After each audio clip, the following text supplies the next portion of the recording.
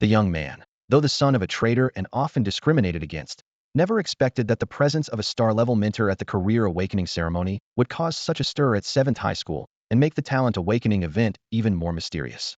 On the sports field of 7th High School in Yun City, Long Kingdom, a group of senior students eagerly awaited one of the most important moments of their lives, the awakening of their career talents. Look, here comes the Jinx. Stay away from him. How does he even have the nerve to attend the awakening ceremony? Ugh, the trader's son. As Ming stepped into the class lineup, he was immediately met with a barrage of ridicule. He had long become accustomed to these taunts stemming from his parents' actions.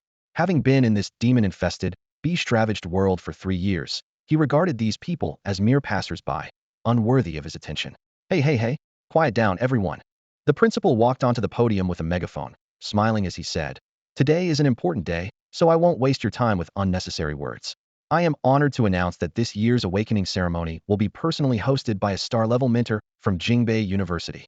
Oh my god, our school is really in the spotlight now? Jingbei University is the best in the country.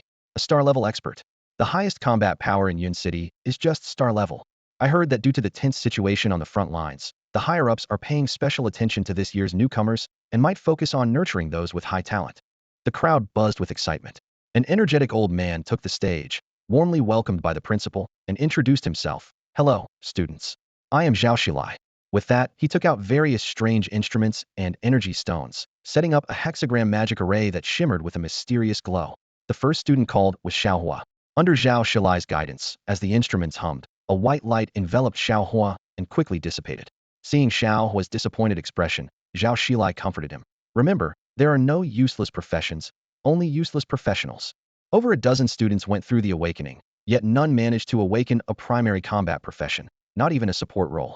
Until the school beauty Lu Ryu gracefully took the stage, and a brilliant purple glow rose from the array, revealing a rare hidden profession.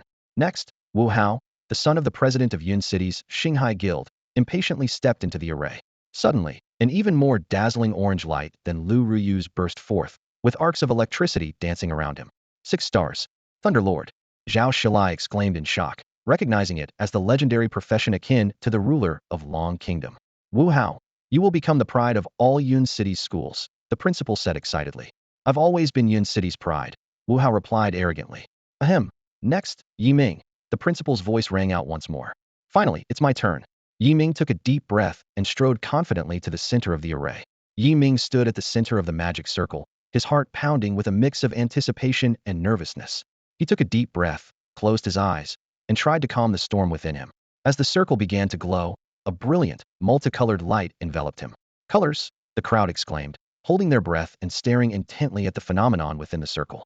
Ming felt a powerful energy surging through him, as if his consciousness was being drawn into a whole new world.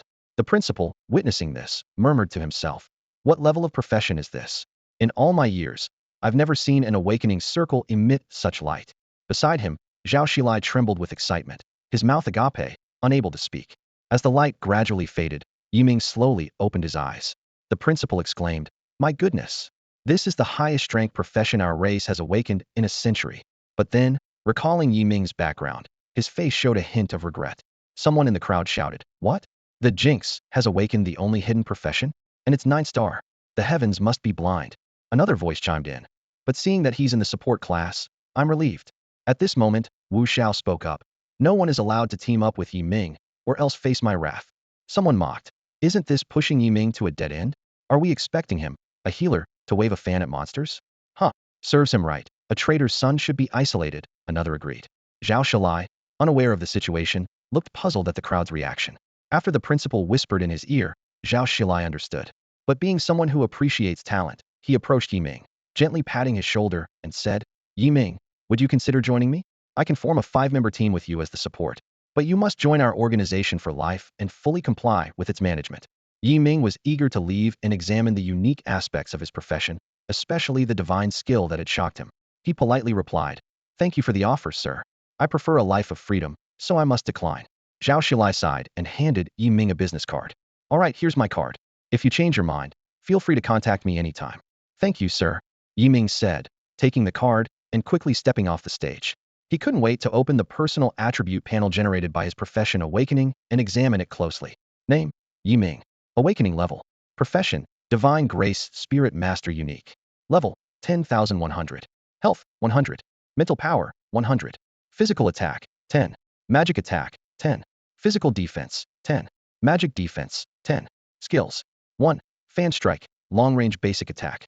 Deals 100 magic damage to the target, 1.5 seconds per attack, no cost. 2. Spirit melody rejuvenation level 1, instant cast. Instantly restores the target's health equal to the caster's mental power. Consumes 5 mental power per use, 10-second cooldown. 3. Spirit shadow shield level 1, locked. Casts a shield on the target lasting 30 minutes, with health equal to 10 times the caster's total mental power. 60-second cooldown, consumes 10 mental power. 4. War God's Blessing max, locked. Increases a single target's attack power buff, with every 3 mental power adding 1 physical and magic attack power. While the buff is active, restores 1 mental power per second. Lasts 30 minutes. Ming meticulously studied this information, his heart filled with anticipation and curiosity about the future. Ming focused intently on his skill panel, a hint of surprise flashing in his eyes. His initial skill, Spirit Melody Rejuvenation, consumed 100 points of mental energy and had a cooldown of 60 seconds, with an astonishingly powerful effect. Then, his gaze moved over a series of locked advanced skills: Oracle's Reversal Seal, Holy Healing Wind, Temporal Stasis, and even the legendary resurrection skill, Divine Grace Redemption, Life's Elegy. The descriptions of these skills stirred a sense of anticipation and desire within him. However, when he noticed his attributes, an anomaly caught his attention. His mental energy was absurdly high, 10 times that of a typical awakened individual. Ming frowned in thought. This might be related to his special class, but the exact reason would need verification through attribute growth after leveling up. Ming couldn't help but lament why others were reluctant to awaken as life or support classes. With his current attack power, dealing with a single monster alone would likely take a considerable amount of time. He muttered a curse under his breath, feeling slightly disappointed for having only unlocked one initial skill. However, the sheer power of this skill restored his confidence. His current mental energy could fully heal him instantly. The locked skills were even more enticing. Ming recalled the knowledge from his high school theory classes. The fastest way to unlock new skills or upgrade existing ones was to participate in defeating the Chaos Dragon after reaching level 100 to obtain Chaos Seeds. This, however, required achieving a certain damage ranking. Otherwise, one would have to purchase them from the guild. Ming sighed, realizing that if these were his only abilities, he might not be able to stay in Cloud City and would have to leave with Zhao Shi. Just then, his eyes fell on the last item in the skill panel. Sky's Radiance. A level 1 sovereign passive skill made Ming's eyes widen. It allowed for the release of exponentially powerful physical attacks with bow-type weapons through varying charge durations, while also increasing range, speed, and vision. Ming stared in disbelief at this skill glowing with golden light, feeling an indescribable excitement. Wasn't this the ultimate skill for archers in the online game he played in his past life? He quickly reviewed all the conditions for unlocking and upgrading the skills. From upgrading Spirit Melody Rejuvenation to unlocking Divine Grace Redemption, Life's Elegy, each required a different number of Chaos Seeds. Determination flashed in Ming's eyes. He knew a challenging and adventurous journey was about to begin. Ming frowned as he stared at the panel, calculating silently in his mind. To his surprise, upgrading Celestial Radiance to level 2 required 18 Chaos Seeds, a number far beyond his expectations. He recalled the textbook saying that unlocking a skill only required 1 Chaos Seed. What worried him even more was that upgrading skills also required a similar amount of seeds, suggesting that even more might be needed in the future. Though he wasn't sure of the exact price of Chaos Seeds, Ming guessed they must be quite expensive. He shook his head in resignation and thought to himself, no money and no means to get them. I guess I'll have to take it one step at a time. Despite lacking archery skills, Ming carefully analyzed his strengths. With the mainstream combat professions having a maximum attack speed of 1 per second, his normal attacks with a bow could deal triple damage. Not to mention the staggering 11 times burst damage after charging. This realization reignited his hope, making Cloud City seem less daunting. Taking a deep breath, Ming's gaze turned resolute. His most pressing task was to maximize his level and strength in the next half day to prepare for tomorrow's National College Entrance exam. Time flew by, and the morning passed quickly. All the senior students completed their awakening ceremony. The principal, smiling, stood at the podium and announced, out of 500 seniors, 150 successfully awakened. Among them, 3 have hidden professions and 67 have regular professions. He continued, those with life professions, please register with your guidance counselors and report to Luxiang Vocational College in 3 days. Combat and support professions, you have half a day off. Prepare for the national exam tomorrow. The principal's tone suddenly became serious. I must remind everyone, if you plan to train in the wild this afternoon, please ensure your safety. It's best to go in groups, and don't stray too far from Cloud City. Dismissed. As the principal's final word echoed, the classroom erupted. Woohoo! We're off, someone shouted excitedly. I can finally get my dream Huawei phone. The long-suppressed students cheered and celebrated, releasing 3 years of tension in that moment. Some classmates who hadn't awakened were already eagerly discussing their holiday plans, while others couldn't wait to rush to the school gates to enjoy this rare moment of freedom. However, standing silently amidst the crowd, Ming was contemplating a different plan. Clenching his fists, he silently reminded himself, only half a day left. I must make every minute count. Ming dashed out of the school at lightning speed, heading straight for the tiny, dilapidated 10-square-meter shack in the slums. This place, which he called home, was his only refuge in this unfamiliar world. 3 years ago, on that fateful day, he had been in an internet cafe in another world, playing games. Just as he was about to claim his hard-earned final reward, a wave of dizziness hit him. When he opened his eyes again, he found himself in this rundown shack. Through sudden memories that flooded his mind, he learned he had taken over the body of a boy also named Ming. In this world, Ming's parents had been executed for allegedly betraying their race, and all their assets were confiscated. A few days later, he was thrown out of his home, scorned by everyone around him, and had no choice but to find shelter in this derelict place in the slums. Since the original Ming had committed no crime and the country enforced compulsory education for those under 18, Ming had to juggle school with odd jobs and scavenging to survive. However, fate played another cruel trick on him. After offending Wu Hao over a trivial matter, he was beaten severely by a group of thugs. With no money for medical treatment, he dragged his battered body back to the shabby shack and quietly passed away. Back to the present, Ming quickly gathered some dry food and retrieved all his savings 50 gold coins from a crack in the wall, carefully stashing them in a worn-out backpack. Before leaving, he glanced at his reflection in the broken mirror on the wall. His messy hair spoke of past hardships, yet his eyes revealed a determined will. His slightly arched eyebrows showed an indomitable spirit. Years of malnutrition had left him thin and pale, but he exuded a unique resilience. Brother, I will avenge you. And I believe our parents were wronged. I will uncover the truth. Ming took a deep breath and resolutely left the shack, heading straight for the Yun City Guild.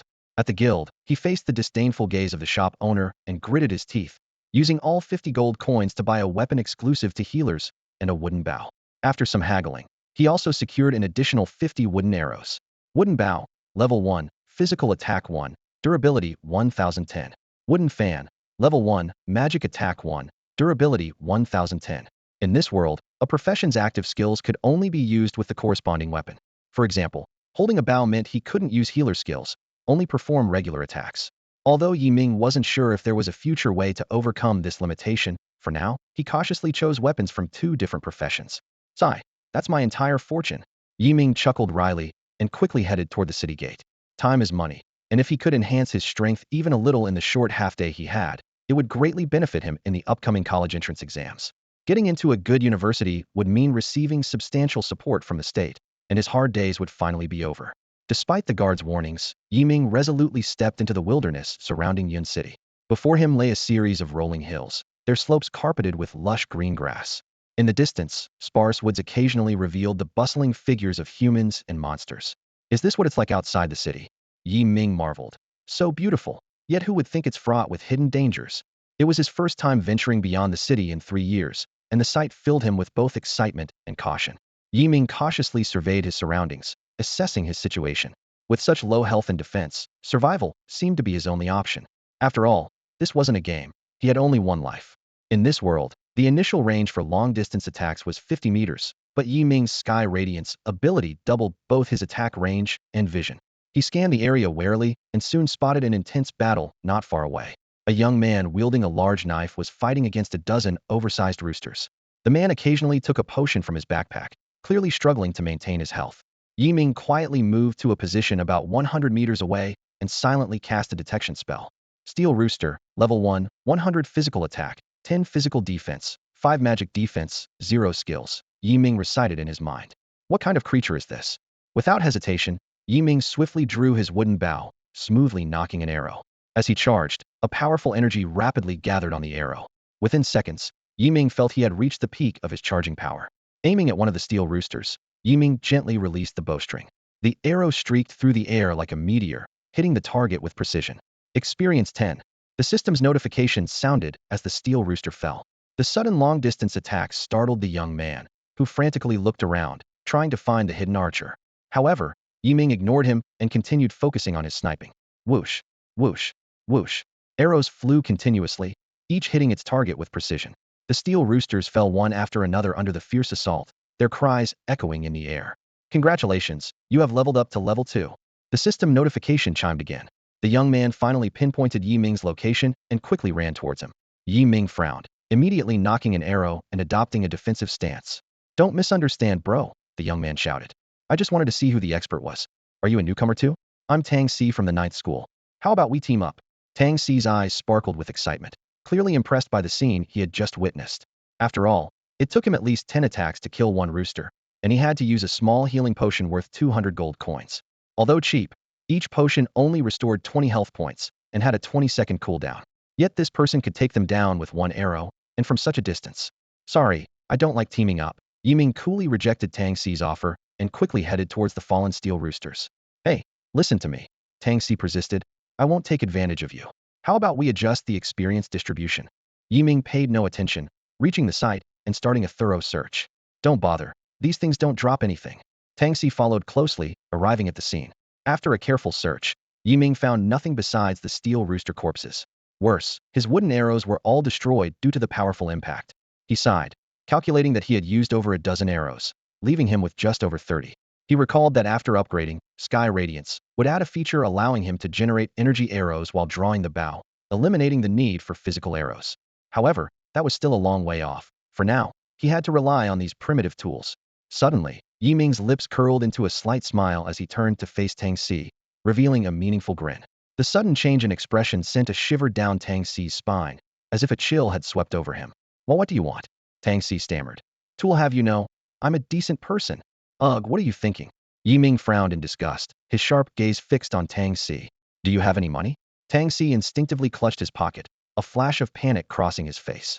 He swallowed nervously, his heart racing, fearing that this stranger might be about to rob him. Seeing Tang Si's nervousness, Yi Ming couldn't help but laugh.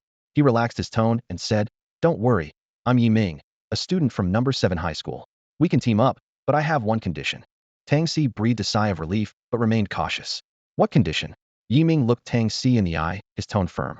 Simple. During our team up, all dropped items go to me. Plus, you have to provide me with a new longbow and plenty of arrows. As for experience points, we'll split them evenly. Upon hearing this, Tang Si immediately agreed.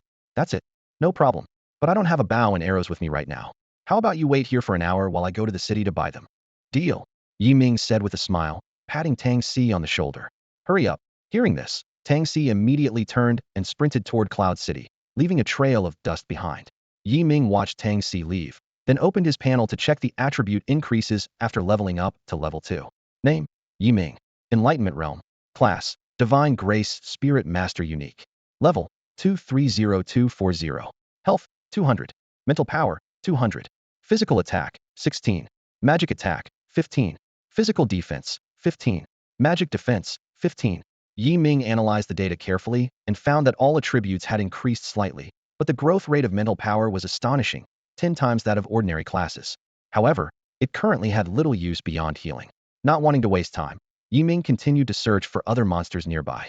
Soon, he spotted a group of wild boars leisurely wandering in the woods not far away. Frenzied Wild Boar. Level 2. Health, 150. Physical Attack, 15.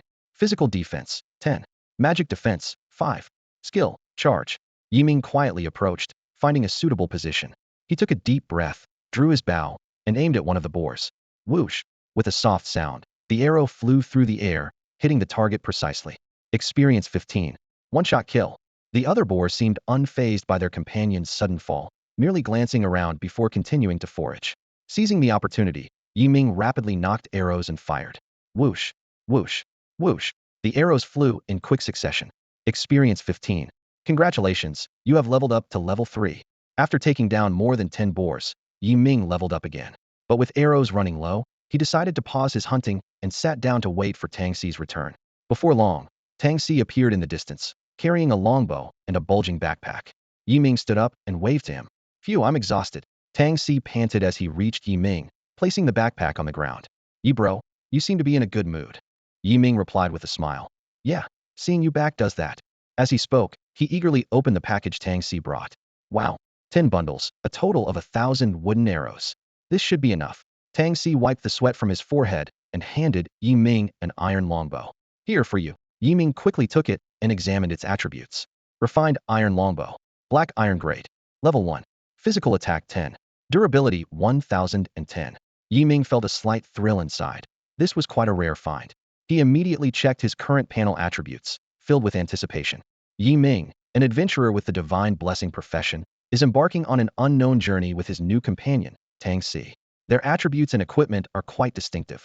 Yi Ming's spiritual realm level is 330,500, with both his health and mental power at 300, and his attack and defense abilities well balanced. Tang Si generously provided Yi Ming with high-quality bow and arrow equipment worth thousands of gold coins, leaving Yi Ming both surprised and grateful. They agreed to split the spoils and set out on their exploration. The forest gradually became desolate, and the terrain increasingly rugged. Before long, they encountered their first enemies, a pack of level 3 wild wolves. Yi Ming confidently assured Tang Si that he could handle them alone. Although Tang Si was somewhat hesitant, he chose to trust his companion. The following scene was astonishing. From 100 meters away, Yi Ming drew his bow like a full moon, and the arrows flew like meteors. Each shot was incredibly precise, instantly taking down the wolves. Tang Si was left speechless, his mind in turmoil, wondering if Yi Ming had awakened some hidden profession. However, Yi Ming casually dismissed this speculation.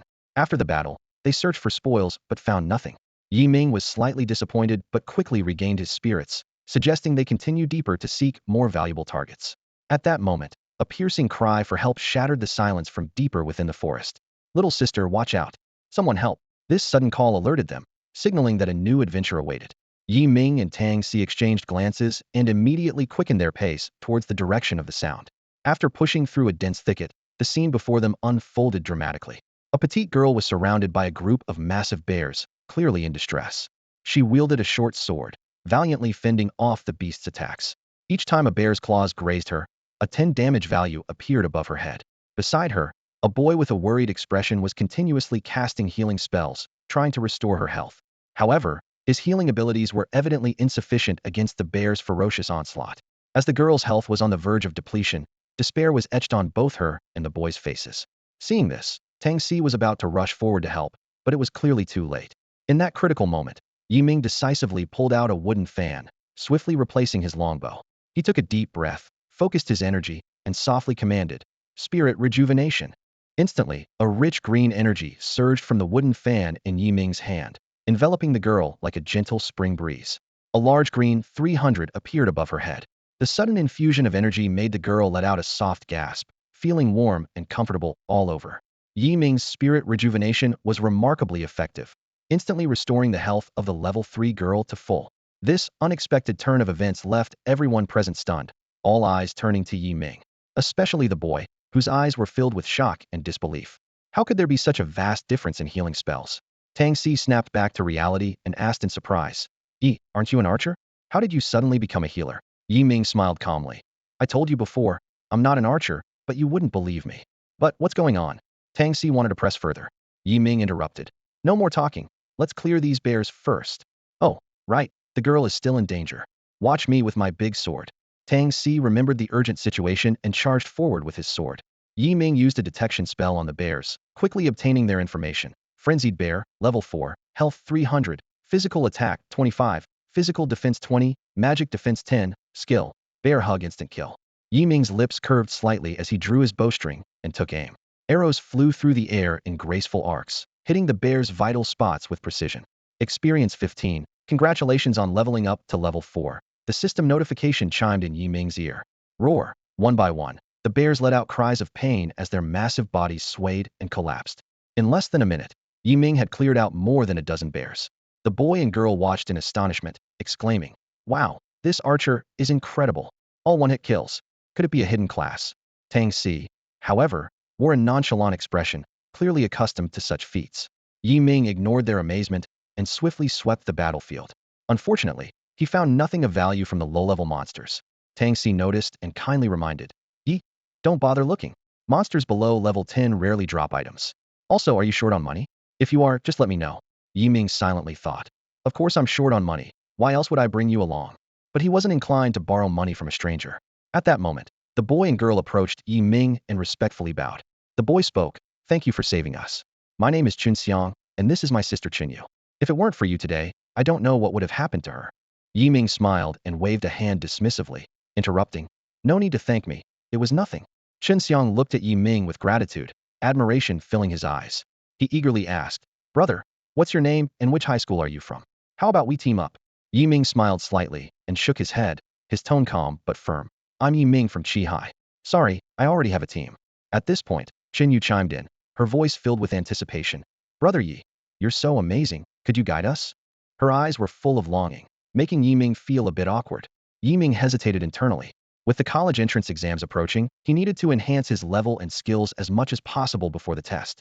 He sighed softly, just about to politely decline when Chen Xiang noticed his hesitation.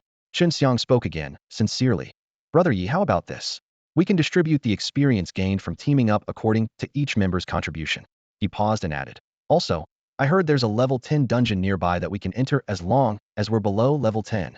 Yi Ming's interest was piqued by this information.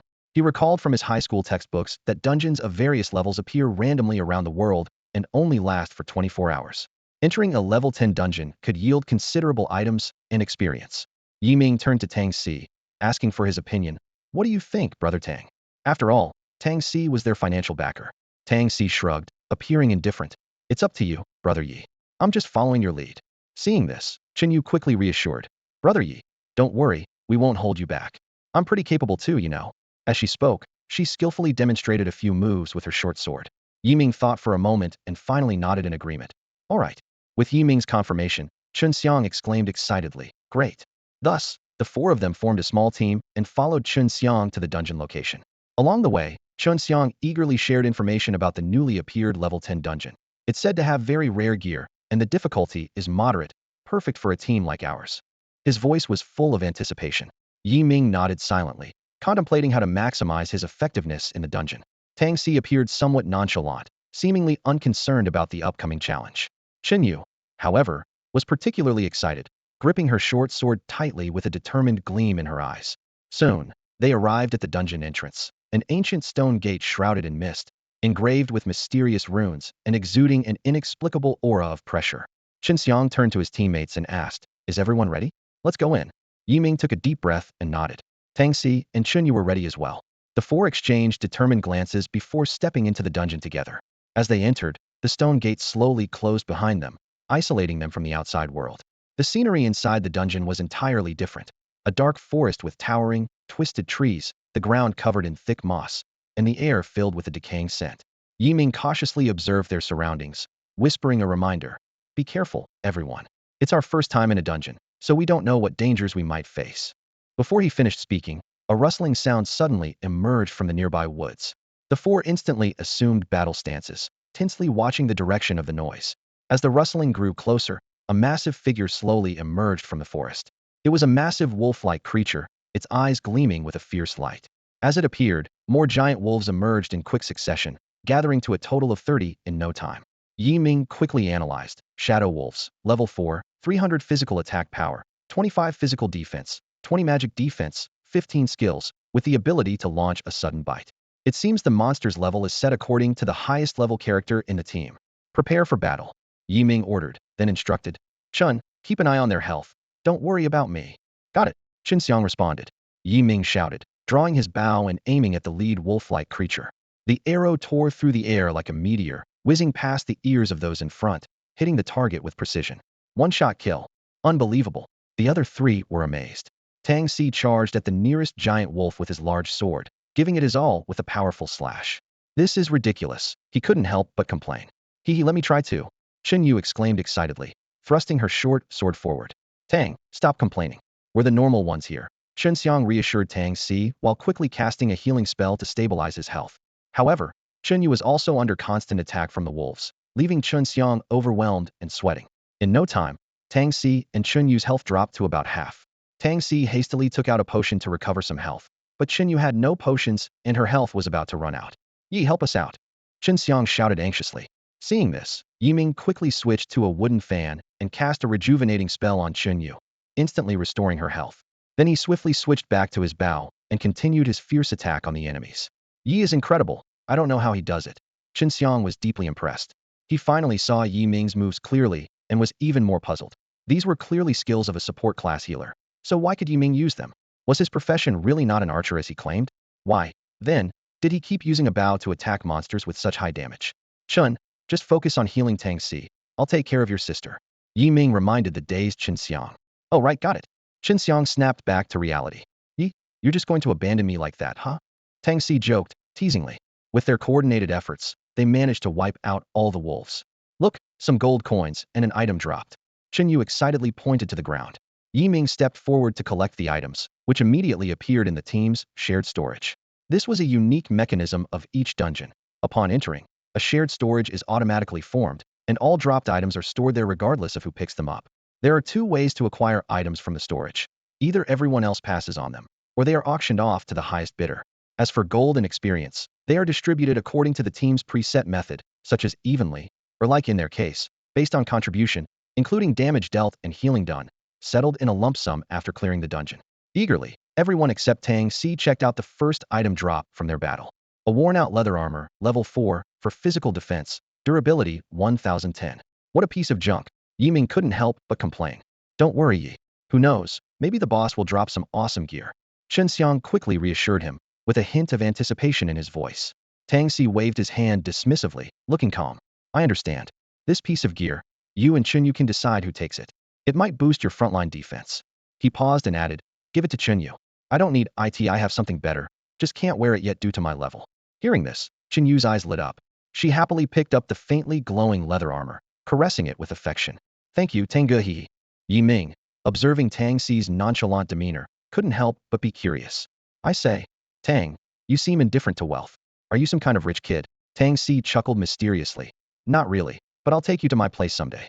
Huh, I'll look forward to that. Yi Ming replied, a glimmer of expectation in his eyes. The team continued deeper into the forest, where the trees grew denser and the light dimmed.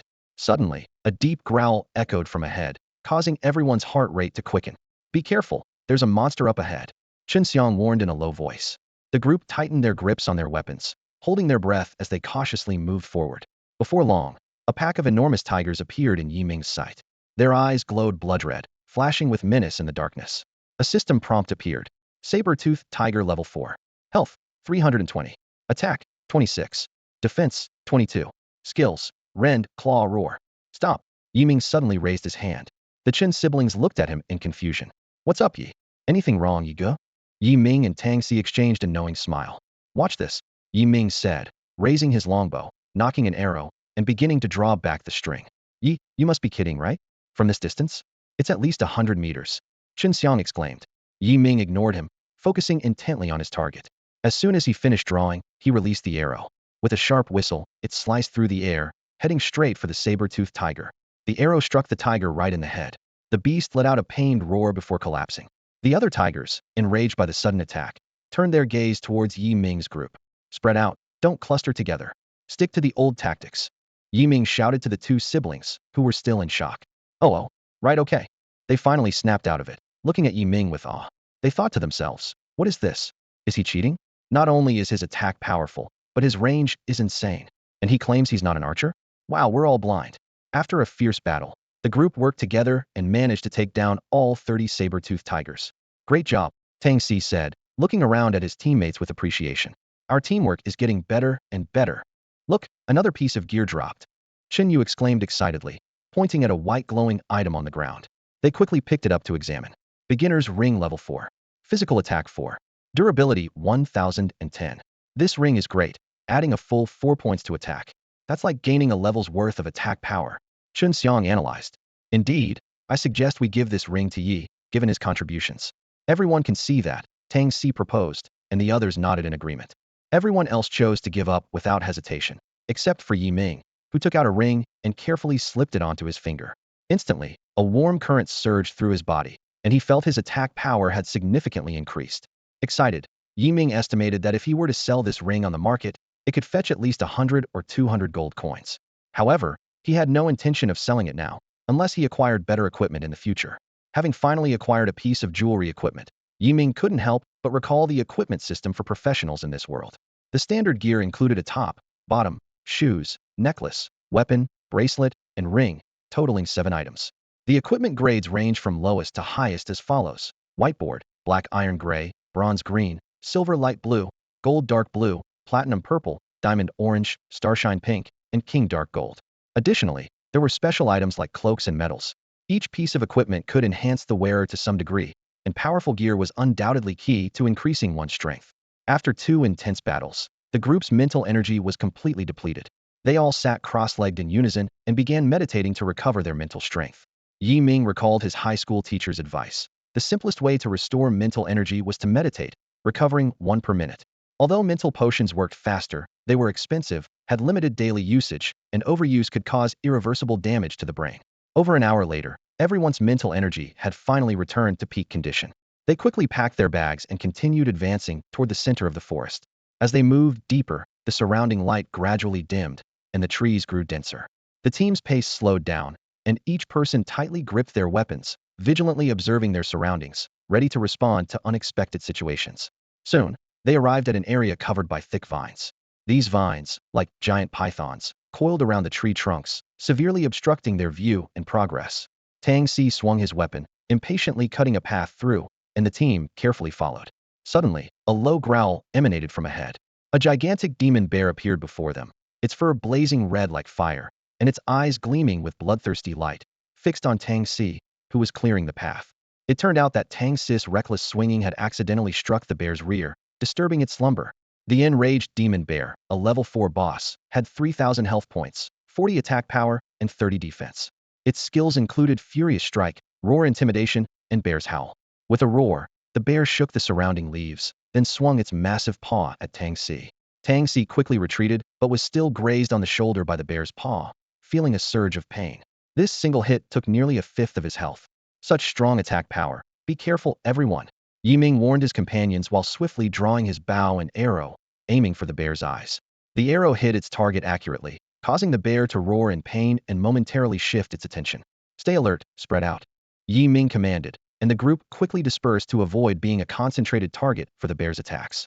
Tang Si and Chun Yu didn't dare to engage directly and resorted to guerrilla tactics, striking and then retreating quickly.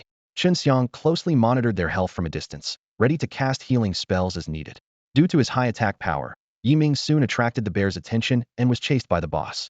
He nimbly weaved between the trees, dodging the bear's attacks while looking for opportunities to counterattack, engaging in a thrilling chase. Yi Ming stopped charging up, and each of his basic attacks dealt triple damage. The magic bear's health gradually dwindled amidst its unwilling and anguished howls. When its massive body finally crashed to the ground, 2 items glowing with a gray light and a small pile of gold coins were left behind. We did it, Chen Yu exclaimed excitedly, as victorious smiles appeared on everyone's faces. Tang Si expressed his gratitude. We owe it to Ye's powerful attacks and healing skills, as well as everyone's seamless cooperation. Yeah, without that, it would have been tough to clear this dungeon. We really underestimated its difficulty. Chen Xiang agreed with a nod. Yi Ming humbly replied, Don't say that. It was a team effort. Regardless of the output, I believe everyone gave their all. Just as he finished speaking, the system notification chimed in. Congratulations to the team for successfully clearing the Shadow Forest dungeon. Now commencing settlement. The system then detailed each person's contribution and reward distribution. 2 golden flashes flickered over Yi Ming, leveling him up from 4 to 6, and he received 820 gold coins. What? I only got 150 experience points. Tang Si couldn't help but complain upon seeing the results. Well, I only got 180 points, Chen Yu sighed. Chen Xiang consoled them. Haha, it's all because Ye's attack and healing abilities are too strong. But it doesn't matter. Before the college entrance exams, levels are secondary. Yi Ming asked curiously, Oh, why do you say that? Tang Si looked at Yi Ming in surprise, and then explained, Yi, haven't your elders mentioned it? The trials set up for the college entrance exams provide a huge amount of experience points. Over half of the main combat professionals reach level 30 after the exams. For you, it's practically guaranteed. It's said that those who rank high in the trials get a chance to enter an experienced secret realm, allowing them to quickly reach the peak of the awakening realm, which is level 99. Really? So have we been working in vain? Yi Ming had never heard of this, but considering how everyone isolated him due to his parents, including his teachers, it wasn't surprising that he was out of the loop. Tang Si waved his sword with a smile and said, It's not in vain. I came to the wild to get a feel for fighting monsters in advance. Then I met you and wanted to make friends. So, Yi, you don't have to worry about our feelings. I see. Yi Ming nodded, feeling a bit of warmth from Tang Si's straightforwardness, a mething he hadn't experienced in years since his transmigration. He looked around, and the eerie atmosphere of the Shadow Forest seemed less oppressive. Suddenly, Chen Yu's excited voice interrupted Yi Ming's thoughts. Look at the team storage. There are 2 black iron grade equipment items. The bearskin armor and leggings, 2 pieces of black iron grade equipment, lay before the group. Tang Si glanced at them and unhesitatingly chose to pass. Yi Ming noticed Tang Si's indifferent expression and secretly marveled. This guy must really be loaded. Brother Yi and my brother should each take one. I already have armor, Yi Ming suggested, and Chen Yu also indicated he didn't need any. Eventually, Yi Ming received the bearskin armor, running his fingers over the rough leather, feeling the security it provided. As the sun set and the sky darkened, Yi Ming looked around and proposed. Everyone, it's getting dark. How about we run a few more dungeons before heading back to the city, aiming to reach level 10 and gather some gear? Tang Si raised an eyebrow, his tone slightly disdainful. Why are you so hung up on this junk gear? The best you'll get here is black iron. When we get back, I'll give you a few pieces. Yi Ming laughed, though inwardly he was impressed by Tang Si's generosity. Haha, that would be great, but there's a sense of achievement in earning your own gear. Tang Si shrugged, looking unconcerned. All right, if you're so insistent, let's run a few more dungeons. The Chen siblings also agreed. So, they adjusted their experience point distribution and, with Yi Ming's assistance, repeatedly challenged the dungeons. Amidst the clash of swords and the fall of monsters, equipment steadily dropped. Eventually, everyone reached level 10 and acquired several pieces of black iron gear. As night fell, they began their journey back. Along the way, Yi Ming chatted with his companions while casually dealing with any small monsters they encountered. He took a moment to review his attributes after reaching level 10, noting slight increases in various stats, which bolstered his confidence for tomorrow's important exam. Halfway back, a commotion suddenly arose ahead. Yi Ming and the others quickened their pace, hearing a shrill, piercing voice shouting, "You useless bunch, get up there now." This was followed by a chorus of wails and the roars of monsters. The group exchanged glances, their brows furrowed. They hurried to a thicket where the scene before them was alarming. A group of newcomers was being driven back by a giant wild boar. Some lay severely injured on the ground, while others desperately used their skills to fend off the boar's assault. The air was thick with fear and despair. The battlefield was a scene of horror. Several newcomers lay lifeless on the ground, having succumbed to the Boar King's powerful attacks, which shattered their feeble defenses with ease. At the rear of the group, a young man and woman stood out. The man, dressed in lavish attire and holding an ornate staff, had his arm wrapped around the woman's waist. They were Yi Ming's classmates Wu Hao and Lu Ruyu. Wu Hao watched coldly, urging others to advance to their doom while showing no intention of joining the fight himself. A desperate newcomer shouted, "Wu Xiao, if this continues, we'll all die." "Shut up, you useless trash." Wu Hao sneered, his eyes full of contempt. "So many of you can't even handle a level 10 Boar King. What's the point of living?" Lu Ruyu furrowed her brows in concern, asking, "Brother Hao, should we help? At this rate, they'll all be gone soon." Wu Hao dismissed her worries, lightly patting Lu Ruyu's rear. "Humph, they're just dogs raised by my family, meant to be cannon fodder. Don't worry, Lu Mei. Once the boss is almost defeated, I'll make them retreat, and we'll finish it off. Killing this Boar King will get us to level 8. Just then, a mocking voice interrupted the tense atmosphere. "Oh, look who it is, the school tyrant of 7th High, young Master Wu." Tang Si emerged from the bushes, speaking leisurely. Wu Hao and Lu Ruyu were momentarily taken aback, but quickly regained their composure, smirking. "Young Master Tang, what brings you here? Is this forest yours?" Tang Si scoffed. "Of course not." Wu Hao chuckled, adopting a superior air. "Then kindly leave. I'm busy right now." At this moment, Yi Ming and the Chen siblings appeared. Wu Hao and Lu Ruyu frowned upon seeing Yi Ming. Wu Hao thought to himself, "This Jinx, a healer, dared to come here, and his level doesn't seem low." One look at Tang Si, and he understood. This kid found a powerful ally. If Tang Si wasn't here today, I could have taken care of him easily. Never mind, I'll let him live a bit longer. Wu Hao glanced at Yi Ming, mentally marking him for death. Yi Ming had similar thoughts in his mind. Wu Hao impatiently twirled his staff. "What? Still not leaving?" Tang Si casually found a spot to sit. "Who said I'm leaving? You fight your fight, I'm just here to watch the show." Wu Hao warned. "There's nothing to see here. Don't cause trouble." He glanced at the Boar King, whose health was rapidly depleting, and felt anxious. Clearly, the remaining fighters were struggling, and neither he nor Lu Ruyu was strong enough to withstand the beast. "Damn, I should have brought more lackeys," he thought regretfully. At that moment, Chun Xiang stepped forward, addressing Tang Si and Yi Ming. "Brother Yi, Brother Tang. It's getting dark, and my sister and I will be leaving now. We'll meet again if fate allows." With that, he pulled Chun Yu along to leave. Yi Ming nodded in understanding. "Take care, Brother Chun." He understood Chun Xiang's caution, as Wu Hao's tyranny in Cloud City was well known, and it was wise not to provoke him. Chun Yu reluctantly bid farewell. "Goodbye, Brother Yi, Brother Tang." As the Chun siblings hurried away, Tang Si muttered softly, "No sense of loyalty." Wu Hao was pleased with their departure and then arrogantly pointed his staff at Yi Ming. You jinx! Why haven't you left yet? Yi Ming casually found an open space to sit down, joining Tang Si by his side. His actions immediately infuriated Wu Hao, who gritted his teeth as faint lightning crackled around his staff, ready to unleash a deadly spell at any moment. However, when Wu Hao caught sight of Tang Si cleaning his large sword nearby, his anger quickly subsided. Tang Xiao, are you planning to stand up for this guy? Wu Hao's tone carried a clear threat. Tang Si looked puzzled. Stand up for him? What are you talking about? He was unaware of the grudge between Yi Ming and Wu Hao, simply believing that with Yi Ming's displayed strength, he didn't need anyone's protection. Wu Hao sneered. Tang Si, don't play dumb. Do you want to provoke a conflict between the Shanghai Guild and the Yunqing Chamber of Commerce? Upon hearing this, Tang Si stood up, glaring at Wu Hao with piercing eyes. Wu Hao, don't think that just because your father is the president of the Shanghai Guild, you can do whatever you want in Yunqing. I've had enough of you. His voice was steady and powerful, filling the onlookers with a sense of tension. Only then did Yi Ming realize that Tang Si was part of the Yunqing Chamber of Commerce, which explained his generosity. From Wu Hao's attitude, it seemed Tang Si held a significant position in the chamber. Wu Hao gritted his teeth, but his voice wavered with a hint of uncertainty. Humph, even so, it's not your place to interfere. Amidst this tense standoff, an unexpected turn of events occurred with the Boar King. The remaining few people couldn't withstand the nearly defeated Boar King and either died or fled. With no obstacles in its way, the enraged Boar King charged furiously towards Wu Hao. Wu Hao's face changed drastically, and he hurriedly waved his staff to cast a spell. However, the Boar King's momentum was too powerful, and the magic attack only slightly slowed its advance. As the Boar King was about to collide with him, Wu Hao made a split-second decision, pulling Lu Ruyu in front of him as a shield, then swiftly disappeared into the bushes. Lu Ruyu screamed as she was sent flying several meters by the Boar King, landing gravely injured. The Boar King roared and turned its attention to Tang Si and Yi Ming. Damn, that Wu Hao runs fast. Tang Si gripped his large sword tightly, ready for battle. At that critical moment, a sharp whistle pierced the air. An arrow shot from behind Yi Ming like a meteor, striking the Boar King precisely in the throat. The Boar King let out a pained howl, and its massive body crashed to the ground.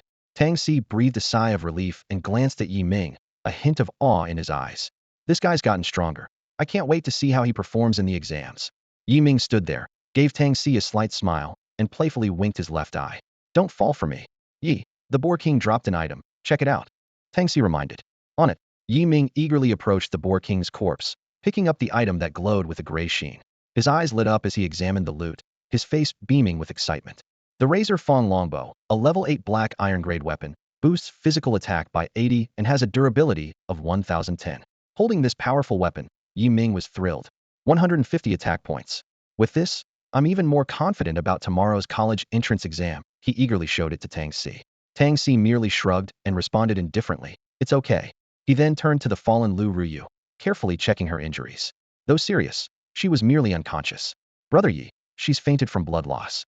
Why don't you use a healing spell to save her? Tang Si suggested. Yi Ming hesitated. Brother Tang, are you sure you want to save her? She's with Wu Hao. Tang Si nodded and explained. Don't worry, I've looked into her. This woman hasn't done anything wrong and even stopped Wu Hao from harming other girls. Reluctantly, Yi Ming spread his hands. All right, let's hope we're doing the right thing. He switched to a wooden fan and performed a rejuvenation spell on Lu Ruyu.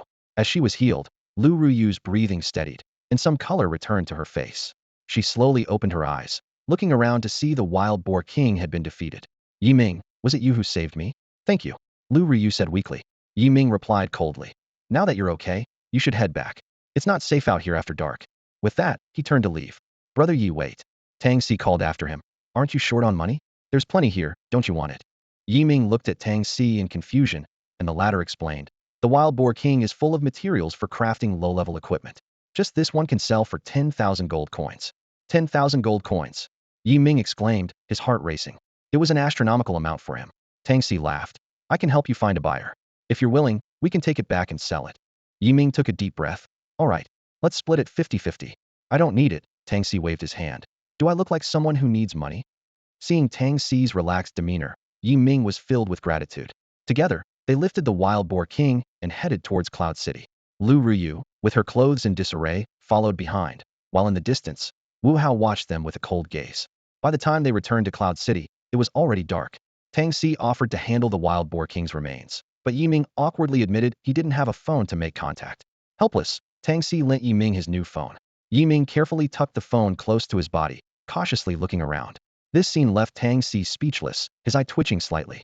After parting ways, Yi Ming returned to his modest home. Lying in bed, he reflected on the day's experiences and gains, filled with anticipation for tomorrow's exam. With these hopeful thoughts, he slowly drifted into sleep. Yi Ming was startled awake by the urgent ringing of the phone, blinking his sleepy eyes open.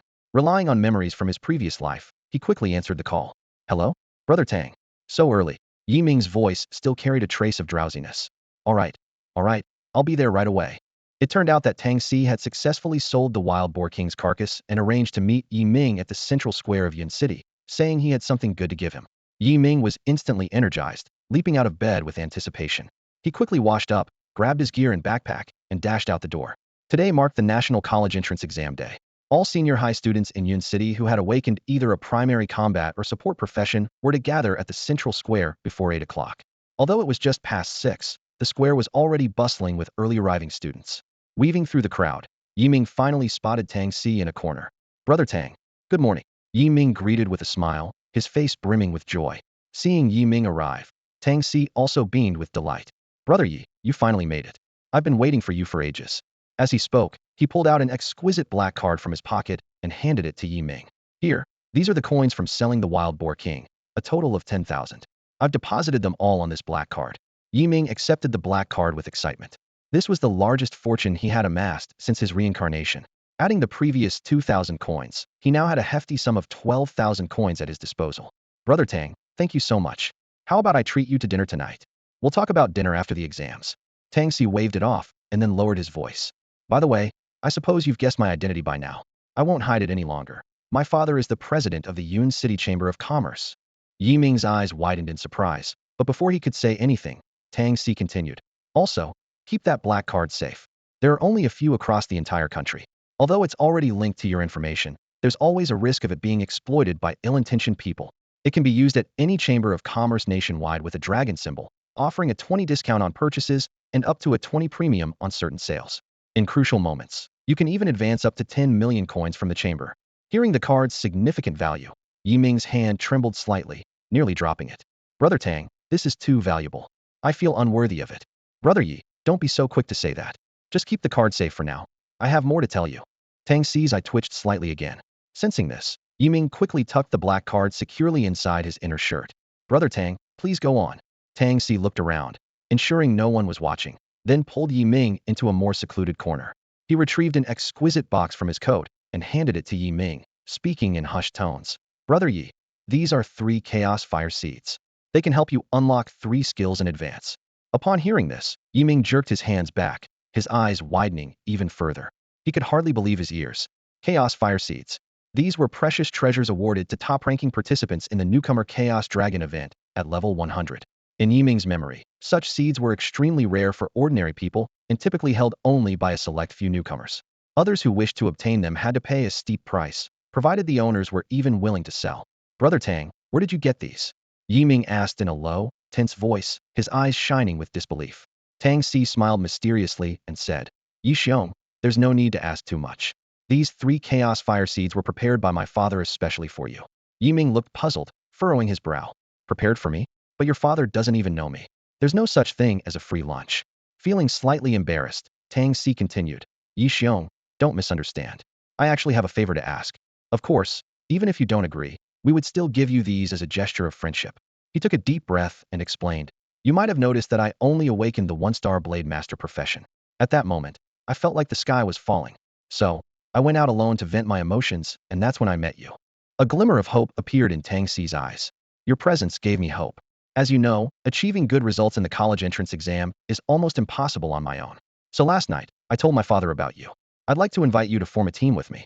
Confidently, he puffed out his chest. Of course, I won't hold you back. Look, I'm fully equipped with level 10 black iron gear. He spun around, showcasing his equipment. It's just that the exam has restrictions. Otherwise, I'd be decked out in golden gear. Yi Ming's mouth twitched, thinking to himself, you're a rich kid, and you're proud of it. But without hesitation, he agreed. No problem. This surprised Tang Si a bit. Yi Ming smiled and explained, Tang Xiong, even without the gifts, I would have agreed to team up with you. Besides, I'm not as strong as you think.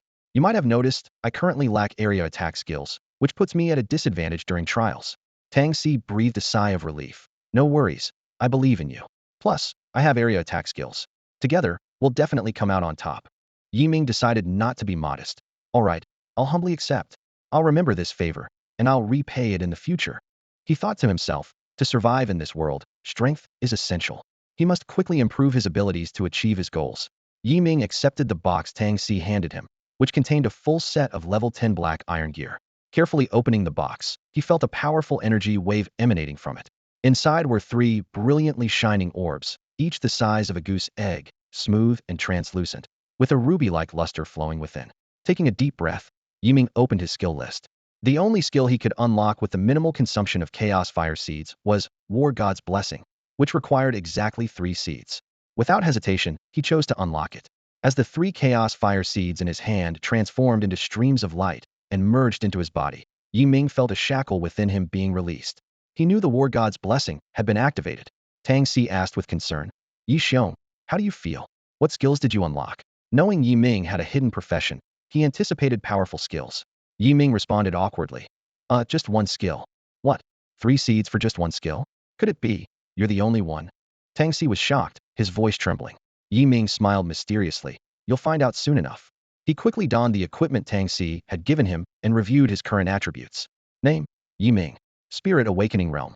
Profession: Divine Grace Spirit Master Unique. Level: 10-800-5000. Health: 1030. Mental Power: 1020. Physical Attack: 180. Magical Attack: 60. Physical Defense: 80. Magical Defense: 80. Skills: War God's Blessing Max. Increases attack power for a single target with a buff, adding 1 point of attack power for every 3 points of mental power. While the buff is active, restores 1 of mental power per second.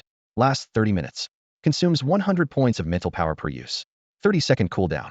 Fan Strike. Gold, 12,000. Equipment: Glory Longbow Black Iron. Level 10. Physical Attack 100. Glory Ring Black Iron. Level 10. Physical Attack 10. Glory Bracelet Black Iron. Level 10. Physical Attack 10. Glory Armor Black Iron. Level 10. Physical Defense 20. Health 10. Glory Leggings Black Iron. Level 10. Magical Defense 20. Health 10. Glory Necklace Black Iron. Level 10. Mental Power 20. Health 10. Glory Shoes Black Iron. Level 10. Movement Speed 1. Agility 1.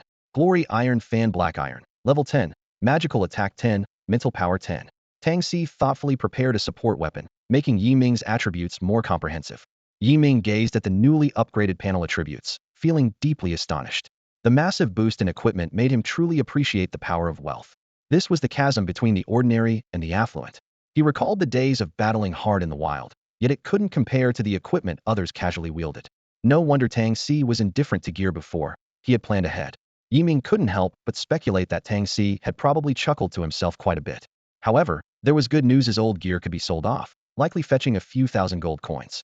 Even more exciting was the newly unlocked healer skill, War God's Blessing, which was like a game-breaking bug. Every 3 points of mental strength could be converted into 1 point of physical and magical attack power.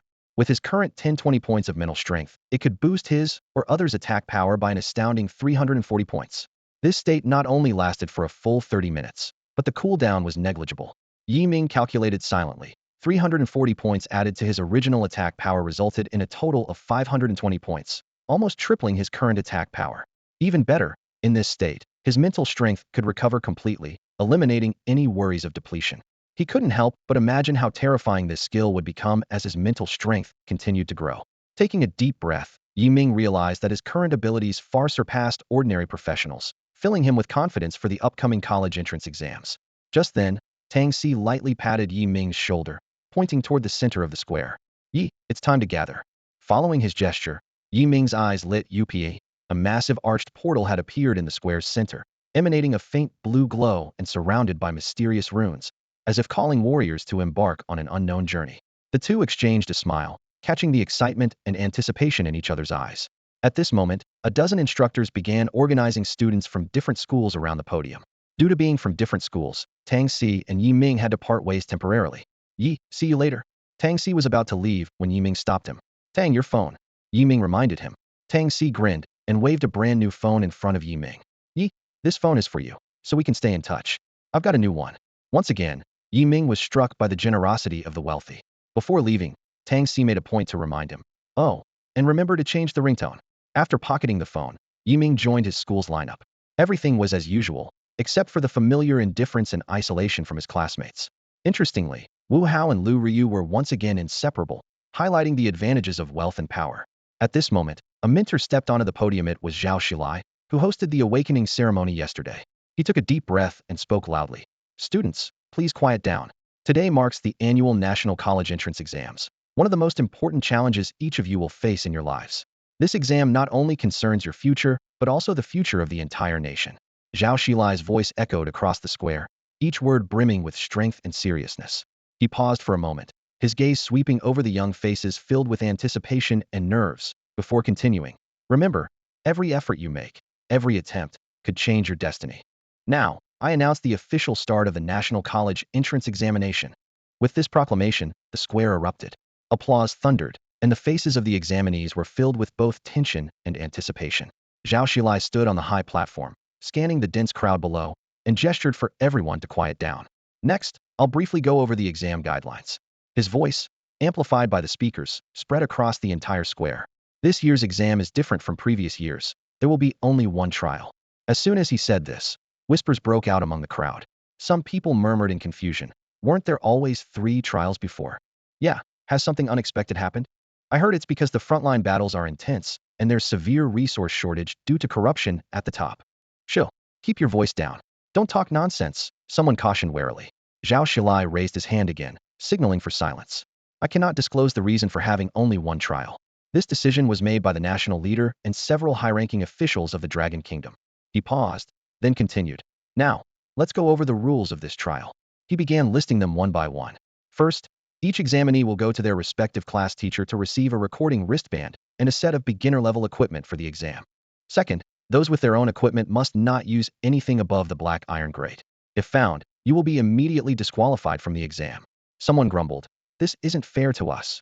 Zhao Shilai sneered. Tell me, what in this world is fair? Besides, elite monsters and bosses inside will drop top-tier equipment. Earn it with your own skills. Third, the trial site for the 1,000 examinees from Cloud City is a special space in this world. It contains monsters ranging from level 1 to 30, including 100,000 regular monsters, 10 elite monsters from levels 21 to 30, and 3 level 30 bosses.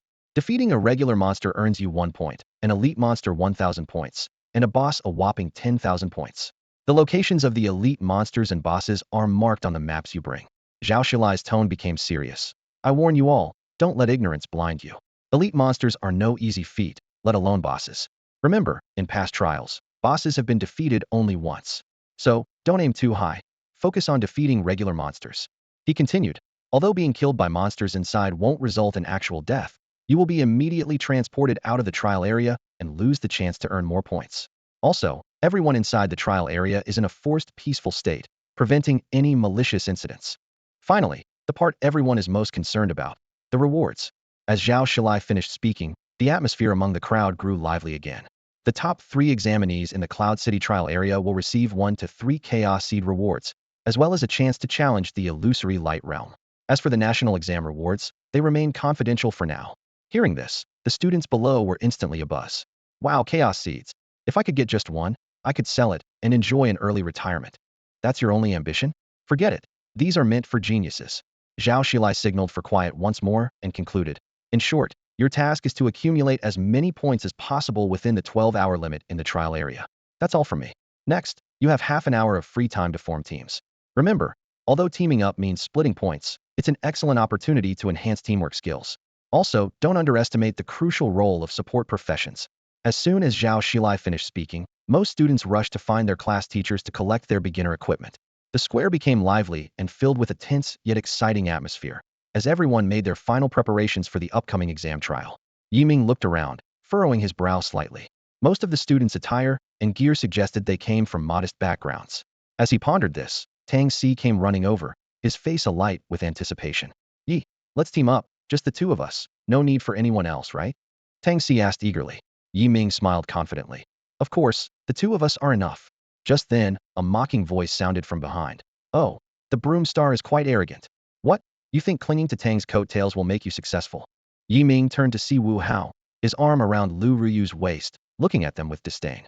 Ming glanced calmly at Wu Hao and replied coolly. Wu, you should worry more about yourself. Don't end up losing to me, a healer. Wu Hao sneered at Yi Ming and Tang Si, full of contempt. You? Along with someone like Tang, an ordinary professional? Don't think having equipment supported by Tang will make you invincible. Let me tell you, the gap between professions can't be bridged by any equipment. Wu Hao's confidence came from not having witnessed Yi Ming's feat of taking down the Wild Boar King with a single arrow.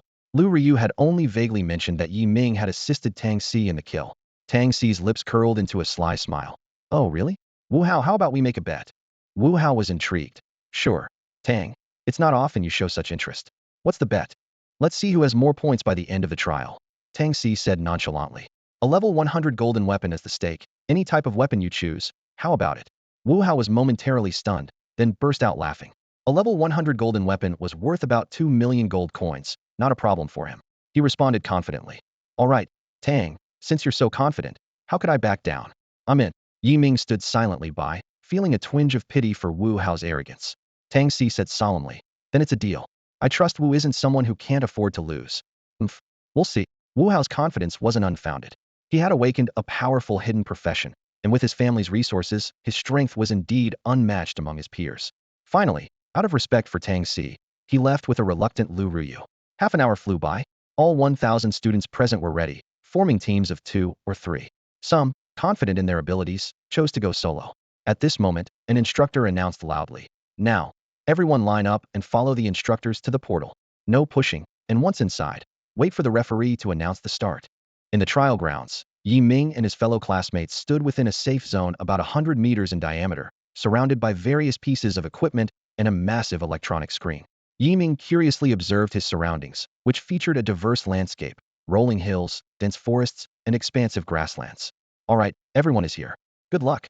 The trial begins now. The referee's command sent everyone rushing in all directions like a tidal wave. Yi Ming and Tang Si were no exception.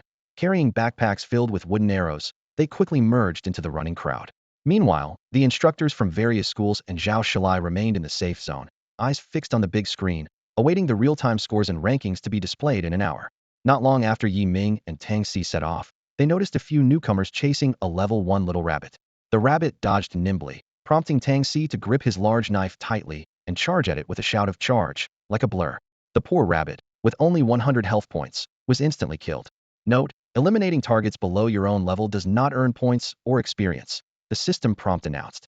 Damn, almost forgot about that, Tang Si said with a wry smile. Looks like we need to find monsters above level 10. Upon hearing this, Yi Ming quickly pulled out a map from his backpack, marked with areas of monster distribution. After studying it, he suggested, let's head to the forest in the east. There are monsters above level 10 there. Tang Si nodded in agreement, and they immediately adjusted their course towards the forest. After they left, the newcomers snapped out of their shock. Big brother, did that swordsman just one-shot the rabbit? One asked. No kidding, I saw it. Didn't you hear him say they're heading to a level 10 area? Another replied. Wow, level 10 bosses, someone exclaimed. Stop talking and find monsters. Isn't it better if they don't take them? Someone reminded. What a waste, 1 point down the drain, the last person lamented. Yi Ming and Tang Si moved eastward and soon arrived at the entrance to a dense forest. Upon entering, they saw a clearing ahead with 10 large wild wolves roaring. The system prompt appeared. Frenzied giant wolf. Level 10. Health 900. Physical defense 50. Magic defense 40. Physical attack 55. Skill frenzied bite.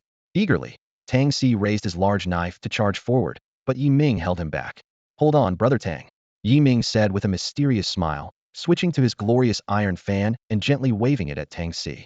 War God's blessing. A brilliant light burst from the iron fan, enveloping Tang Si completely. As the light faded, Tang Si felt the surge of power within him and looked at Yi Ming in speechless astonishment. This was the skill newly unlocked by Tang Si, and its power was astonishing. His attack power surged by 343 points, bringing his total attack power to 523 points. Even more impressive was that this skill could continuously restore his mental energy, allowing him to unleash various moves without worry. Feeling the surging power once again, Tang Si excitedly demonstrated it to Yi Ming. Yi Ming smiled encouragingly. Keep it low-key. Go ahead, young man. Tang Si gripped his broadsword tightly, his eyes gleaming with battle intent. Taking a deep breath, he turned into a blur and charged toward the pack of giant wolves. Charge! Whirlwind slash! His shout echoed across the battlefield. Within seconds, 10 giant wolves fell to the ground. Tang Si, elated, rushed towards Yi Ming for a hug, but Yi Ming skillfully sidestepped. Yi Ming waved him off with a smile. Don't get so worked up. Tang Xi's laughter echoed across the empty battlefield, his eyes shining with newfound confidence. Brother Yi, sorry, I'm just too excited. Ever since I awakened my one-star profession, I've been frustrated and have never felt such powerful strength. He swung his broadsword excitedly, as if trying to cut through the air. Yi Ming's tone turned serious. Remember, strength is not for showing off, but for protecting everything you hold dear. Tang Xi nodded, understanding the deeper meaning of his words. By the way, Brother Tang, was that move just now the new skill you unlocked? Yi Ming asked. Yeah, as a regular profession, I only have 3 skills. Tang Xi then demonstrated his 3 skills: Charge, Whirlwind Slash, and Earth Splitter, detailing the effects, cooldowns, and mental energy consumption of each. Yi Ming praised. Not bad. All 3 skills are quite strong. Though he secretly thought, as expected of a regular profession, quite ordinary. Tang Xi saw through Yi Ming's thoughts and said nonchalantly, Brother Yi, if you want to laugh, just laugh. I'm used to it. Yi Ming hurriedly denied. How could I? As Zhao always says, there are no useless professions, only useless professionals. He then asked, by the way, Brother Tang, does this mean you can't learn any other skills in the future? Tang Xi explained, there are 2 ways to gain additional skills. One is through the skill inheritance of the 3 major academies, Jingbei University, Huaqing University, and Fudan University. The other is through forced infusion by a Supreme Realm powerhouse, but it's said that this method comes at a cost. Yi Ming was filled with determination. Then we have to perform well in the college entrance exams and strive to get into one of those universities. He curiously asked, what is the Supreme Realm you mentioned? The school never taught us about it. Tang Xi patiently explained the power level system, from the Awakening Realm to the Supreme Realm, with each 100 levels corresponding to a realm. Yi Ming was shocked to learn that the Supreme Realm referred to those above level 900, 2 realms higher than the strongest he knew. Tang Xi added, currently, our human race has 5 Supremes, the heads of the 3 academies, the nation's leader, and a mysterious figure. Yi Ming was filled with awe. 5 Supremes, just hearing it makes my blood boil. His eyes gleamed with a desire for power. Tang Xi reminded him, the path to the Supreme is long and arduous. We're just starting out, and there's a long way to go. Yi Ming clenched his fist, responding with determination. I know, but I won't give up. I will reach the Supreme Realm. The 2 continued their journey through the trial grounds, searching for new challenges and opportunities as they talked. Brother Yi, look at the forest ahead. Tang Xi's voice broke Yi Ming's train of thought as he tapped Yi Ming's shoulder, pointing forward. Yi Ming quickly snapped back to reality, silently chiding himself for getting distracted. At this moment, increasing his strength was the top priority. Following Tang Xi's direction, Yi Ming saw a group of swift shadow foxes. He quickly pulled up the monster information. Level 12, Health 1200, Physical Defense 65, Magic Defense 55, Physical Attack 70, and the skill Phantom Impact. Yi Ming cast the blessing of the War God on himself and quickly calculated. With his current 523 points of physical attack power, he could deal 1569 damage with a 1-second charge, enough to instantly kill these level 12 foxes. Brother Tang, the usual plan, Yi Ming said as he switched to his glory longbow. You keep an eye on our surroundings to prevent any other monsters from sneaking up on us. Got it. Tang Xi gripped his sword, ready for action. Yi Ming knocked an arrow and drew the bowstring, aiming at the swift shadow foxes ahead. Whoosh! The arrow streaked through the sky like a meteor, hitting its target precisely. The fox let out a wail, its body flung back by the impact, its health dropping to 0 instantly. Experience 300. Yi Ming's experience bar flickered. He was surprised, huh? Even after splitting, the experience points are this high. Tang Xi explained. Brother Yi, the monsters here give 5 times the experience compared to those outside. It's one of the perks for newcomers in this world. Yi Ming suddenly understood. No wonder you weren't too concerned about leveling up in the wild. Haha. I was planning to casually reach level 5 and equip a set of level 5 black iron gear. Since leveling up is so fast here, I could just prepare a set of level 30 gear myself. Yi Ming nodded, refraining from further conversation, and continued to draw and shoot his bow. Whoosh whoosh whoosh. Arrows flew through the air, swiftly clearing out more than a dozen unsuspecting swift shadow foxes. Congratulations, you've leveled up to level 11. That was quick. Yi Ming marveled, then spoke with urgency. Brother Tang, the number of monsters here is limited. We must quickly increase our level and strength to face the level 30 elites and the boss. That's the true challenge of this trial. Tang Xi nodded in agreement, and the 2 quickly adjusted their strategy and moved forward. As they maneuvered through the dense forest, Yi Ming's arrows flew with pinpoint accuracy, while Tang Xi's sword cut through everything in their path. Their teamwork was seamless, giving the monsters no chance to retaliate. With each monster they defeated, their levels steadily increased. In just an hour, they had frenziedly slain 180 various small monsters. Everyone had earned 90 points, and their levels had smoothly advanced to 20. Yi Ming eagerly opened his attribute panel to carefully examine his latest stats. Name: Yi Ming. Spirit Awakening Profession: Divine Grace Spirit Master Unique. Level: 2600200000. Health: 2030. Mental Power: 2020. Physical Attack: 230. Magic Attack: 110. Physical Defense: 130. Magic Defense: 130. Movement Speed: 2. Initial speed is 10 meters second when less than 60. Agility: 2. Initial dodge rate is 0.1 when less than 60. Yi Ming nodded in satisfaction, noting the significant increase in all his attributes, especially his mental power, which had surpassed the 2,000 mark. He felt a surge of joy, knowing that the additional 670 combat power from the War God's blessing would give him a huge advantage in the upcoming battles. Closing the attribute panel, Yi Ming turned to look at Tang Si. Tang Si was also checking his attributes, his face filled with the same joy. They exchanged a knowing glance, both pleased with each other's progress. Meanwhile, deep in the forest of the trial grounds, Wu Hao and Lu Ruyu sat cross-legged, focused on recovering their mental power. Despite having awakened hidden professions with growth rates far exceeding those of ordinary people and mastering powerful skills, their mental power was still a weakness in the early stages of their professions. Lu Ruyu suddenly spoke, her voice carrying a hint of pride. Brother Hao, we've each earned 30 points. We should be in first place now, right? She smiled charmingly, momentarily disrupting Wu Hao's meditation with a rush of blood. Wu Hao glared at her angrily, his voice cold. Humph. Short-sighted woman, being first now means nothing. Once everyone's level and strength increase, a single elite monster could surpass all your early efforts. Lu Ruyu was indifferent to Wu Hao's attitude, fully aware of her situation. Despite awakening a hidden profession, she came from a poor background and needed a lot of resources to develop. She secretly planned to abandon this detestable guy without hesitation once she got into one of the 3 major academies and received official protection and training. Both of them, each with their own thoughts, refocused and continued to meditate, restoring their mental power.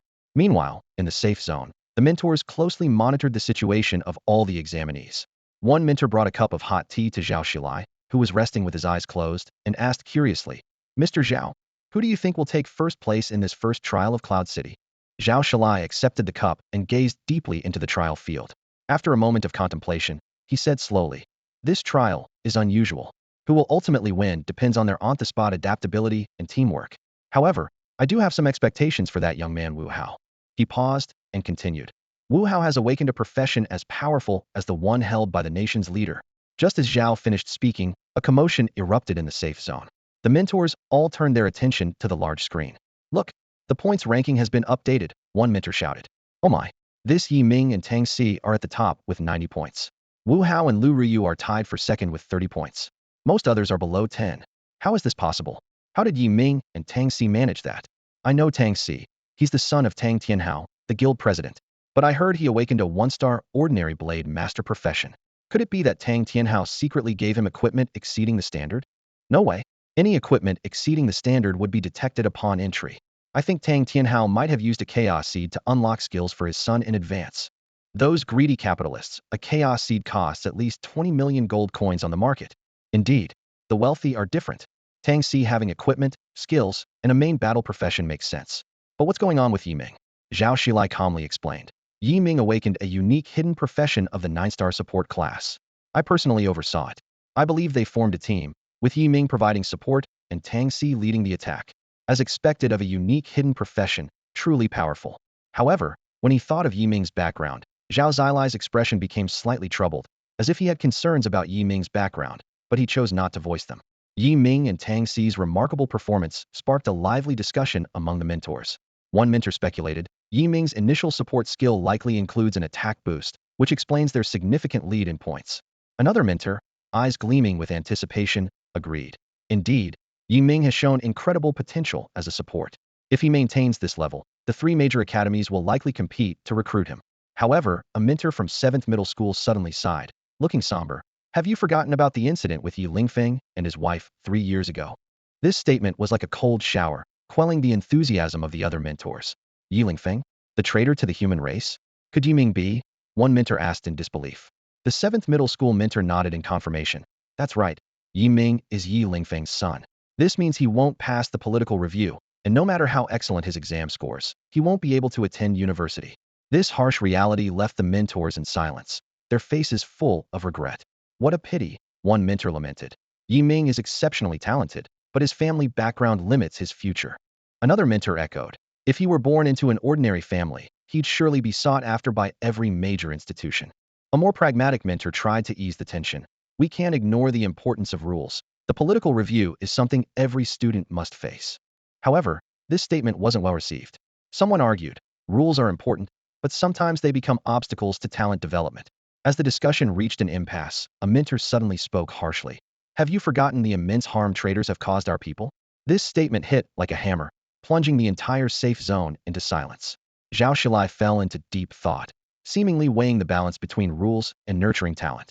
Meanwhile, Yi Ming and Tang Si were exploring an unknown area. Suddenly, Tang Si pointed to an open space ahead, exclaiming, Brother Yi, look over there. Yi Ming followed his gaze and saw a massive, muscular demon ape standing not far away. The beast had thick limbs and exuded an intimidating aura. The two cautiously retreated to a safe distance of 100 meters.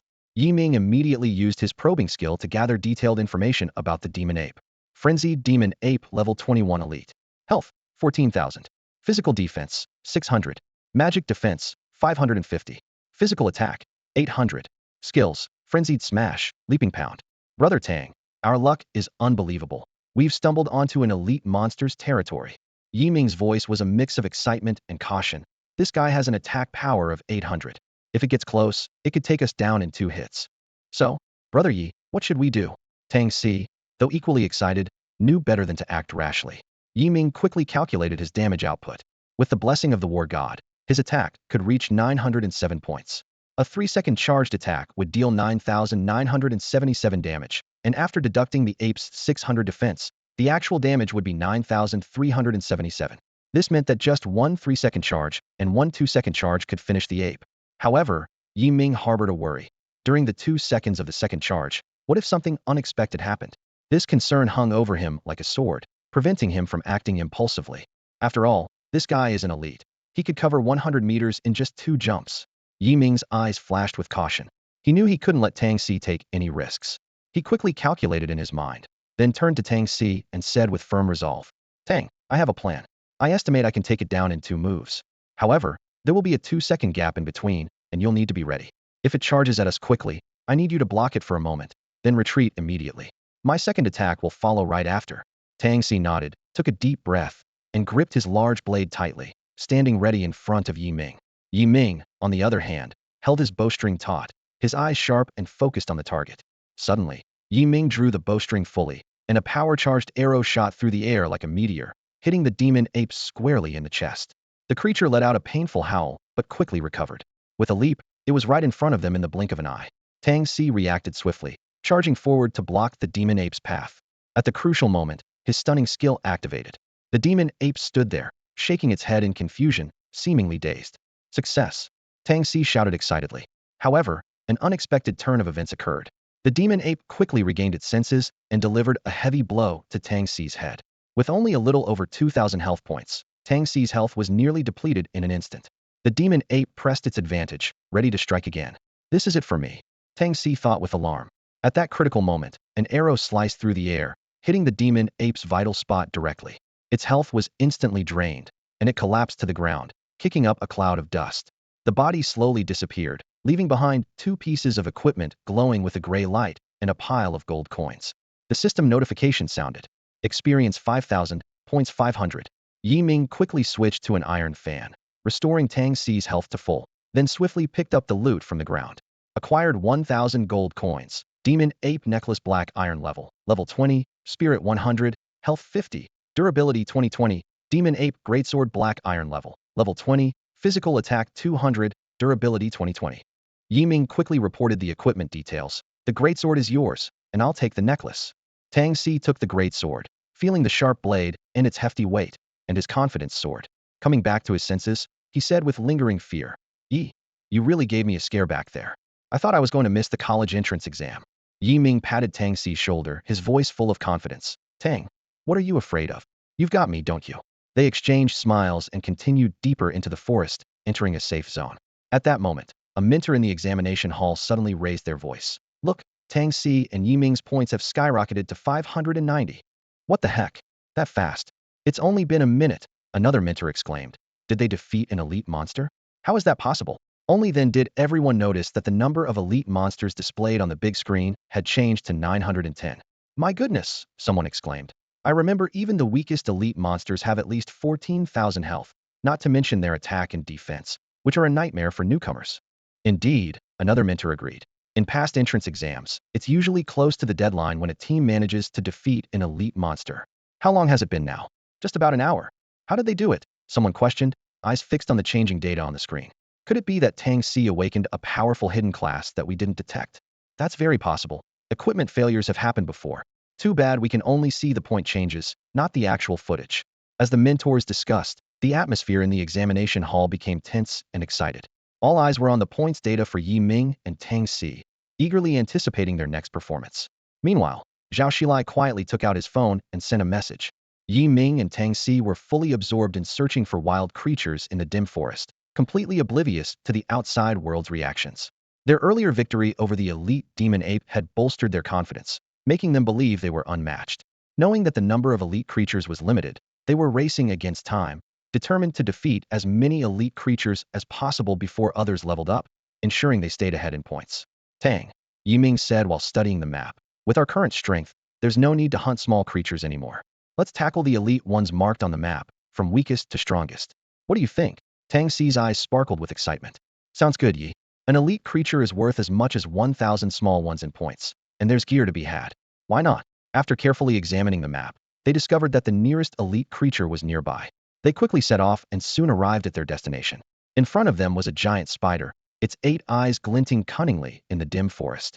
Yi Ming quickly identified it as a level 22 Shadow Demon Spider Elite, with 15,000 health points, 600 physical and magical defense, 850 physical attack power, and 2 skills, Venomous Web and Swift Assault. Yi Ming and Tang Si exchanged a glance, both filled with a mix of tension and excitement. Yi Ming donned the Demon Ape Necklace, boosting his mental power to 2,120 points. He swiftly equipped the Glory Iron Fan, casting the War God Blessing buff on himself and Tang Si, raising his attack power to 940 points, with Tang Si's soaring to 1,140 points. Tang, Yi Ming quickly analyzed. Our attack power is sufficient. 2 hits each should do it. I'll charge an arrow to lure it in, and you rush in with your ultimate. I'll finish it with another arrow. Tang Si nodded in agreement. Got it, Yi, I'm with you. Yi Ming swiftly drew an arrow from his quiver and set it on the bowstring. Tang Si gripped his broadsword, ready to charge at any moment. Whoosh! Yi Ming completed his charge, and the arrow flew like a shooting star, striking the elite spider's vital spot. He immediately knocked another arrow, ready to charge again. The spider let out a sharp screech, its 8 legs flailing wildly, then suddenly launched an assault on Yi Ming. Tang Si reacted quickly, charging to intercept the demon spider. Although he didn't manage to stun it, he unhesitatingly followed up with a ground splitter slash. Wow, almost took the spider out in one hit. Tang Si exclaimed. The enraged spider was about to stab at Tang Si when Yi Ming's second arrow silently struck. The spider's health dropped to 0, and it fell heavily to the ground, its body vanishing instantly. 2 pieces of equipment emitting a gray glow and a small pile of coins appeared on the ground. Experience 6,000, points 500, the system notification chimed. Yi Ming and Tang Si breathed a sigh of relief, exchanging smiles. They knew this was just the beginning, with more challenges awaiting them. They quickly gathered the equipment from the ground, ready to face their next adventure. Yi Ming and Tang Si were thrilled after defeating the Flame Demon Wolf. Eagerly, they rushed toward their next target, watching their points soar on the screen. In the safe zone, the mentors were stunned, unable to believe how quickly these 2 newcomers had taken down an elite monster. Tang Si is truly the pride of Jiuzhong, one mentor exclaimed excitedly. He's definitely going to be the top scorer in this year's Yunqing entrance exam. Another mentor praised. Their teamwork is flawless, something not every team can achieve. During the discussion, someone proposed an exciting possibility. If they could continue to defeat 10 elite monsters, it might trigger a super boost effect. This reminded the mentors of the miracle created a century ago by the national leader and that great figure. History often repeats itself in remarkable ways, one mentor said meaningfully. The combination of Yi Ming and Tang Si might just create another miracle. However, Zhao Xilai had a different perspective. He believed that Tang Si had awakened to an ordinary profession, and the only possibility was that Yi Ming's hidden support role possessed some powerful ability. This thought filled him with curiosity, and he was determined to uncover the truth. Meanwhile, Yi Ming and Tang Si had successfully defeated a level 24 elite monster, the giant python. They didn't dare to relax for a moment and immediately headed towards the territory of the level 25 elite giant bear king. Their eyes shone with determination, and every step was filled with a thirst for challenge. On the way, Ming opened his attribute panel, carefully examining the gains from defeating a few elite monsters. His eyes scanned the panel one by one. Name: Ming. Realm: Awakening Realm. Class: Divine Grace Spirit Master Unique. Level: 21600, 022000. Health: 2210. Mental Power: 2210. Physical Attack: 315. Magic Attack: 115. Physical Defense: 135. Magic Defense: 215. Movement Speed: 2. Agility: 2. Gold: 16,000. In the equipment section, 6 pieces of black iron gear were neatly arranged. Glory Longbow level 10, Physical Attack 100. Wolf Ring level 20, Physical Attack 50. Giant Python Bracelet level 20, Physical Attack 50. Glory Armor level 10, Physical Defense 20, Health 10. Magic Spider Leg Guards level 20, Magic Defense 100, Health 50. Magic Ape Necklace level 20, Mental Power 100, Health 50. Glory Shoes level 10, Movement Speed 1, Agility 1. Ming's lips curved slightly, and his eyes sparkled with satisfaction. With a base attack power of 315, plus the 740 points granted by the War God's blessing, his total attack power reached a staggering 1055 points. After charging for 3 seconds, his single-hit damage could reach an astonishing 11,605 points. Such attack power was enough to make any opponent of the same level tremble. Although the equipment was all black iron level, each piece provided significant attribute boosts. After defeating a level 24 elite giant python, he and Tang Si agreed. All equipment that increased physical attack should be prioritized for Ming to maximize his output. Defensive gear would be prioritized for Tang Si to prepare for facing even stronger elite monsters. The two continued along the map marker and finally arrived at the territory of the mighty Bear King. This gigantic creature stood 5 meters tall, covered in thick fur, with fierce eyes. Ming and Tang Si hid 100 meters away, quietly using a scouting skill. Mighty Bear King, level 25 elite. Health: 18,000. Physical Defense: 750. Magic Defense: 700. Physical Attack: 1200. Skills: Earthquake, Roar, Berserk Smash. The two exchanged an excited glance, and Ming whispered, "Brother Tang, same old tactics. Be careful." Tang Si gripped his large sword, responding firmly, "Understood. Brother Yi, you can count on me." Ming quickly nocked an arrow and aimed, while Tang Si held his large sword, ready to strike. With a soft sound, Ming's arrow shot through the air like a meteor, hitting the Bear King's eye with precision. Simultaneously, Tang Si charged forward like an arrow released from a bowstring, blocking the Bear King's counterattack with his sword, buying precious time for Ming to output damage. The battle was intense, but with Ming's second arrow landing accurately, the mighty Bear King eventually succumbed to their combined efforts and fell with a crash. As the Bear King's body gradually dissipated, a green light orb suddenly appeared before them. Ming's eyes lit up, and his heart raced. He knew exactly what this meant. He quickly stepped forward to pick it up, revealing a longbow with a faint green glow in the team warehouse. Forest Bow Bronze level, level 25. Physical Attack: 500. Physical Critical Chance: 1. Durability: 2020. Seeing the bow's attributes, Ming was deeply shocked. A 500-point physical attack boost would significantly enhance his strength once equipped. The only regret was that it required reaching level 25 to use. Ming took a deep breath, trying to calm his excitement, and turned to Tang Si, saying, "Brother Tang, we need to level up quickly.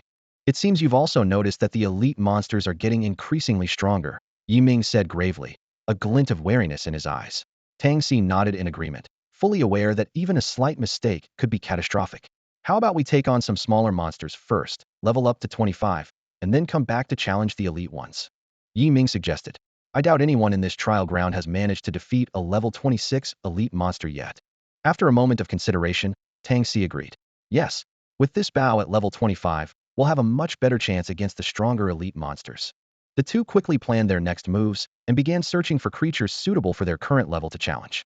They moved through the dense forest, sometimes cautiously scanning their surroundings, other times swiftly taking down monsters. Meanwhile, on the other side of the forest, Wu Hao and Lu Ryu were also preparing for the upcoming challenges. "Brother Hao, once we reach level 20, can we try taking on the first elite beast?" Lu Ryu asked excitedly, her eyes sparkling with anticipation. "That's 1,000 points on the line." Wu Hao smiled confidently, a sharp glint in his eyes. "Of course, I doubt anyone has reached level 20 yet, let alone dared to challenge an elite beast." He turned to Lu Ryu with a hint of provocation in his voice. "Tang Si, just get your golden gear ready, and be prepared to concede." Lu Ryu smiled sweetly and nodded. As hidden class players, they not only had special skills, but also superior attribute growth compared to regular classes, giving them a significant advantage over players of the same level. At that moment, a commotion broke out in the safe zone. Look, Tang Si and Yi Ming's points aren't skyrocketing anymore. They're rising steadily, shouted a mentor closely monitoring the leaderboard, attracting everyone's attention. The crowd gathered around to observe the leaderboard changes. Zhao Shalai also came forward to check, frowning slightly. Currently, their points have reached over 2,600, topping the leaderboard, another mentor added. While the second place, Wu Hao and Lu Ruyu, only have 150 points. It seems Tang Si and Yi Ming's attack power has hit a bottleneck, insufficient to defeat the subsequent elite beasts, someone analyzed with a hint of regret in their voice. It's a pity they can't create a miracle after all. But it's still impressive, another mentor comforted. They've taken down 5 elite monsters. I think they're pretty much guaranteed the first place in this trial. However, some disagreed. Not necessarily. The trial has just begun. As Wu Hao and Lu Ruyu, both with 5-star hidden classes, level up and strengthen, they might be able to take down the subsequent elite beasts. Let's just wait and see. Zhao Shilai concluded, his eyes gleaming with anticipation. Over the next few hours, Yi Ming and Tang Si tirelessly hunted monsters suitable for their level in the trial grounds. With their seamless teamwork, one attacking from a distance, the other defending up close, they finally stabilized their level at 25. Yi Ming excitedly took out the forest bow, gently pulling the string and feeling an unusual elasticity, as if the bow had a life of its own. His eyes shone with joy and anticipation. Seeing Yi Ming's happiness, Tang Si couldn't help but say, "Brother Yi, when we get out of here, I'll gift you a golden bow." For him, such equipment was like household scrap, abundant everywhere. But in this restricted place, it was considered a treasure. However, Yi Ming's response surprised Tang Si. "Brother Tang, you don't understand." Yi Ming's eyes gleamed with determination, his voice tinged with pride and appreciation. Tang Si fell silent. Having grown up in comfort, perhaps he truly didn't understand what it meant to cherish something. As he looked at Yi Ming, a sense of respect welled up inside him, leaving him a bit at a loss. Feeling awkward under Tang Si's gaze, Yi Ming cleared his throat and asked, Brother Tang, are you okay?" Tang Si snapped back to reality, hurriedly replying, "No, no problem." He quickly adjusted his emotions and changed the subject. "Shall we continue challenging the elite beast?" "Absolutely," Yi Ming responded enthusiastically. The two exchanged smiles and nodded in understanding. They followed the map towards the level 26 elite monster, the Tree Guardian, ready to face an even greater challenge. Yi Ming gazed at the enormous Tree Guardian ahead, feeling a surge of excitement.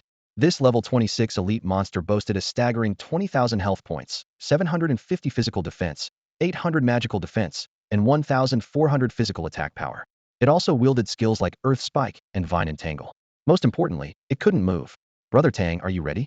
Yi Ming whispered, keeping his eyes fixed on the Tree Guardian. Tang Si stood with his blade ready in front of Yi Ming, focused and determined.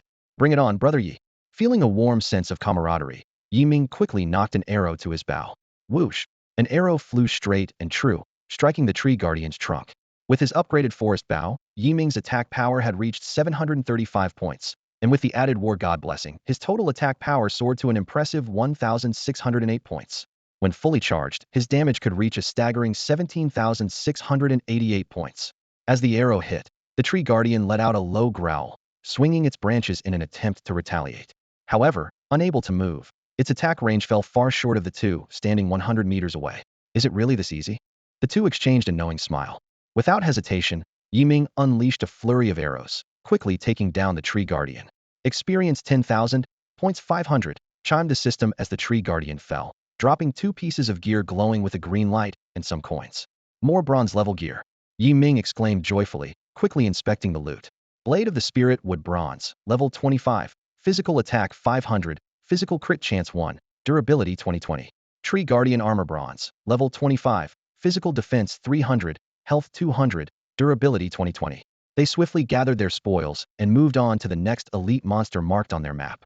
Using their tried-and-true tactics, they swiftly dispatched the level 27 Elite Mushroom King and the level 28 Elite Rainbow Butterfly, acquiring several pieces of defensive gear. After dividing the loot, Yi Ming checked his updated status panel. Name: Yi Ming. Realm: Awakening Realm. Class: Divine Grace Spirit Master Unique. Level: 26, 300, 03, 2000. Health: 3050. Spirit Power: 2710. Physical Attack: 740. Magical Attack: 140. Physical Defense: 440. Magical Defense: 440. Movement Speed: 3. Agility, 3. Gold, 19,000. Equipment, Forest Bow Bronze, level 25, physical attack 500. Wolf Ring Iron, level 20, physical attack 50. Giant Python Bracelet Iron, level 20, physical attack 50. Mushroom Armor Bronze, level 25, physical defense 300, health 200. Mushroom Leggings Bronze, level 25, magical defense 300, health 200. Magic Ape Necklace Iron, level 20, spirit power 100, health 50. Rainbow Shoes Bronze, level 25, movement speed 2, agility 2. Looking at his health and magical defense, Yi Ming frowned slightly. Brother Tang, even though our health and magic resistance have improved so much, facing the Thunder Scorpion is still quite risky. Yeah, its magic attack is insanely high. Tang Si agreed, looking equally concerned. So what do we do? Go for it or not?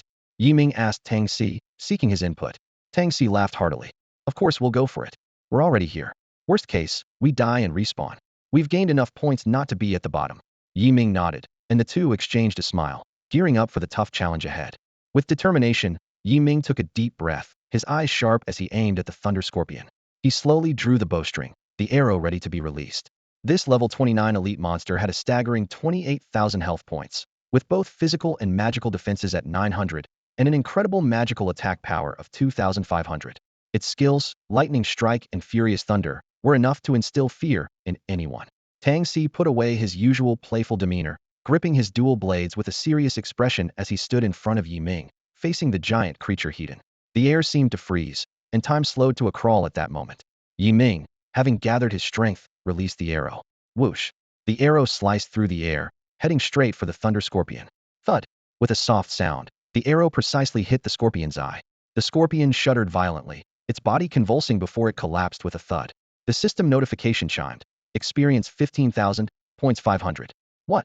This? Yi Ming and Tang Si were both stunned, their faces filled with disbelief. Yi Ming hadn't expected the arrow to trigger the minuscule one critical hit chance, resulting in double damage. Yi, that shot was incredible. Your luck is out of this world. Tang Si exclaimed, patting Yi Ming's shoulder with admiration in his voice. Yi Ming snapped back to reality, looking at the fallen Thunder Scorpion with a sense of accomplishment. This arrow had not only taken down the scorpion, but also shattered their fears. Let's see what good stuff it dropped, Yi Ming said eagerly, beginning to check the scorpion's loot. Gold 1000, Scorpion Shadow Fan Bronze level, level 25, Magic Attack 200, Spirit 200, Extra Spirit 100, Durability 2020, Scorpion Tail Ring Bronze level, level 25, Magic Attack 200, Durability 2020. Yi, this fan is great. It's about time you replaced that level 10 junk fan, Tang Si remarked with a hint of envy. Yi Ming nodded, examining the Scorpion Shadow Fan closely, then waved it towards Tang Si. Warrior's Blessing. A golden light emanated from the fan, enveloping Tang Si. He immediately felt a warm surge throughout his body, his strength increasing dramatically. Wow, my attack power increased by 1,003 points. Tang Si exclaimed in surprise, excitement shining in his eyes. Yi Ming smiled, pleased with the new weapon. You should take this ring too. Magic attack isn't much use to me. Tang Si offered generously. Yi Ming didn't refuse. I'll hold on to it for now. It might come in handy later. With that, the two set off again, heading towards the location of the last elite monster. Meanwhile, chaos erupted in the safe zone. Everyone, there's only one elite monster left, a Minter stammered, pointing at the big screen, which displayed the elite monster count, 110. We can see that. We're not blind, someone shouted impatiently. How did those two manage this so quickly? We'll only know once they come out. Another Minter said gravely. But the last elite isn't easy to defeat. Even the national leader and that master almost failed back then.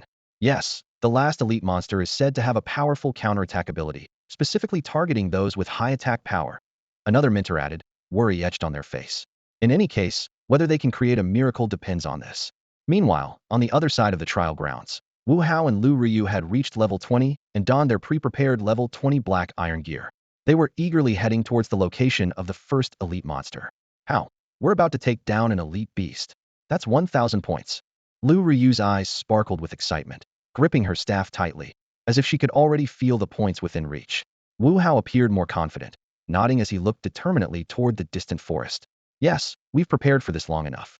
It's time to show our true strength. The two quickened their pace, moving through the dense woods. Finally, they arrived at the territory of the first elite monster.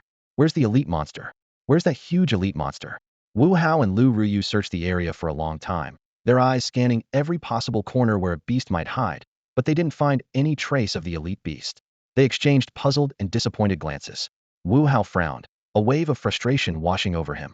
He gritted his teeth and cursed under his breath. Damn it. I refuse to believe someone beat the elite before me. I'm the top genius in Yunqing. Lu Ryu spoke cautiously, fearing to upset the already one-edged Wu Hao. How? The map's markers aren't wrong. There's definitely no elite monster here anymore. Wu Hao clenched his fists, his face filled with anger, a trace of unwillingness in his eyes. His mind raced, trying to find a reasonable explanation. Suddenly, a figure popped into his head. Could it be him? Wu Hao muttered to himself, then shook his head in denial. Impossible. He's just a healer. Oomph. Let's move to the next spot. Wu Hao said through gritted teeth, turning swiftly towards the next elite location without looking back. Lu Ryu followed closely, and they quickly left the empty territory, leaving only the sound of their hurried footsteps. Meanwhile, Yi Ming and Tang Si arrived at the last marked location of an elite beast at great speed. Their expressions were serious as they locked eyes on the enormous creature ahead, the Thorn Beast, which stood like a small mountain. Thorn Beast. Level 30 elite. Health, 30,000. Physical defense, 1,000. Magic defense, 1,000. Physical attack, 1,000. Skills, Thorn Armor, Life Drain, Thorn Impact. Tang Si observed carefully for a moment before speaking. Brother Yi, this guy's got a Thorn Armor, but its attack power is weak. Let me give it a try, shall I? He realized this elite was not easy to deal with, and he felt a sense of defeat for always relying on Yi Ming to kill the elites. So, he decided to test the elite's level himself. Yi Ming nodded in agreement. All right. Be careful, Brother Tang. He also noticed some peculiarities, so he equipped his Scorpion Shadow Fan, ready to assist Tang Si at any moment. Tang Si gripped his large sword and slowly approached the Thorn Beast. Suddenly, he shouted, "Charge," and dashed towards the beast, slashing it hard. A damage number appeared on the beast, but immediately, a light shot from the point of impact, hitting Tang Si. A damage number appeared on him too. Damn, the reflected damage must be at 100. My defense absorbed part of it. Tang Si was startled but wasn't deterred.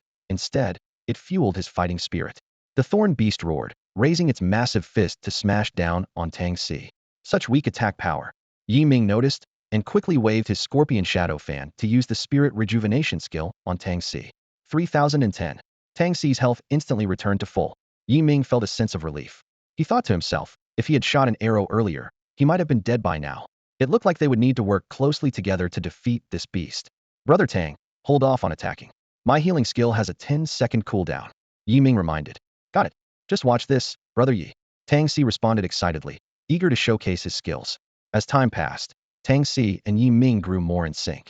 The Thorn Beast's health steadily decreased, and both of them wore expressions of excitement mixed with tension. Suddenly, when the Thorn Beast's health dropped to just 1/3, it let out an earth-shattering roar, summoning 3 minions. As soon as they appeared, they quickly formed a mysterious magic circle around the Thorn Beast, making the situation even more dangerous. Through the magic circle, the Thorn Beast continually regenerated health, with each 1,000-point increase adding to the pressure on Yi Ming and Tang Si. Yi, quickly take out those 3 minions, or the Thorn Beast will recover to full health in no time. Tang Si shouted while fending off the beast's attacks. Yi Ming responded swiftly, first casting a healing spell on Tang Si, then immediately switching to his forest bow. Taking a deep breath, he aimed at one of the minions. The arrow flew through the air, hitting the target precisely and killing it instantly. Good thing the minions don't have thorn armor. Yi Ming sighed in relief, then quickly aimed at the remaining 2 minions. 2 arrows later, all the minions lay defeated. Seeing this, the Thorn Beast became enraged, attacking more fiercely. Its massive form charged at Tang Si, causing the ground to tremble. However, due to its limited attack power and Yi Ming's continuous healing, the beast was unable to inflict any real damage on Tang Si. The battle lasted nearly half an hour, and through their coordinated efforts, the Thorn Beast finally succumbed. It let out an earth-shattering wail as its massive body crashed to the ground, kicking up a cloud of dust. A system notification followed. Experience points 20,000. Points 500. Gold 1,000. Phew. Finally done. Tang Si collapsed on the ground, exhaling deeply. Good thing your healing was strong enough, Yi. Yi Ming also sat down, wiping the sweat from his forehead, and remarked, yeah, that thorn armor was annoying. Hope we don't encounter such monsters again. Yi, if the elites are this tough, I doubt we can handle the 3 bosses. Tang Si said worriedly. Be content. We've already eliminated 10 elites, which puts us in a strong position in this trial, Yi Ming reassured. True, 5,000 points each, nice. Tang Si remembered something. But why didn't this last elite drop any gear? That is strange, Yi Ming pondered, then suddenly had a realization.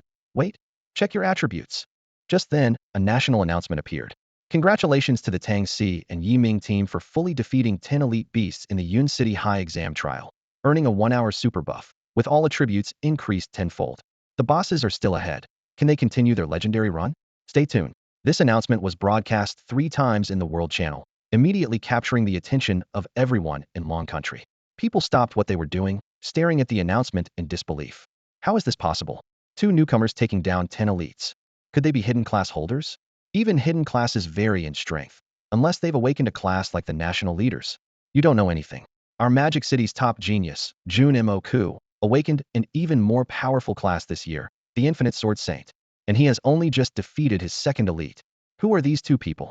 Throughout Long Country, people were abuzz with curiosity and speculation about these newly risen stars. Yin City? Looks like this high exam trial is going to make headlines. Many began gathering information, trying to uncover the mystery behind these newcomers. Meanwhile, in the safe zone, there was complete silence, so quiet that a pin drop could be heard. My gosh, they actually did it. 10 elites, an instructor exclaimed, unable to hide his shock, his voice trembling. His words seemed to be the signal, as the safe zone erupted in exclamations of astonishment. Unbelievable, they've achieved what only the national leader and that great figure have done. Heaven bless the human race.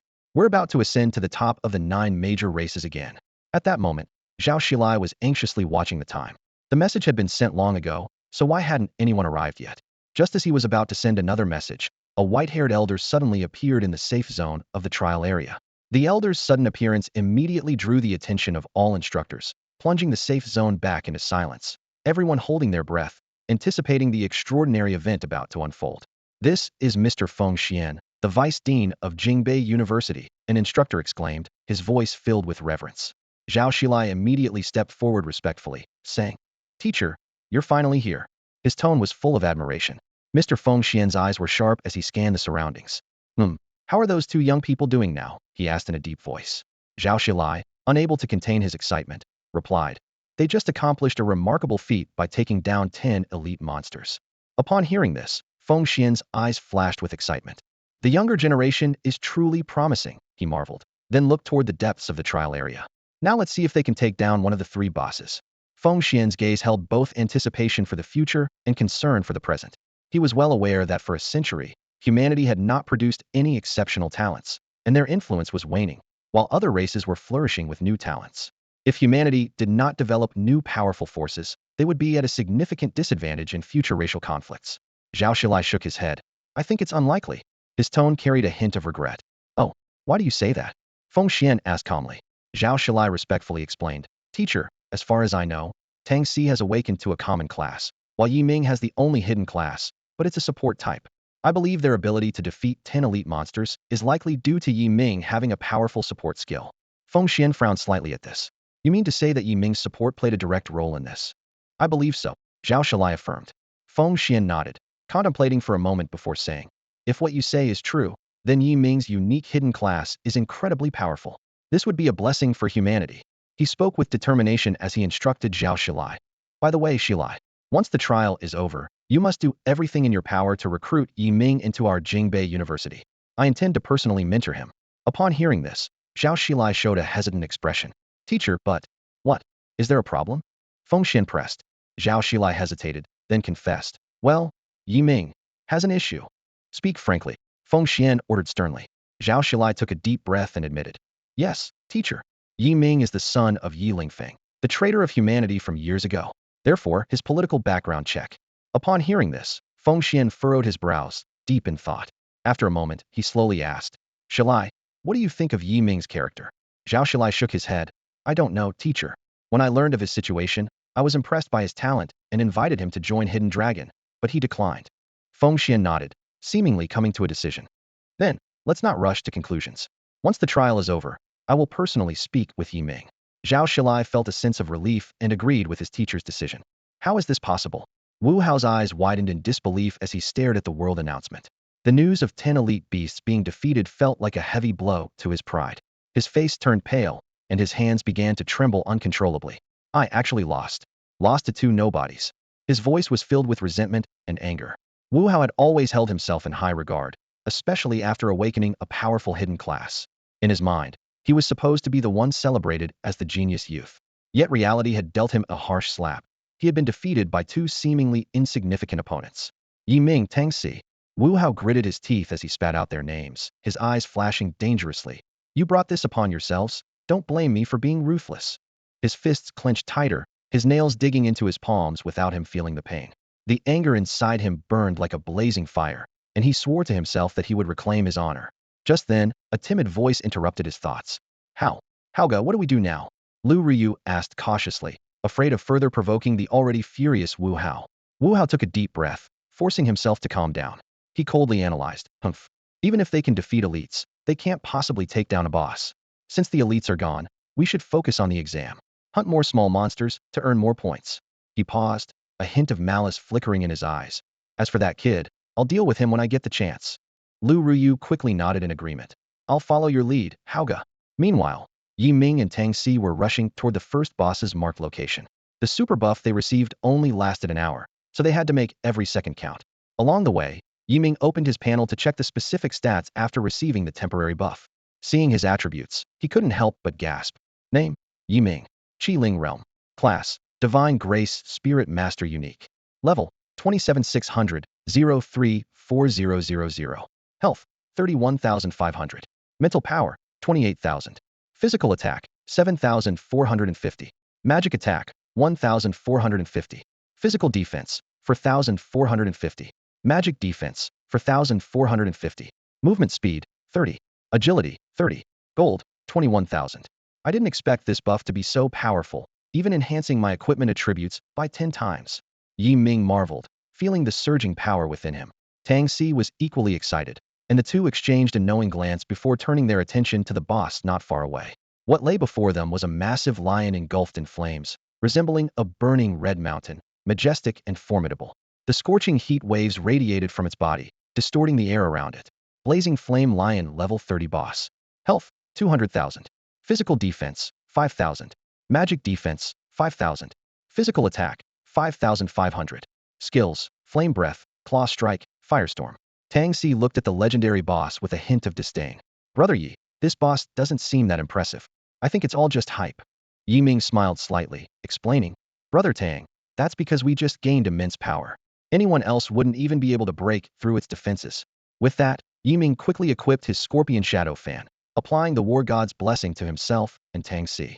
At this moment, his attack power reached 17,783 points, needing only 2 arrows to take down the boss. Without hesitation, Yi Ming positioned himself 100 meters from the boss. He took a deep breath, knocked an arrow, and drew his bow. Whoosh, whoosh. 2 arrows shot out like lightning, striking the blazing flame lion's vital points. The distant boss didn't even have time to react before its health was completely depleted, collapsing with a thud. The system notification immediately appeared. Points 5,000. Experience 120,000. Gold 10,000. Congratulations, you have leveled up. Current level, 30. Tang Si witnessed the entire process. Even though he was mentally prepared, seeing it happen was still incredibly shocking. The boss, rumored to be so formidable, was defeated in just 2 arrows.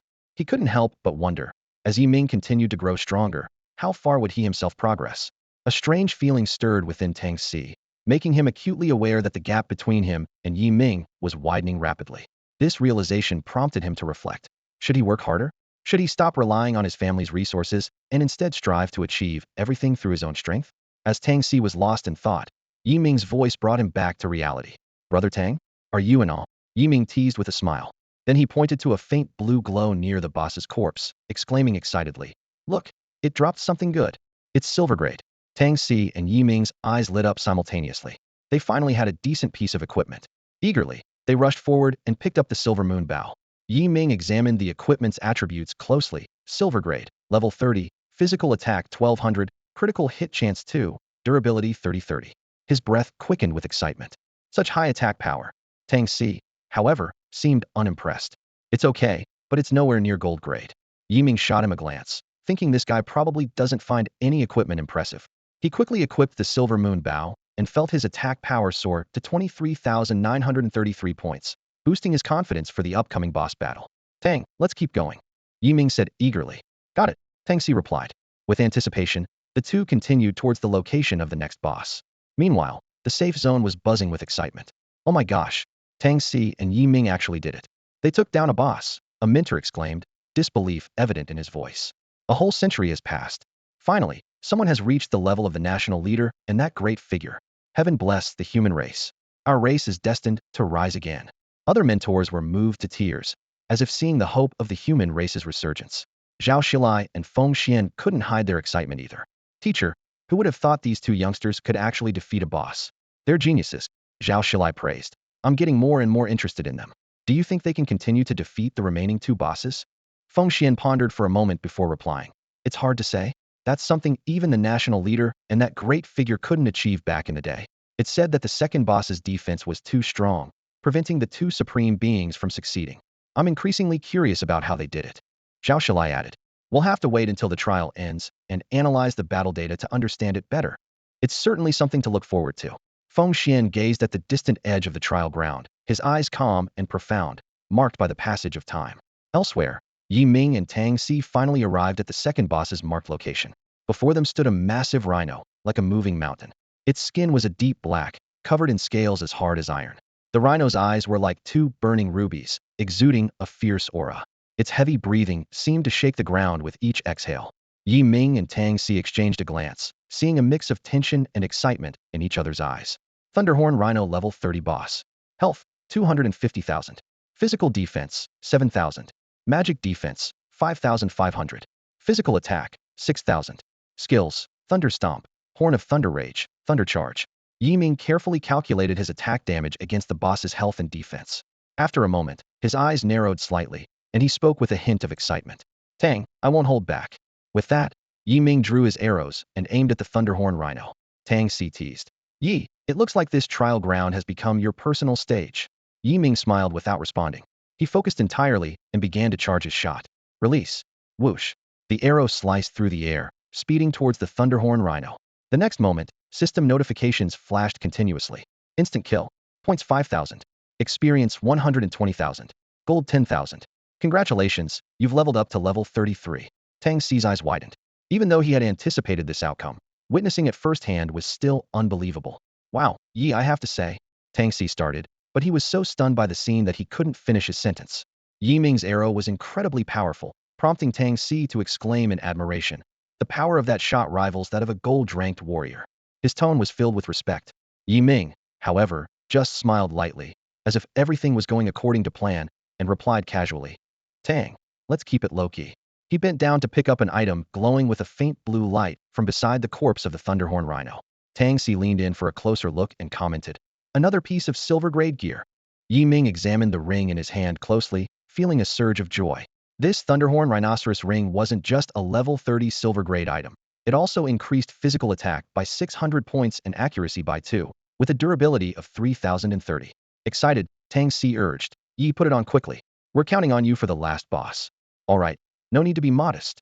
Yi Ming decisively equipped the new ring and instantly felt a surge in power, with his attack power reaching 29,583 points.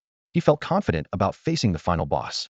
Yi Ming patted Tang Si on the shoulder, and the two, in perfect sync, swiftly headed toward the location of the last boss. Meanwhile, in the safe zone, all the mentors were holding their breath, eyes fixed on the data flickering on the big screen. Someone exclaimed, "Oh my, they took down another boss. They've made history. It's been 100 years since anyone broke the record set by the sovereign and that legendary figure." Zhao Xilai, brimming with excitement, turned to Feng Xian. Teacher, there's only one boss left. It seems Yi Ming's support abilities are even stronger than we imagined. Feng Xian frowned slightly, speaking in a serious tone. Yes, but this is as far as they might get. The last boss is an airborne beast. Tang Si is a melee fighter and can't reach it. Zhao Xilai smiled wryly at this. That's indeed a tough situation, but these two have done remarkably well. They've broken a century-old record. Feng Xian nodded in agreement. Indeed, just their achievements so far are enough to earn them a place on the human honor roll. Switching back to Yi Ming and Tang Si, they soon arrived at the marked location of the third boss. However, after searching for a while, they couldn't find any sign of it. Tang Si said confusedly, Yi, what's going on? The map says it's supposed to be here. Yi Ming was also puzzled. Strange, did someone beat us to it? Tang Si confidently refuted, no way. I'm not boasting, but in this trial ground, no one else but us could defeat the bosses, let alone the last one. That's true. Yi Ming nodded in agreement. As they stood there puzzled, a massive shadow suddenly swept across the sky, blocking out the sun. They looked up sharply to see a gigantic beast circling above them. Its wings spread like a dark cloud that blotted out the sky. The beast's eyes gleamed with cunning, as if mocking the two small humans below. Tang Xi's voice carried a mix of tension and excitement. Yi, that's the last boss. Yi Ming gripped his bow and arrows tightly, calmly observing the beast while using his detection skill. Information quickly filled his mind. Gale Eagle King, level 30 boss. Health, 300,000.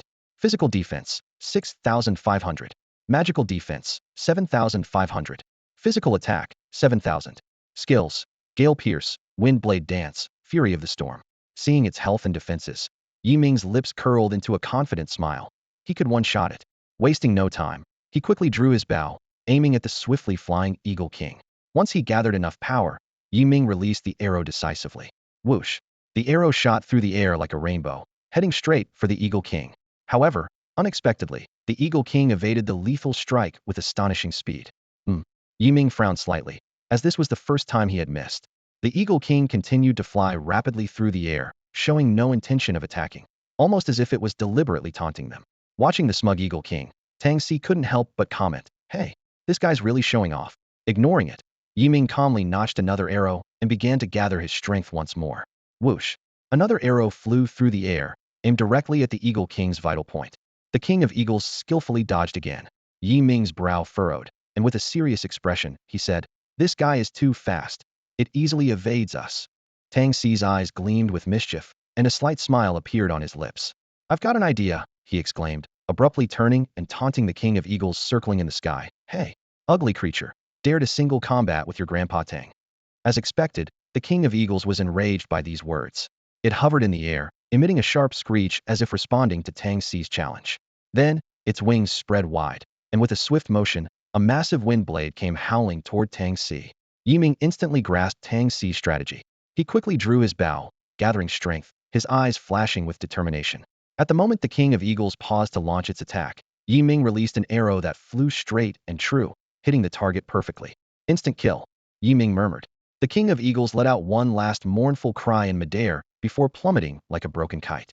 A system notification promptly sounded. Note: defeating targets below your level grants no experience points. Special boss kill score, 5,000. However, before the joy of victory could fully bloom, a loud crash suddenly erupted.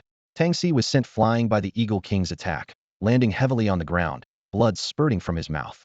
Seeing this, Yi Ming immediately cast a healing spell on Tang Xi. "Brother Tang, are you alright?" he asked anxiously.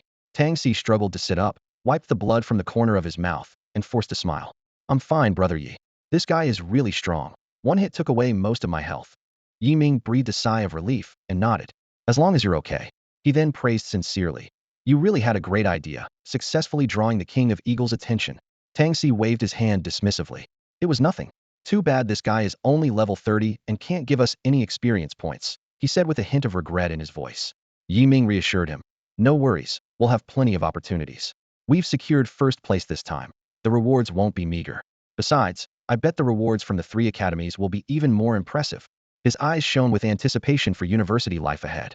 Just then, the system announcement echoed 3 times. "The 3 main bosses in this trial area have been successfully defeated. The trial will end early. Candidates, please proceed to the trial safe zone immediately." With the announcement, all monsters in the Cloud City trial area vanished instantly. Yi Ming and Tang Xi exchanged a glance, seeing relief and joy in each other's eyes. They knew they had successfully earned a spot in the 3 major academies. Tang Xi exclaimed excitedly, "Brother Yi, thank you. Without you, I couldn't have scored so many points." His voice was filled with gratitude. Yi Ming gently patted Tang Xi on the shoulder. "Brother Tang, no need to thank me. Remember, you've helped me a lot too." He looked around and decisively said, "All right, let's head to the safe zone and regroup. Let's go." The two quickly packed their bags and set off for the trial safe zone. Along the way, they encountered other candidates, some excitedly discussing the recent battle, while others appeared utterly exhausted. Yi Ming and Tang Xi increased their pace in unison, their hearts full of optimism for the future. The news of the trials and spread like wildfire across the examination hall. The candidates stopped what they were doing, their faces full of disbelief. "What? I only managed to kill a few dozen minor monsters and barely reached level 15, and it's over already." One candidate exclaimed in disbelief, his voice filled with frustration and unwillingness to accept the outcome. Soon, voices of admiration rose from the crowd. "Tang Xi and Yi Ming are incredibly strong. Taking down 10 elite monsters in a row was already insane, and now they've even defeated the final boss. How did they manage that?" Someone curiously asked. A well-informed candidate quickly chimed in. Don't you know? Tang Si is the young master of the Yunqing Chamber of Commerce. I bet he brought a set of top-tier equipment. Plus, with Yi Ming's rare hidden class support, their teamwork is flawless. Ah, it's all about the power of money. Another candidate sighed enviously. If only I were as rich as him. As discussions buzzed, the names Yi Ming and Tang Si spread like wildfire among the candidates, becoming the focus of everyone's conversations. Meanwhile, Wu Hao hurried towards the safe zone with a gloomy expression and furrowed brows. He muttered to himself, how is this possible? They actually killed 3 bosses. Even the nation's leader couldn't achieve that feat. He clenched his teeth, a hint of doubt in his eyes. Could Tang Si have some hidden secret? I must request a review of their combat records. Wu Hao strode forward, oblivious to Lu Ruyu following closely behind. When they reached the safe zone, they found it already crowded with people. Instructors were busy recording data while providing necessary medical and psychological support to the candidates. At that moment, Yi Ming and Tang Si appeared at the entrance of the safe zone, immediately drawing attention. Their remarkable achievements had already spread throughout the trial. Yi Ming, Tang Si, you were amazing. You've truly brought honor to Yunqing.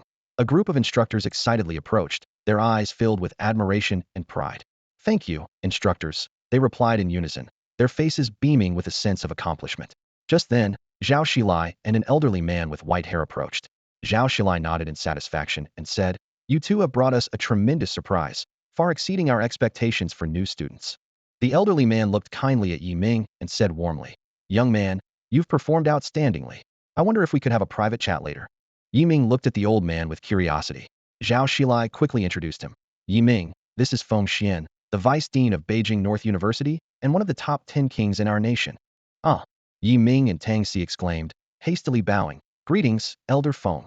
They were shocked to realize the kind old man before them held such a prestigious status. Yi Ming quickly agreed. Of course, Elder Feng. I'm at your service anytime. Feng Xian nodded with a smile. Good. Once we finish up here, come find me. He then signaled Zhao Xilai to host the trial's closing ceremony. Zhao Xilai understood and swiftly organized the instructors and candidates to leave the trial area in an orderly fashion and gather at the previous plaza. His voice echoed across the plaza. Students, the Yunqing High School trial has concluded successfully. The candidates quieted down, eager to hear their results and rankings. Since the trials in other cities haven't finished yet, the national exam rankings will be announced tomorrow. Zhao Xilai continued. Next, we'll announce the results and hold the award ceremony for the Yunqing trial zone. First, I will announce the top 3 of this trial. Zhao Xilai's gaze swept across everyone present like a sharp sword, creating a tense atmosphere in the air. He cleared his throat and continued to announce. Third place goes to Lin Qi from Yunqing No. 8 High School. He scored 350 points in this trial. The crowd erupted into applause as Lin Qi stood up, a proud smile on his face, and bowed to express his gratitude. He was filled with excitement, silently thankful for his decision to solo after awakening a hidden profession. Although third place only came with 1 chaos seed as a reward, it was a huge achievement for him. Lin Qi was confident that with his third place in Yunqing, he could easily secure admission to one of the 3 major academies. Just as Lin Qi was smugly looking at Zhao Xilai, waiting to receive his reward, Zhao Xilai coughed awkwardly. Well, Lin Qi, hold on a moment. This ranking is only temporary. According to the rules, if the students ahead of you were in a team, we will recalculate the rankings based on combat parameters. Upon hearing this, Lin Qi was instantly furious. What? That's not fair. His voice was filled with resentment and anger. Zhao Xilai responded sternly. There's no question of fairness here. Your high school teachers should have taught you that in the future, your enemies won't be just 1 or 2 magical beasts, but entire races. On the battlefield, teamwork matters more than individual heroism. Lin Qi's face turned red with embarrassment, and he lowered his head in shame. Ignoring Lin Qi, Zhao Xilai continued. Currently in second place is the team from Yunqing No. 7 High School, Wu Hao and Lu Ruyu, each with 650 points. As soon as he finished speaking, all eyes turned to Wu Hao and Lu Ruyu. The crowd was filled with exclamations of astonishment. No wonder they have hidden professions, they've accumulated so many points in such a short time. Wu Hao smirked arrogantly and said, of course, you think a hidden profession like the national leaders would be weak? This was just a warm-up, the real surprise is yet to come. His tone was filled with disdain, as if he had already envisioned his glorious future in the 3 major academies. Lu Ruyu stood beside him, saying little, but her determined gaze showed she was also confident in herself. Zhao Xilai took a deep breath and announced loudly. Now, let's give the warmest applause to the first place winners of this trial, Yi Ming from No. 7 High School and Tang Si from No. 9 High School. Each of them scored 20,530 points. The entire square erupted instantly, applause thundered. The crowd was filled with exclamations of surprise. What? Hey, why'd you spray that on my face? Oh, sorry. I knew Tang Si would have a lot of points, but hearing it is still shocking. My goodness, they scored over 30 times more than Wu Hao. Chill. Keep it down. On the outskirts of the square, among the parents, a well-dressed middle-aged man was stunned. He muttered in surprise, "What? My son is first." Then he laughed wryly. This has become a big deal. Yi Ming and Tang Si wore humble smiles as they bowed deeply to the other candidates and mentors. Zhao Shilai, filled with excitement, praised. Yi Ming and Tang Si demonstrated extraordinary strength and courage in this trial, breaking records set a century ago by the national leader and that esteemed individual. They are examples for all of us, and their names will be remembered forever by our people. Suddenly, an angry voice interrupted Zhao Shilai. I don't accept this. Everyone turned to see Wu Hao standing up, his face full of resentment and anger. Zhao Shilai, interrupted, frowned and spoke with a hint of displeasure. Wu Hao, what is it that you don't accept? According to Wu Hao, Tang Si was just an ordinary professional, and although Yi Ming had a hidden profession, it was only a support role. How could they possibly possess such formidable strength to defeat 10 elite monsters and even 3 bosses? This question lingered in Wu Hao's mind, eventually turning into a doubt. I suspect they cheated. Wu Hao's sharp words caused many classmates to nod in agreement. The classroom was suddenly filled with whispers and discussions. Zhao Shilai frowned slightly, his gaze sharp as he stared at Wu Hao and asked sternly, Wu Hao, do you have any evidence to prove they cheated? Wu Hao straightened his back, unafraid of Zhao Shilai's gaze. He replied firmly, although I don't have direct evidence, the discrepancy between their results and their abilities is itself suspicious. Moreover, how could an ordinary professional with a healer suddenly surpass everyone else? Yi Ming and Tang Si exchanged a glance, and a hint of disdain appeared on Tang Si's face. He calmly said, What's the matter? Is young Master Wu unable to accept losing and trying to back out? Wu Hao remained unfazed and retorted, Young Master Tang, I'm just stating the facts. With your resources, there's nothing you can't achieve. Seeing the tension, Zhao Shilai gently coughed to interrupt the charged atmosphere between the two. He looked around and raised his voice, saying, All right, since Wu Hao has raised concerns, we also need to review the battle parameters of the top performers to adjust rankings and distribute rewards. He pointed to the record wristbands on everyone's wrists and continued. These wristbands on your wrists precisely log all your battle data from the trial ground, and only I have the authority to access them. They fairly and accurately record and monitor every candidate's real-time performance. If any cheating occurs, it immediately alerts and reports to the command center. This has been the standard equipment in our Dragon Nation for a century. Zhao Shilai's gaze swept across the room, finally settling on Wu Hao and Lu Ruyu. Now, let's have Wu Hao and Lu Ruyu come forward for the check. Wu Hao held his head high, confidence gleaming in his eyes. Let's do it. He strode forward with Lu Ruyu, displaying the record wristbands on their wrists. Zhao Shilai produced a small device, carefully scanning the wristbands. He then input a series of commands, and the wristbands lit up, syncing the data. The large screen at the back of the classroom lit up, displaying the detailed battle data of Wu Hao and Lu Ruyu in the trial ground. Team size, 2. Team members, Wu Hao, Lu Ruyu. Monsters defeated. Minions 1300, elites 0, bosses 0. Total points, 1300. Team damage statistics, Wu Hao 65, Lu Ruyu 35. Team support statistics, Wu Hao 0, Lu Ruyu 0. Data is normal. Everyone held their breath, eyes glued to the data on the screen. The classroom buzzed with exclamations, marveling at the strength of hidden professions. Achieving such results in just a few hours was truly astonishing. After a moment, Zhao Shilai turned to Wu Hao and Lu Ruyu, asking, Well, Wu Hao, any anomalies? Wu Hao shook his head lightly. None. Then let's check Tang Si and Yi Ming's data, Zhao Shilai said calmly. He wasn't bothered by Wu Hao's attitude. Youthful vigor wasn't necessarily a bad thing, especially for someone like Wu Hao who had awakened a powerful profession. Zhao Shilai continued. Now, let's have Yi Ming and Tang Si come forward for their check. Yi Ming and Tang Si exchanged a meaningful glance, their lips curling into a mysterious smile. With heads held high, they confidently strode onto the stage and bowed slightly to Zhao Shilai. Yi Ming was the first to speak, his voice clear and confident. Mr. Zhao, we are ready. Tang Si stood by his side, his cheeks flushed, showing a hint of embarrassment. Zhao Shilai scrutinized the two, his eyes gleaming with anticipation. He nodded slightly, signaling them to display their wristbands.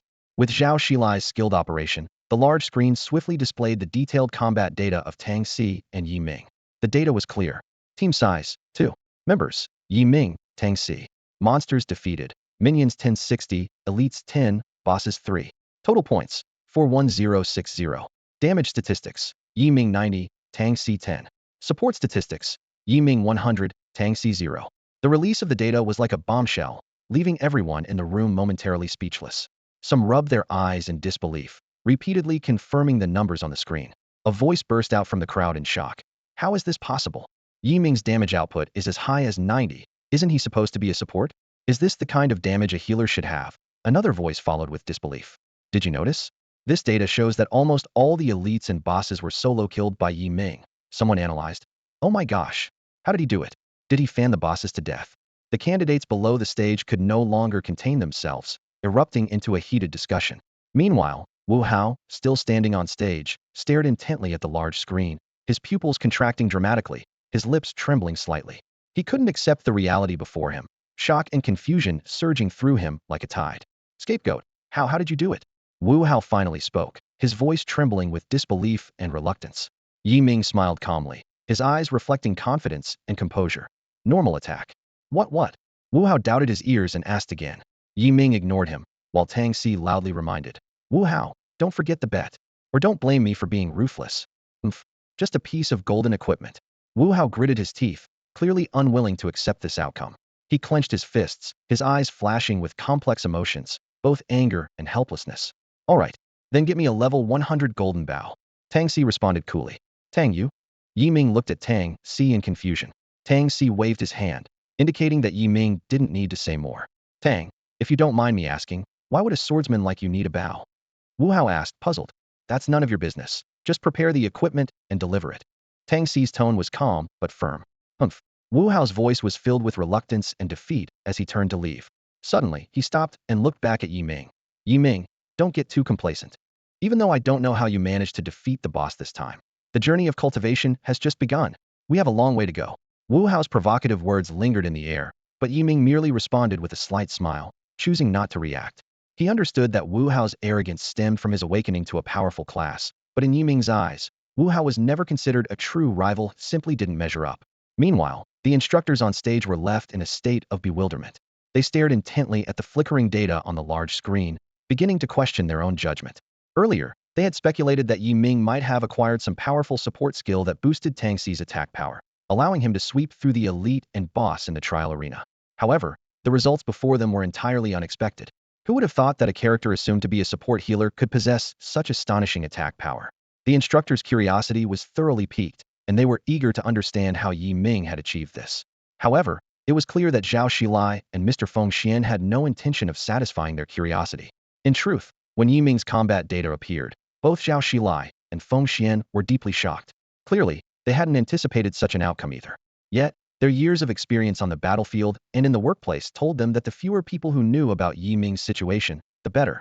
This was partly to protect Yi Ming's safety, particularly from assassination attempts by hostile races, and also to prevent him from becoming a target of unnecessary trouble and competition. In their view, Yi Ming's potential and abilities far exceeded those of ordinary individuals, and his growth required a relatively safe and stable environment. Feng Xian cleared his throat and exchanged a meaningful glance with Zhao Xilai. Zhao Xilai understood and raised his hand to signal everyone to quiet down. Clearing his throat, Zhao Xilai began to speak slowly. Students, don't be surprised. Although Yi Ming primarily serves as a support role, his combat data shows that he excels not only in support, but also in dealing significant damage. This indicates that everyone in our team has the potential to be a key force in battle. He paused for a moment, his gaze sweeping over everyone present, and continued. This is exactly the team's spirit we advocate. Everyone has their strengths and weaknesses, but as long as we allocate tasks wisely and cooperate with each other, we can unleash the team's maximum potential. The combination of Yi Ming and Tang Si is a prime example of this. Zhao Xilai delivered his speech with enthusiasm, feeling quite proud of his oratory skills. However, the students below were clearly unimpressed. They cast skeptical glances as if silently saying, "Do you think we're fools? If you don't want to reveal information, just say so." Sensing the awkward atmosphere, Zhao Xilai coughed twice and quickly changed the subject. Ahem. Next, we will announce the top 3 in this Cloud City trial and their rewards. Third place, Wu Hao from 7th School, receives 1 Chaos Flame Seed and 2 hours of experience time in the Illusory Light Realm. Please come to the stage to receive your reward. Zhao Xilai took an exquisite box containing the coveted Chaos Flame Seed from an instructor behind him. The crowd below erupted in envious chatter. I'm so jealous. Not only does he get a Chaos Flame Seed, but also 2 hours of grinding time in the Illusory Light Realm. Yeah, I've heard that the illusory light realm is a special space created at great cost by the seniors of Dragon Nation, where newcomers can gain massive experience and quickly reach level 99. This is the most important benefit for talented newcomers, but unfortunately, it's out of our reach. Well, let's just stick to grinding wild monsters. Zhao Shalai waited on stage for quite a while, but Wu Hao didn't appear, making the atmosphere awkward. He raised his voice and asked, "Is Wu Hao here? Come up to receive your reward. It's a chaos flame seed." Zhao Shilai held up the box, his tone tinged with slight annoyance. How could this kid disrespect him like this? Suddenly, a student shouted from below, "Teacher, I saw Wu Hao leave just now." Zhao Shilai's face darkened, and he announced loudly, "Fine. Since Wu Hao has forfeited his reward, the chaos flame seed will be confiscated." He took a deep breath and continued, "Second place, Tang Si from ninth school, receives 2 chaos flame seeds and 2 hours of experience time in the illusory light realm." As soon as the words left his mouth, Tang Si eagerly ran to Zhao Shilai's side, causing Zhao Shilai to feel slightly exasperated, and the students below couldn't help but laugh. "Well done," Zhao Shilai said, suppressing his frustration. "Tang Si, this is your reward. I hope you continue to excel and bring honor to our race." "Thank you, Mr. Zhao. I will." Tang Si excitedly accepted the box and bowed deeply to Zhao Shilai. While the chaos flame seeds were valuable, for him, the 2 hours of grinding time in the illusory light realm was the real treasure. Finally, Zhao Shilai announced, "First place, Yi Ming from 7th school, receives 3 chaos flame seeds and 2 hours of experience time in the illusory light realm." Yi Ming and Tang Si, just like before, quickly approached Zhao Shilai with slightly goofy smiles on their faces. Zhao Shilai smiled and handed the reward to Yi Ming, whispering, "Congratulations, Yi Ming. Mr. Feng would like to see you later." Yi Ming accepted the reward excitedly, nodding vigorously to show he understood. Below the podium, discussions among other students were buzzing. Some eyes were filled with envy, while others showed jealousy. Suddenly, a voice broke out. "Damn it! The son of a traitor doesn't deserve such a good reward." Another voice chimed in. "Yeah, what right does he have to receive a national reward? His achievements should be revoked." Someone even threatened, "Don't worry, his political review won't pass, or I'll lead a complaint to the capital." Yi Ming ignored the discussions below, but his hand instinctively tightened around the box containing the 3 chaos seeds. He knew that because of his parents, these doubts and jealousies were unavoidable. However, when he heard the words political review, his heart couldn't help but tighten. Would he have to bear his parents' mistakes like in his previous life? A trace of unease spread through him. If it were true and he couldn't attend university, what would he do? Yi Ming took a deep breath, trying to calm his emotions. Just then, Zhao Shilai gently patted his shoulder and said warmly, "Yi Ming, don't mind what others think. Be brave and show your true self." "I understand. Thank you, Mr. Zhao." Yi Ming looked up, giving Zhao Shilai a determined look, then followed his instructions to meet Feng Xian. Watching Yi Ming's back, Zhao Shilai felt a sense of relief. He knew that although Yi Ming was young, he had already shown maturity and composure beyond his years. He believed Yi Ming would make good use of these rewards and continue to progress on his cultivation path, becoming a pride of the human race. Turning to face the students below, Zhao Shilai raised his voice to announce, "All right, everyone, please line up to scan your wristbands, and then leave the venue. Tomorrow, the National College entrance exam results will be announced. In the following days, please wait patiently at home for notifications from the universities and the exam rewards." As the ceremony concluded, the students gradually dispersed.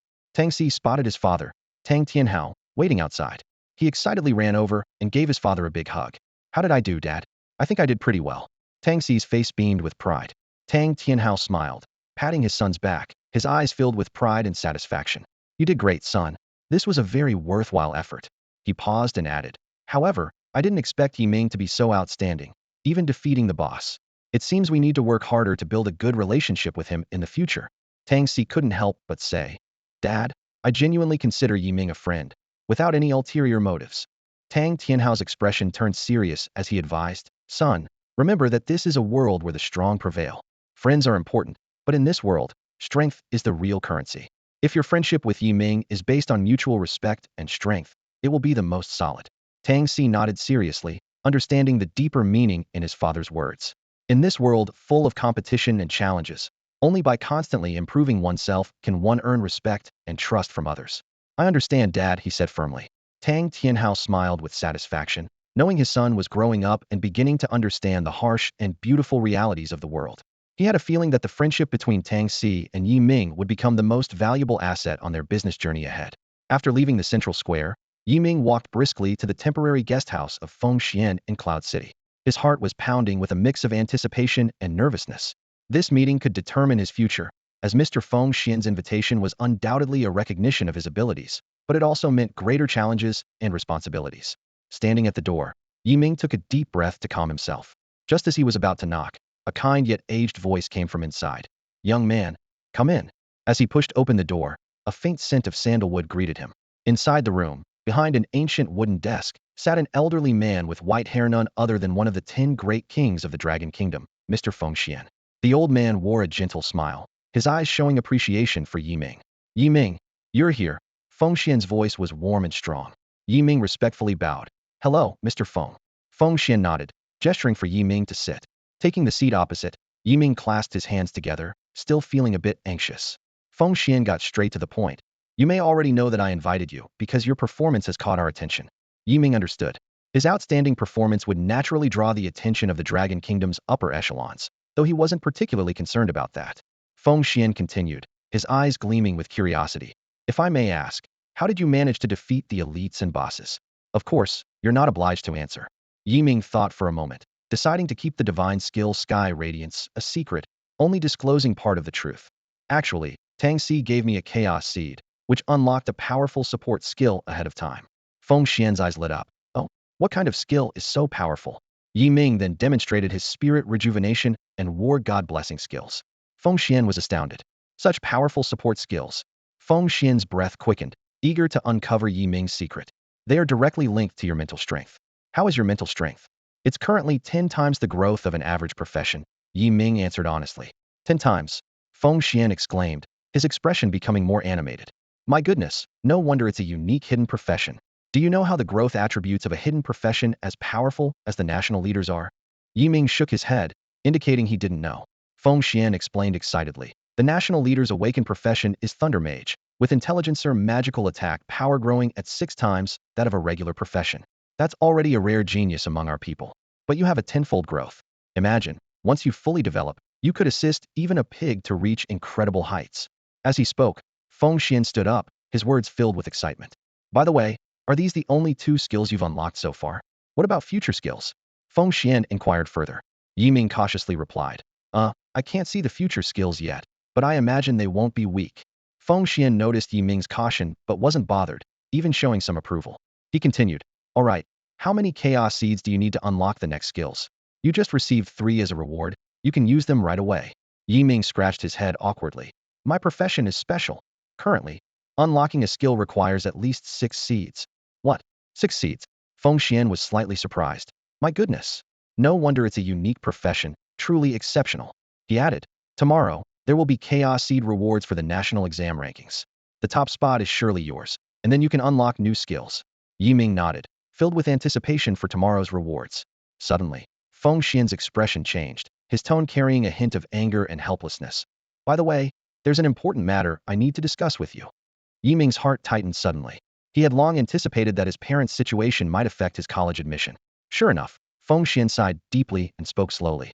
"I suppose you've heard some rumors." "Indeed, it's your parents' issue that led to this outcome."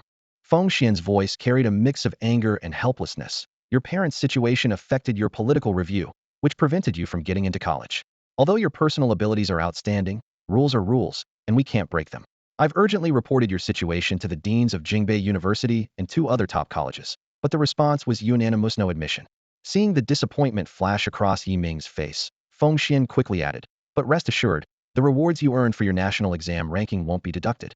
Moreover, I've secured a chance for compensation for you, where you can make a specific request." Yi Ming felt a wave of helplessness wash over him. Although he was mentally prepared, hearing the news firsthand still left him deeply disappointed. He took a deep breath, trying to remain calm. "Mr. Feng, thank you for everything you've done for me." Feng Xian looked at Yi Ming with a mix of sympathy and admiration. He reassured him, "Don't worry, even though you can't attend college, it doesn't mean your future is over. I'll help you find other paths, such as joining special organizations or agencies like Yinlong." "Yinlong? What kind of organization is that?" Yi Ming asked curiously. Feng Xian smiled slightly, sat back in his chair, and poured tea for both of them. He began to explain, "Before discussing Yinlong, you need to understand the origins and current state of our world." A spark of interest lit up in Yi Ming's eyes as he adjusted his posture, ready to listen intently. This was something he had always wanted to learn about, but had never been told before. Feng Xian observed Yi Ming's reaction with satisfaction and began to explain in detail. Over 100 years ago, a massive spatial rift appeared in the sky of Blue Star, so large it could swallow the entire planet. Just as people were curiously observing this phenomenon, a blinding light burst from the rift, instantly covering the whole planet. At that moment, except for the people of Longhua, all other humans in the world were obliterated by the light. However, just as the people of Longhua were relieved to have survived, another light descended, drawing all the Longhua people into the Great Rift. From then on, the surviving humans found themselves in this new world. Feng Xian paused to let Yi Ming digest this information, then continued. As humans continued to explore and progress, they were astonished to discover that in this world, people over the age of 18 could awaken their innate professions through special means. They could also gain experience points by training and defeating other alien creatures, thus enhancing their levels and powers, and even acquiring powerful weapons and equipment. This discovery sparked a frenzy, with people rushing to hunt down other alien creatures. In this world full of opportunities and challenges, various forces and factions gradually formed. On this vast continent, adventures and dangers coexist. Some have discovered ancient relics in their explorations, gaining precious resources for cultivation. Others have lost their lives in battles with alien beings. Feng Xian's voice grew deeper.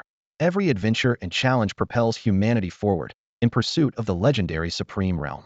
This is the world we now live in, a new land full of infinite possibilities. As power grew and territories expanded, people gradually became aware of the world's complexity. The mysterious rift not only absorbed humans, but also introduced 8 other races. This astonishing discovery left everyone in shock. Soon, fierce conflicts and wars erupted among the various races as they vied for limited resources and territory. The flames of war spread across the land, and smoke filled the skies. However, the truly terrifying aspect was the emergence of the Demon Clan. This overwhelmingly powerful race could almost single-handedly contend with the entire world. The Demon Clan not only possessed formidable individual strength, but also wielded fearsome magical abilities. They could effortlessly manipulate elements, summon terrifying dark creatures, and even cast dreaded curses. Under the iron hoof of the Demon Clan, other races retreated step by step, unable to resist. Several weaker surrounding races quickly chose to submit and bow to the Demon Clan. However, in the face of such a formidable enemy, humans did not lose hope. They united, leveraging their innate talents and intelligence, tirelessly seeking ways to counter the Demon Clan. During this time, several top experts re-established an alliance, which became the new Dragon Kingdom. They formulated strict rules, and, through close cooperation and frequent exchanges, continuously enhanced their overall strength and defensive capabilities. Even more encouraging was the successful alliance between humans, elves, and dwarves to jointly resist the Demon Clan's invasion.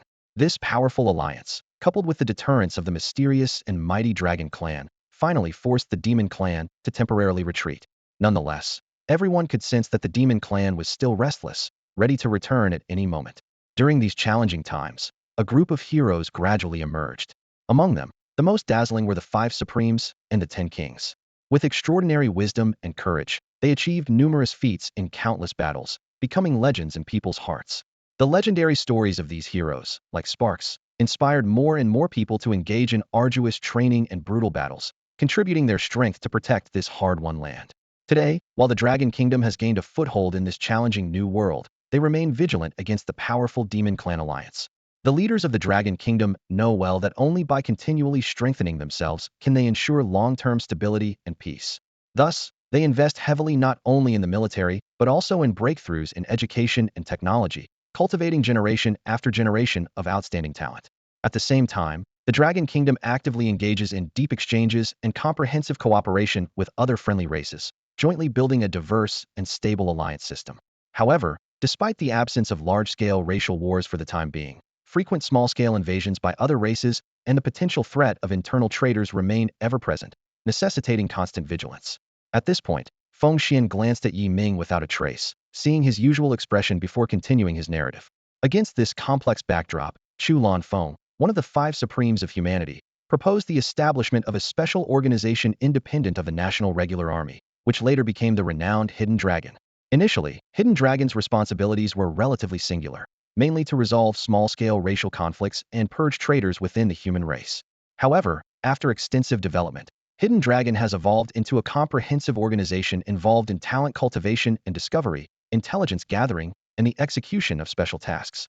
After recounting this grand history, Feng Xian took a deep breath. then took a large sip of tea to soothe his slightly hoarse voice. Yi Ming, who had been listening intently the entire time, now furrowed his brow, deep in thought. He quickly weighed the pros and cons of joining or not joining Hidden Dragon in his mind.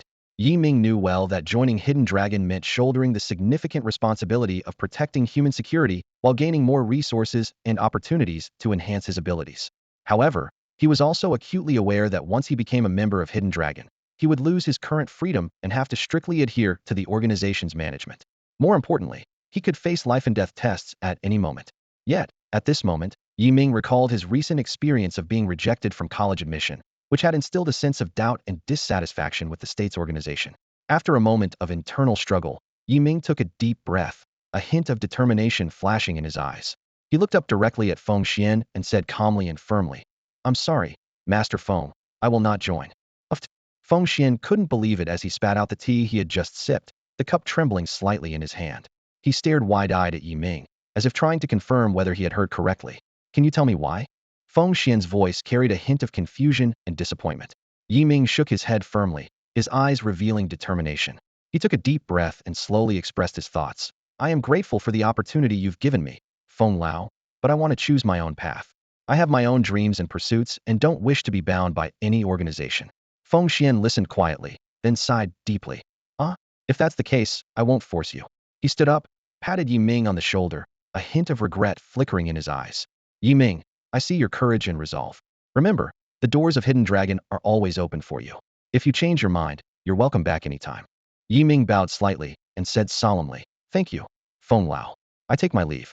With that, he turned and walked out of the room, his back firm and resolute. Feng Xian sat alone, lost in thought. Unwilling to let go, an idea quickly took shape in his mind, and a slight smile crept onto his lips. As Yi Ming stepped out of the room, he saw Tang Si waiting outside.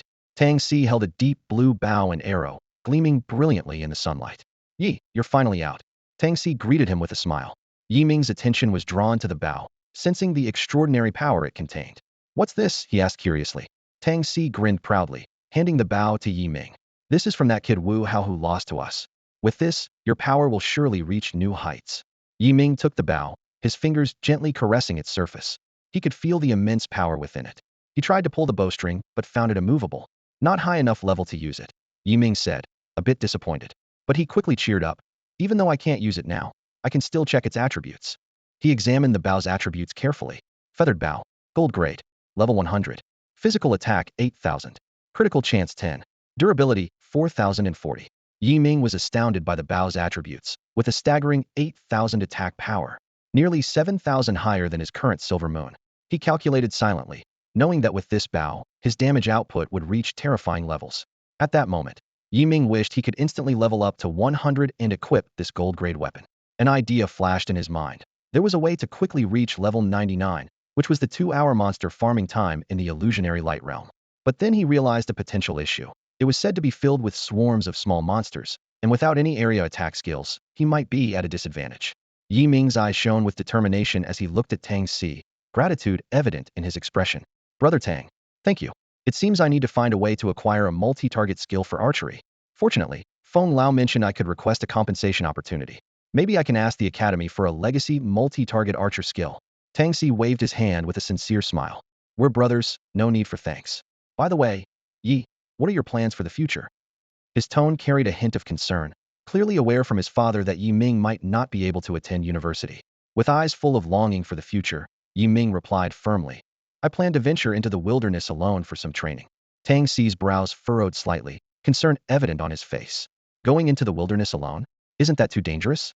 Why not join the guild? I assure you, the benefits will be as good as any university." He patted his chest, his voice brimming with confidence. However, Yi Ming smiled and shook his head, politely declining Tang Si's offer. "Thank you for your kindness, Brother Tang. But I believe I need practical experience, not a comfortable environment. The dangers of the wilderness are precisely the challenges I need to grow." His eyes revealed an eager anticipation for the challenge. Seeing Yi Ming's resolve, Tang Si didn't press further but offered a concerned reminder. "Just be careful out there. The wilderness has not only fierce beasts but also other adventurers. How about I prepare some high-grade equipment for you?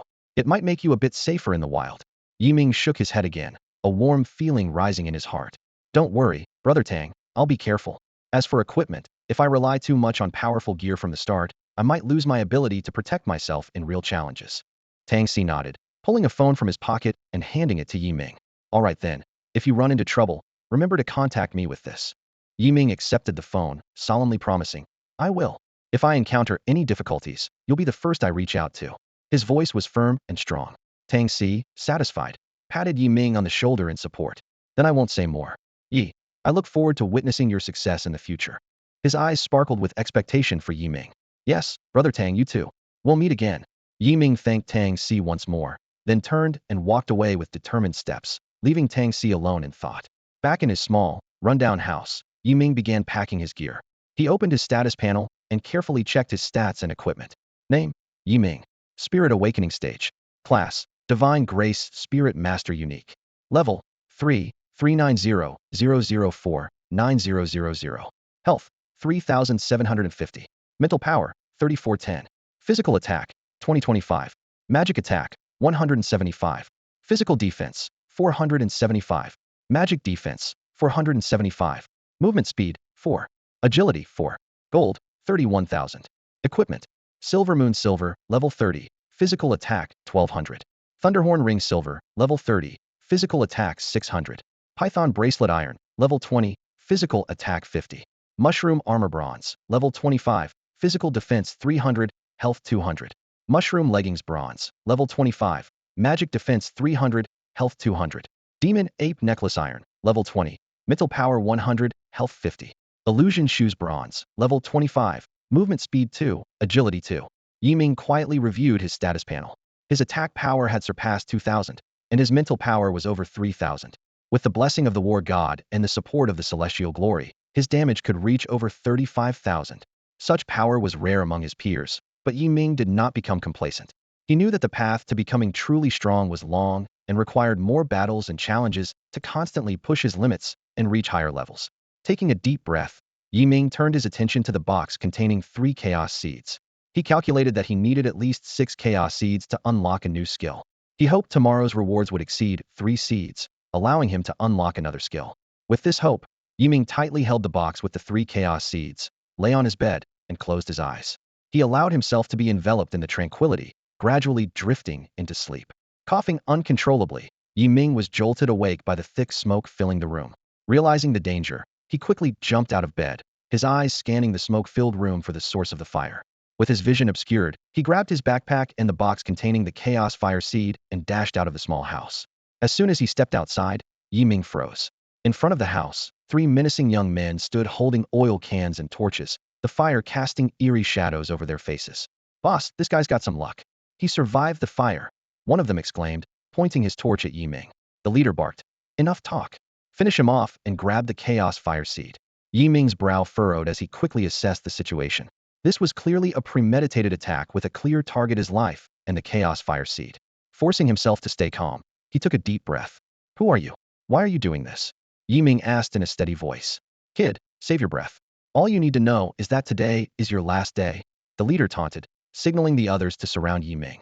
Yi Ming quickly scanned his surroundings, calmly pulling out his Scorpion Shadow Fan and Scorpion Tail Ring from his backpack, casting a warrior's blessing on himself. His wooden arrows had all burned in the fire, leaving him to rely on his fan. Fortunately, with the warrior's blessing, his magic attack power was over 1,600, more than enough to handle these petty criminals. Look, the healer's going to fan us. It is getting a bit hot, one of the attackers mocked. Be careful, this guy's over level 30, another warned. What's there to fear? We're 3 level 25 attackers, and he's just a healer, the leader scoffed. The 3 quickly armed themselves with a large sword, a hammer, and a dagger. Attack! With the leader's command, they launched into battle. The sword-wielding attacker charged first, catching Yi Ming off guard and stunning him. But when they saw the damage numbers appear on Yi Ming, they were stunned, their expressions priceless. His defense is that high? What kind of freak is this? Don't worry, there are more of us. Keep hitting, and he'll go down. Without hesitation, they all attacked Yi Ming. As soon as the stun wore off, Yi Ming reacted swiftly, aiming his fan at the sword-wielding attacker. Fan strike! A sharp wind blade shot out from the fan, slicing through the air with a piercing whistle, sending chills through everyone present. The wind blade cut precisely across the attacker's chest, leaving a deep gash and knocking him back several meters. Yi Ming's fan strike was like an invisible blade, instantly tearing through the chest of the knife-wielding youth. The young man clutched his chest, gasping for air, his eyes filled with terror. Before he could react, Yi Ming delivered another precise fan strike. Ugh! The youth was struck again by the wind blade, blood gushing out as he fell heavily to the ground, lifeless. Third brother, the remaining two delinquents exclaimed, but their third brother was already gone. I'm going to kill you, the leader shouted, raising a hammer to strike Yi Ming. Meanwhile, the second one used his stealth skill, vanishing quietly. Yi Ming remained calm, sending a wind blade whistling toward the leader. Suddenly, damage numbers appeared on his body first, revealing the invisible assassin behind him. At the same time, a damage number appeared on the leader as well. All three were momentarily stunned. Yi Ming glanced at his health, noting that he had lost a third, but deemed it manageable. The leader, seeing his health halved, hurriedly drank a potion to restore some of it. Is this the kind of damage a healer should be doing? Were we deceived by young Master Wu? The leader wondered. Second brother, attack now. His health is low. Leader, my stealth is still on cooldown. I can only use normal attacks, the second one replied, sweat beading on his forehead. As they attacked, it was clear that their normal attacks were insufficient. Yi Ming once again struck the leader with his fan, and another number appeared above the leader's head. The leader was thoroughly panicked, with his potion on cooldown and his health dangerously low. Just when the leader thought he had the upper hand, Yi Ming lightly waved his fan, casting a rejuvenation spell that instantly restored his health to full. Stop! We surrender. The leader dropped his hammer, and the second one also discarded his dagger, both kneeling in submission. Yi Ming sneered, mercilessly delivering a fan strike that killed the leader. He coldly questioned the remaining assassin. Who sent you? The second one, seeing this, turned pale. I can't say.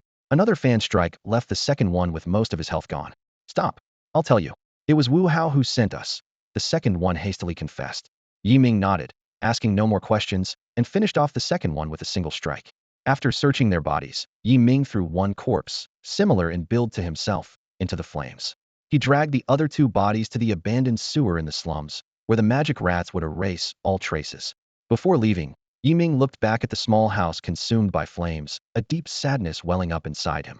He vowed to become stronger, to protect everything he held dear. Taking a deep breath, Yi Ming dragged the two corpses, walking with determination toward the sewer. The next morning, students and parents across Longwa eagerly gathered in front of their televisions, awaiting the announcement of the crucial college entrance exam rankings. On the screen, the host passionately described the overall performance and outstanding achievements of this year's candidates. Although only the top 10 rankings from 10 cities in Longwa were revealed, it was enough to excite the entire nation, as these brilliant students would become the future pillars of Longwa. At precisely 9 o'clock, the host energetically began announcing the top 10 national rankings. Ladies and gentlemen, the moment of excitement has arrived. His voice echoed through countless homes. First, in 10th place is Zheng Qixian from Zhuangqi. He is a Samsung Lingfeng mage with an impressive score of 3,500. Zheng has been accepted by Huaqing University and has received rewards of 3 Chaos Fire Seeds and a top-tier skill inheritance. With each ranking announced, cheers and applause erupted across the country. However, in a luxurious bedroom at the Shanghai Guild in Yunqing, the atmosphere was entirely different. Wu Hao and Lu Ruyu lay on the bed, their expressions dark and grim. They had assumed that their 1,300 points and second place in Yunqing would easily secure them a spot in the national top 10. But reality had dealt them a harsh blow. Damn it! Wu Hao cursed, his fists clenched tightly. It's all because of that jinx. If it weren't for him and Tang Si killing all the bosses ahead of time, I would have easily made the top 10. Lu Ruyu, with a sultry and resentful tone, brushed her long legs against Wu Hao. Yes, how? I heard that top-tier skill inheritance is incredibly rare. Unless you perform exceptionally in college or in real combat, you'll never have the chance to get it.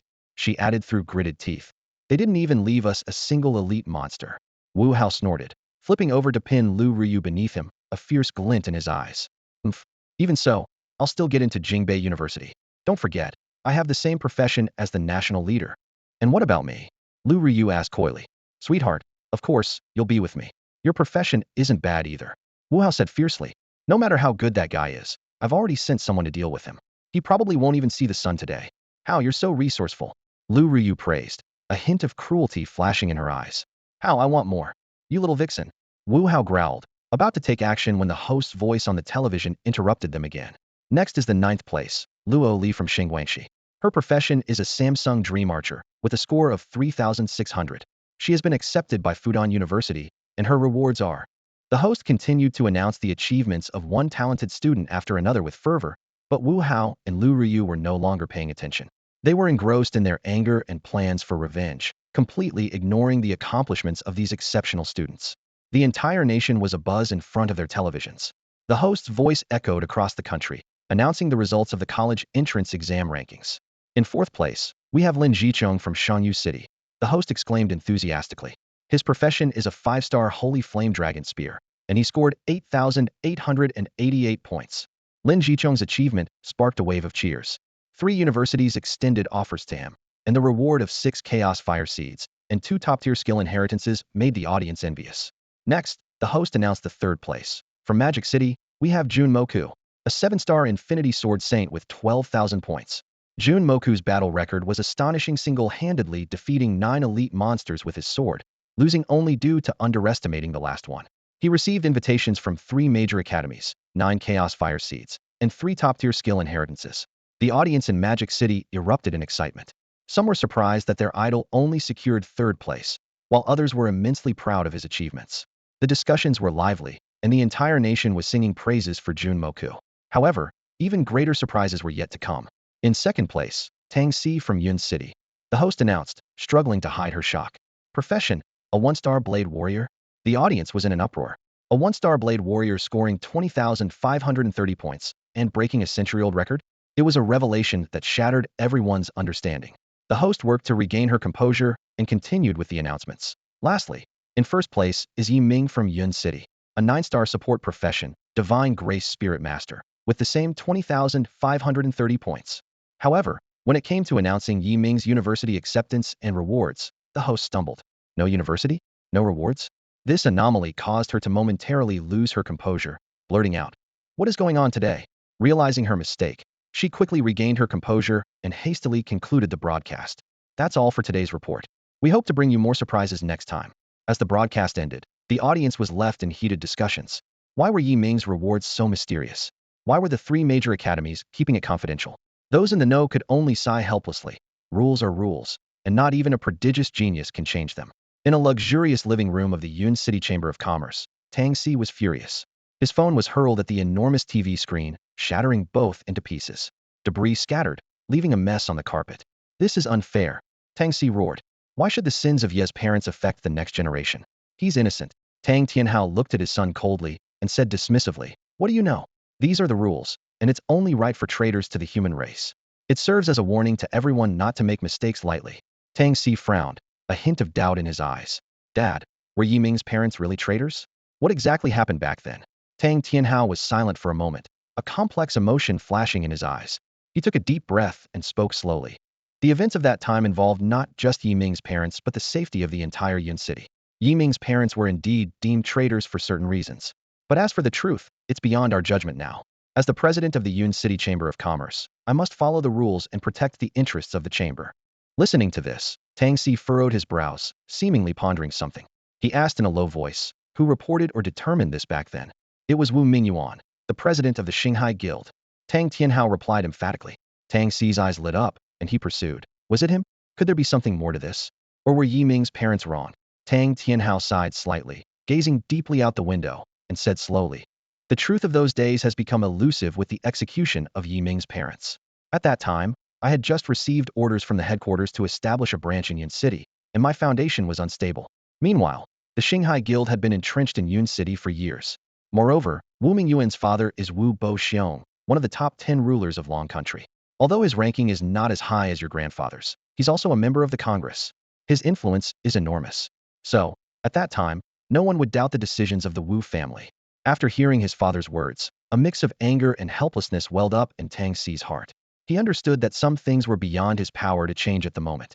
So Ming's parents being labeled as traitors is an undeniable fact and the official stance. "Can we ask Grandpa to find a way to help Ming?" Tang Si probed. Tang Tianhao nodded. "I already told your grandfather yesterday about Ming's help to you and his situation. He will do his best." He then shifted his tone seriously. "And you, stop thinking about useless things. Focus on studying hard at Jingbei University. Although you're just a 1-star ordinary professional, you've now received the inheritance qualification for 3 top-tier skills, which makes you anything but ordinary, understand?" Tang Si clenched his fists, responding with determination, "I understand, Dad. I'll make the most of these skills and won't let you or Grandpa down." Although he felt the injustice of Ming's situation, he also knew that his current abilities were limited, and only through relentless effort could he change more in the future. Meanwhile, Ming was barefoot, carrying a shabby backpack and wearing a tattered hat. eating noodles at a small open-air noodle shop. After his house burned down last night, he had nowhere to stay. He had rushed out so quickly that he hadn't even put on shoes. His clothes were tattered from the fight the night before. His disheveled appearance drew glances from passers-by, many mistaking him for a beggar and instinctively avoiding him. Ming focused on his noodles, seemingly indifferent to the stares around him. "Grandpa, pick up the phone. It's your grandson calling." The elderly man shakily picked up the receiver. "Hello? Who is this? Mr. Zhao? All right. I'll be right there." Upon hearing Zhao Shilai's voice, Ming instantly perked up. He knew Zhao Shilai was coming with a reward for him. After hanging up, Ming quickly dashed out of the house, sprinting towards the location Zhao Shilai had specified. Soon, Ming arrived in front of a luxurious restaurant. However, no matter how he explained, the hostess refused to let him in. Just as Ming was sweating with anxiety, Zhao Shilai came out to personally lead him inside. When Zhao Shilai first saw Ming, he was visibly taken aback. He led Ming into an elegantly decorated private room and asked with concern, "Ming, what's happened to you?" Ming hesitated before replying. I was just too happy yesterday, had a couple of extra drinks, and then got bitten by 3 dogs on my way home." He didn't reveal the truth, not wanting to trouble Zhao Shilai. Although Zhao Shilai sensed Ming was lying, he didn't press further. He sighed and said, "All right, young people should drink less." Then, his expression turned serious, and he hesitated before speaking. "Well, Ming, I need to tell you something first." Ming's heart tightened, worried that there was a problem with the reward. "Mr. Zhao, please just tell me." Zhao Shilai took a deep breath and slowly explained. "Here's the situation. Considering your parents' circumstances, after a vote by the 3 deans last night, with a result of 2 votes to 1, it was decided to cancel all your rewards and college entrance exam results." He paused, his gaze showing a hint of sympathy. Ming's expression froze instantly. This news hit him like a sledgehammer, pounding hard on his heart. Disappointment and anger surged within him, his breathing became rapid, and his fists clenched involuntarily. "Thank you for telling me this, Mr. Zhao. Goodbye." Unable to hold back any longer, Ming got up to leave. Wait, Ming. I haven't finished speaking." Zhao Shilai grabbed Ming and hurriedly explained. "Here's the thing. Later, due to the strong requests from Mr. Feng Xian and Mr. Tang Shixuan, and the insistence of Long Xiao, the president of Beijing North University, it was finally decided to award you 3 fire seeds as a reward. Your exam results will also be retained." Hearing this, Ming furrowed his brow, a hint of dissatisfaction in his voice. "Mr. Zhao, is this supposed to be charity?" Zhao Shilai was taken aback, then explained. "How could it be charity? Ming, you've misunderstood. Some things are not as simple as you think. You are still too young and need to grow. You must understand that in this world, without strength, everything is just empty talk. This is not charity, it's an acknowledgement of you. At the same time, it's the expectation of several elders who care about you." Ming stood still, contemplating. He realized he might have been too stubborn. After all, he was just a traveler in this world. The rules of this world might be very different from what he knew, and perhaps he should approach these opportunities with greater caution. Ming stood in the familiar surroundings, his gaze sweeping over the crowd. For 3 years, everything here seemed as unchanging as NPCs to him. He pondered silently. Wasn't his purpose in coming to this world to become stronger? The words of teacher Zhao still echoed in his ears. Without strength, everything is just empty talk. In this world where strength reigns supreme, the rules are set by the strong, and the weak can only bow their heads in submission. Ming clenched his fists, determined to become the one who sets the rules. However, the path to growth is never smooth. Ming knew well that mere slogans wouldn't achieve his goals. At this moment, he was struggling even to unlock a single skill, let alone become stronger. He had to admit his weakness and recognize the need for time to accumulate strength and a significant amount of resources. His eyes fell on the 3 seeds of fire, a resolute glint flashing in them. "Whatever," he vowed silently. "I'll get these 3 seeds first. When the day comes that I can set the rules, I'll settle scores with those people." Zhao Shilai, seeing Ming silent, approached and gently patted his shoulder, speaking in a low voice. "Ming, there are some matters in the Dragon Nation that I can't explain to you right now. But please trust me and the other seniors. We genuinely have your best interests at heart. Your most important task now is to grow quickly."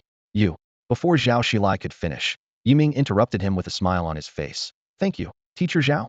I accept the reward." Zhao Shilai was momentarily stunned, not expecting Ming to change his attitude so suddenly. The words of persuasion he had prepared were thrown into disarray, leaving him unsure of how to respond. All right.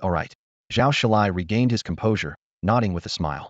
Then, a blue light flashed from the ring on his finger, and a beautifully crafted box and a sealed jade bottle appeared in his hand. Ming's eyes widened instantly, exclaiming inwardly, "A spatial ring? That's a rare item. Even Tang Si doesn't have one. I must get one for myself someday." Unaware of Ming's thoughts, Zhao Shalai handed him the box and jade bottle, explaining, "These are your rewards. The 3 seeds of chaos fire, and this bottle of dragon marrow elixir prepared especially for you by Elder Feng. It's an extremely precious cultivation resource that can significantly enhance your mental strength attributes. Additionally, although you cannot enroll in school, Elder Feng and Elder Tang have secured an opportunity for you to receive a top-tier skill inheritance at Fudan University. I'll take you there shortly for the inheritance." Yi Ming accepted the box and the jade bottle, feeling the weight in his hands, and solemnly said, "Thank you. I will not disappoint the expectations of the seniors." Zhao Shilai patted Yi Ming's shoulder again, encouraging him. "Keep it up, Yi Ming. There's no time to lose, so let's head to Fudan University for the inheritance now." "Teacher Zhao, where is Fudan University?" "In the magical city. How do we get there?" "The teleportation array. Does it cost money to use it?" After leaving the inn, Zhao Shilai led Yi Ming through the bustling streets. They first stopped by a trendy clothing store to pick out a gray hoodie-style casual outfit and comfortable shoes for Yi Ming, and also swapped his bag for a sturdier backpack. Seeing Yi Ming's refreshed appearance, Zhao Shilai nodded in satisfaction. Next, they arrived at the city's center, where the awe-inspiring teleportation array was located. It was a massive circular platform, surrounded by mysterious runes glowing with blue light, with a complex teleportation pattern in the center. A long line had already formed, and Zhao Shilai quietly led Yi Ming to the end of the queue. "The teleportation array is an important passage connecting cities," Zhao Shilai explained in a low voice to Yi Ming. "It can instantly transport people to distant places, but usually, there's a fee for each use." Yi Ming nodded thoughtfully and discreetly checked the gold coins in his backpack 31,000. He couldn't help but sigh inwardly, wondering if it would be enough. Zhao Shilai noticed Yi Ming's expression, but simply smiled mysteriously without saying anything. Finally, it was their turn. Zhao Shilai pulled out the emblem of Beijing University from his pocket and showed it to the staff managing the teleportation array. Upon seeing the emblem, the staff immediately granted them access with respect. Yi Ming was surprised to find that they could use the teleportation array for free. The two of them stepped onto the teleportation array, and Zhao Shilai turned to Yi Ming, gently reminding him, "Are you ready? The teleportation process might feel a bit uncomfortable, but it will be over quickly." Yi Ming took a deep breath and nodded resolutely. Zhao Shilai selected their destination on the array's light screen, and in an instant, a dazzling light enveloped them. Yi Ming felt a wave of dizziness, but before he could react, everything returned to calm. When the light faded, they were already standing on another city's teleportation array. "This is the magical city, home to Fudan University," Zhao Shilai announced.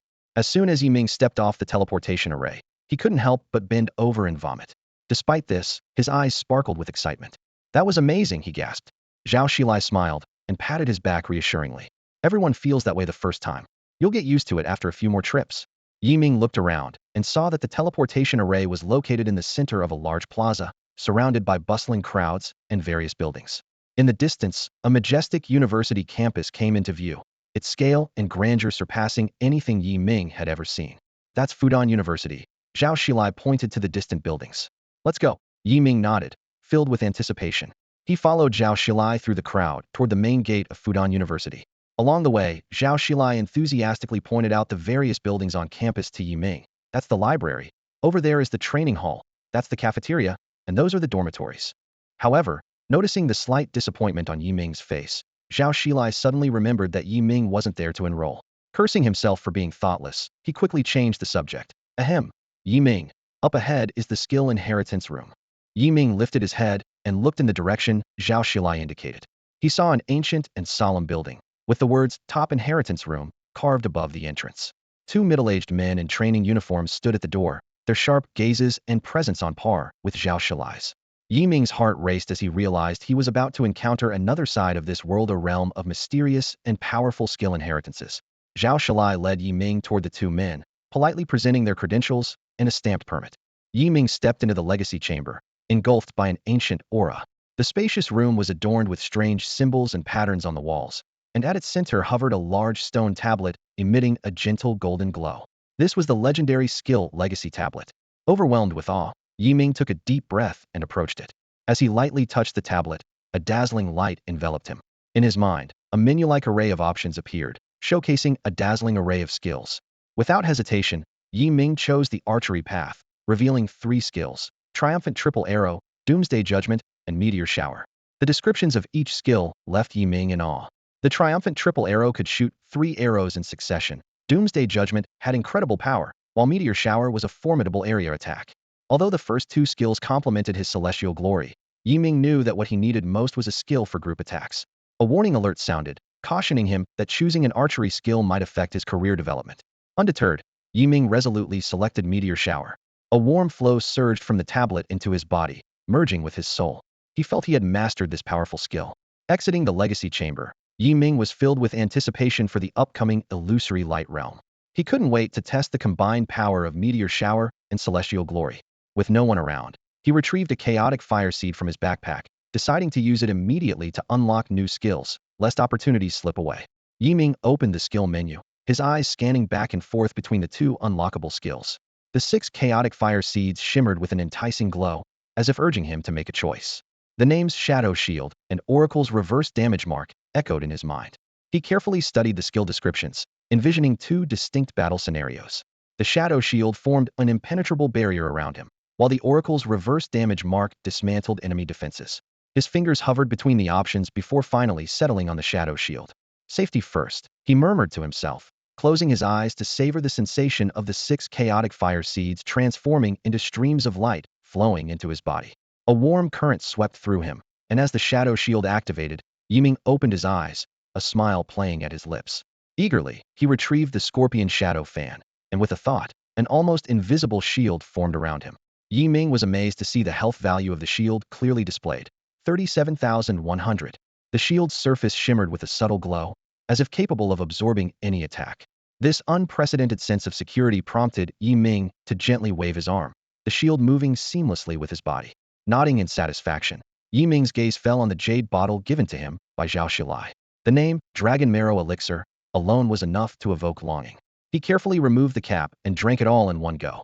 The cool energy coursed through him, spreading from his throat to every part of his body. Mental power limit 1000. This notification flashed 10 times, and Ming felt his mental power rapidly increasing. A full 10,000 points boost. He activated the Shadow Shield again, its health value soaring to 137,100 points. Ming couldn't help but smile confidently as he strode out of the room. Upon seeing Ming, Zhao Shilai exclaimed in surprise, "You've changed."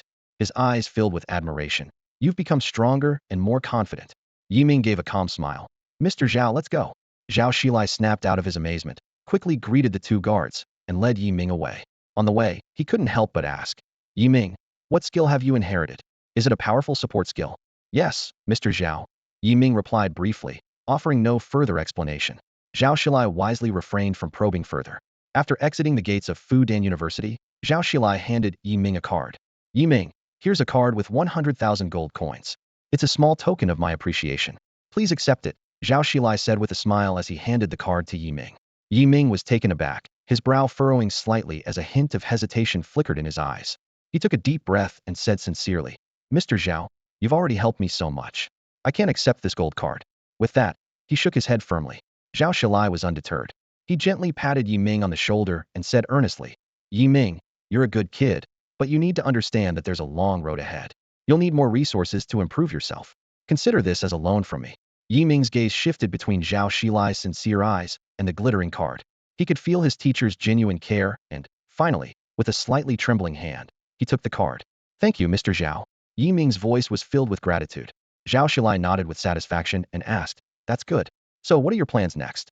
Ming's eyes turned determined, and his voice was filled with resolve. "I plan to head straight to the illusionary light realm to level up." "All right, the illusionary light realm is in Kyoto.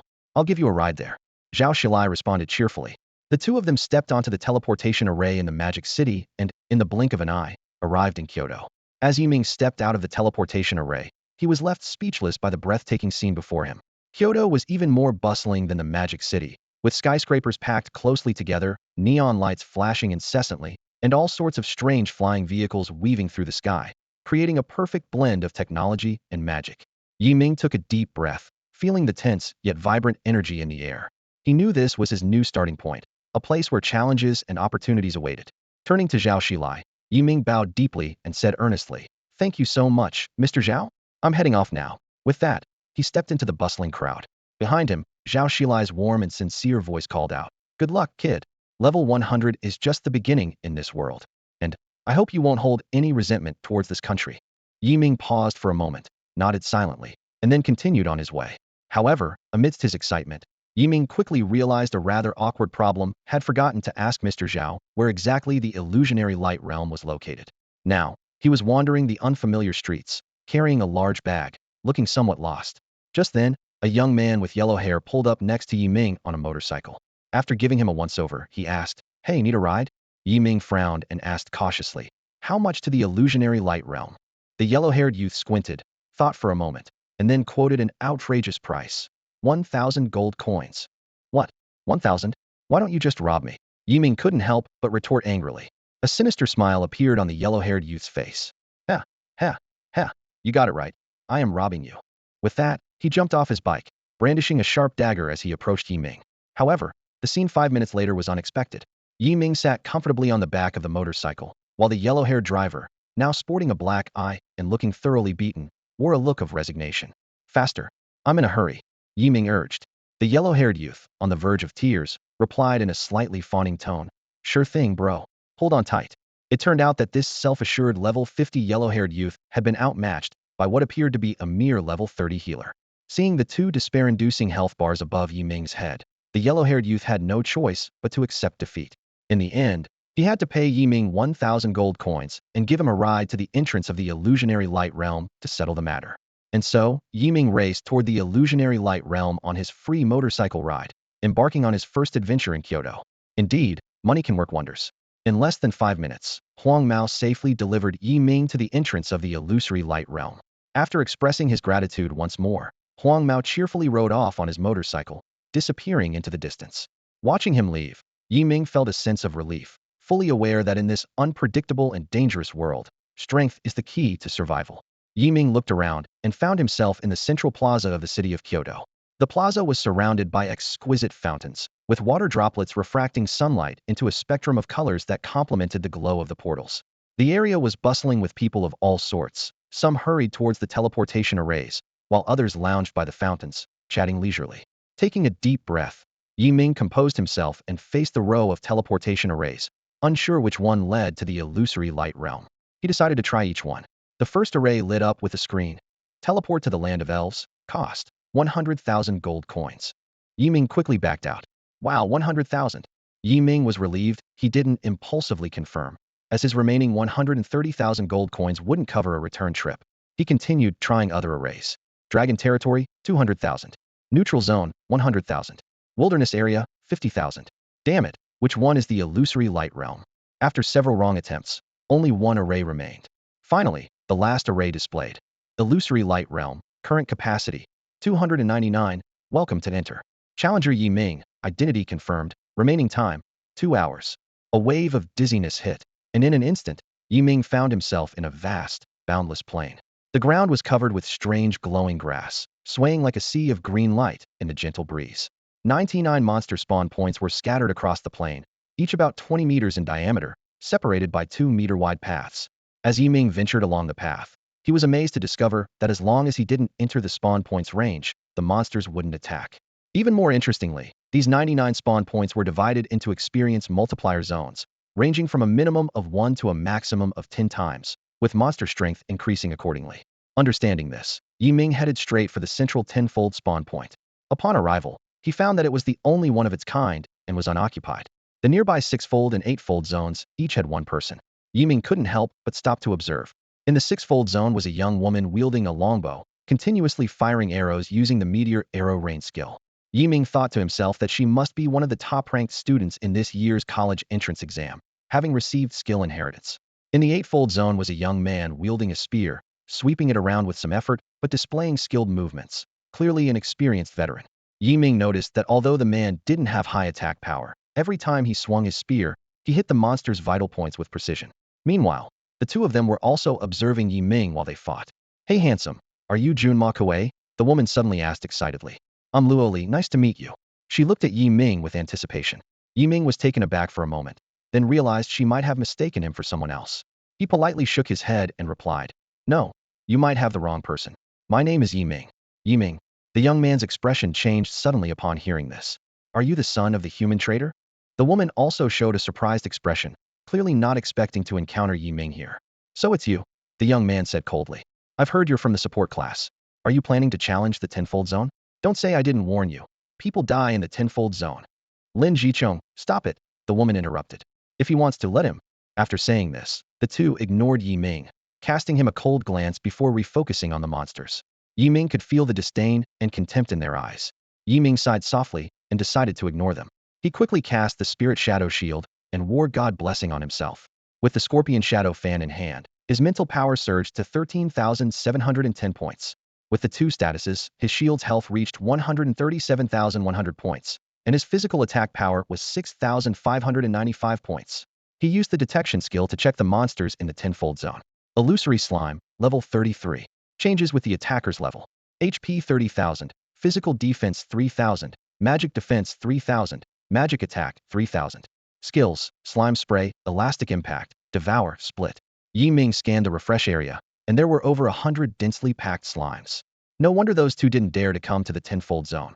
With such high defense and attack power, they'd likely be instantly killed. Yi Ming was glad he prioritized unlocking the Spirit Shadow Shield.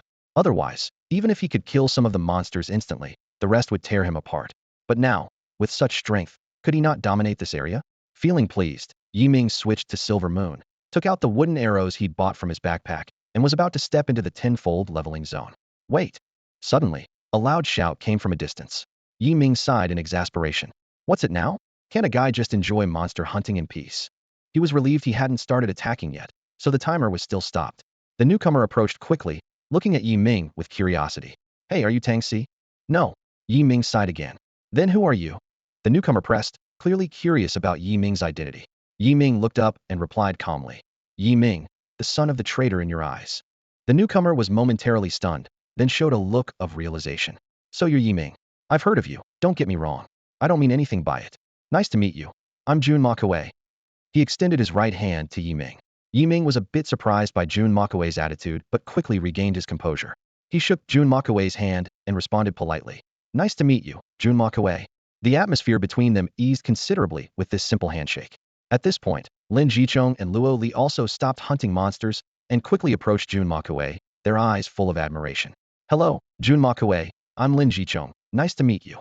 Hi, Jun Makue, I'm Luo Li. Can I have your autograph? Jun Makue responded to them a bit awkwardly, then turned to Yi Ming with a hint of admiration in his eyes. Yi Ming, are you planning to venture into the tenfold zone as a support class? Not everyone can do that. Yi Ming smiled modestly. I'm just doing what I believe is right. Jun Makue nodded, seeming satisfied with Yi Ming's answer. Well said. I'm planning to try the tenfold zone too. Jun Moku stood at the edge of the tenfold zone, facing a horde of monsters far beyond his own strength. Lin Jicheng and Luoli anxiously tried to dissuade him, pointing out the monster's superior attributes. Look at those monster stats. We might be taken out before we even get a chance to attack. Lin Jicheng said urgently. Jun Moku cast a furtive glance at the monster's attributes and then at his own meager stats. Only 4,000 health points, a little over 3,000 physical attack, and less than 1,000 defense. He swallowed hard, thinking to himself, damn, I'm probably going to embarrass myself this time. But whatever, I'll give it a shot. Despite his nervousness, Jun Moku appeared remarkably resolute. His eyes shone with an unwavering determination as he addressed Lin Jicheng and Luoli. I know the risks are high, but how can one improve without daring to face challenges? Yi Ming curiously asked, Jun Moku, do you have any top-tier gear? Like something golden level? Jun Moku smiled wryly and replied, You're kidding, Yi Ming. I'm just an ordinary kid with no money for such high-end stuff. Yi Ming advised with concern. Then I suggest you think carefully about this. You only have one life. Taking a deep breath, Jun Moku's gaze grew firm. He spoke with righteous conviction. I understand, but I've already spoken. No, wait. Someone has to try. If we don't even have the courage to attempt, how can we talk about growth? How can we protect humanity in the future? The three of them looked at Jun Moku with admiration, especially Luoli, whose eyes seemed to sparkle with stars. Jun Moku raised his sword, its blade gleaming coldly in the sunlight. He slowly pointed the tip toward the monsters ahead, his eyes devoid of fear but full of a thirst for challenge. He took another deep breath, readying himself. Infinite sword intent, Jun Moku murmured, as an invisible sword aura burst from within him, boosting his attack power by 25 for 5 seconds. The air around them grew heavy with this power, leaving Yi Ming and the others deeply impressed. Jun Moku's eyes sharpened, as if they could pierce through anything. The sword's tip quivered slightly, emitting a low hum, seeming to resonate with its master's will. Shadow sword slash. Everyone saw only a fleeting shadow as Jun Moku appeared at the edge of the tenfold zone, striking a monster. Stun. Blade storm. Jun Moku unleashed a series of skills, his sword moves flowing seamlessly. The monsters seemed powerless before him. With each flash of his blade, the monster's health rapidly depleted. Each spin of the blade storm kept the surrounding slimes at bay. Lin Jichong and Luoli watched in awe, never having seen such an astonishing battle scene. Amazing. It looks like he's unlocked all his skills. Luoli exclaimed. No wonder it's a 7-star hidden class, truly terrifying. Lin Jichong remarked with admiration. However, Junmoku was silently struggling. His blade storm skill was about to end, and he would no longer be able to suppress the surrounding monsters. Once they attacked, his fate would be sealed death. Gripping the sword hilt tightly, Junmoku took another deep breath. He knew he had to find a breakthrough before the skill ended. As each second ticked by, his tension grew, but his gaze remained steady, his sword unwavering. He focused intently on the monsters around him, searching for any possible weakness, ready to strike a fatal blow the moment his skill ended. As expected, just as Junmoku's blade storm ended, the surrounding slimes surged toward him like a tidal wave. Lin Jichong and Luoli's expressions changed dramatically, realizing the situation was dire. Yi Ming quickly drew the scorpion shadow fan from his waist, ready to step in and help. At this critical moment, a flash of determination appeared in Junmoku's eyes, and he shouted, "Infinite Sword Domain." Instantly, a blood-red sword aura began swirling relentlessly around him. However, with this powerful skill, the numbers indicating his health fluctuated above his head, showing both decreases and increases. The healing numbers, 1200, contrasted sharply with his steadily declining health. Junmoku watched in despair as his health approached zero, and the duration of the infinite sword domain was about to expire. In this life-or-death moment, countless thoughts raced through Junmoku's mind. Damn, I shouldn't have been so reckless. This damned pride. He regretted deeply, closing his eyes in despair, awaiting his fate. Goodbye, world. Goodbye, Mom and Dad. Goodbye, my sword. Goodbye, my former glory and dreams. His heart was filled with reluctance and helplessness. However, just as he was about to accept his fate, a dense green energy suddenly descended from the sky, enveloping him. A massive healing of 13,710 instantly restored his remaining 4,000 health to full. Before he could react, another brilliant light enveloped him. To his surprise, Junmoku found a thin shield surrounding him. The attacks from the surrounding slimes hit the shield, creating ripples, but causing him no harm. What are you standing there for? Get out of there. Yi Ming's shout pulled Junmoku back to reality. Huh? Oh. Junmoku snapped out of his daze and quickly used his cooled-down skills to break out of the encirclement. He understood that it was Yi Ming's timely healing skills that saved him and provided him with a powerful shield. Yi Ming, thank you, Junmoku said, almost moved to tears with gratitude. Yi Ming waved his hand. No need to thank me. It's only right to help each other. But next time, don't be so reckless. For someone with your powerful class, it would be a shame to fall here. Sigh, it's all because I was too arrogant. Junmoku nodded, sighing with regret. Seeing Junmoku safe, Lin Jichong and Luoli both breathed a sigh of relief. They were also amazed by Yi Ming's support abilities. No wonder he ranked first in the college entrance exam. His skills are indeed impressive, they thought to themselves, though they couldn't help but feel a sense of regret when they remembered Yi Ming's background. At this moment, Junmoku felt deeply shaken. Ever since awakening his hidden 7-star class, he thought he could easily handle any challenge, but reality dealt him a heavy blow. His expression was somewhat dejected, his eyes showing confusion and defeat, as he forced a smile at the other three. Yi Ming patted his shoulder, offering comfort. Don't feel that way. Everyone has a growth process. Today's failure is for a better version of yourself tomorrow. Yeah, Junmoku, you've already done really well. I wouldn't even dare to think about the tenfold area. Lin Jichong said awkwardly. Luoli also encouraged him. Failure is the mother of success, Junmoku. You have the potential to be stronger than the leader of the nation. As long as you don't give up, you'll become a true powerhouse one day. Listening to their words, the gloom in Junmoku's heart gradually dissipated. He regained his composure and said firmly, "Thank you all, I understand now. I'll work harder and not let arrogance blind me. I'm going to try the 9-fold area right now." As Yi Ming was about to leave, he suddenly called out to Junmoku. "Wait a moment, Junmoku." There was a hint of anticipation in his voice. Junmoku turned around, looking puzzled. "Yi Ming, is there something else?" A glint appeared in Yi Ming's eyes as he gently waved the fan in his hand and suggested, "How about we team up to challenge the 10-fold area? I'm a healer, so I can provide you with strong support." Junmoku's eyes lit up, but he hesitated. Yi Ming noticed his reluctance and pondered silently. After a moment, he made up his mind. "I think taking Junmoku along is a good choice," Yi Ming thought to himself. "He's not only capable, but also has good character. Most importantly, he doesn't hold any bias against me because of my status. Besides, with my strength, even if we split the experience, it won't take me more than 2 hours to reach level 99. Instead of wasting extra time, It's better to make the most of it. Having thought it through, Yi Ming's face broke into a gentle smile. Seeing the change in Yi Ming's expression, Junmoku seemed encouraged. He responded excitedly. Great. With your support, Yi Ming, the tenfold area will be a piece of cake.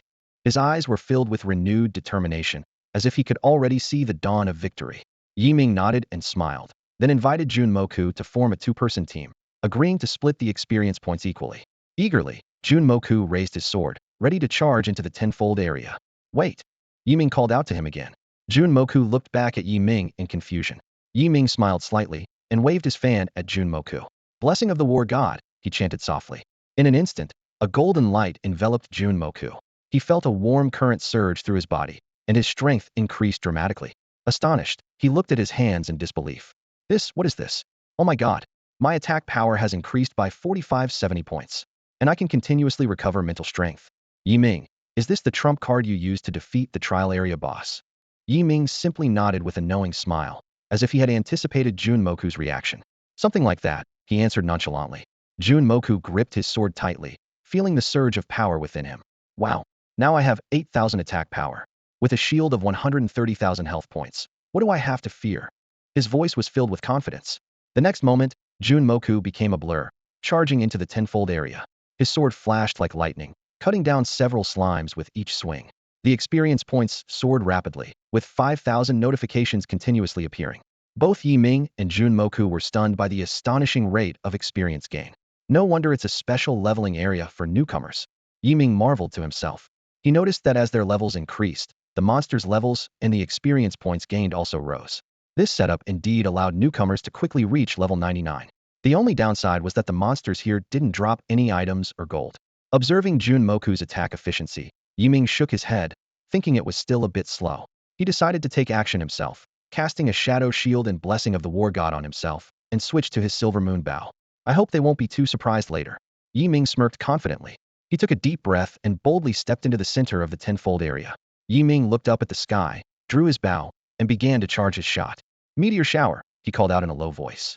Instantly, countless arrows shot into the sky like meteors, accompanied by a whistling sound as they soared. Then, the arrows rained down like a storm, covering half of the tenfold area. Countless slimes shattered into pieces under the barrage of arrows, their fragments transforming into glowing lights that absorbed into the bodies of Yi Ming and Junmoku. Despite witnessing the fate of their fallen comrades, distant slimes foolishly continued to charge at the duo, only to be mercilessly cut down by the relentless rain of arrows. As soon as the 6 seconds elapsed, Yi Ming clasped his hands together and gathered his energy once more. Meteor arrow rain, he commanded, as another round of dense arrows descended from the sky, perfectly timed to meet a new wave of spawning monsters. Junmoku stood frozen in the middle of the expansive tenfold area, dumbfounded and unable to process what he was witnessing. Lin Jichong and Luoli also ceased their monster hunting activities, approaching the tenfold area in awe as they observed the spectacle unfold. What is happening here? Junmoku finally snapped out of his daze, swallowing hard. 70,000 damage. Are you telling me this is a healer? This must be your true trump card for defeating the trial zone boss. Lin Jichong clenched his spear tightly, his jaw set with a mix of shock and resentment. So this is the power of a 9-star hidden class? Why was it given to the son of a human traitor? A complex emotion flickered in his eyes, but was soon replaced by a fierce determination. He silently vowed to one day surpass Yi Ming, then charged back into the eightfold area to resume his battle with the monsters. Standing nearby, Luoli's eyes betrayed her shock and envy. It's the same meteor arrow rain, yet his power is so immense, dozens of times greater than my 2 or 3,000 damage, she pondered. Could it be the strength of his support skills? If I get the chance to inherit skills in the future, should I choose to inherit a healer's skills? Yes, that's it. If Yi Ming can do it, so can I. As the arrow rain continued to fall, the experience points on Yi Ming and Junmoku's interfaces surged wildly. It was as if they were on an express train of leveling up, with their levels visibly climbing. Level 30, 50, 70. In just an hour, both of them had rocketed to level 99, the pinnacle of the Qi awakening realm. And this was even with them working as a team. If Yi Ming had chosen to hunt alone, he could have reached level 99 in just half an hour. Junmoku was utterly blown away by the rapid pace of leveling. He had never imagined it was possible to advance so quickly. Originally, he had planned to reach level 99 through grinding in about 2 hours. But now, he found himself mostly playing a support role, with monsters being wiped out by the arrow rain before he even had a chance to draw his sword. Junmoku, our leveling journey has come to an end. Yi Ming stretched, feeling a slight ache in his arms from the prolonged bow drawing, but his heart was filled with a sense of accomplishment. Junmoku snapped back to reality and nodded repeatedly, admiration shining in his eyes. He looked at Yi Ming with awe in his voice. Yi Ming, I never expected you to be so powerful. You can attack, defend, and heal. I've truly witnessed something remarkable. Reflecting on his earlier doubts about Yi Ming and Tang Xi's ability to defeat the boss, he felt a tinge of shame. Initially, I was skeptical that someone in a support role like you and an ordinary one-star profession like Tang Xi could take down the boss. Now, I'm completely convinced. A hint of anticipation flickered in Junmoku's eyes. I believe you'll definitely come out on top in future Chaos Dragon events. Yi Ming responded with a slight smile, tinged with a hint of self-deprecation. Haha, who knows? Even if a newbie is strong at the start, they can't compete with top-notch gear. There are plenty of wealthy players in our Dragon Nation. As he spoke, he couldn't help but think of Tang Xi, the wealthy player, and shook his head inwardly. True enough, Junmoku's expression dimmed. Coming from a humble background, he thought of the level 30 bronze sword his parents had bought for him with their life savings. Although it was his best piece of equipment, it paled in comparison to others' luxurious gear. Yi Ming, noticing the change in Junmoku's demeanor, felt a pang of sympathy. This kid is really sensitive, he mused internally, then gently patted Junmoku on the shoulder. Don't be like that, Junmoku, Yi Ming said firmly, his eyes full of encouragement and hope. We can't choose the families we're born into. What matters is how we face our circumstances and strive to change them through our own efforts. He paused briefly, then added, besides, with 3 top universities vying for you, you'll surely get some welcoming gifts. Junmoku lifted his head, a determined light in his eyes. I understand, Yi Ming. I won't give up just because my gear isn't as good. One day, I'll prove myself with my own strength, without relying on anyone's help. Yi Ming nodded with a smile, knowing Junmoku was a spirited young man who simply lacked opportunities and resources for now. Looking around, Yi Ming realized there was no more experience to gain here. Let's go, he said. We've maxed out this area. It's time to move on. With that, Yi Ming took the lead, and Junmoku followed closely behind, as they both left the fully explored zone. The central square of Kyoto was bustling with people. Yi Ming and Junmoku had just emerged from the illusory realm and found themselves in the heart of this vibrant city. Yi Ming turned to his classmate, his eyes shining with curiosity. Junmoku, are you planning to challenge the Chaos Tower now? A confident smile appeared on Junmoku's face. Yes, that's exactly what I intend to do. His reply was crisp and assured, with a confidence that stemmed not only from his strength, but also from his understanding of the Chaos Tower's rules. He knew that the challenge within the tower had nothing to do with equipment, as all external enhancements would be nullified, leaving only one's innate attributes to rely on. As a genius with a 7-star professional attribute bonus, Junmoku was eager to see how he would perform. Yi Ming nodded in agreement. All right then, let's do it together. With that, the two of them walked in unison towards the nearby Chaos Tower. The Chaos Tower stood tall and imposing beside the square, like a timeless monument. Its structure was built from massive blue stones, their surfaces etched with the passage of time, yet their grandeur remained undiminished. The tower emitted a faint glow, an ancient and mysterious power that inspired awe in all who approached. Legend has it that this tower existed before humans were drawn into this world. People later discovered that it could assist practitioners in advancing their realms, leading to the establishment of the prosperous city of Kyoto around it. Crowds of adventurers gathered in front of the tower, awaiting their chance to take on the challenge. The entrance to the Chaos Tower was a small teleportation array, allowing only one person through at a time. Beside it stood a massive black stone tablet, smooth as a mirror. Lines of small, radiant white characters appeared on the tablet, constantly shifting, as if alive. As Yi Ming and Junmoku approached to take a closer look, they realized it was a leaderboard recording the times and scores of human predecessors who had challenged the tower over the past century, listing the top 10 for each level. Yi Ming's gaze fell on the records for the first level. First place, Xianyuan Yutian, 23 seconds, grade score. Second place, Chu Lanfeng, 24 seconds, grade score. Third place, Long Xiao, 26 seconds, grade score. Fourth place, Lei Yuan, 27 seconds, grade score. Fifth place, Feng Mishang, 29 seconds, grade score. Sixth place, Feng Xian, 33 seconds, a grade score. Seventh place, Tang Shixuan, 34 seconds, a grade score. 10th place, Wu Boxiong, 40 seconds, a grade score. Seeing these impressive achievements, Yi Ming felt a surge of respect. He mused to himself that the top 5 must be the 5 supreme figures of the current human race, all achieving grade scores. He was surprised to see that Feng Lao was the top ranked below the Supremes. Although he wasn't familiar with the other names, they were undoubtedly among the top 10 kings. Junmoku also gazed at the tablet with full respect, feeling a rush of excitement. He secretly resolved to break these records. Just as Ming was about to look away, he noticed a few lines of small text at the bottom of the tablet. Upon closer inspection, they turned out to be rules and considerations for challenging the Chaos Tower. Most of the content was similar to what he had learned in school, but the section on scoring caught his attention.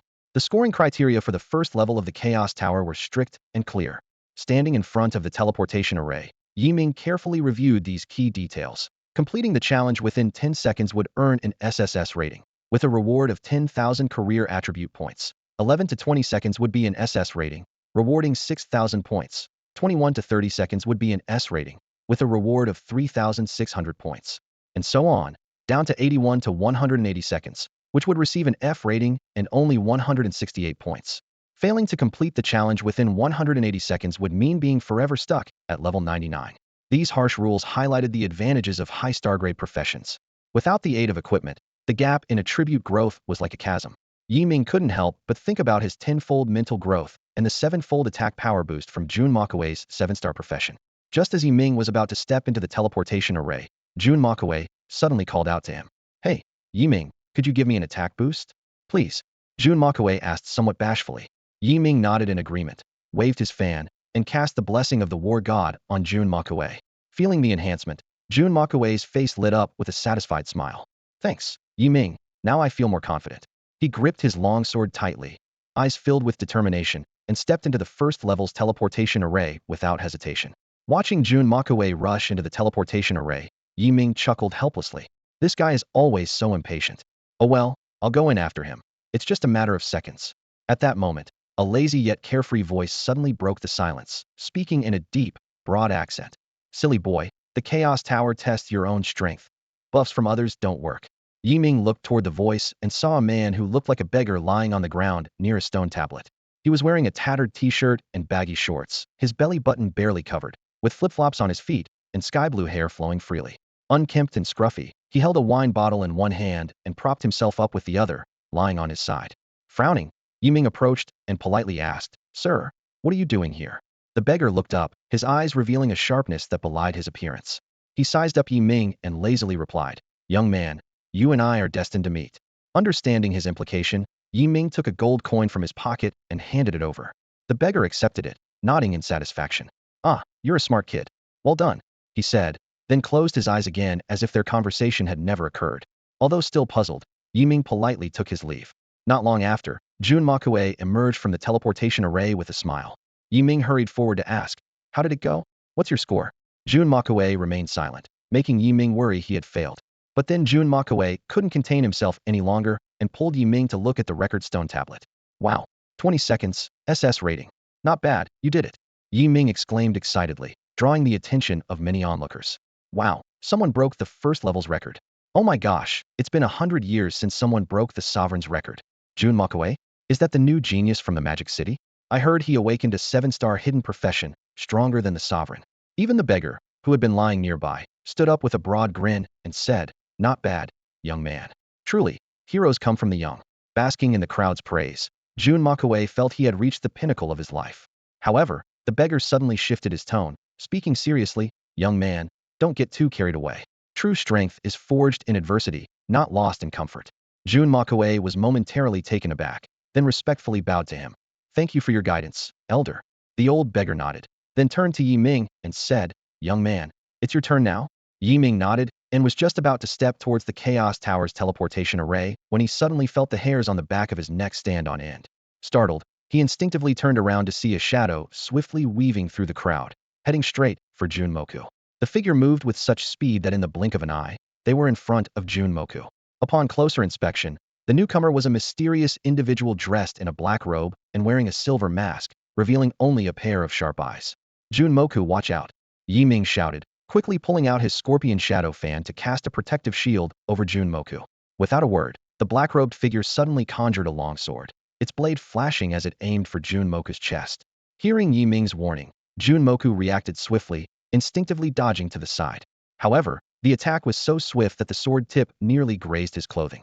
Seeing this, Ming immediately swung his scorpion shadow fan, releasing a blade of wind to disrupt the attacker's momentum. Simultaneously, Jun Moku launched a sword strike at the mysterious figure. Yet, the attacker seemed unfazed, allowing both attacks to land. Two negligible damage numbers floated above the figure. leaving Yi Ming and Jun Moku momentarily stunned, thinking, such strong defense. The black-robed figure seemed to have had enough of the game.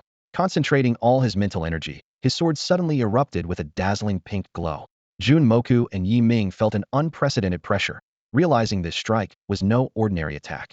It's a star-level warrior. Run. The surrounding crowd began to retreat, fearful of being caught in the crossfire. At this moment, the attacker's sword move was fully charged. With a devastating momentum, the sword slashed towards Jun Moku. He tried to evade, but found himself completely immobilized, realizing in terror that the overwhelming sword force had locked him in place. Yi Ming and the onlookers watched in despair, thinking, is this promising talent really about to meet his end? The black-robed figure smirked slightly, inwardly pleased. Such an easy task, and 10 million gold coins are mine. His fierce sword strike aimed straight for Jun Moku's heart. However, just as the sword tip was about to make contact, the attacker was shocked to find that his sword could advance no further. Looking down, he saw that his supposedly unstoppable move had been caught by 2 fingers. The black-robed figure was aghast, never having imagined someone could so effortlessly stop his attack. He tried to pull back his sword, but it was clamped in place as if held by an iron vice. Following the direction of the fingers, his gaze fixed on the person who had stopped his sword. The attacker's expression swiftly shifted from surprise to terror, his face turning ghostly pale. Standing there was a disheveled old man, holding a bottle in one hand and casually pinching the sword with 2 fingers of the other, maintaining a relaxed demeanor. The black-robed figure trembled all over, hurriedly dropping to his knees in a panic, pleading with the old beggar. Lord Chu, spare me. Spare me. The old beggar's voice, though calm, carried an undeniable authority. Who sent you here, you fool? Yi Ming and Jun Moku were stunned by the scene, never expecting that this seemingly inconspicuous beggar possessed such incredible power. The man in the black robe was filled with utter terror, his voice trembling as he pleaded. My lord, I cannot speak. I've been forced into a soul contract. If I reveal anything, I will die instantly. The old beggar's eyes turned icy cold in an instant. With a chilling laugh and an unmistakable finality in his voice, he declared, then you have no reason to exist. He casually tossed aside the sword he was holding and slowly raised his right hand, pointing his index finger at the man in the black robe. In that moment, the lazy aura that surrounded the old beggar vanished, replaced by an overwhelming, suffocating pressure. The man in the black robe felt an unprecedented fear, his whole body trembling uncontrollably. Lord Chu, spare me. Spare me. The man in the black robe begged, kneeling in desperation to find a glimmer of hope. However, there was not a trace of mercy in the old beggar's eyes. Spare you? You traitor! You dare to plot against the genius of our race and still seek a way out, the old beggar scoffed coldly. With a slight gesture of his finger, a beam of fiery gold energy shot through the man's head. The black-robed man's body stiffened for a moment, then collapsed to the ground like a puppet with its strings cut, lifeless. The surrounding crowd gasped in shock, having never witnessed such a breathtaking scene, star-level warrior being slain in an instant. Among the crowd, an elderly man with white hair suddenly recognized the old beggar, exclaiming, this is Chu Lanfeng, Lord Chu. I can't believe I'm seeing Lord Chu in person. Why is he here? The crowd erupted with excitement. Chu Lanfeng slowly withdrew his finger, blowing lightly on it as the oppressive aura dissipated. He returned to his lazy demeanor, bent down to pick up the black-robed man's sword, and quickly searched his body. Then, Chu Lanfeng stood up, his gaze sweeping calmly over Yi Ming and Jun Moku, as if what had just happened was an everyday occurrence for him.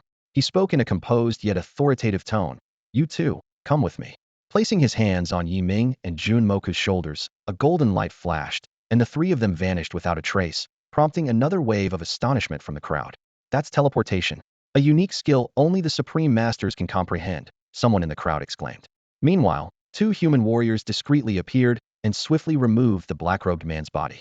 In a flash of light, the 3 reappeared in a secluded corner outside the capital city. Yi Ming and Jun Moku were deeply shaken, realizing the true identity of the beggar, one of the 5 supreme leaders of the human race, the head of the hidden dragon, Chu Lanfeng. The 2 stood there, momentarily at a loss. Chu Lanfeng's presence and his incredible power had completely overturned their understanding of what it meant to be strong. Being able to kill a star-level warrior with such ease and teleport them over such a distance, this was the power of a supreme master. Chu Lanfeng seemed indifferent to their shock, speaking lazily. You 2 young ones are quite impressive, one at 7 stars, the other at 9. He nodded in satisfaction. However, when Chu Lanfeng's gaze fell on Yi Ming, he suddenly paused, a trace of surprise flashing in his eyes. This young man, although he's in a support role, he has an aura of sharpness that even makes me, an experienced 6-star archer, feel a sense of unease. Chu Lanfeng's gaze remained fixed on Yi Ming, unable to look away. Yi Ming, feeling exposed under Chu Lanfeng's scrutiny, uneasily said, Senior Chu, the way you're looking at me makes me uncomfortable. Chu Lanfeng smiled slightly, a hint of amusement in his tone. Young man, you're no ordinary support. There's an extraordinary power hidden within your aura. Yi Ming was taken aback, surprised that Chu Lanfeng could sense his unique nature. Chu Lanfeng squinted thoughtfully, asking, have you perhaps learned the skills of an archer? Yi Ming stood before Chu Lanfeng, torn with indecision. He took a deep breath and finally decided to confess. Yes, Senior Chu. I have indeed learned an archer's skill. He continued to explain. As a support class, I thought mastering some offensive techniques might allow me to be more effective in battle. Chu Lanfeng listened, nodding slightly, a hint of understanding in his eyes. After a moment of contemplation, he spoke slowly. Your reasoning is sound. In certain situations, having more tools at your disposal can indeed make you more adept on the battlefield. As he spoke, his gaze suddenly sharpened, as if pondering something important. Suddenly, Chu Lanfeng looked directly at Yi Ming, his tone carrying a hint of challenge. Come on, hit me with your strongest attack. Yi Ming and Jun Moku were taken aback, clearly not expecting such a request from Chu Lanfeng. Yi Ming quickly protested. I wouldn't dare be so presumptuous. But Chu Lanfeng waved it off with a smile. Don't worry, you won't harm me.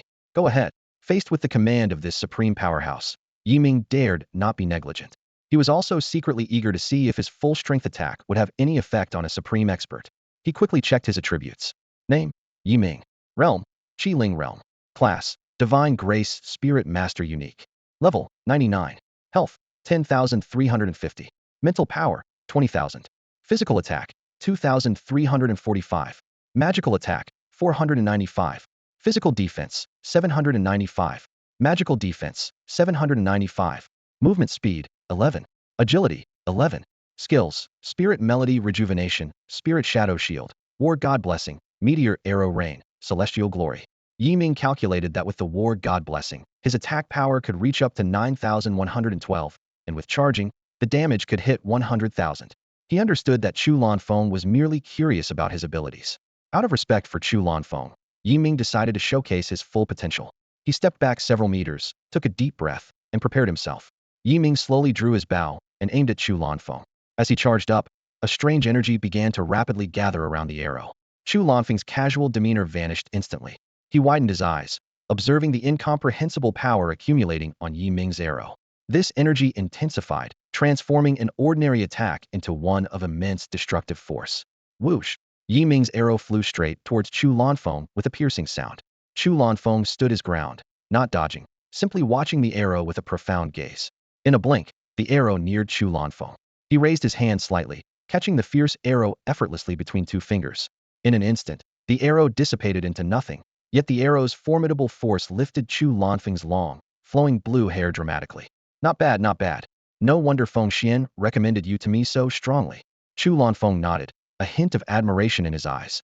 Yi Ming breathed a sigh of relief, realizing it was Feng Lao's recommendation that brought him here.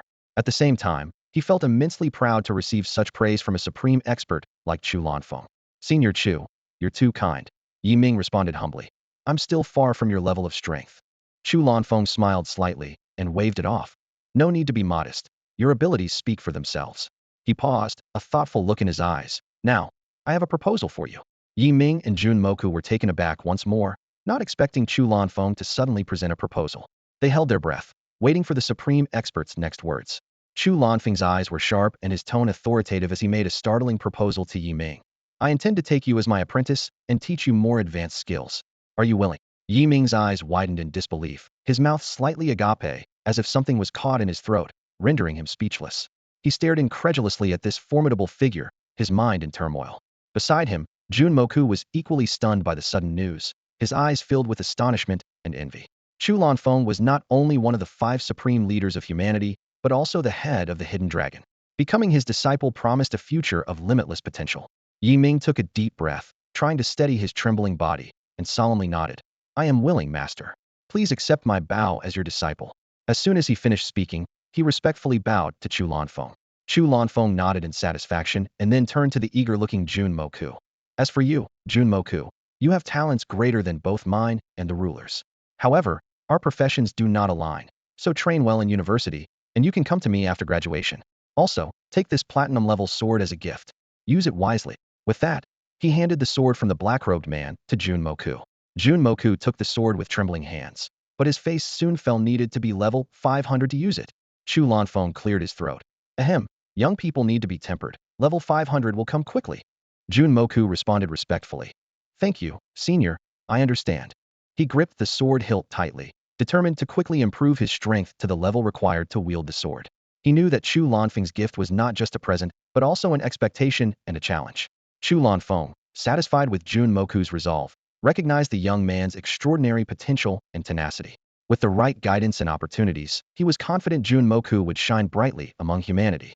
With a wave of his hand, Junmoku vanished from sight. Turning to Yi Ming, Chu Lanfeng asked, My dear disciple, how many archer skills have you learned so far? Yi Ming hesitated briefly before demonstrating the skills, Sky Shattering and Meteor Shower, to Chu Lanfeng. Upon seeing the description of Sky Shattering, Chu Lanfeng's pupils contracted sharply, and he was inwardly astonished. This passive skill was terrifying even at level 1. If it reached its full potential, combined with Yi Ming's growth to his level, perhaps no one could stand against him. Imagining this, Chu Lanfeng could almost see the moment when humanity would reach its pinnacle. He took a deep breath to calm his excitement and firmly told Yi Ming, Remember, until you are strong enough, this secret must not be revealed to anyone else. Yi Ming nodded solemnly. I understand, master. His eyes were filled with determination, aware of the importance of this secret and how it directly impacted his safety and future. Chu Lanfeng smiled approvingly. Now that you have a group attack skill, I'll teach you 2 more powerful explosive skills. Yi Ming expressed concern. Master, does teaching me these skills come at a cost to you? He recalled Tang Si mentioning that supreme beings paid a price to impart skills. Chu Lanfeng waved it off dismissively. It's nothing, just a skill reset to level 1. Besides, at my level, what's the difference between level 1 and max level? Yi Ming's anxiety eased somewhat. Then, Master, once I obtain the Chaos Fire Seed, I'll upgrade it to max level for you. Chu Lanfeng replied nonchalantly. No matter, when you reach my level, you'll understand that even a simple strike can cause catastrophic damage. Pay attention now, I'm starting. Chu Lanfeng's expression turned serious as he traced complex patterns in the air with his hands, each movement imbued with profound principles. As he approached Yi Ming's back, Yi Ming felt a surge of powerful energy entering his body, and complex runes appeared in his mind. In his skill bar, 2 new skill icons began to flash and gradually took form. After completing the skill transfer, Chu Lanfeng withdrew his hands and looked at Yi Ming with satisfaction. My dear disciple, you now have the foundation for growth. Remember, no matter where you go, always remain humble and vigilant. This world is far more complex than you imagine. Yi Ming nodded earnestly, filled with anticipation for the future and gratitude towards his master. I will remember, master. He took a deep breath, committing Chu Lanfeng's words to memory. Chu Lanfeng coughed awkwardly. Also ahem, I'm a bit short on resources lately, so I don't have much to give you. Here's a little something for you. Yi Ming's eyes widened as he stared intently at the small object Chu Lanfeng handed him. It was a space ring, a treasure captured from the mysterious black-robed man. Yi Ming's heart raced, and he swallowed hard. He was so focused on the ring that he didn't notice Chu Lanfeng silently infusing it with a golden light. In this world, space rings are incredibly rare treasures. Usually, only powerful professionals or high-ranking officials are qualified to own one. Even those as wealthy as nations might not be able to buy one. This is because space rings cannot be obtained from monsters. They can only be crafted by the masterful forging skills of the dwarves. Furthermore, the materials required are extremely rare, making their production very limited. Space rings can store items and quickly retrieve equipment and consumables in battle, making them a dream for every adventurer. Chu Lanfeng smirked as if he understood Yi Ming's inner desire and said softly, This space ring may not be top tier, but it will suffice for your current needs. As for what's inside, I'll keep that. Young people need to train hard. You can't start with too many riches.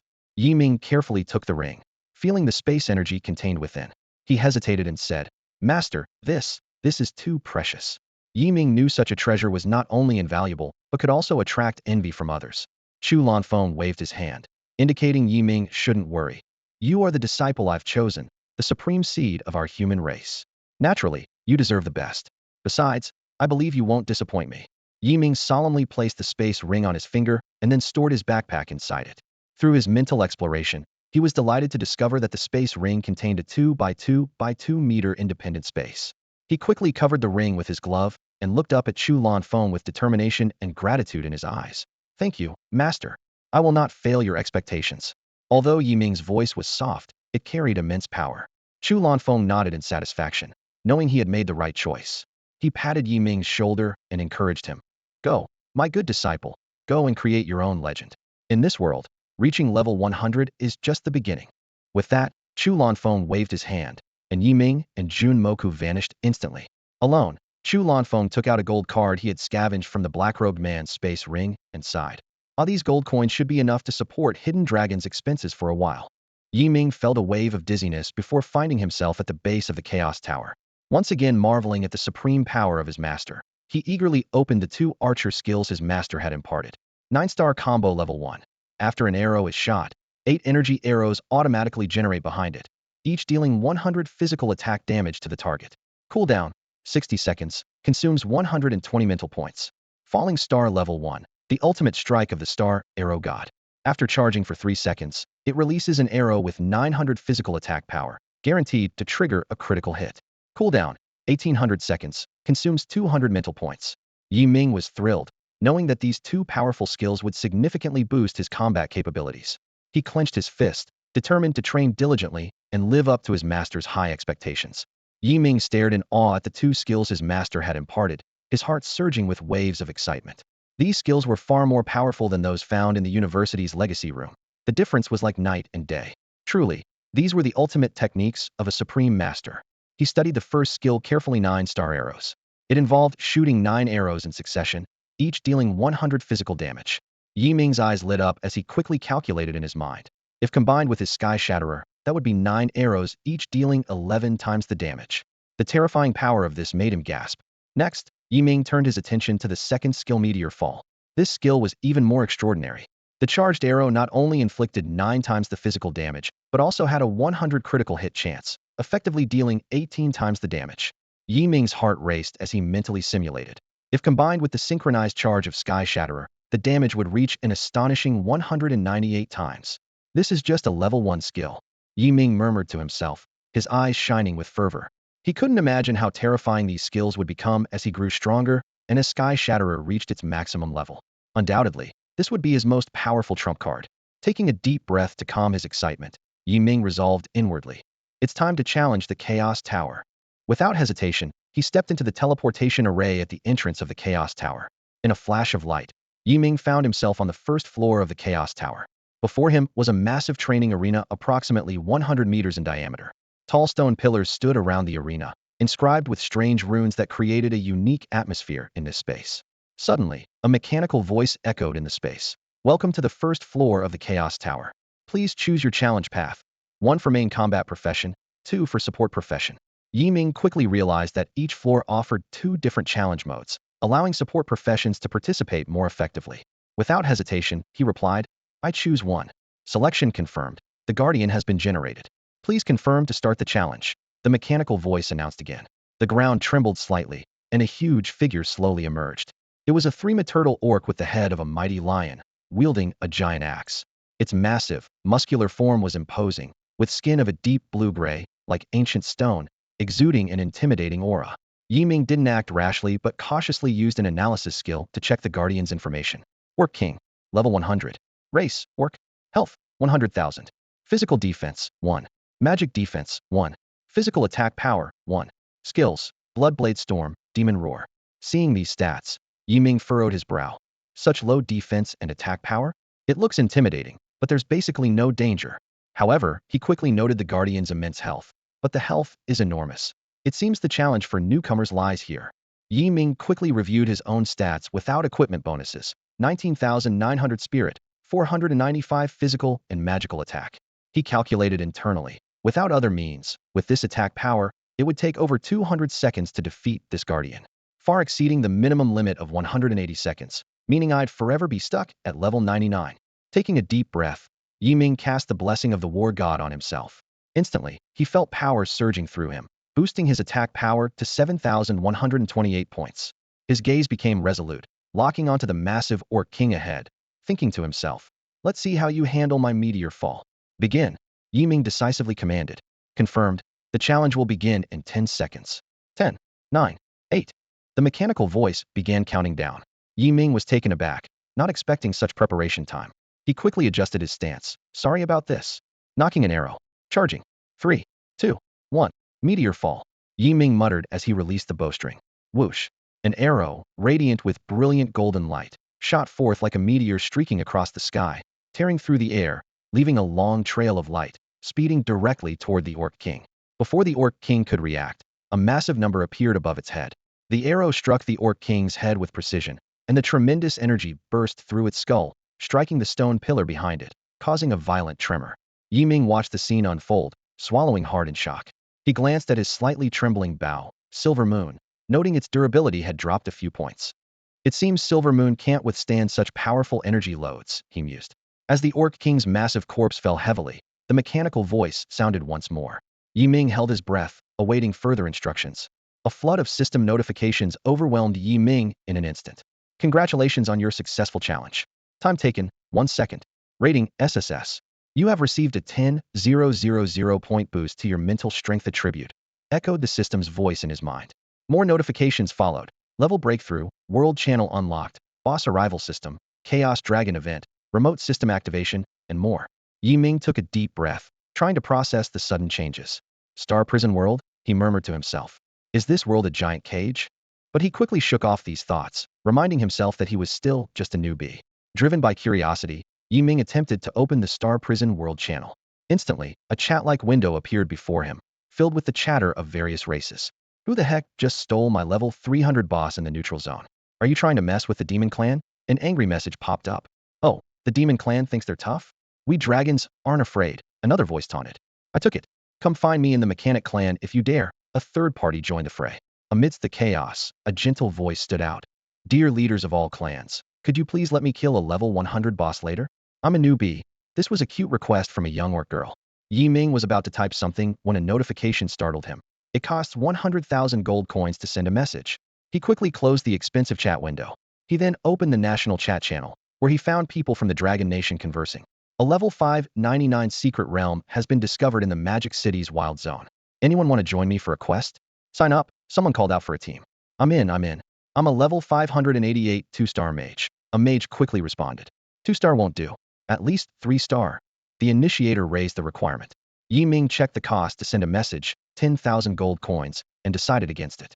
Finally, he opened the free regional channel and was surprised to find them discussing his achievement. Look, the Chaos Tower first layer record. Holy cow! SSS rating. Cleared in 1 second. Oh my gosh. Ming, the top scorer in the auxiliary system exams. 1 second? How did he do it? The discussion was lively, with someone explaining, I remember the auxiliary system challenge on the first layer of the Chaos Tower is to heal a soldier attacking a monster. Yeah, I'm in the auxiliary system too. You have to keep healing a soldier with 10,000 HP, making sure he doesn't die. The more you heal, the stronger his attacks become until he defeats the monster. To clear it in 1 second, you'd have to heal the soldier well beyond his max HP in one go, but that's impossible. A 1 second clear on the first layer of the Chaos Tower, that record's unbeatable. Some started seeking Ming's contact details, hoping to recruit him into their guild. But then someone reminded them. Would you dare recruit the traitor's son? This made the recruiters hesitate. Oh, that needs some thought. Ming, looking at the noisy free channel, couldn't help but quip. Finally, a place where the poor can speak.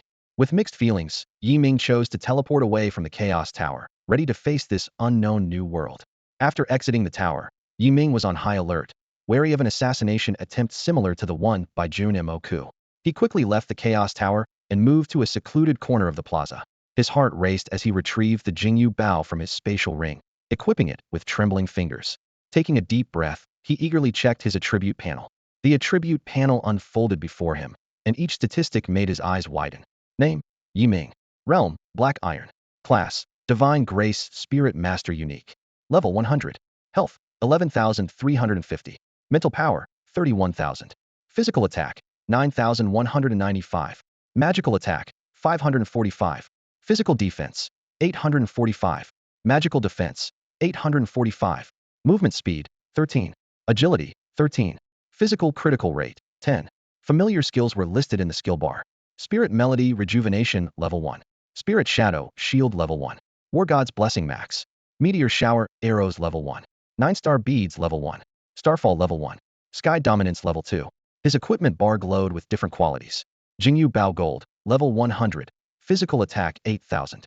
Thunderhorn Rhinoceros Ring Silver, Level 30. Physical attack, 600. Giant Python Bracelet Black Iron, Level 20. Physical attack, 50. Mushroom Armor Bronze, Level 25. Physical defense, 300. Health, 200. Mushroom Leggings Bronze, level 25, Magical Defense 300, Health 200. Magic Ape Necklace Black Iron, level 20, Mental Power 100, Health 50. Gold, 135,000. Yi Ming was stunned as he repeatedly confirmed his attributes, especially his incredible mental power and attack strength. With over 30,000 mental power, the War God's Blessing could boost his attack power by an additional 10,333 points. Combined with his base attack, his total attack power was nearly 20,000 points, which was astounding. The Spirit Shadow Shield, bolstered by such high mental power, had a health value of 310,000. Upon reaching level 100, Yi Ming also understood the attribute growth pattern for Black Iron Realm ordinary classes. Each level increased health by 1,000 points, mental power by 100 points, and attack and defense by 50 points, 10 times higher than the Awakening Realm. His mental power growth was 10 times that of ordinary classes, increasing by 1,000 points per level. His gaze fell on the Sky Dominant skill. This God-level passive skill for archers automatically upgraded with his realm, much to Yi Ming's delight, saving him 18 precious Chaos Fire Seeds. Sky Dominance Level 2 Sovereign Level Passive Skill. When using bow-type weapons for attacks, energy arrows can be automatically generated and lock onto targets. Charging for 1 second unleashes 6x physical attack. Charging for 2 seconds unleashes 14x attack. Charging for 3 seconds unleashes 22x attack. Maximum charge time of 3 seconds. Range, shot speed, and vision increase by 2x 200 meters. Yi Ming couldn't believe what he was reading in the skill description, his heart overwhelmed with shock. The ability to automatically generate energy arrows meant he no longer needed to purchase vast quantities of physical arrows, eliminating a significant hassle. The automatic target locking feature was extraordinary. Once a target was locked by his mental power, the arrows would automatically track it, even if he shot with his back to the target, avoiding the embarrassment of missed shots in trial grounds. The charge attack multiplier doubled, with a terrifying 22x attack at 3 seconds of charge, and even a regular 1-second charge provided 6x attack. Yi Ming could hardly imagine the terrifying extent of his attack damage, especially when combined with the Starfall skill. The skill's range, shot speed, and vision increased by 2x with upgrades, reaching a distance of 200 meters, which would make future challenges much easier for him. Simultaneously, Yi Ming noticed the change in the leveling system. Instead of relying on experience points to level up, he needed to defeat bosses of corresponding levels in the neutral zone to acquire Star Source Pearls for leveling. No wonder there was a notification for the arrival of neutral zone bosses, and the world channel was opened, clearly encouraging races to compete. So, this is what Feng Lao and his master meant by level 100 is just the beginning. Yi Ming had reasons to suspect someone was orchestrating everything behind the scenes, but his current strength was too weak, and knowing this was of no use. He could only follow the established rules. Yi Ming took a deep breath, deciding not to dwell on these unchangeable rules and instead focus on enhancing his own strength. He clearly understood that only by becoming stronger could he survive future challenges and perhaps even change the world's rules. Just then, a mechanical voice suddenly echoed in his ear. Yi Ming was deeply engrossed in his training when a sudden system notification startled him. Before his eyes appeared a teleportation confirmation screen with a countdown, gleaming with a tempting allure. He quickly realized that this was a rare opportunity.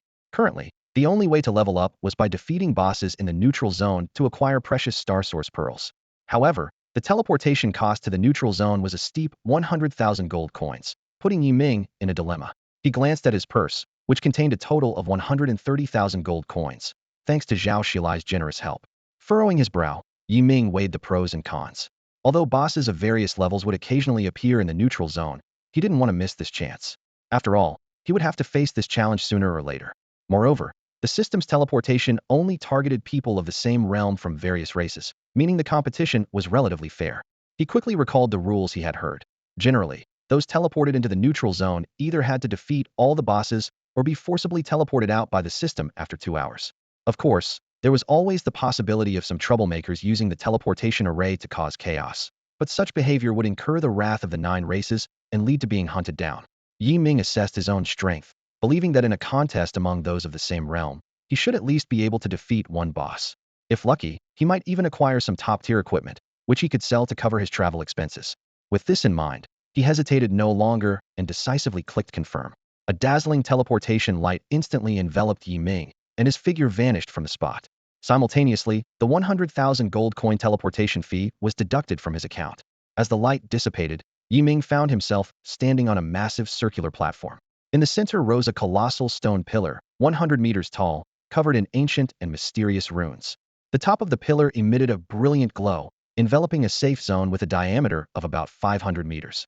Besides this prominent landmark, a crystalline tower about 3 meters high stood on the platform, emitting a soft blue glow. Curious, Yi Ming approached to inspect this mysterious structure. Using his mental power to probe, he was surprised to discover it was a treasury where items could be exchanged for points. Inside the crystalline tower were a dazzling array of equipment and badges, ranging from common to rare. Yi Ming even spotted the coveted Starlight-grade equipment and badges. However, with his current Black Iron rank, he could only redeem items up to the Gold grade. He carefully examined the exchange rules. Black Iron grade equipment at level 100 required 10 points, Bronze grade 20 points, Silver grade 50 points, and Gold grade needed 100 points. There was also an option for a random equipment capsule, costing 30 points per try, with the grade and class of the equipment entirely left to chance. Unfortunately, the equipment and badges exchanged here were all bound to the individual and could not be traded. Yi Ming then turned his attention to the badge section, where he found various grade options. The Black Iron Life Badge and Black Iron Spirit Badge both required 10 points to exchange, providing an increase of 10,000 health points and 1,000 spirit points, respectively. Yi Ming felt these attribute boosts were not particularly enticing, so he looked directly at the Gold grade badges in the last column. The Gold Life Badge and Gold Spirit Badge both required 100 points to exchange, capable of boosting health by 100,000 points and spirit by 10,000 points respectively. These figures made Yi Ming gasp in awe, as he calculated how he could gather enough points to redeem these powerful items. Gold Metal Physical Attack 5,000, redeemable for 100 points.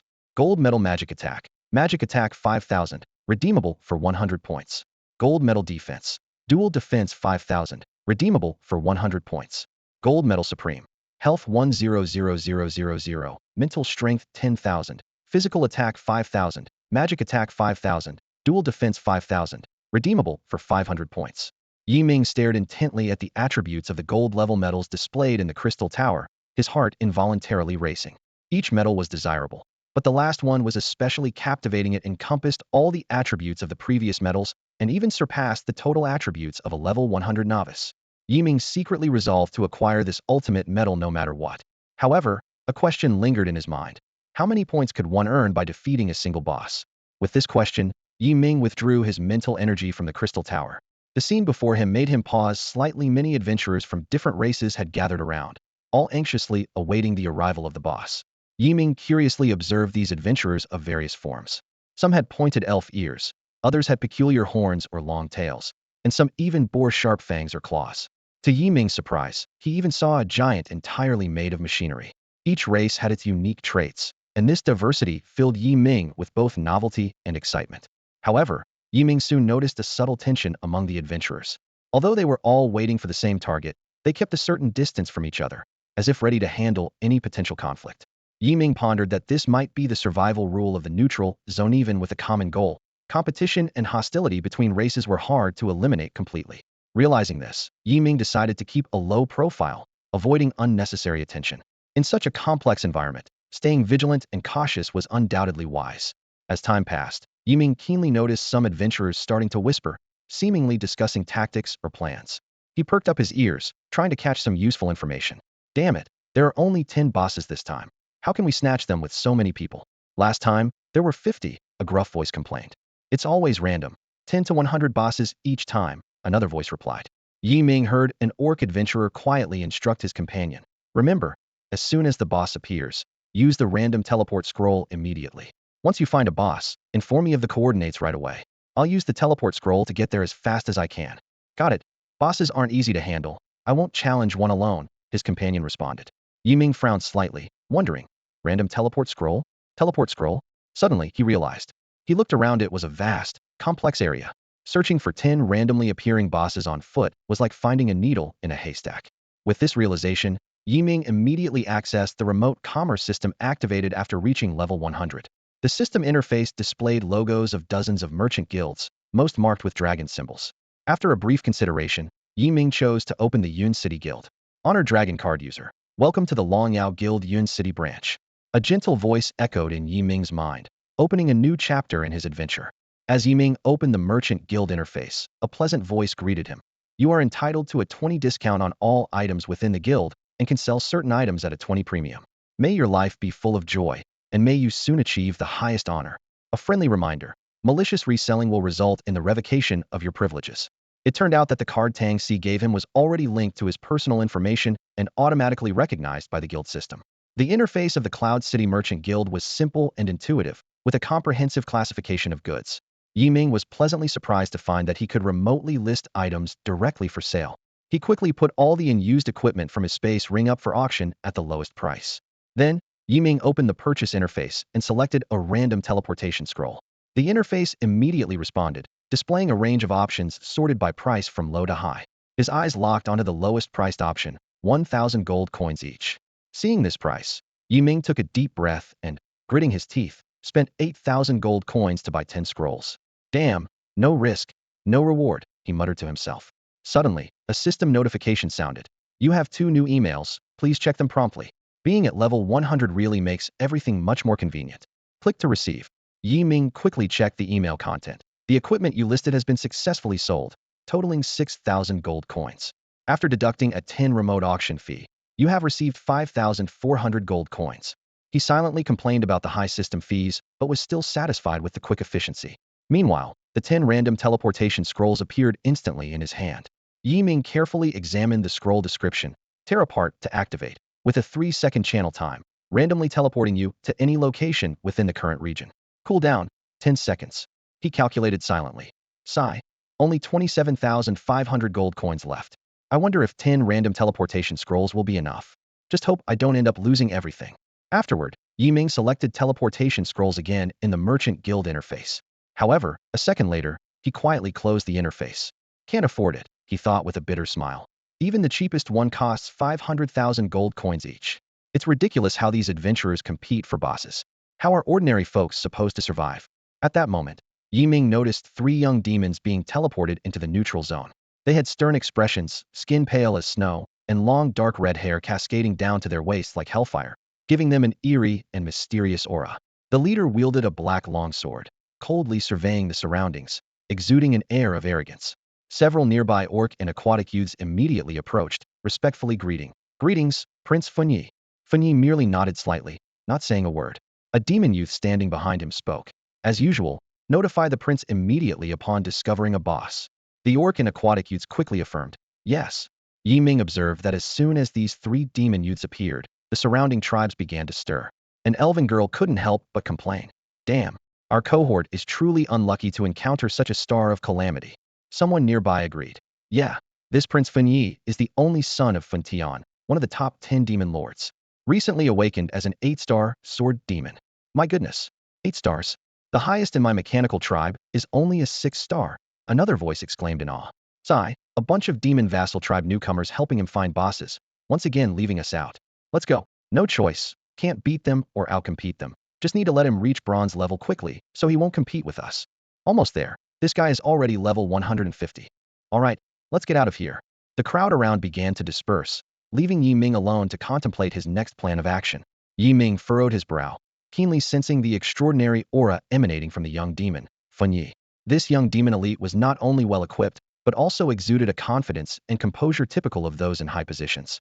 Ming thought to himself that the neutral zone would likely be far from peaceful this time around. Funyi seemed to sense Ming's gaze and turned his head, his eyes as sharp as daggers fixed on him. Ming met his gaze unflinchingly, and a silent confrontation instantly unfolded between them. Funyi's lips curled into a slight smirk, as if mocking Ming's audacity. Humans? How dull. Funyi's voice was deep and powerful, laced with obvious disdain. Ming didn't respond, merely offering a slight smile, his eyes revealing an unwavering determination, silently conveying his fearlessness in the face of any challenge. Amidst this tense atmosphere, a system alert suddenly sounded. The neutral zone boss will arrive on the battlefield in 5 seconds. The air in the safe zone grew tense. Ming immediately sprang into action, casting the blessing of the war god and the shadow shield on himself, boosting his attack power to an impressive 19,628 points and his shield's health to a staggering 313,000. As the countdown 3, 2, 1 ended, the protective barrier of the safe zone vanished, leaving the neutral zone completely exposed. The surrounding crowd began to frantically tear random teleport scrolls to escape. Ming also took out a scroll, ready to use it, when a fierce black sword aura suddenly struck. Caught off guard, Ming took the blow heeded, a massive number flashing on his shield. Startled, he quickly turned towards the direction of the attack. only to see a flicker of surprise in Feng Ye's eyes before he swiftly disappeared in a flash of light. Despicable demon. Yi Ming spat in the direction where Feng Yi vanished, patting his chest in relief. If not for the timely application of the shadow shield, he might have been killed by that strike. What incredible attack power. No wonder he's an 8-star sword demon. Yi Ming mused. He knew that if not for the world rules restricting those below the black iron level from using equipment above the gold level, with Feng Ye's background, he would likely be clad in diamond level gear. Yi Ming was grateful for this rule. Otherwise, even his shield might not have withstood that blow. At that moment, Yi Ming realized the harshness of the competition between races. Fine, you've signed your own death warrant. He mentally marked Feng Yi for death. If they met again, he wouldn't hold back, regardless of Feng Ye's status as the Demon King's son. My master is a supreme too. Yi Ming muttered to himself. Taking a deep breath to calm himself, Yi Ming realized time was of the essence. With a limited number of bosses and many challengers, he had to act quickly. Resolutely, he tore a random teleport scroll, instantly enveloped by a pillar of light, feeling a powerful force pulling him away.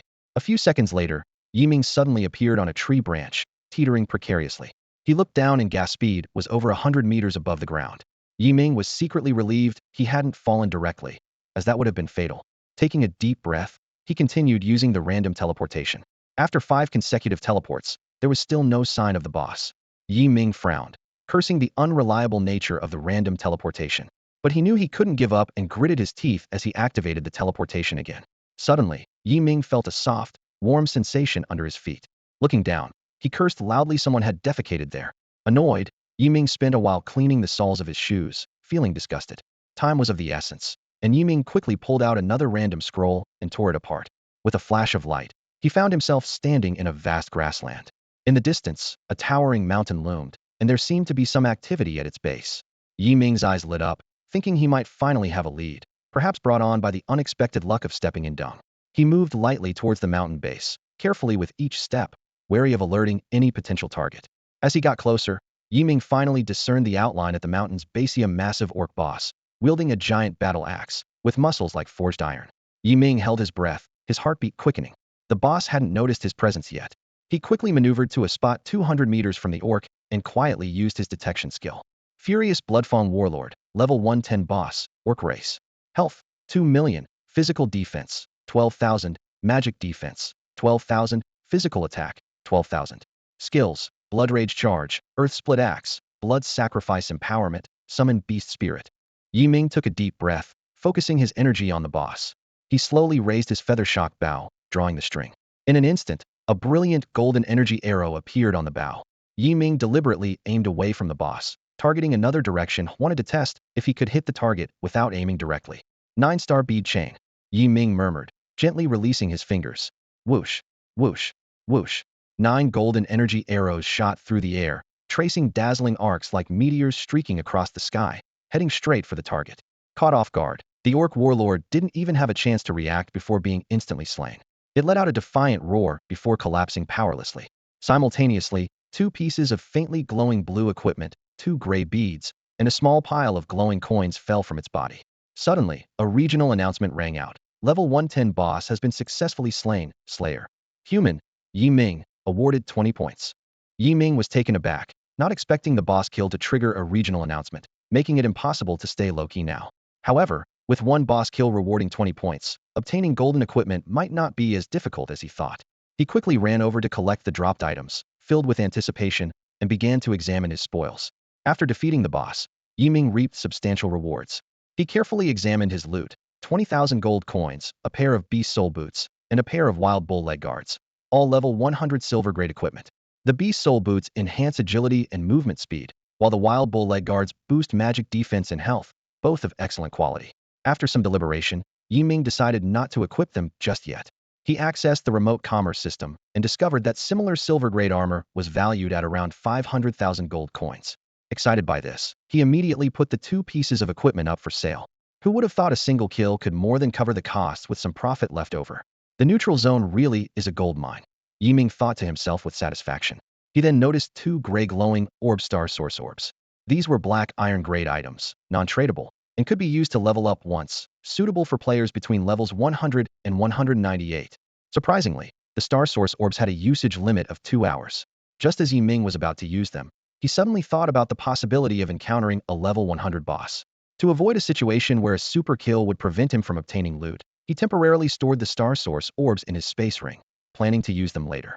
With his mind settled, Ming tore another random teleport scroll, ready to continue his adventure. Meanwhile, in a dense forest, a young human wielding a long sword was looking around. This young man was Moku, who had also entered the neutral zone. Moku ventured alone, displaying extraordinary courage. Ever since acquiring the platinum long sword gifted by Chu Lanfeng, he had been filled with inner conflict. As a child from a humble family, he was acutely aware of his disadvantages compared to those from prominent families with abundant resources.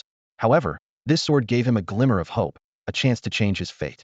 Although it would be a long time before he could wield it, the sword had already become the driving force behind Moku's determination. The sword felt like a hot potato, causing him inner turmoil. Keep it or sell it.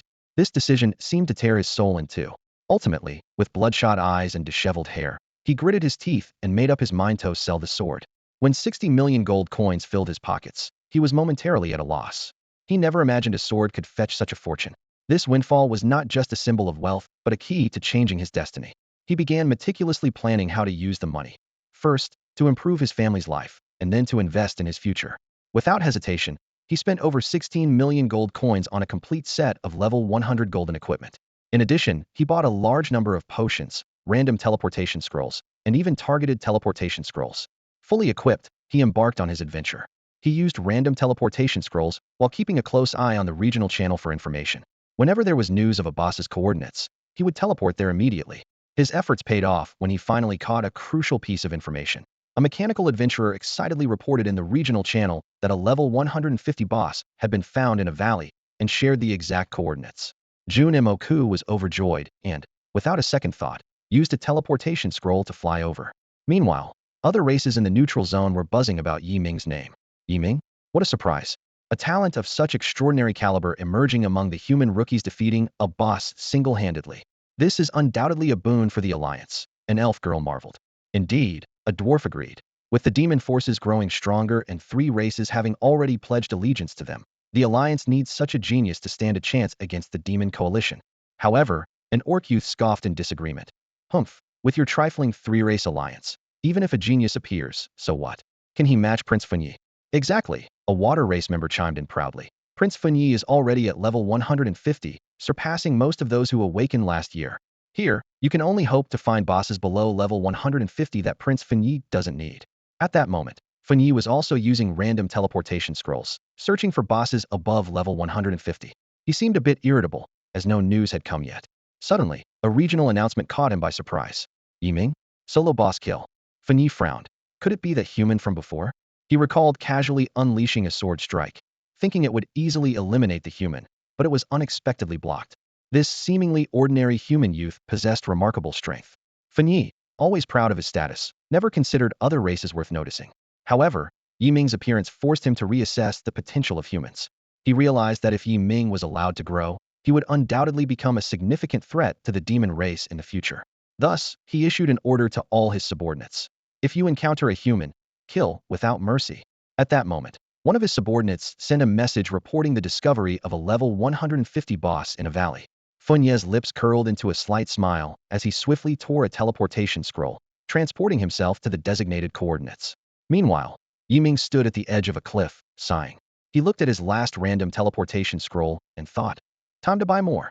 With little hope, he tore the scroll again. As the light flashed, Ming was transported to a valley. When he looked up, the sight before him left him utterly astonished. In a valley, an intense battle was unfolding. Dozens of adventurers from the orc, aquatic, and demon clans were besieging a massive mechanical boss, with the sounds of the fight echoing through the heavens. 2 demon clan guards stood ready, blocking other races from getting close. The ground was littered with the densely packed bodies of elves, dwarves, and even dragons, with blood staining the earth. Amidst this chaos, a blood-soaked human youth named Moku was confronting the powerful demon, Funyi. Moku's hair was disheveled, and he was covered in wounds, yet he stood leaning on his sword, defiance shining in his eyes. He spat out blood and shouted angrily, "Ha! Demon clan, truly despicable, attacking from behind while others fight the boss." Funyi, also bearing some wounds, seemed much more composed in comparison. He sneered, "So you're Ming? I didn't expect the human race to produce a genius like you." Moku let out a cold laugh, retorting, "My name is Moku. If you'd met Ming, you'd be dead already." A flash of murderous intent crossed Fenye's eyes as he stopped wasting words. Humph. No matter who you are, today I'll snuff you out in your cradle. Netherworld, Sword Chi. A massive black sword aura screamed towards Junmoku. He was terrified, having exhausted all his skills earlier, leaving them on cooldown. Worse, his current physical state couldn't withstand such a powerful strike. Not even a basic attack could be mustered. Junmoku struggled to raise his long sword, pointing it at Fenye. Even if he couldn't counterattack, this was his final dignity as the infinite sword saint. Fenye's lips curled up, as if he already saw the fall of this human prodigy. Just as the sword aura was about to reach Junmoku, a dazzling light suddenly erupted from him, dissipating the deadly sword aura into nothingness. Simultaneously, a surge of rich green energy flowed into him, instantly restoring his full health. Junmoku opened his eyes, feeling a powerful shield enveloping him. Overjoyed, he realized his savior had arrived. Turning around, he indeed saw Yi Ming, fanning himself with a smile. Junmoku, it's been a while. Yi Ming's arrival was like a breeze, breaking the tension in the valley. Yi Ming, how did you get here? Junmoku's voice trembled slightly, clearly not expecting someone to save him at this critical moment. Yi Ming smiled slightly. Random teleport. Fenye watched this scene, frowning. You're Yi Ming? A healer, huh? Humph. Let's see what you're capable of. With that, he swung his sword again, the black sword aura aimed directly at Yi Ming. Yet Yi Ming remained calm, allowing the black sword aura to strike the shield. It made a dull thud, but didn't budge an inch. Fenye was surprised. It seems you're more than just a healer. He began to realize that this seemingly unremarkable human youth might possess unknown powers. Yi Ming snorted coldly. You're in such a rush to die. I'll grant your wish. Fenye scoffed. Let's see what you've got. I'm an 8-star sword demon, clad in full gold tier equipment, and I won't fear you. I don't believe your shield is unbreakable. Fenye's confidence wasn't unfounded. His current attributes, though not at the peak of the black iron level, were enough to make him a dominant force on this battlefield. However, facing the mysterious Yi Ming, a twinge of unease crept into his heart. With the skills of an 8-star hidden class, Fenye felt confident he could look down on those of the same level. Once again, he prepared his ultimate move, determined to deliver a fatal blow to Yi Ming. Yi Ming, without hesitation, locked his mental energy onto Fenye and swiftly equipped his Jingyu Bao. In an instant, Fenye sensed the mental lock and his face changed dramatically, as if death itself was staring him down. His hair stood on end, fully aware that if he took this hit, he would surely meet his end. Escape. I must escape, he cried internally, and without a second thought, he tore apart a high-level random teleportation scroll, which required only a second to activate. Meanwhile, Yi Ming had drawn his bowstring, charging it with energy, and a golden energy arrow formed automatically. In a flash of light, Fenye vanished from sight, his two subordinates teleporting away with him. Junmoku watched in disbelief, his mouth agape. Did that guy really run away just from Yi Ming's gaze? Yi Ming sneered. Does he think he can escape? He released the bowstring gently. 9-star linked arrows. 9 golden arrows shot out like meteors, streaking across the sky. Junmoku watched in awe as the golden arrows sped away, feeling it was a pity. Yi Ming, however, smiled confidently. Don't worry, let the arrows fly for a while. He knew Fenye was locked on, and no matter how far he tried to flee, he couldn't escape this deadly strike. A flash of light, and Fenye appeared in a dense forest. Just as he was silently celebrating having escaped the calamity, vowing to regain his dignity later, he suddenly sensed a powerful threat approaching from behind. Fenye quickly turned around to see a series of golden arrows flying toward him at incredible speed. The arrow tips shone with a blinding light, seeming capable of piercing anything. Alarmed, Fenye realized he couldn't dodge and had to brace himself. Magic Blade Guard. Fenye immediately summoned all his strength, activating the Sword Demon Guard ultimate move. This skill could absorb 30 of external attack power for 3 seconds. It was the first time he had used this defensive skill since his awakening. Determined, Fenye gripped his sword and drove it into the ground. Instantly, a blood-red shield formed around him. As the arrows drew nearer, he could feel their destructive power. The arrows struck the shield with a crisp sound. Golden and blood-red lights intertwined, creating a spectacular scene. However, Fenye's shield ultimately couldn't fully withstand the arrow's power. The energy arrows were only briefly hindered before easily piercing through the shield and directly through Fenye's body. The 9 arrows successively penetrated him. Fenye's pupils contracted, his mouth wide open but unable to speak. With a face full of reluctance and despair, he fell heavily backward. Even in death, he couldn't believe he had been defeated by someone who appeared to be a mere support character, nor could he accept that this support had such formidable power. He had once considered himself invincible, only to be dealt an irreparable blow by reality. Yi Ming stood quietly, waiting. The system notification sounded. Killed a non-allied Black Iron Realm Otherworlder. Gained 10 merit points. Merit points? What's that? Yi Ming heard the notification, knowing Fun Yi was dead, and felt relieved. He also thought it was a shame. Although in the neutral zone the bodies of slain otherworlders remained, you couldn't loot their belongings. Otherwise, he would have gone over to collect some spoils. He knew that in 2 hours, the neutral zone would forcibly teleport these bodies back to their original locations. This merit point was unexpected. It wasn't something taught in school, probably more advanced knowledge. Oh well, I'll ask my master about it when I can. He decided not to dwell on it, his gaze sweeping over the scattered bodies, landing on the non-allied otherworlders still fiercely attacking the boss. Yi Ming's eyes turned cold. Since killing one is the same as killing them all, let's finish them. At this moment, over a dozen adventurers from the orc, aquatic, and demon tribes are struggling to attack a massive mechanical boss. Their attacks are disorganized and lack coordination, slowly chipping away at the boss's health. This mechanical boss is enormous, covered in thick armor, and has incredible resistance to all kinds of attacks. Jun Moku stands at a distance, watching the scene in awe. He sees the foreign adventurers falling one after another under the boss's powerful attacks, and swallows hard. He realizes he has overestimated his own strength. This kind of boss is not something one can defeat alone. Mechanical Warden, Kronos. Level, 150 boss. Race, Mechanical. Health, 4.2 million 5 million. Physical Defense, 20,000. Magic Defense, 20,000. Physical Attack, 20,000. Skills, Laser Barrage, Electromagnetic Pulse, Mechanical Restructuring. Description, designed based on the image of the mechanical race leader Kronos. Jun Moku turns his head to look at Yi Ming, who is coldly watching the foreign adventurers ahead. Suddenly, Yi Ming shoots a golden arrow towards the boss and shouts, "Meteor, Arrow Rain." In an instant, a golden rain of arrows descends like a torrential downpour, each arrow carrying the power to tear through steel. The arrows hit the boss and the adventurers densely, creating cracks in the boss's armor. The foreign adventurers don't have time to react before being wiped out by Yi Ming's first wave of arrows, dealing over 400,000 damage. In the blink of an eye, the area around the boss is piled with the corpses of the foreign adventurers, leaving the boss alone facing Yi Ming. Jun Moku is left speechless, his understanding of Yi Ming's power once again redefined. He originally thought that with his full set of golden-level equipment, he should be on par with Yi Ming in strength. But after being taught a lesson by Fun Yi and then being overwhelmed by the boss, he now sees Yi Ming easily taking down over a dozen level 100+ foreigners in one move. Jun Moku finally realizes that equipment level is not the sole measure of strength. Then, an even more astounding scene unfolds. Yi Ming softly commands, "Starfall." A golden arrow, like a brilliant meteor with a long flaming tail, cuts through the sky towards the boss. The meteor's light is so dazzling that Jun Moku has to squint slightly. Bang! The meteor collides heavily with the boss, erupting with a deafening sound, and the ground trembles. A massive damage number appears over the boss, and its health is instantly depleted. The boss lets out a low growl and collapses heavily, dropping 2 items emitting a faint blue glow, 6 gray beads, and a small pile of glowing coins. An area announcement follows. Level 150 boss has been successfully slain. Slayer. Human. Yi Ming. Awarded 60 points. Yi Ming quickly steps forward to collect the dropped items.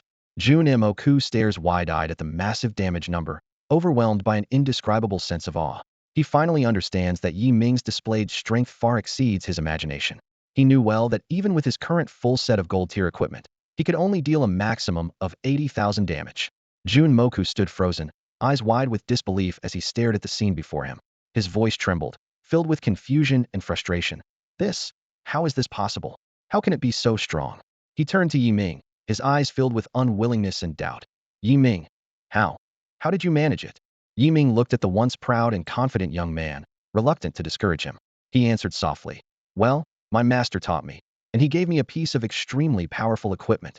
Yi Ming knew that although Jun Moku was a bit stubborn, he was a genius of the human race with good character. Jun Moku fell into silence. His gaze became deep, as if pondering the direction of his life. He began to question whether he should have met Yi Ming in the first place. He had once regarded Yi Ming as his guiding star, believing that as long as he followed in Yi Ming's footsteps, he could reach the same heights. However, reality delivered a heavy blow. Recalling every battle and every level up of Yi Ming, it all seemed so effortless and natural, as if everything was within his control. In contrast, Jun Moku's own efforts seemed so pale and powerless. He took a deep breath, a determined look flashing in his eyes. "Yi Ming, I understand now." Jun Moku lifted his head, his gaze firm. "I need to change. I need to find my own path." Yi Ming was momentarily confused, responding with a puzzled "huh." Jun Moku did not explain further. He simply said earnestly, "Goodbye, Yi Ming. I will no longer act so recklessly." With that, he chose to exit the neutral zone. Adventurers in the neutral zone have the right to leave midway, taking just 3 seconds to return to their previous position before being transported. Before Ming could figure out what was happening, Junmoku was already enveloped in the guiding light and disappeared. Ming shook his head with a wry smile. Is this guy overthinking things again? Without dwelling on it, Ming quickly checked the loot from defeating the boss. He acquired 60,000 gold coins, a steel soul necklace silver, level 100, spirit 2200, health 2000, durability 3030, a steel pattern bracelet silver, level 100, physical attack 2000, durability 3030, and 6 black iron star source beads. Ming carefully examined the 2 pieces of equipment and found that they were exactly what he needed at the moment. After some thought, he decided to equip them. With the new equipment enhancing him, Ming felt a significant boost in power and spirit, nodding in satisfaction. Then, his gaze fell on the star source beads. He had obtained 6 this time. Adding to the previous 2, he now had 8. Ming thought to himself that the number of star source beads dropped by bosses varies with their levels. However, he did not use these star source beads immediately, since he was not lacking in attack power at the moment. Even the attributes gained from leveling up did not help him much. Moreover, the highest level of equipment dropped by bosses at this stage was level 100. To avoid being unable to receive rewards after defeating bosses below his level due to being too high-leveled, he decided to hold off on leveling up for now. Ming carefully placed the star source beads into his space ring, planning to use them all together later. Afterward, he withdrew the 1.08 million gold coins from the guild sales and opened his attribute panel for a closer look. Name: Ming. Realm: Black Iron Realm. Class: Divine Grace Spirit Master Unique. Level 100. Health: 13,300. Spirit: 33,100. Physical attack: 11,145. Magic attack: 545. Physical defense: 845. Magic defense: 845. Movement speed: 13. Agility: 13. Physical critical: 10. Skills: Spirit Rejuvenation Level 1. Spirit Shield Level 1. War God's Blessing Max. Meteor Shower Level 1. 9-star Beads Level 1. Starfall Level 1. Heaven's Glory Level 2. Equipment: Stunning Featherbow Gold, Level 100, Physical Attack 8,000. Thunderhorn Rhinoceros Ring Silver, Level 30, Physical Attack 600.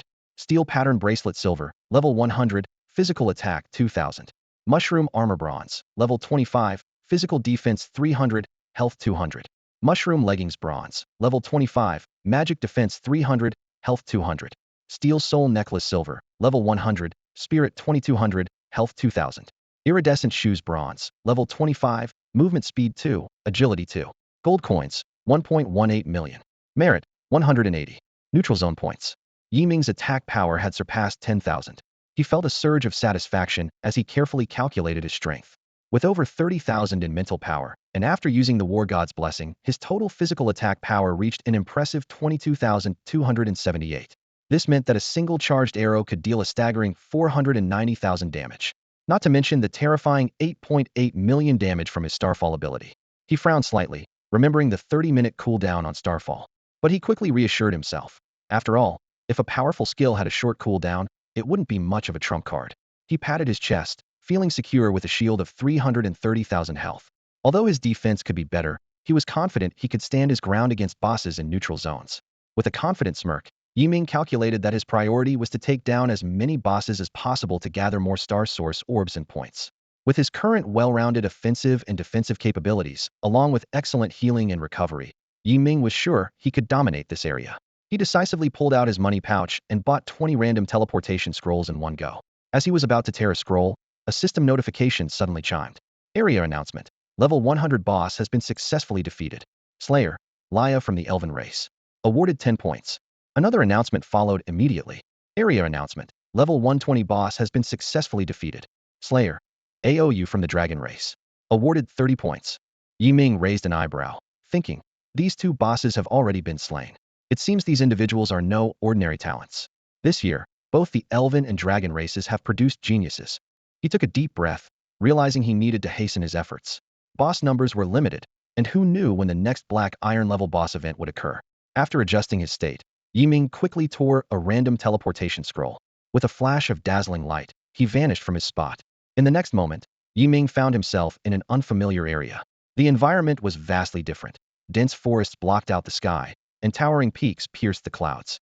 With his vision obstructed, he perked up his ears to listen intently, catching faint sounds from afar. Yiming focused his mind, trying to discern the source of the noise. Is it the roar of a boss or the cries for help from other adventurers? He pondered.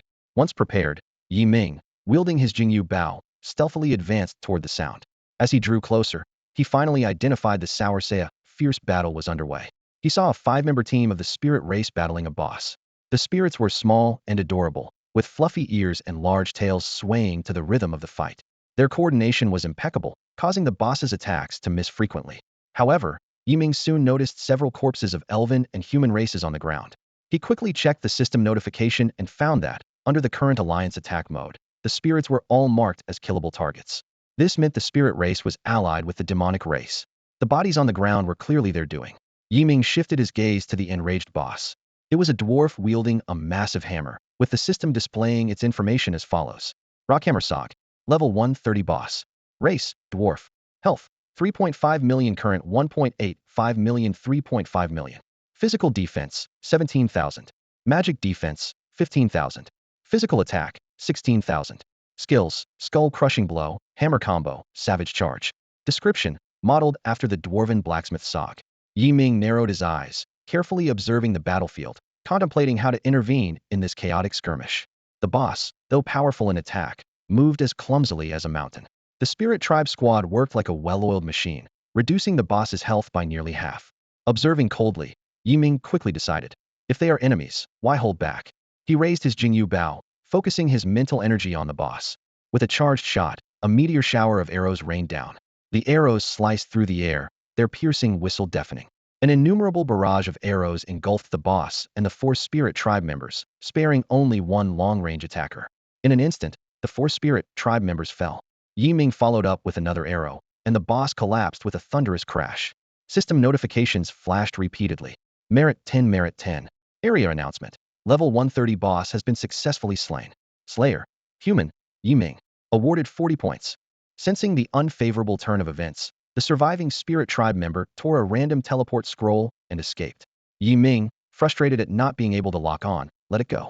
He turned to the boss's loot. 50,000 gold coins, 4-star origin pearls, and 2 pieces of silver-grade equipment. Rock Greatsword Silver level 100. Physical attack 4,000. Physical crit rate 5. Durability 30-30.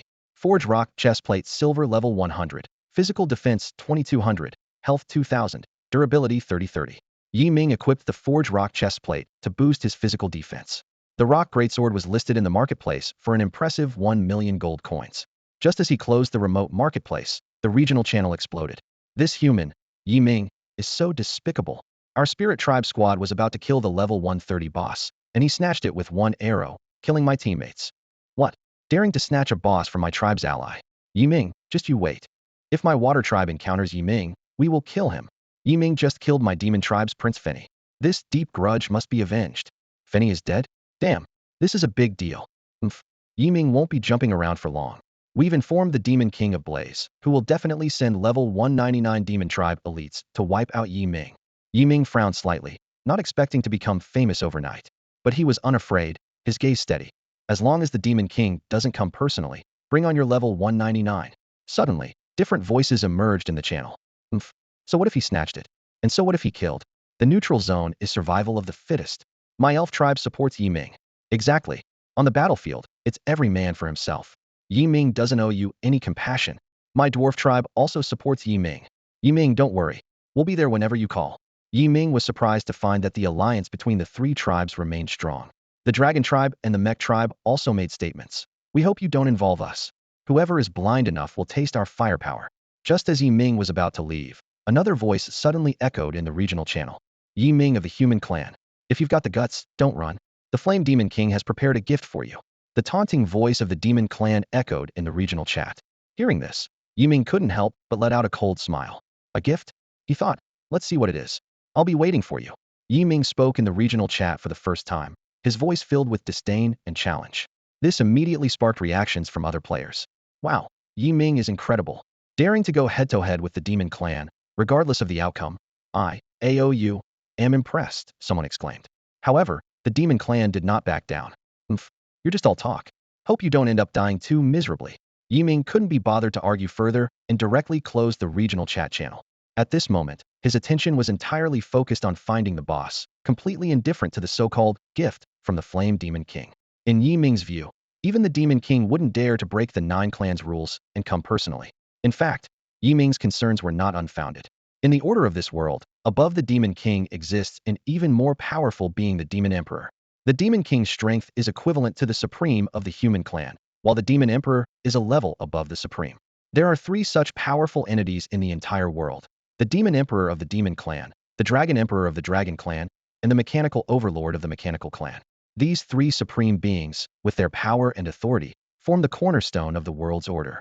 In this complex political landscape, the human clan, elves, and dwarves have formed an alliance. Although they are not officially allied with the Dragon Clan, they maintain close ties. This relationship prevents the Demon Clan from rashly acting against the human alliance. The Mechanical Clan, on the other hand, has chosen a neutral stance, not allying with any race. The mutual balance of the 3 supreme beings maintains a delicate equilibrium among the 9 clans, allowing for competition but preventing full-scale war. Clearing his mind of distractions, Yi Ming focused all his energy on finding the boss. He continuously used random teleportation scrolls, traversing various areas of the neutral zone. Finally, in an open clearing, Yi Ming spotted his target, a massive humanoid boss. Holding his breath and concentrating, Yi Ming carefully observed the boss. It seemed familiar, yet he couldn't recall where he had seen it before. So he activated his probing skill. Holy Flame Wu Buxiong. Level 160 boss. Race, human. Health, 6 million. Physical defense, 22,000. Magic defense, 22,000. Physical attack, 22,000. Skills, Holy Flame Combo, Holy Flame Shield, Holy Flame Judgment, Holy Flame Domain. Description, designed based on the image of the human king Wu Buxiong. Wu Buxiong. Yi Ming pondered. Why does he look so much like Wu Hao? Could he be his grandfather? If this guess is correct, then Wu Hao's background might be quite extraordinary. But there was no time for further thought. The pressing task was to deal with the boss in front of him. Yi Ming quickly calculated the boss's health and defense, concluding that using the Starfall skill could kill it in one hit. To avoid any complications, he decisively locked onto the boss and drew his longbow. Starfall, a golden energy arrow, laden with destructive power, whistled toward the boss. Wu Buxiong seemed to sense the danger, and his body erupted with dazzling holy flames, forming a shield around him. However, Yi Ming's Starfall skill was too powerful. The holy flame shield only held for a moment before shattering. The arrow then mercilessly pierced through the boss's chest. As a massive damage number appeared, the boss collapsed with a thunderous crash. The regional announcement immediately sounded. Level 160 boss has been successfully slain. Slayer, human clan, Yi Ming. Yi Ming was thrilled to earn 70 points and quickly rushed to collect the loot dropped by the boss. His space ring instantly gained 70,000 gold coins and 7-star origin pearls. To his delight, he also found 2 high-quality rings, the Flame Demon Ring and the Molten Ring, both rare silver level 100 equipment. Without hesitation, Yi Ming put on the Molten Ring, feeling the powerful boost of 2,000 to his physical attack. He quickly opened the remote commerce interface and listed the Flame Demon Ring for a high price of 800,000. After completing these tasks, Yi Ming began planning his next move. There are only 4 boss left at levels 140, 170, 180, and 199, Yi Ming muttered to himself. Suppressing my level any further is pointless. He decisively retrieved all 19-star origin pearls from his space ring and used them without hesitation. As the star origin pearls transformed into brilliant streams of light and merged into his body, Yi Ming felt a surge of powerful energy coursing through him. His level skyrocketed from 101 to 119. This rapid advancement made Yi Ming excited, and he eagerly opened his attribute panel. Name, Yi Ming. Realm, Black Iron. Class, Divine Grace Spirit Master Unique. Level, 119. Health, 34,100. Mental Power, 52,100. Physical Attack, 13,495. Magic Attack, 1,495. Physical Defense, 3,695. Magic Defense, 1,795. Movement Speed, 15. Agility, 15. Physical Crit, 10. Gold, 3.23 million. Merit, 220. Neutral Zone Points, 190. Yi Ming was pleased with his greatly enhanced attributes, especially his mental power, which had surpassed the 50,000 mark. He calculated that with the War God's blessing, his attack could reach a staggering 30,000 points. A charged attack held for 3 seconds could inflict a terrifying 680,000 damage. Coupled with a shield strength of 520,000, Yi Ming felt confident that he could handle even the peak Black Iron demon forces sent by the Scorching Demon King. I need to hurry, Yi Ming thought, just about to use a random teleport scroll when he received a message in the area channel. Yi Ming, this is Leia from the elf race. A level 170 boss has been spotted at coordinates XXX, currently besieged by 2 demon squads. The message included a screenshot of the scene. Yi Ming's lips curled into a slight smile, a cunning glint in his eyes. This elf girl is quite sly, calling me to cause trouble since she can't handle it herself. But I like that kind of personality, he mused. If I ever encounter a boss I can't beat, I'll tag her in too. Since someone had provided the boss's coordinates, Yi Ming decided to accept this generous offer. He gritted his teeth and reluctantly spent 400,000 gold to purchase a teleport scroll from the remote commerce. Damn, you have to spend money to make money. I've already earned a few million anyway, Yi Ming muttered to himself, carefully verifying the coordinates Leia provided. Without further hesitation, Yi Ming used the teleport scroll. A dazzling light flashed, and his figure vanished from the spot. As the light faded, Yi Ming found himself in a desolate valley. In the distance, a massive boss was being besieged by a group of demons, the battle raging on. Yi Ming squinted, contemplating how to intervene in the chaotic fight.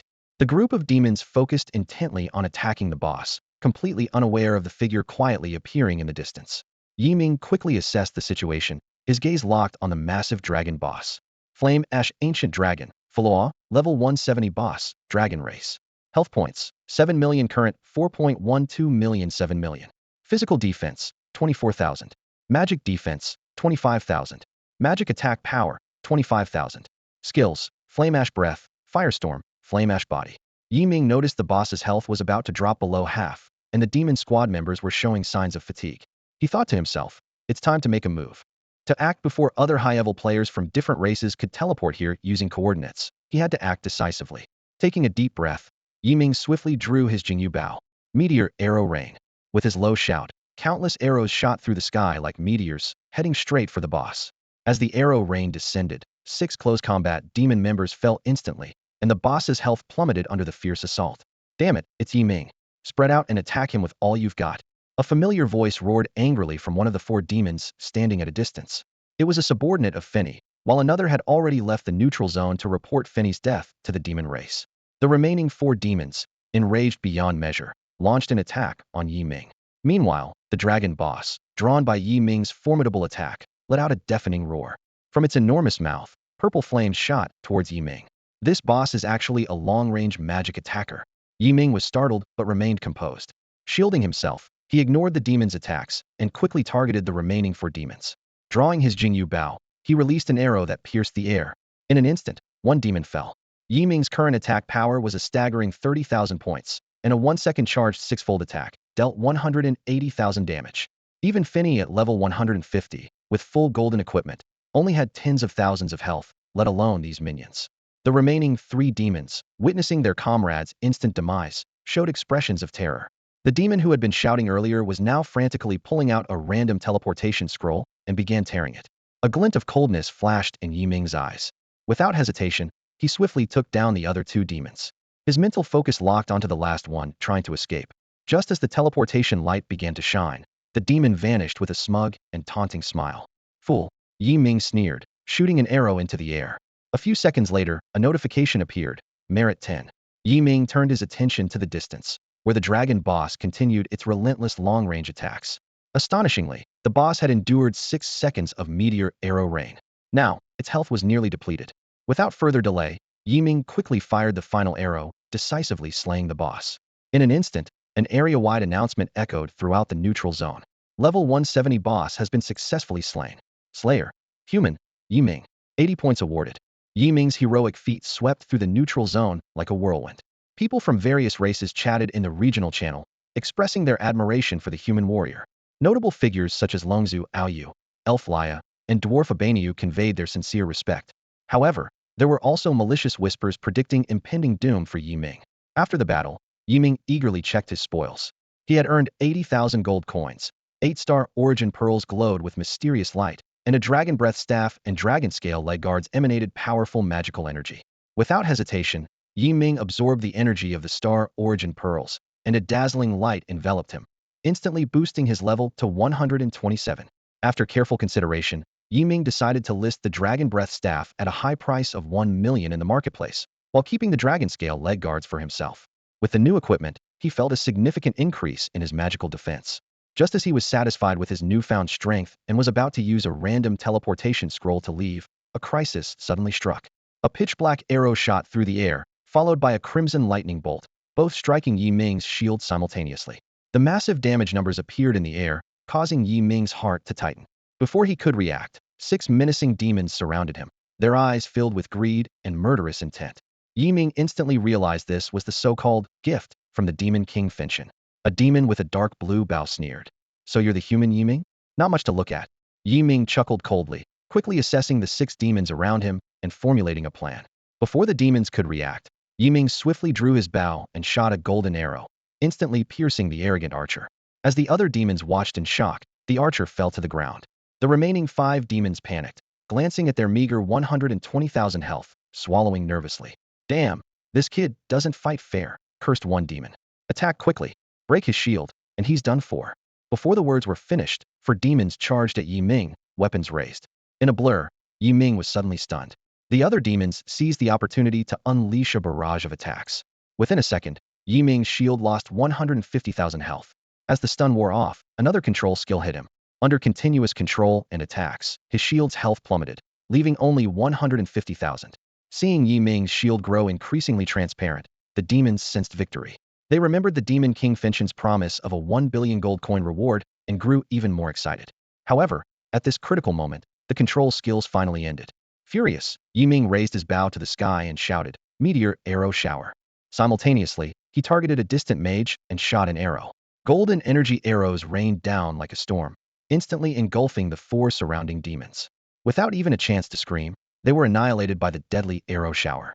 Meanwhile, the mage fell under Yi Ming's piercing gaze. The entire battle lasted only a few seconds. Yi Ming stood in the midst of the battlefield strewn with bodies, his chest heaving, yet his eyes revealed determination and confidence. He quickly used the chat channel's built-in camera feature to capture the scene. Without waiting for anyone to react, he decisively tore the random teleportation scroll and vanished from the spot. As the light faded, Yi Ming found himself in the midst of a dense jungle. Reflecting on the fierce battle he had just been through, he frowned. Despite his formidable attack power, his weakness was apparent: his inability to effectively counter control skills. Yi Ming calculated in his mind that the enemies he had encountered so far were of a low level, with control durations of only about a second. However, as skill levels increased, this duration would undoubtedly extend. If he were to face similar ambushes in the future, no matter how high his attack power, he might end up helpless. He quickly opened the skill menu and noticed a skill called Holy Healing Wind that might solve his current predicament. However, unlocking this skill required 9 chaos seeds. Yi Ming immediately checked the remote marketplace, only to discover that the lowest price for a chaos seed was 20 million gold coins each, and there weren't even 9 available. Without any hesitation, Yi Ming decisively closed the marketplace interface. It seemed his only option was to participate in the newcomer Chaos Dragon event to obtain the chaos seeds. Apparently, he needed to rank in the top 50 in the event to receive the rewards. Yi Ming was confident in his abilities, though he wasn't sure how many seeds he could earn from one event. Initially, he had planned to boast about his achievements in the regional channel. However, he decided it was wiser to keep a low profile until he unlocked this crucial skill. So, Yi Ming tore up a random teleportation scroll and set out to find the remaining 3 bosses. Soon after Yi Ming left, several skilled warriors from various races teleported to the battle site, eager to witness the scene. They were stunned by what they saw. The ground was littered with countless demon corpses, including some powerful beings they couldn't even comprehend. A mechanical warrior couldn't help but exclaim, "This human kid is truly extraordinary." A young female from the dragon race nodded in agreement. Indeed, to single-handedly combat so many demons and annihilate them all is no ordinary feat. A demon youth, filled with anger, lamented, "Good heavens! These 6 were the geniuses of our previous generation, suppressing their levels to protect the newcomers of this generation, yet even they fell to Yi Ming." A dragon warrior added, "Yi Ming's archery skills are exceptional. Judging by the powerful energy lingering on these corpses, they were all killed in one strike.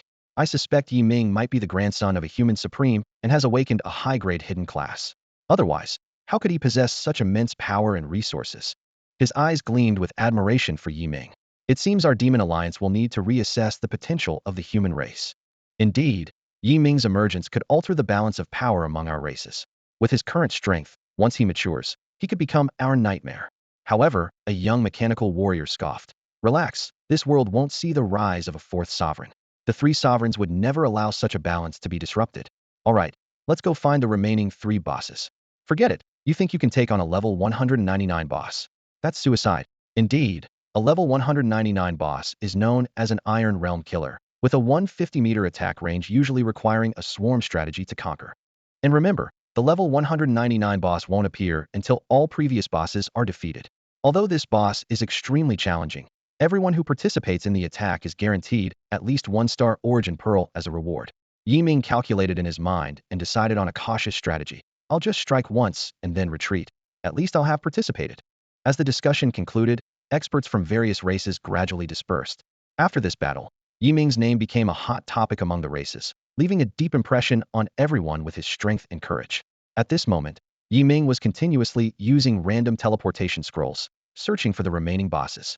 However, after using more than a dozen scrolls, he still had no success. He couldn't help but mock himself. Seems like these last 3 bosses are hiding really well. Just as he was about to continue teleporting, an announcement suddenly sounded. Regional announcement. Level 140 boss has been successfully defeated. Slayer, Mechanical Tribe, Steel Plate Squad. Awarded 50 points.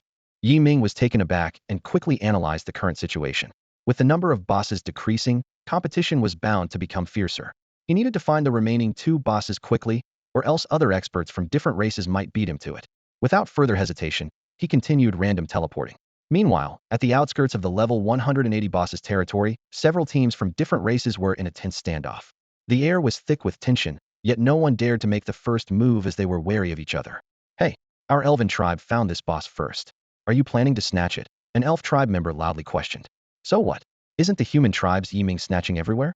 Can't the spirit tribe do the same? The spirit tribe representative retorted defiantly. Exactly, with us orcs here, your 3-tribe alliance won't get this boss today, a burly orc roared. Oh, I'm so scared. We dwarves aren't pushovers either, a dwarf warrior mocked. Shut up. This boss belongs to us, demon tribe, a demon tribe member arrogantly declared. Then come and try. Bring it on. As the shouting continued, the atmosphere grew more intense, as if a fight could break out at any moment. However, no one dared to strike first, as no one was confident of victory. Suddenly, bang. A bullet shot out from the direction of the observing dragon tribe and mechanical tribe, hitting a demon tribe member's head with precision. Although the shot wasn't fatal, black blood still gushed out from the wound, splattering high. Damn it. Get them. The injured demon tribe member, clutching his head, shouted angrily, pointing at the elven and dwarf tribes. Instantly, chaos erupted. Both sides raised their weapons and launched fierce attacks on each other. Skills flew everywhere. Fireballs and ice arrows crisscrossed in the air. Lightning and wind blades sliced through the atmosphere. The clash of various elements sparked energy storms on the battlefield. Both sides were bloodthirsty, having forgotten fear, focused only on defeating their opponents. A young dragon tribe member, witnessing everything, was stunned, then turned his gaze to a nearby mechanical tribe youth whose gun was still smoking. It was an accidental discharge. Do you believe me? The mechanical tribe youth said expressionlessly. The dragon tribe youth internally scoffed. Yeah, right, you did it on purpose. The battle continued, but the elven and dwarf tribes were clearly at a disadvantage as their members kept falling. One elven archer, realizing the dire situation, discreetly opened the regional chat and sent out a message. At this moment, Ming was anxiously searching for the boss. He had purchased dozens of random teleportation scrolls from the trade guild, but still couldn't find any trace of the boss. Just as he was feeling bored and frustrated, a message suddenly flashed in the regional channel. Ming, come quickly to the coordinates XXX. There's a level 180 boss here. The message was accompanied by a picture. Ming felt a surge of excitement, but upon examining the picture closely, he noticed that multiple races seemed to be vying for it. He hesitated for a moment, contemplating whether he should go immediately. After all, it could be a carefully laid trap. However, he quickly realized he had no other choice. There were only 2 bosses left, and if he missed this opportunity, who knew when he would next enter the neutral zone? Taking a deep breath, Ming cast the blessing of the war god and the phantom shield on himself. He purchased another teleportation scroll from the trade guild and, without hesitation, entered the coordinates. In a flash of dazzling light, Ming found himself in an unfamiliar area. It was a small basin surrounded by mountains. As soon as he landed, Ming felt the tense atmosphere and the heavy scent of blood in the air. His gaze swiftly scanned the scene ahead, his brow furrowing. He saw a group of a dozen or so non-humans launching a fierce attack on a lone and defenseless elf. With the final blow, the elf fell to the ground, lifeless. Ming noticed the ground littered with the corpses of elves and dwarves, and anger surged within him. Meteor shower. Ming murmured decisively. Since they were enemies, there was no need for mercy, especially since these non-humans had just slaughtered allies of the human race. A barrage of meteoric arrows, unleashed without even charging, rained down like a torrent of shooting stars, instantly taking down the non-humans before they could react. Yi Ming walked slowly to the body of the elven archer, gently closing her eyes, which were filled with unwillingness. Rest in peace. I've avenged you, he whispered, his voice cold and resolute. Surveying the surroundings, Yi Ming noticed two teams staring at him in shock, as if he were a terrifying monster. These teams were from the Dragon Clan and the Mech Clan. Yi Ming's sudden appearance had undoubtedly caused a massive stir among the two neutral races present. A burly dragon warrior was the first to break the silence. Are you the human Yi Ming? As powerful as the legends say. You're on par with our Dragon Clan's AOU. He hastily added. I must clarify, their conflict has nothing to do with the Dragon Clan.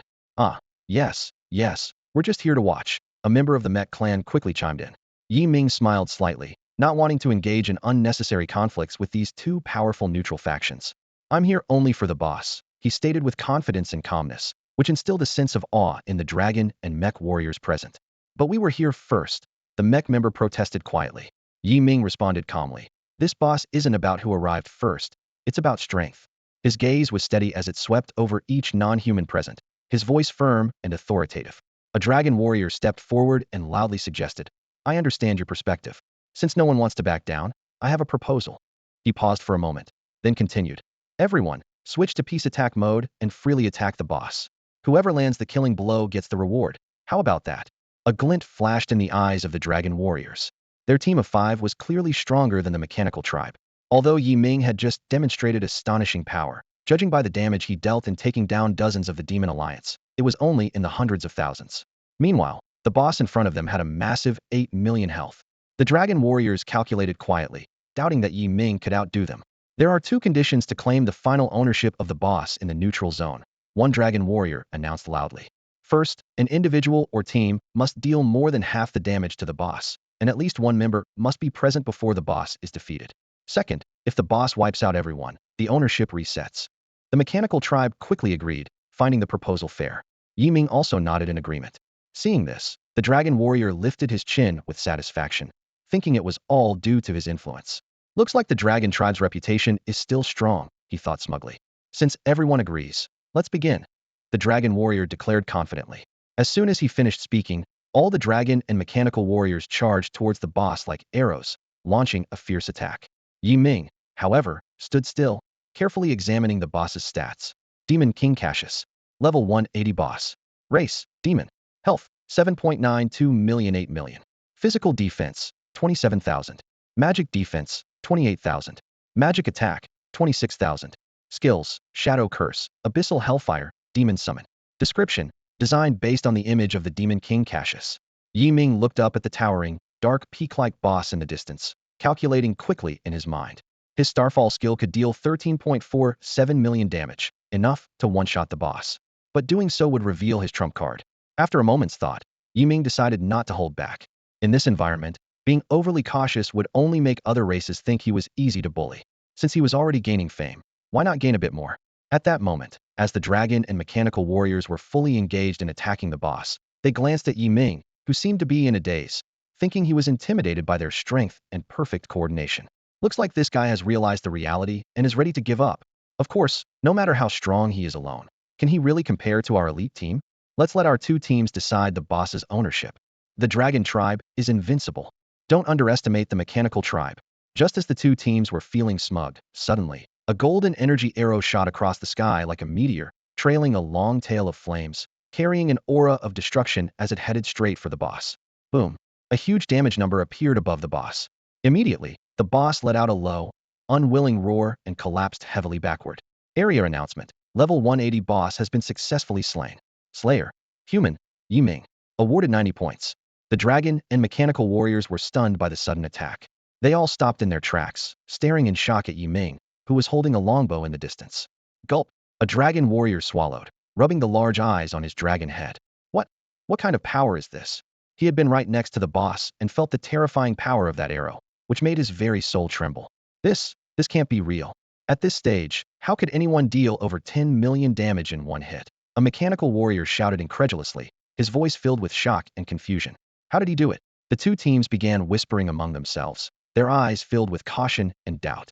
Suddenly, they all fell silent. Yi Ming was slowly walking towards them. As Yi Ming approached, the 2 teams parted to make way for him. They held their breath, watching intently as he picked up the loot dropped by the boss. With a faint smile, Yi Ming softly bade farewell, then tore a random teleportation scroll and left gracefully, leaving the warriors of both teams staring at each other in bewilderment. This guy is a real monster, muttered a mechanical warrior, his voice tinged with fear. A prodigy from the human race. We should report this to our elders quickly, a dragon warrior remarked with a sigh. What are you worried about? We're not enemies with the humans. It's the demons and their lackeys who should be concerned. True enough, a flash of light, and Yi Ming appeared by a small stream.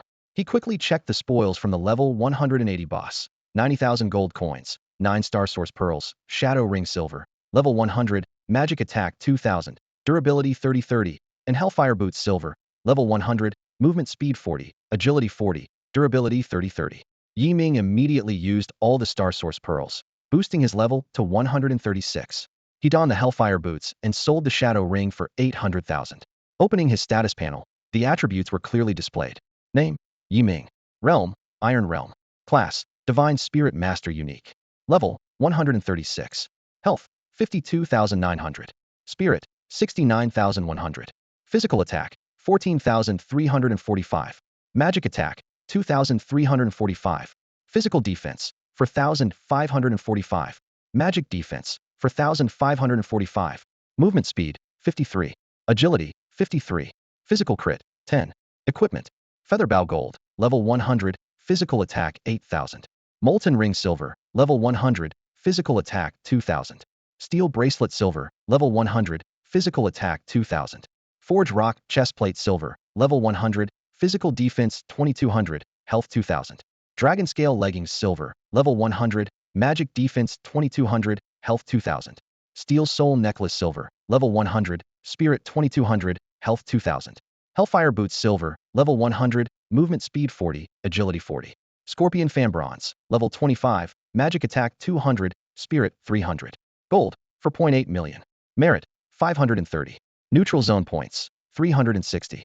Yi Ming felt the surge in his attributes, as if his entire body was brimming with power. His health surpassed 50,000, and his spirit neared 70,000, significantly boosting his attack power and shield capacity. Gazing at his set of silver equipment, an indescribable pride welled up within him. All of this was hard-won through countless battles. Just need a better healer weapon, Yi Ming thought to himself. Hopefully, the final boss will drop one. Otherwise, I might have to use points to exchange or purchase from the guild. He stretched, jogging lightly to loosen up. Suddenly, he noticed how much lighter he felt and how his jogging speed had noticeably increased. Seems like agility and movement speed aren't entirely useless after all. Just as Yi Ming was about to use another teleportation scroll, a system announcement echoed through the area. A level 199 boss has appeared at coordinates XXX. Warriors, please proceed to defeat it. Warriors who participate in the kill will receive 1-star Origin Pearl as a reward, while the one claiming the boss will receive an additional 19-star Origin Pearls. At the same time, a free teleport option appeared before Yi Ming. He paused for a moment, surprised that the system had directly announced the coordinates of the level 199 boss. Wasn't this going to trigger a massive free-for-all battle? But on second thought, Yi Ming understood the system's intention. As the ultimate boss of the Black Iron Realm, its power must be incredibly formidable, impossible for an individual or small team to defeat. Only through sheer numbers could it possibly be brought down. The promise of 1-star Origin Pearl for participation, plus an additional 19 for claiming the boss, was undoubtedly a massive lure, enough to entice any adventurer. Yi Ming quickly composed himself, took a deep breath, and without hesitation, confirmed the teleport. In an instant, a dazzling light engulfed him, and his figure vanished on the spot. When the light dissipated, Yi Ming found himself standing on a vast desert plain. About 200 meters away stood a colossal fortress-like figure, a level 199 boss, the Star Prison Guardian. It emitted a cold blue glow, with a body that was smaller at the top and larger at the base. One arm gripped a massive hammer, its surface crackling with menacing arcs of electricity. Its lower half was a wide and heavy base, giving an impression of immovability. At that moment, the boss had not yet entered attack mode, standing quietly in place. Yi Ming cautiously surveyed his surroundings, seeing countless beams of light as warriors from various races teleported onto the battlefield. To ensure safety, they quickly dashed towards their respective camps. Yi Ming did the same, sprinting towards the nearest dwarf camp. The air was thick with an indescribable tension, as each new warrior arrived with barely concealed excitement and a thirst for battle. As the number of adventurers grew, the desert sands whipped up more fiercely, as if heralding the imminent, earth-shattering battle. Standing among the dwarfs, Yi Ming carefully examined the level 199 boss's stats. Star Prison Guardian. Level 199 Special Boss. Race, unknown. Health, 20 million. Physical defense, 50,000. Magic defense, 50,000. Magic attack, 50,000. Skills, Thunderstrike, Star Prison, Thunder Punishment. Description, unknown. Seeing these figures, Ming couldn't help but gasp. The boss's strength was indeed formidable. Its health and attack defense attributes were double those of a level 180 boss. He was thankful for his shield. Otherwise, he might not withstand even 2 blows from the boss. Ming glanced around, thinking, no wonder the system summoned everyone to participate. Even those 6 demon elites sent to assassinate him would hesitate to confront this boss heathen. His gaze returned to the boss's massive base, sparking a glimmer of hope. If the boss was anchored in place and unable to move, with his 200-meter attack range, wouldn't it become a sitting duck? Ming noticed that, despite being within 200 meters, the boss hadn't attacked. This suggested its attack range might be less than 200 meters. He quickly calculated his combat power. With the War God's blessing, his attack power reached 37,478 points, and a charged attack could deliver a staggering 820,000 damage. Although his Starfall skill was still on cooldown, Ming remained unfazed. Even relying solely on normal attacks, combined with 9-star beads, he could bring down the boss in no time. However, Ming refrained from acting rashly. He decided to observe the situation, waiting for the perfect opportunity. As time passed, more and more adventurers from various races flooded the battlefield, forming a massive circle around the boss. The tension in the air grew even more palpable, like a powder keg ready to explode into an epic battle at any moment. Watching people from various tribes continuously pour in, Ming furrowed his brows. Even with a shield boasting 700,000 health points, the overwhelming number of attackers made him feel a bit pressured. At this moment, a burly young warrior from the Dragon clan stepped forward. His voice was loud and powerful, instantly capturing everyone's attention. Everyone, please quiet down and hear me out. The scene immediately quieted, with all eyes focused on this dragon warrior. With a slight smile, he continued. Thank you for giving face to the Dragon clan. My name is Aoyu. We are gathered here today for the same goal to defeat the boss and obtain the Star Source Pearl. To avoid unnecessary conflict and casualties, I suggest that everyone use the peaceful attack mode. The Dragon clan and the Mechanical clan will act as witnesses and supervisors. Aoyu's proposal was met with positive responses from the various tribes. The elves, dwarves, and humans all expressed their agreement. At this point, a young man in ornate armor with a scarred face stepped forward. His voice carried an undeniable authority as he announced the humans' agreement to the proposal. Immediately, all eyes were drawn to this scar-faced young man. Whispered conversations broke out among the crowd. Is that guy Ming? He looks quite ugly. Keep it down, he's a ruthless killer. I heard he even wiped out the elite team sent by the Burning Heaven Demon King. He's really strong, having taken down 6 bosses on his own. I can't wait to see what he does next. Meanwhile, in the Demon Clan's camp, there were also hushed discussions. Remember that Scarface guy?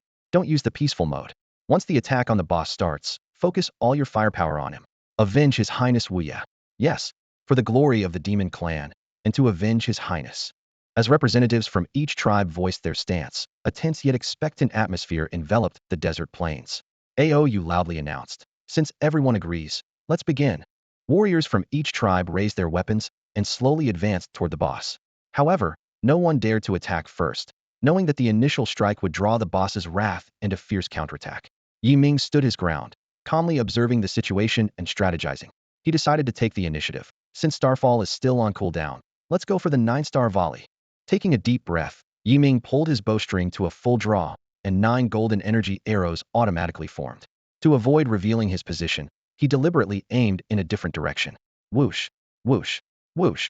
9 streaks of light shot through the air like meteors across the sky, tracing beautiful arcs as they headed straight for the boss. Boom, boom, boom.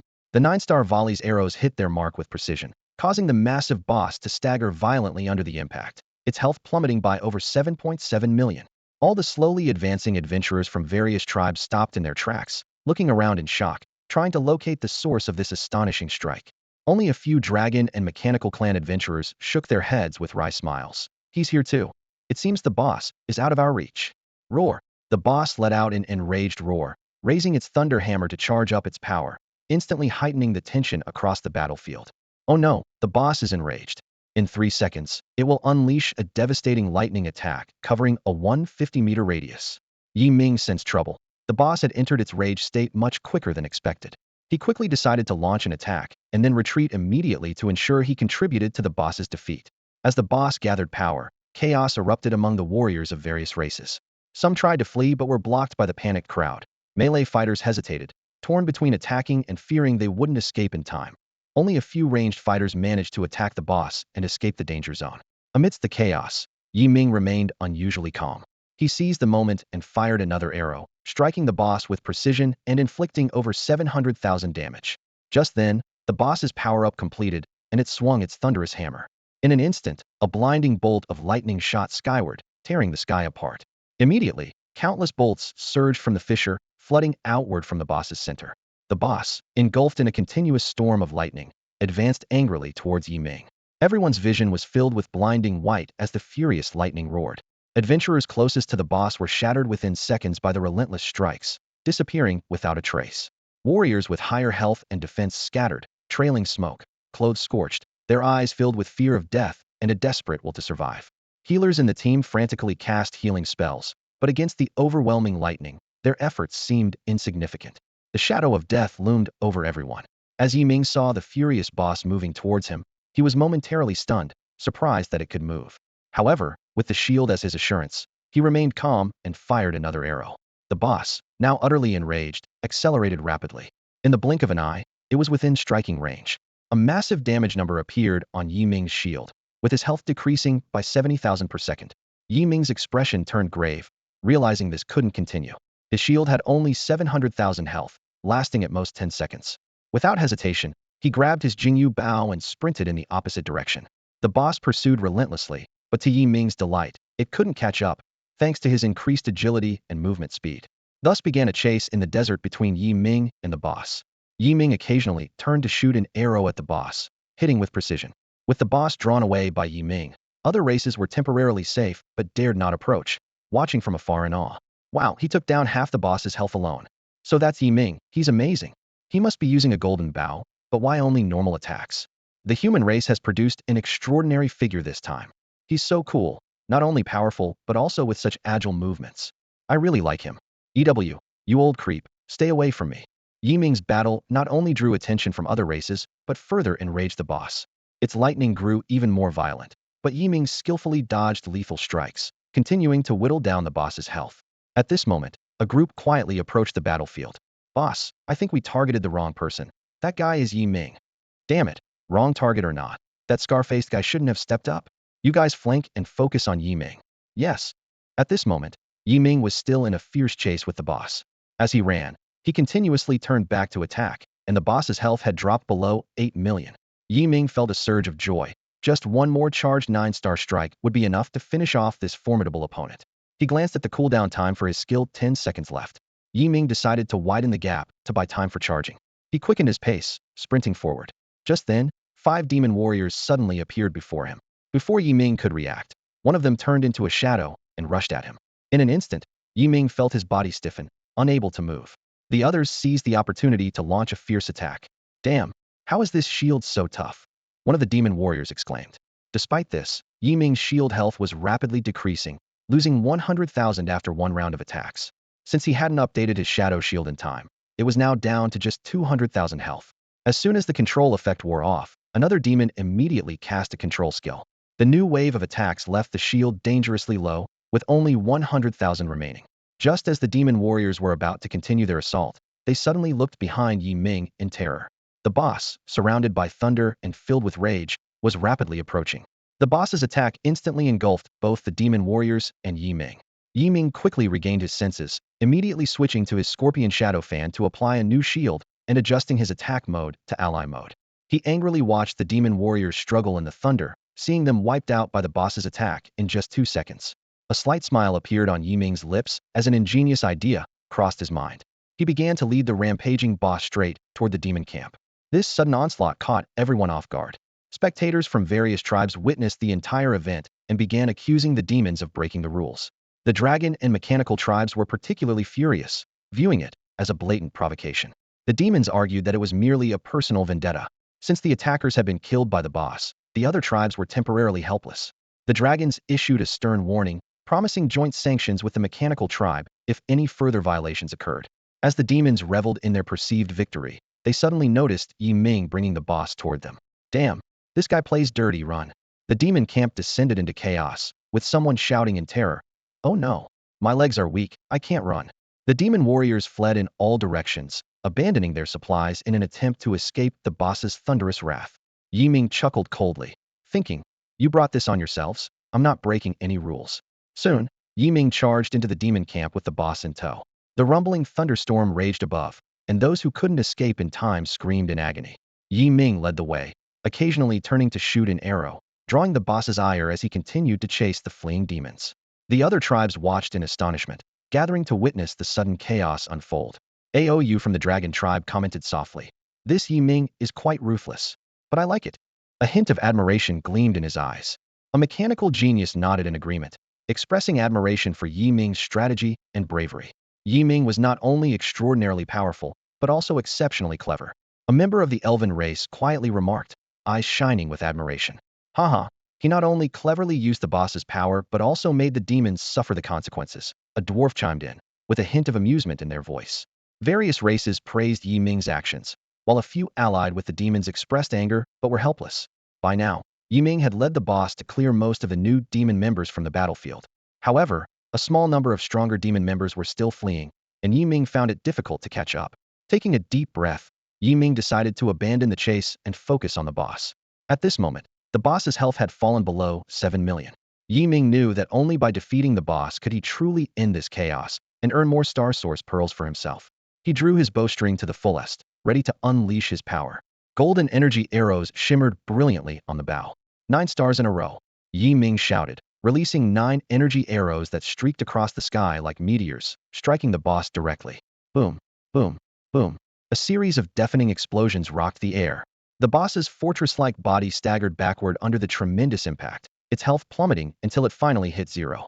With an unwilling roar, the boss's massive form began to disintegrate rapidly, eventually shattering completely and vanishing into the desolate desert. An area announcement immediately sounded. Level 199 special boss has been successfully defeated. Slayer. Human. Yi Ming. Reward, 250 points. The battlefield fell silent, with warriors from all races staring in disbelief at the events unfolding before them. At that moment, they finally saw where the boss's initial massive attack had come from.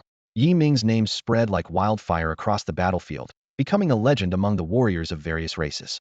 They were astonished by Yi Ming's courage and strength, and even more so by his incredible attack power. At that moment, Yi Ming seemed to be the brightest star on the battlefield. Standing by the boss's remains, Yi Ming searched around. "Why is there nothing here?" he murmured to himself. Aou of the Dragon Clan approached, extending a massive dragon claw to Yi Ming. "Yi Ming, your performance was truly impressive." Aou's voice carried a subtle undercurrent of respect. Yi Ming was momentarily taken aback, then smiled and gently grasped one of Aou's clawed fingers. "Nice to meet you, Aou." The mechanical genius also approached, nodding in approval. "Yi Ming, your abilities are outstanding among our generation of young people. I look forward to having the opportunity to work with you in the future." Yi Ming nodded slightly, signaling his agreement. With the boss defeated, the tense atmosphere on the battlefield gradually dissipated, and people from various races began to rest in place, waiting for the system's teleportation. Yi Ming was still puzzled as to why the level 199 boss hadn't dropped anything. Seeing his confusion, Aou smiled and explained, "A level 199 boss doesn't drop any items. It's essentially a welfare monster, designed to ensure that everyone who comes here gets at least 1 star source pearl. If you hadn't provoked it with your powerful attack, it wouldn't have gone into a berserk state. Normally, that only happens in the final stages. After the boss is defeated, the star source pearl rewards for participants or slayers are automatically mailed to you. You can check your mail now." Feeling slightly embarrassed after hearing this, Yi Ming scratched his head. "Oh, I see. Sorry about that. It's my first time here." Yi Ming checked his emails, and his eyes lit up with excitement. 2 new messages appeared on the screen, and he eagerly clicked to open them. The first email announced that he had received a reward for participating in the boss battle, a star source pearl. The second email was even more thrilling. As the boss owner, he had acquired a total of 19 star source pearls. His heart raced as he chose to use them all without hesitation. Instantly, a surge of powerful energy flowed into his body, and he felt his strength soar. The level numbers flashed rapidly, finally settling at level 156. Yi Ming gasped in amazement. He hadn't expected to reach the mid-level of the Black Iron Realm so soon after entering this area for the first time. Just as he was basking in his newfound power, a mechanical voice abruptly cut through his thoughts.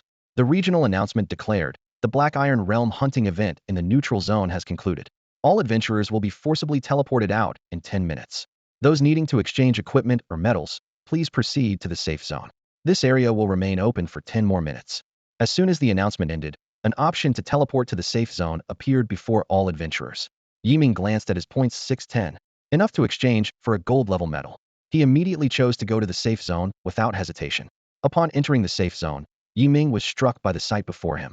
Adventurers from various races had gathered here, creating a stark contrast to the battlefield atmosphere just moments ago. A sense of peace prevailed, with small groups of adventurers eagerly discussing the recently concluded hunting event, their excitement palpable. Yiming headed straight to the crystal tower, immersing his spirit into it. The exchange list appeared once more, and he unhesitatingly selected the final item on the gold-level medal list. Instantly, 500 points were deducted, and a deep blue medal materialized in his hand. Gold medal, Imperial Honor. Attributes: Health 100,000, Spirit 10,000, Physical Attack 5,000, Magic Attack 5,000, Dual Defense 5,000. Trait: Non-tradable. Yiming examined the medal carefully, its mysterious sheen hinting at immense power. He solemnly placed the medal on his chest and immediately felt a surge of energy coursing through him, significantly boosting his attributes. Satisfied with the medal on his chest, Yiming turned his attention back to the equipment list within the crystal tower. With 110 points remaining, he had enough to exchange for a gold-level piece of equipment. After a moment's consideration, he decided on a gold-level fan, something he currently lacked. With the expenditure of 100 points, a fan radiating a deep blue glow appeared in Yiming's hand. Star Abyss Dream Fan. Level: Gold level 100. Attributes: Magic Attack 4,000, Spirit 4,000. Trait: All auxiliary effects 5. Durability 40/40, non-tradable. Yiming held the fan with satisfaction, examining every detail closely, a sense of achievement swelling within him. He realized that gold level and above equipment often came with a special trait. While this fan's trait might not hold much value for other auxiliary roles, for him, it was a perfect enhancement. Yiming felt the surge of power within him and couldn't wait to check his stats on the panel. The numbers jumped out at him. Dark Iron Realm Divine Grace Spirit Master, level 156, health points 172,900, spirit power 99,100, physical attack 19,445, magical attack 7,445, defense 9,645, movement speed and agility 57. His eyes widened in disbelief as he stared at these figures. Gulp. Yiming couldn't help but swallow hard. His health had skyrocketed to 170,000, and with the Star Abyss Phantom Fan, his spirit power had surpassed the 100,000 mark. This meant that his spirit shield's health exceeded 1,000,000, making him a true tank. Even more exciting was the fact that the War God's Blessing could add 36,085 points to his attack power. With the bonus from Sky Radiance, a charged normal attack in 3 seconds could exceed the 1,000,000 mark. Standing still, Yiming took a deep breath, feeling this unprecedented power. He glanced around, his gaze filled with determination and confidence. Nevertheless, he was acutely aware that enemy control skills remained his Achilles heel. The top priority was to unlock the Holy Wind of Healing, and the only way to obtain the Chaos Fire Seed was to participate in the upcoming Newcomer Chaos Dragon event. Just then, a system announcement echoed, stating that all adventurers would be forcibly teleported out of the area in 10 seconds. Yiming quickly organized his gear, preparing for the teleportation. He noticed the surrounding adventurers were also making last-minute preparations, some reluctant, others excited with anticipation. As the countdown ended, a dazzling light enveloped Yiming. He felt weightless, as if being guided by an invisible force. In the next moment, he found himself in the central plaza of the capital city. The plaza was bustling with people, and countless beams of light descended from the sky. Yiming paused, guessing these people might also just be returning from the neutral zone. While Yiming was looking around, a familiar voice interrupted his thoughts. Brother Yi. He turned to see Tang Si approaching with a smile. Brother Tang, what are you doing here? Yiming asked in surprise. Tang Si enthusiastically gave Yiming a big hug, boasting, I'm here to challenge the illusory light realm. Look, I'm decked out in level 30 gold equipment. My attack power is a whopping 4,900, and my health is up to 6,900. Want to join? Yiming glanced at Tang Si's gear and couldn't help but inwardly sigh. Lucky guy. He awkwardly replied. I've already challenged it, so I can't enter the illusory light realm now. Tang Si was taken aback and fired off questions. What? That fast? Did you get an area attack skill? Are you level 99? Yiming felt a warmth in his heart, sensing Tang Si's genuine concern. He nodded. Yes, I've got an area attack skill, and I'm well past level 99. Did you challenge the Chaos Tower? How did it go? How much time did it take? Did you break any records? Tang Si asked, intrigued. Yiming gave a mysterious smile. I'll tell you about that later. By the way, are you planning to challenge the illusory light realm now? Although I can't enter, I can cast 2 buffs on you. Tang Si was overjoyed. Is it the war god's blessing? Wow. Tang Si gasped, eyes wide in disbelief as he stared at Yi Ming. An increase of 36,085 attack points? A shield with 1.08 million HP? Old Yi, how did your support abilities suddenly become so overpowered? Yi Ming's lips curled into a slight smile, a glint of pride in his eyes. I took a little trip to the neutral zone and brought back some goodies, he said nonchalantly. What? Tang Si's expression turned serious in an instant.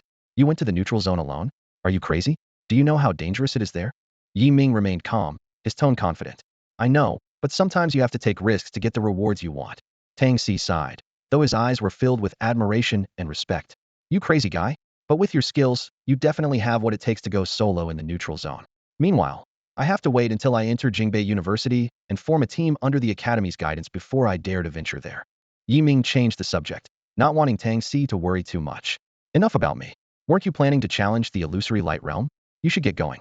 The war god's blessing lasts for 30 minutes. Remember to come out when it's over, and I'll buff you again. I'll be waiting at the entrance. Tang Si confidently patted his chest. Got it. With these powerful buffs, what do I have to fear? I'm taking on the tenfold area. I bet I can hit level 99 in under an hour. Just then, a young man in ornate armor emerged from the crowd, his arm wrapped around the waist of a young woman. With a disdainful look, he approached Yi Ming and Tang Si. Oh, Tang Xiao, you're quite bold. Even I, a 6-star mage, wouldn't make such claims. Where does a 1-star swordsman like you get such confidence? I must say, I'm impressed. The newcomer was Wu Hao, accompanied by Lu Ruyu. Wu Hao was momentarily taken aback upon seeing Yi Ming, thinking to himself, this guy is still alive. Who was it that got burned then? 3 useless fools. Looks like I'll have to deal with him myself. Yi Ming's gaze turned icy upon seeing Wu Hao, anger flaring within him. Damn it, he burned my house and sent people to kill me. I'll make sure to take care of him when I can. Wu Hao quickly regained his composure, continuing his taunt towards Tang Si. Tang Xiao, don't say I didn't warn you. The tenfold area isn't for just anyone. From what I know, no one has dared to challenge it in 100 years. You're about to set a precedent. He then teasingly lifted Lu Ruyu's chin with his finger, inhaling her scent as he brought his nose close to her neck. Yi Ming and Tang Si watched Wu Hao's actions with disdain, fully aware of the mockery and provocation in his words. A sly glint appeared in Tang Si's eyes as his lips curled into a slight smile. Wu Xiao, how about a bet? Let's see who reaches level 99 first. Wu Hao frowned at the suggestion. Last time, he lost a golden grade piece of equipment in a bet, and Tang Si bragged about it all over Yun City, bringing shame to him and the guild, and earning him a scolding from his father. But this time, he was confident, fully equipped with level 30 golden grade gear. With the added advantage of his 6-star profession, Wu Hao was confident that he could at least challenge the 8 or even 9 times difficulty level. He glanced disdainfully at Tang Si, thinking there was no way a rookie with a 1-star profession could compare to him. More importantly, he noticed that Yi Ming wasn't teaming up with Tang Si this time. Without that so-called lucky star, Wu Hao was convinced Tang Si stood no chance. Since Tang Si was offering himself up for a challenge, Wu Hao decided to accept it without hesitation. This time, he planned to make a big bet, seeking to redeem himself and restore his guild's reputation. Wu Hao knew Tang Si's background and strength well, understanding that the kid was financially well off. To avoid being underestimated, he needed to propose a significant wager. Feigning calmness, Wu Hao slowly spoke. All right, since young Master Tang is interested, how could I not accompany him? However, the stakes need to be substantial. Tang Si's lips curled slightly, as if he had anticipated Wu Hao's reaction, and he retorted, so what do you suggest as the wager? Wu Hao pondered for a moment, then held up one finger. How about 10 million gold coins? Come on, Tang Si scoffed. Wu, are you being stingy? At least 20 million. Tang Si's words took Wu Hao by surprise. Damn, I only have 20 million gold coins in total. How does he know?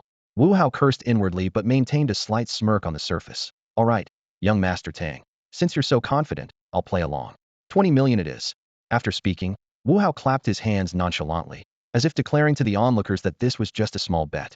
Tang Si saw through Wu Hao's bravado and smirked inwardly. Although he knew nothing about the specific attributes of the monsters in the 10 times difficulty area, he had complete faith in Yi Ming. His goal was not only to win the bet, but also to humiliate Wu Hao in front of everyone. Yi Ming quietly observed the confrontation, aware that this bet was about more than just money, it was about dignity and face. He understood Tang Si's trust in him, and was also aware of Wu Hao's cunning and ambition. Tang, thank you for trusting me like this, Yi Ming said softly, as he cast a new blessing of the war god on Tang Si. Tang Si turned to Yi Ming with a grateful smile. Meanwhile, Wu Hao looked dismissive, not believing that Yi Ming's jinx of support could offer any real help. As the bet commenced, the surrounding crowd became restless, eager for the impending showdown. Did you see that? Wu Hao is a genius with the same profession as the national leader. Impressive. Isn't that Tang Si the national second place in this year's college entrance exam? He can't be weak. What do you know? Tang Si is just a one-star trash swordsman, and they say his exam results were thanks to his family's influence. Shoo, keep it down. Don't let them hear. Both have powerful backgrounds. Amidst the murmurs of the crowd, Tang Si and Wu Hao paid no attention. After exchanging a glance, they both entered the illusionary light realm, with Lu Ruyu following closely. Yi Ming remained at the entrance, waiting quietly with the spectators for the outcome. Time ticked away. At one point, Tang Si briefly emerged, and after Yi Ming reapplied a buff, he confidently re-entered the illusionary light realm. 45 minutes passed. The crowd at the entrance grew larger as more people heard about the high-stakes gamble taking place. The event even attracted a starshine powerhouse Zhao Shilai. Zhao Shilai happened to be in the area for other matters and stumbled upon the scene. However, at that moment, he was not interested in the gamble, but rather, he stared at Yi Ming, who was waiting at the entrance, as if he were observing a rare creature. Zhao Shilai found himself amidst the crowd, his eyes filled with astonishment. Level 156. He repeatedly rubbed his eyes and even took out some eye drops, as if unable to believe what he was seeing. In just a few hours, Yi Ming's level had skyrocketed at an incredible pace, which was simply unfathomable. Countless speculations flashed through Zhao Shilai's mind. Could this guy have single-handedly taken down all the bosses in the neutral zone? Recalling Yi Ming's previous performances, defeating one or two bosses wasn't impossible. But to obtain 56 star source orbs on his first entry into the neutral zone was truly unbelievable. Even the elite teams organized by Jingbei University for their genius students might only secure a baseline reward, participating in the final boss kill to earn merely 1-star source orb. No, I must inform the teacher about this. Zhao Shilai took a deep breath, trying to calm his inner shock. He quickly pulled out his phone and dialed Feng Xian's number. Meanwhile, Yi Ming remained oblivious to Zhao Shilai's gaze. He was fully focused on the entrance to the illusory light realm, silently calculating the time. Tang should be coming out soon. Sure enough, a familiar figure slowly emerged from the realm's teleportation entrance. Tang Si had a hint of fatigue on his face, but it was overshadowed by excitement and satisfaction. Yi Ming quickly checked his level 99. This result surprised Yi Ming as well. Tang Si actually won? A 1-star swordsman defeating a 6-star mage? How is that possible? With a big smile, Tang Si approached Yi Ming, proudly saying, "Hey, old Yi not bad, huh?" Yi Ming stretched lazily and teased. "Just average. Didn't expect you to be that slow." Tang Si rolled his eyes at Yi Ming. "Well, who dares to compare with a freak like you?" Then, a hint of pride flashed in his eyes. "Oh, that Wu Hao kid is the slow one. We still have to wait for him to come out and pay the bill." An hour and a half later, Wu Hao and Lu Ryu finally emerged from the illusory light realm, and their levels also reached 99. However, Wu Hao's face showed no joy, only dissatisfaction. He never imagined that Tang Si had indeed been grinding monsters in the tenfold zone all along, enduring damage that could have instantly killed him, with astonishing efficiency and damage output 10 times higher than his own. Wu Hao was in turmoil, struggling to accept this reality. He clenched his fists, overwhelmed by an indescribable sense of defeat. The once unbeatable professional advantage he thought he had was now surpassed by a trash profession, with 1 star, leaving him baffled. He stared at Yi Ming and Tang Si, his eyes filled with confusion and reluctance. Was Yi Ming's supportability really that miraculous? He began to question whether his previous underestimation of Yi Ming had been a colossal mistake. Finally, unable to hold back, Wu Hao asked, his voice trembling slightly, "Yi Ming, what exactly did you do?" Yi Ming smiled coldly and replied bluntly, "You don't deserve to know." Wu Hao's face darkened instantly, his teeth clenched in anger. This contest not only bruised his self-esteem, but also shook his confidence in his own strength, leaving an unresolved question lingering in his mind. He couldn't accept the fact that he had been surpassed by someone in a support role, nor could he handle the complete shattering of his long-held sense of superiority. Wu Hao's expression was terrifyingly grim, his knuckles white from clenching his fists, his voice carrying an unmistakable threat. "Yi Ming, don't get too cocky. One day, I'll show you who the real powerhouse is." With that, he roughly grabbed Lu Ruyu's wrist and strode away. The air was thick with a stifling tension. "Hey, Wu Hao, trying to weasel out again? Don't forget the 20 million gold coins." Tang Si's voice boomed behind him, drawing the attention of nearby players. Wu Hao paused, flinging a purple gold coin card from his pocket, which traced a graceful arc through the air and landed precisely in Tang Si's hands. Without looking back, he continued walking, his retreating figure full of resentment and anger. Tang Si caught the coin card with a smug grin, giving it a little wave. "Old Yi, we'll split it 50-50. Yi Ming smiled and nodded. "Thanks, little C." "Hey, why do you call me little C? It sounds so awkward." "I think it sounds nice." Yi Ming shrugged. "Fine, suit yourself." Tang Si complained, but inwardly he was pleased. It meant Yi Ming had truly accepted him as a friend. I'm already level 99 and ready to challenge the Chaos Tower. Tang Si thumped his chest, brimming with confidence. Yi Ming frowned slightly. But in the Chaos Tower, you can't benefit from equipment boosts, not even my war god's blessing. Don't worry, Tang Si replied with a mysterious smile. I've already inherited 3 top-tier skills in advance. I've got this. Yi Ming's eyes flashed with surprise, but he quickly regained his composure. All right, I'll go with you. At the entrance of the Chaos Tower, a crowd was bustling, with Wu Hao, Zhao Xilai, and Feng Xian among them. Yi Ming was about to greet them when Feng Xian stopped him with a look. The surrounding crowd was buzzing with discussions around the record stone tablet. Yi Ming cleared the first level in 1 second? That's unbelievable. That was hours ago. Even the national leader probably knows by now. I heard that because he's the son of a traitor, the officials didn't publicize it. Feng Xian and Zhao Xilai were also stunned by these discussions. After a brief exchange, Zhao Xilai learned that Master Chu had already taken Yi Ming under his wing, instructing them not to interfere, including investigating the past of Yi Ming's parents. After reading the record, Tang Si excitedly whispered to Yi Ming, "Old Yi, really 1 second? That's incredible." He knew they should keep a low profile, as other races might harbor ill will towards a human genius. Meanwhile, Wu Hao stared at the record stone tablet, disbelief in his eyes. Clearing the level in 1 second meant Yi Ming could deal 100,000 damage instantly without equipment, completely overturning his understanding.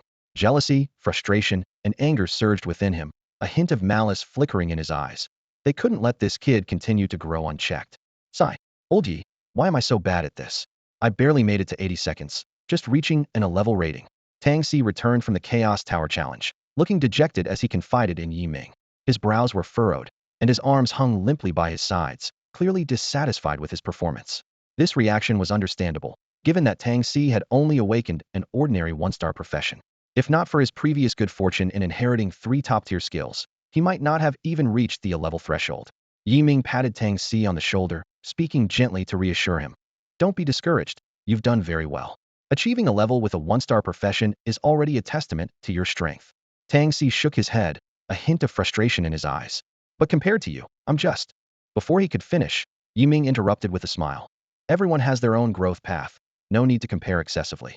What's important is that we're all making progress, right? Tang Si nodded thoughtfully. Yeah, you're right. Suddenly, as if a thought struck him, his eyes lit up and he stood up straight, confidently declaring, I have money and gear. I'm not worse than anyone else.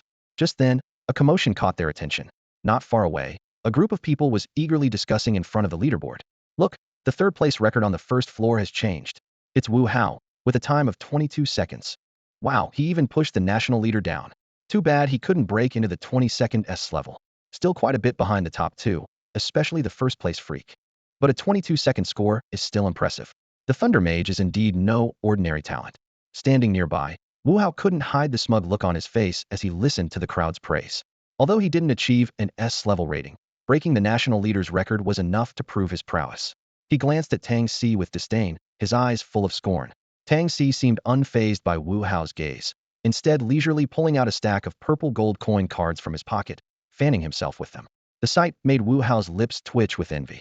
At that moment, 2 system announcements suddenly echoed throughout the area, grabbing everyone's attention. Human announcement. As 10 people from the 101st batch of newcomers have reached level 100, the system will open the newcomer level leaderboard in 10 minutes. Check the announcement board in Kyoto. Human announcement. The 101st Chaos Dragon event will begin promptly at 7 p.m. each night, lasting 1 year. Eligible newcomers above level 100 will automatically receive the system's teleportation feature. Please participate on time. These announcements caused a stir among the newcomers, sparking excitement and anxiety, with discussions breaking out everywhere. Wow, already 10 newcomers have reached level 100? I'm only at level 25. What do I do? When can I join the Chaos Dragon event? Forget it. Even if you join, can you ensure your damage to the Chaos Dragon ranks in the top 50? What? Aren't there at least 10,000 newcomers with awakened professions in this batch? Only the top 50 get the Chaos Fire reward. Obviously, this event is essentially set up by the Star Prison system to cultivate talent and enhance competition among the races. What about us support players? I don't deal damage. Support doesn't need the fire, just find a strong partner to carry you, or buy it if you have the money. This stuff is so precious for newcomers early on, who would sell it? Even the major guilds don't have any right now. Hearing the first announcement, Yi Ming felt a jolt in his heart. This meant he would have to become famous again. At level 156, he was already far ahead of this batch of newcomers. He sighed inwardly. Staying low-key is impossible. I just wonder if the newcomer leaderboard has any rewards. While Yi Ming was pondering, Tang Si suddenly grabbed his arm excitedly, exclaiming, "Let's go. Check out the leaderboard." Without waiting for a response, he dragged Yi Ming towards the central announcement board in the plaza. Yi Ming shook his head helplessly, his brow slightly furrowed. He knew well that appearing on the leaderboard would cause quite a stir. Although he didn't like being the center of attention, his strength left him no choice. In stark contrast was Tang Si, whose eyes gleamed with excitement as he eagerly patted Yi Ming on the shoulder and asked, "Old Yi, I bet you're number one. Come on, spill it. What level are you now?" Yi Ming smiled faintly, a hint of mystery in his eyes. He deftly avoided Tang Si's question, simply saying, "Don't rush. You'll find out soon enough." The two made their way through the bustling crowd to the massive bulletin board. Around them, people were eagerly discussing, all anticipating the unveiling of the new leaderboard. "It's about to open. I'm so excited. I bet my idol Jun Moku is number one. Lin Jicheng isn't bad either. Don't forget about Luali. They're all rare talents this year." Suddenly, the bulletin board flashed, and the leaderboard appeared. Everyone's eyes were immediately drawn to it, fixated on the rankings. First, Yi Ming, 9-star Divine Grace Spirit Master, level 156. Second, Jun Moku, 7-star Infinite Sword Saint, level 100. Third, Lin Jicheng, 5-star Sacred Flame Dragon Spear, level 100. Fourth, Luali, 3-star Phantom Bow, level 100. Fifth, Wang Mumu, 4-star Star Crushing Hammer Dominator, level 100. Sixth, Su Fingyan, 4-star Soul Devouring Assassin, level 100. Seventh, Deng Qixian, 3-star Wind Mage, level 100. Eighth, Tang Si, 1-star Bladesman, level 100. Ninth, Wu Hao, 6-star Thunder Mage Lord, level 100. 10th, Lu Ruyu, 5-star Frost Mage, level 100. The crowd erupted in exclamations, a cacophony of discussions breaking out. "What the heck, am I seeing things? First place Yi Ming, at level 156. How is that possible? Level 156, how many bosses in the neutral zone would he have to kill to reach that? I remember there was a Black Iron level neutral zone hunting event just now. Did he single-handedly take down the entire neutral zone's bosses?" "You got it. I'm a senior from last year and was just in the neutral zone. Don't ask me how I know. When it comes to Yi Ming, I can only worship endlessly." Tang Si stared wide-eyed in shock, excitedly patting Yi Ming on the shoulder. "Wow. Old Yi, you've been hiding your strength well. Level 156, did you really just solo the entire neutral zone? That's the true battleground of the 9 Clans War." Yi Ming quickly gestured for Tang Si to lower his voice, whispering, "Chill. Keep it down. Let's get out of here." He humbly added, "Don't exaggerate. It was just luck running into a few isolated bosses." Yi Ming's eyes cautiously scanned the surroundings, sensing various gazes from different corners, curious, skeptical, and some openly hostile. He knew well that in this world teeming with powerful individuals and fierce competition, even with some strength, he needed to be more cautious. Yi Ming hurriedly pulled Tang Si away, completely oblivious to the resentful and hateful gaze that Wu Hao cast in his direction from behind. "Old Yi, stop it, it's getting late," Tang Si said with a mysterious smile as he slipped out of Yi Ming's grasp. "Let me take you somewhere to rest while we wait for the Chaos Dragon event to start." Yi Ming nodded in agreement, as he indeed had nowhere else to go at the moment. The two of them headed to the parking lot outside the plaza, where Tang Si pulled a golden key from his pocket and pressed a button. Not far away, a luxurious golden sports car unlocked with a crisp sound. Tang Si raised an eyebrow with pride and opened the passenger door for Yi Ming. Yi Ming looked at the expensive car in amazement and carefully got in, his fingers unconsciously tracing the smooth, fine leather of the seat, a wave of indescribable excitement and novelty washing over him. "If I were over 20, I'd definitely get a pilot's license," Tang Si said as he skillfully started the car. "For now, I have to make do with this old thing." With the low roar of the engine, the sports car sped off. Yi Ming felt an unprecedented rush of speed and adrenaline, his body leaning back slightly as the scenery outside the window blurred past, a sense of freedom and exhilaration surging through him. Half an hour later, the car stopped in front of a luxurious villa in the city. Tang Si led Yi Ming inside, where the lavish decor and spaciousness left Yi Ming speechless. "Make yourself comfortable," Tang Si said, handing Yi Ming a bottle of drink from the fridge. Yi Ming sat on the plush sofa, taking in the exquisite surroundings and feeling a newfound sense of relaxation and comfort. "Is this your house?" Yi Ming asked curiously. Tang Si nodded with a smile, "Sort of. My sister lives here most of the time." "Where's your sister?" Yi Ming had barely finished asking when a clear female voice came from upstairs. "Oh, we have guests." A woman dressed in casual pajamas gracefully descended the staircase, her demeanor perfectly matching the villa's decor. "Sis, this is Yi Ming, a good friend of mine," Tang Si introduced. "Hello, I'm Tang Shan, Tang Si's sister," the woman said with a smile, extending her hand.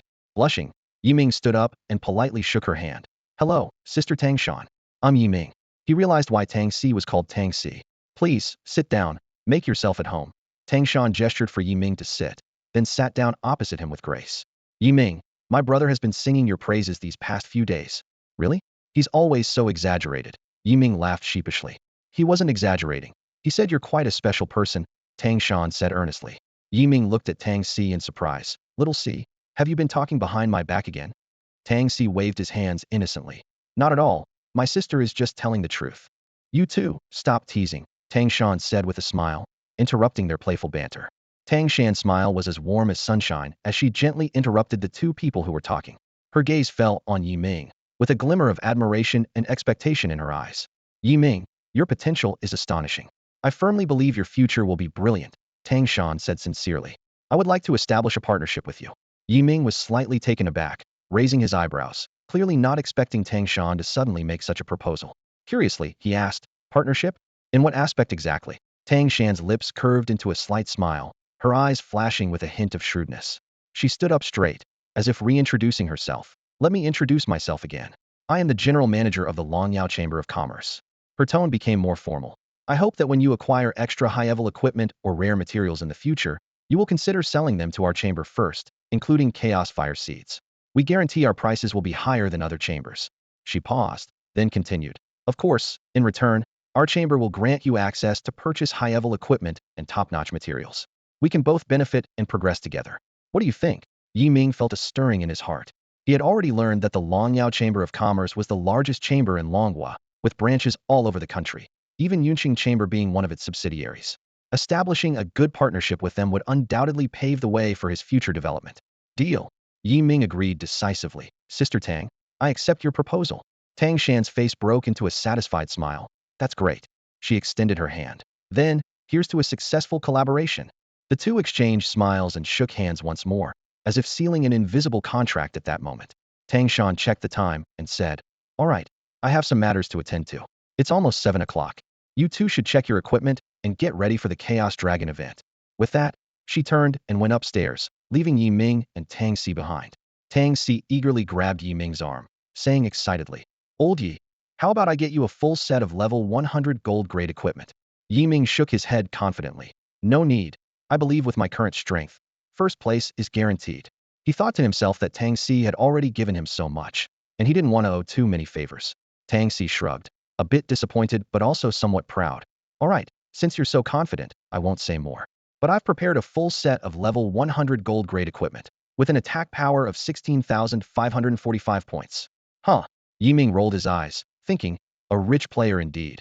If there were no limits, this guy could probably get a set of stellar-grade equipment too. At that moment, Yi Ming noticed he had 2 unread system messages. Curious, he opened them. The first message read, Congratulations on ranking first in the 101st Newcomer Leaderboard, receiving a daily reward of 1 million gold coins. The second message was, Congratulations on ranking first in the 101st Newcomer Leaderboard, receiving a daily reward of 1 fragment of the prison key. Yi Ming's eyes lit up, feeling a surge of joy. He had been wondering about the point of a newcomer leaderboard with no rewards, and now he found the rewards to be quite generous. 1 million gold coins every day, delightful. He couldn't help but chuckle. Tang Si, attracted by Yi Ming's laughter, asked curiously, Old Yi, what's making you so happy? Yi Ming countered, Did you get the newcomer leaderboard reward? Tang Si nodded. Yeah, just 300,000 gold coins. You must have gotten more, right? Yeah, I got 1 million, Yi Ming replied, then asked, Did you get anything else? Tang Si shook his head. Anything else? No, just the 300,000 gold coins. I didn't even bother to claim them. Yi Ming thoughtfully looked at the item information in the second message. Prison key fragment non-tradable. No information available. Collect 365 fragments to form a complete key. Yi Ming furrowed his brow, deep in thought. He speculated whether the prison key fragment might be the key to unlocking this prison world.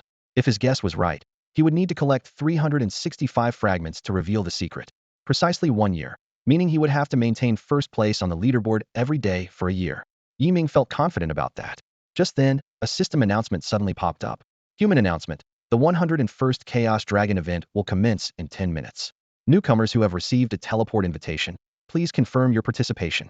Yi Ming and Tang Si exchanged glances, knowing the exciting moment was about to begin. Yi Ming and Tang Si exchanged glances, their eyes shimmering with excitement and anticipation. The challenge rules for the Chaos Dragon were strict, allowing only solo combat with no support or buffs from others. Tang Si sighed, "It's a pity. If we could team up, with your war god's blessing, I could at least secure second place." Yi Ming patted his shoulder lightly. "Don't worry. You're well equipped, and with only 10 participants, you'll get a reward even with a casual effort." "True." Tang Si nodded. "Let's head in. We can teleport and wait for the event to start."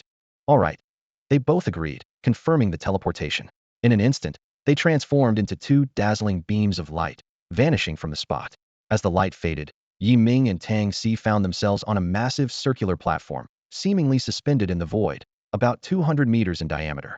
Surrounding them were 8 colossal stone pillars, each topped with a bright spotlight that focused on the center of the platform. More intriguing were the high-definition cameras on each pillar, continuously scanning every corner of the platform. Tang Si frowned. "So this is the show we watch every night."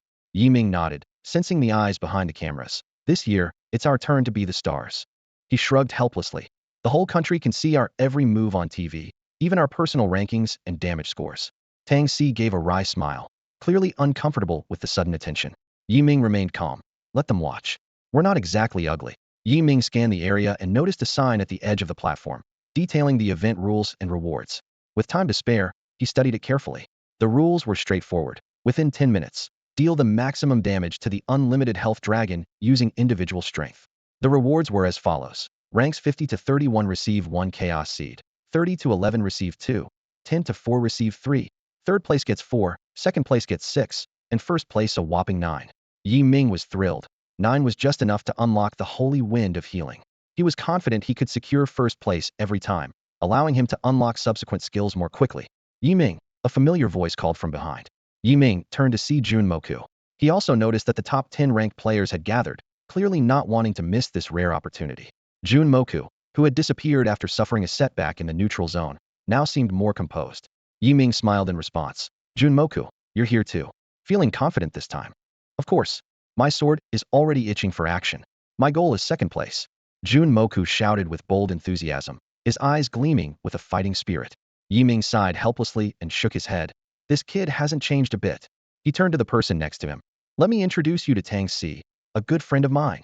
Junmoku immediately turned to Tang Si and extended his hand warmly. "Hello, Tang Si. I'm Junmoku."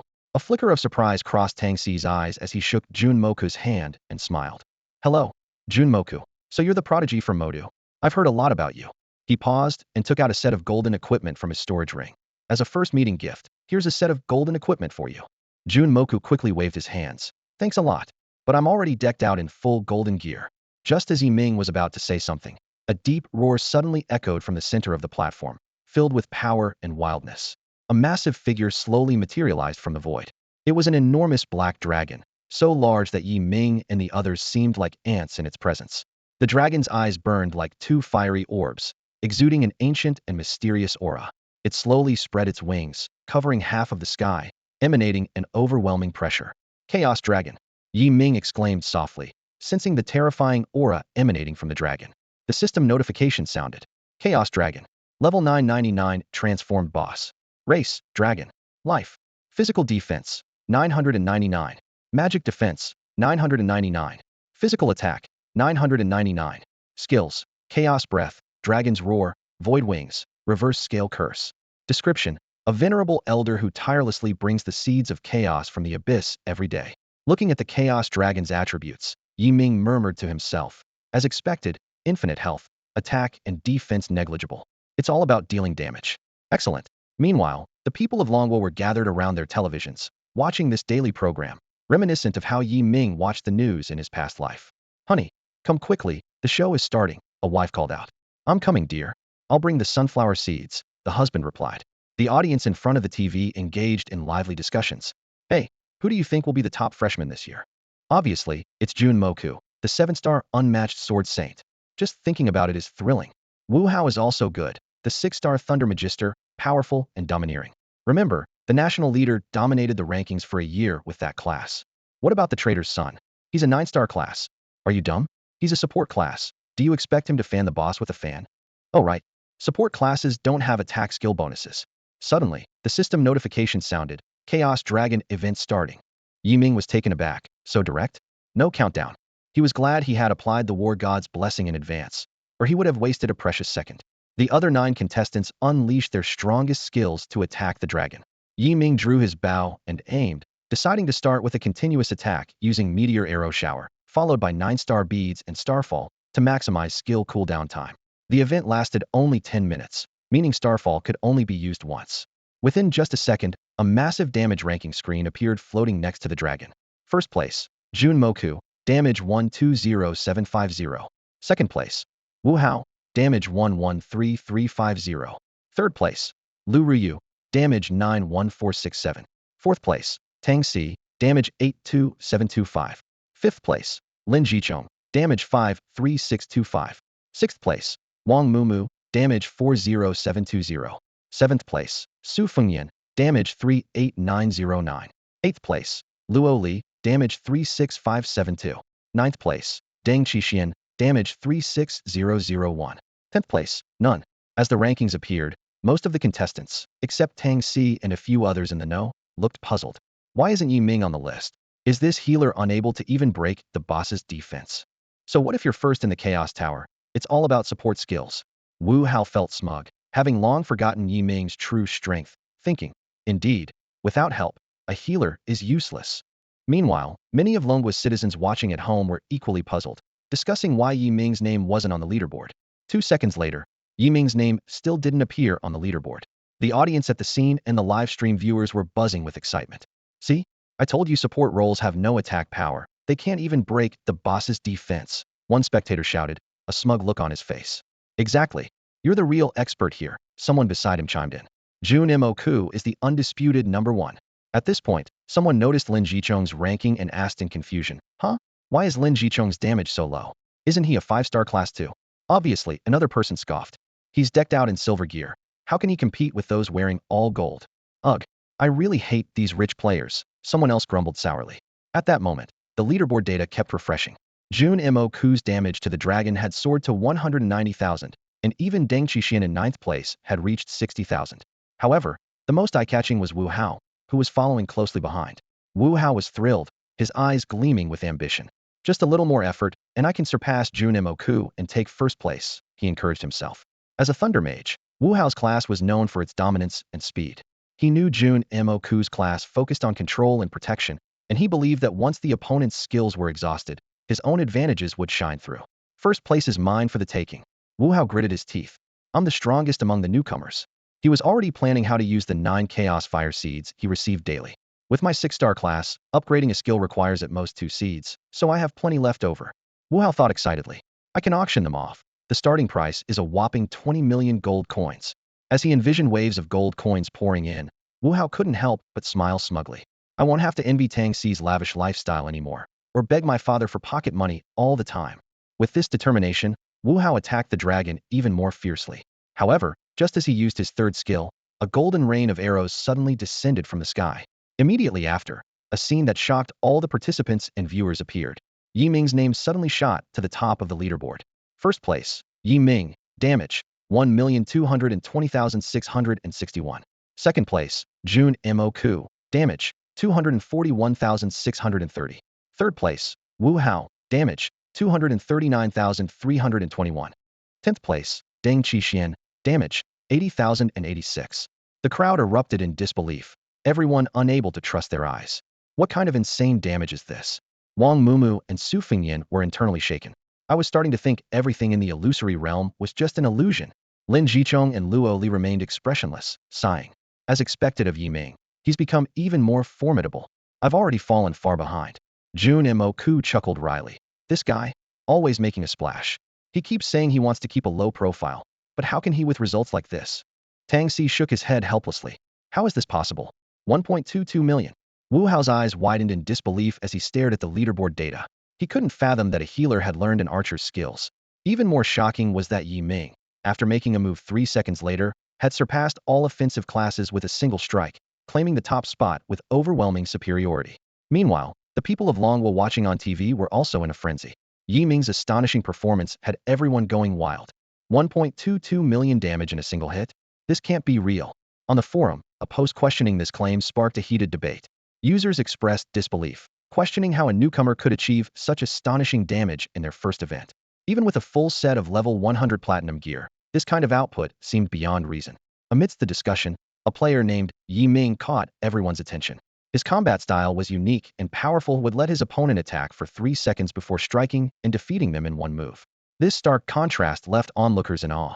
Meanwhile, in a spacious conference room at Jingbei University, several high-ranking officials were intently watching the live broadcast on a large electronic screen.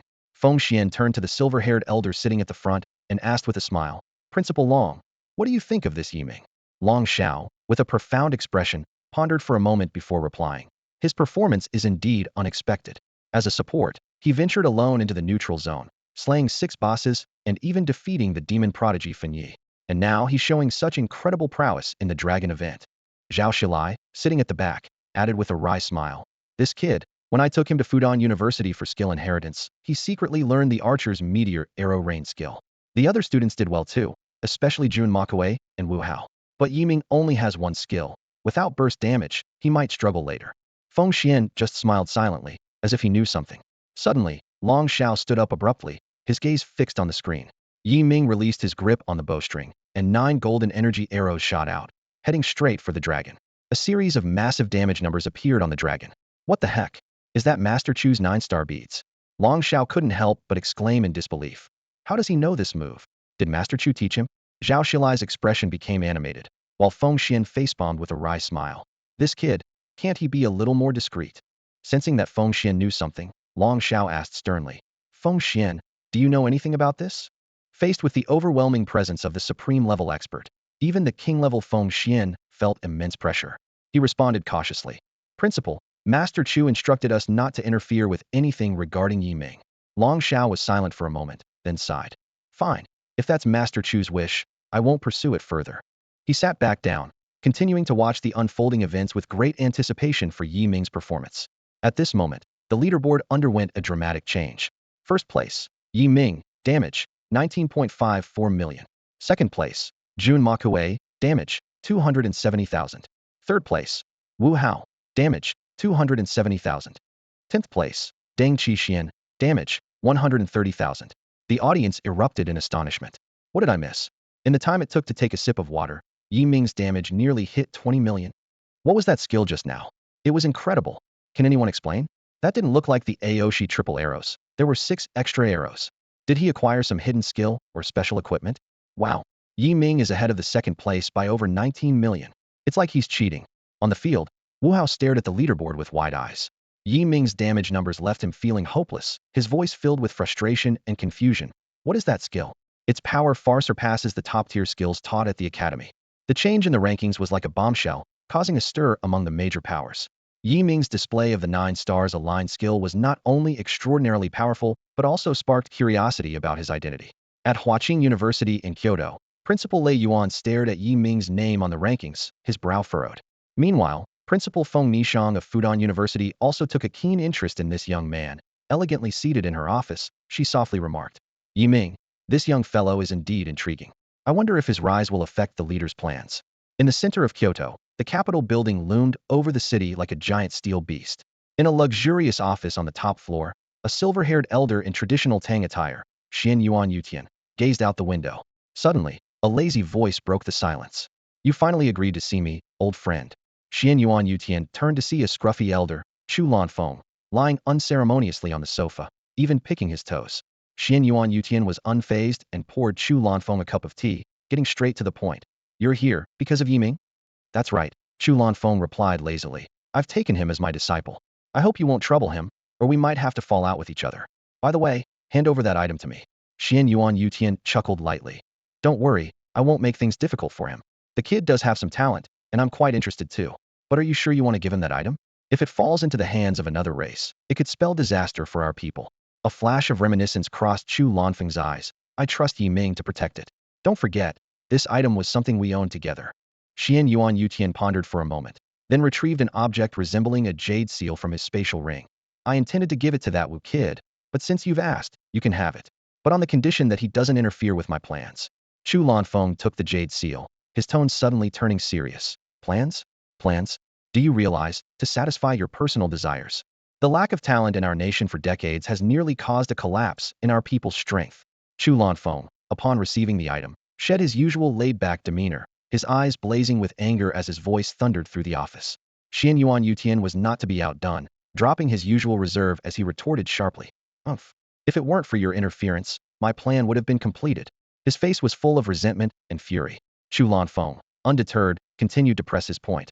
If I hadn't stopped you this time, our people might not have seen so many hidden professions above 5 stars this year. Even 9 stars. This is all you're doing. Xian Yuan Yutian, wake up. His voice was filled with reproach and urgency. A complex emotion flickered in Xian Yuan Yutian's eyes, but he quickly regained his composure. He spoke slowly, with a hint of helplessness. Lanfeng, you and I both aim for the future of our people, but our methods differ. Only by achieving the Dominion realm can our people have a real future. Haven't you understood that after all these years? Chu Lanfeng stood up abruptly, his gaze piercing as he stared directly at Xian Yuan Yutian. His voice was deep and resolute. You've lost yourself to obsession. In your quest for dominion, you've stripped away emotions and absorbed our people's fortune for decades. The power you seek ignores balance and harmony, and is destined to fail. Xian Yuan Yutian sneered in response, his eyes revealing an extreme desire for power. Emotions? Humph. Emotions only make one weak and become stumbling blocks on the path forward.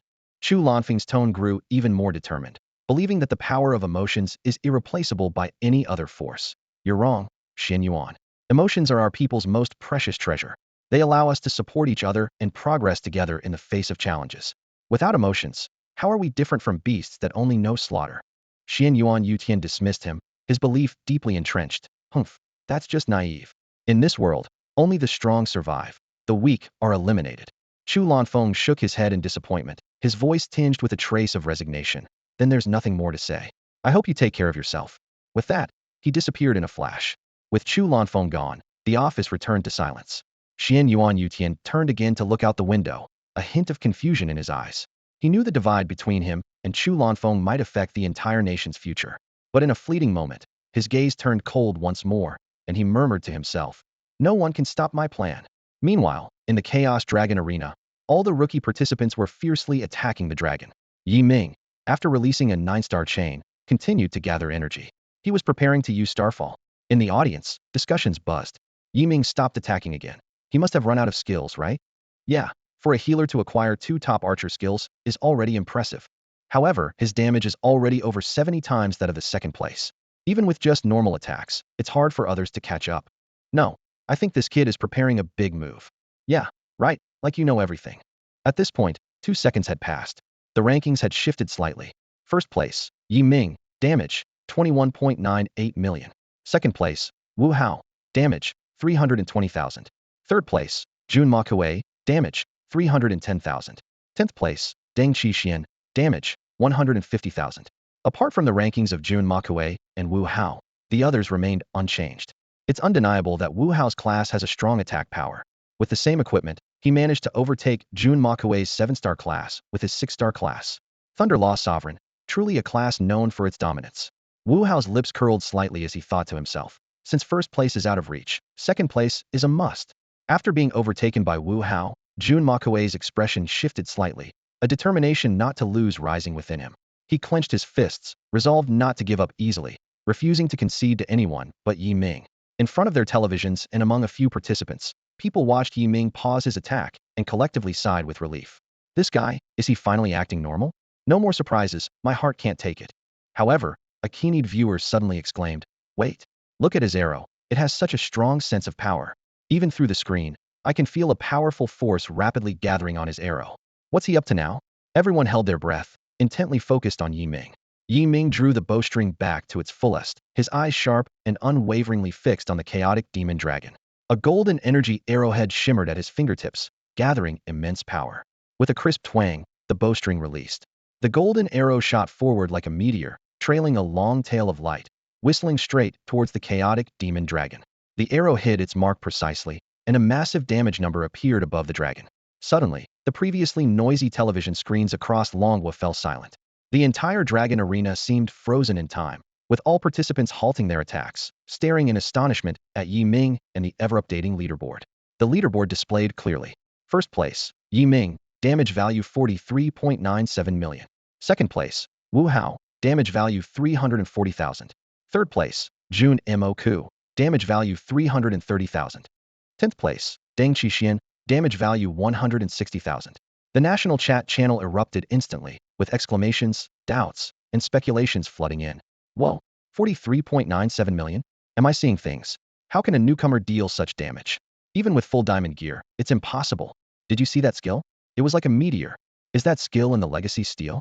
The second place is only 340,000, and he hit 44 million. That's insane. Could Yi Ming have a hidden class? Are you stupid? Yi Ming's a healer. How could he have such a damage boost? But a healer using a bow. Does that make sense? Where's the expert? Gone silent again. The contestants on site were equally shocked. Wu Hao muttered to himself, his body rigid and face pale. How? How is this possible? How could he be so powerful? Suddenly, Wu Hao shouted hysterically. This is definitely cheating. It must be. His hands clenched tightly, nails digging into his palms, eyes filled with resentment and grievance as he glared at Yi Ming. Losing his composure, Wu Hao recklessly launched an attack on Yi Ming. Holy thunder judgment. A thick bolt of lightning descended from the sky like an enraged dragon, striking directly at Yi Ming's head. However, the seemingly formidable lightning did not harm Yi Ming at all.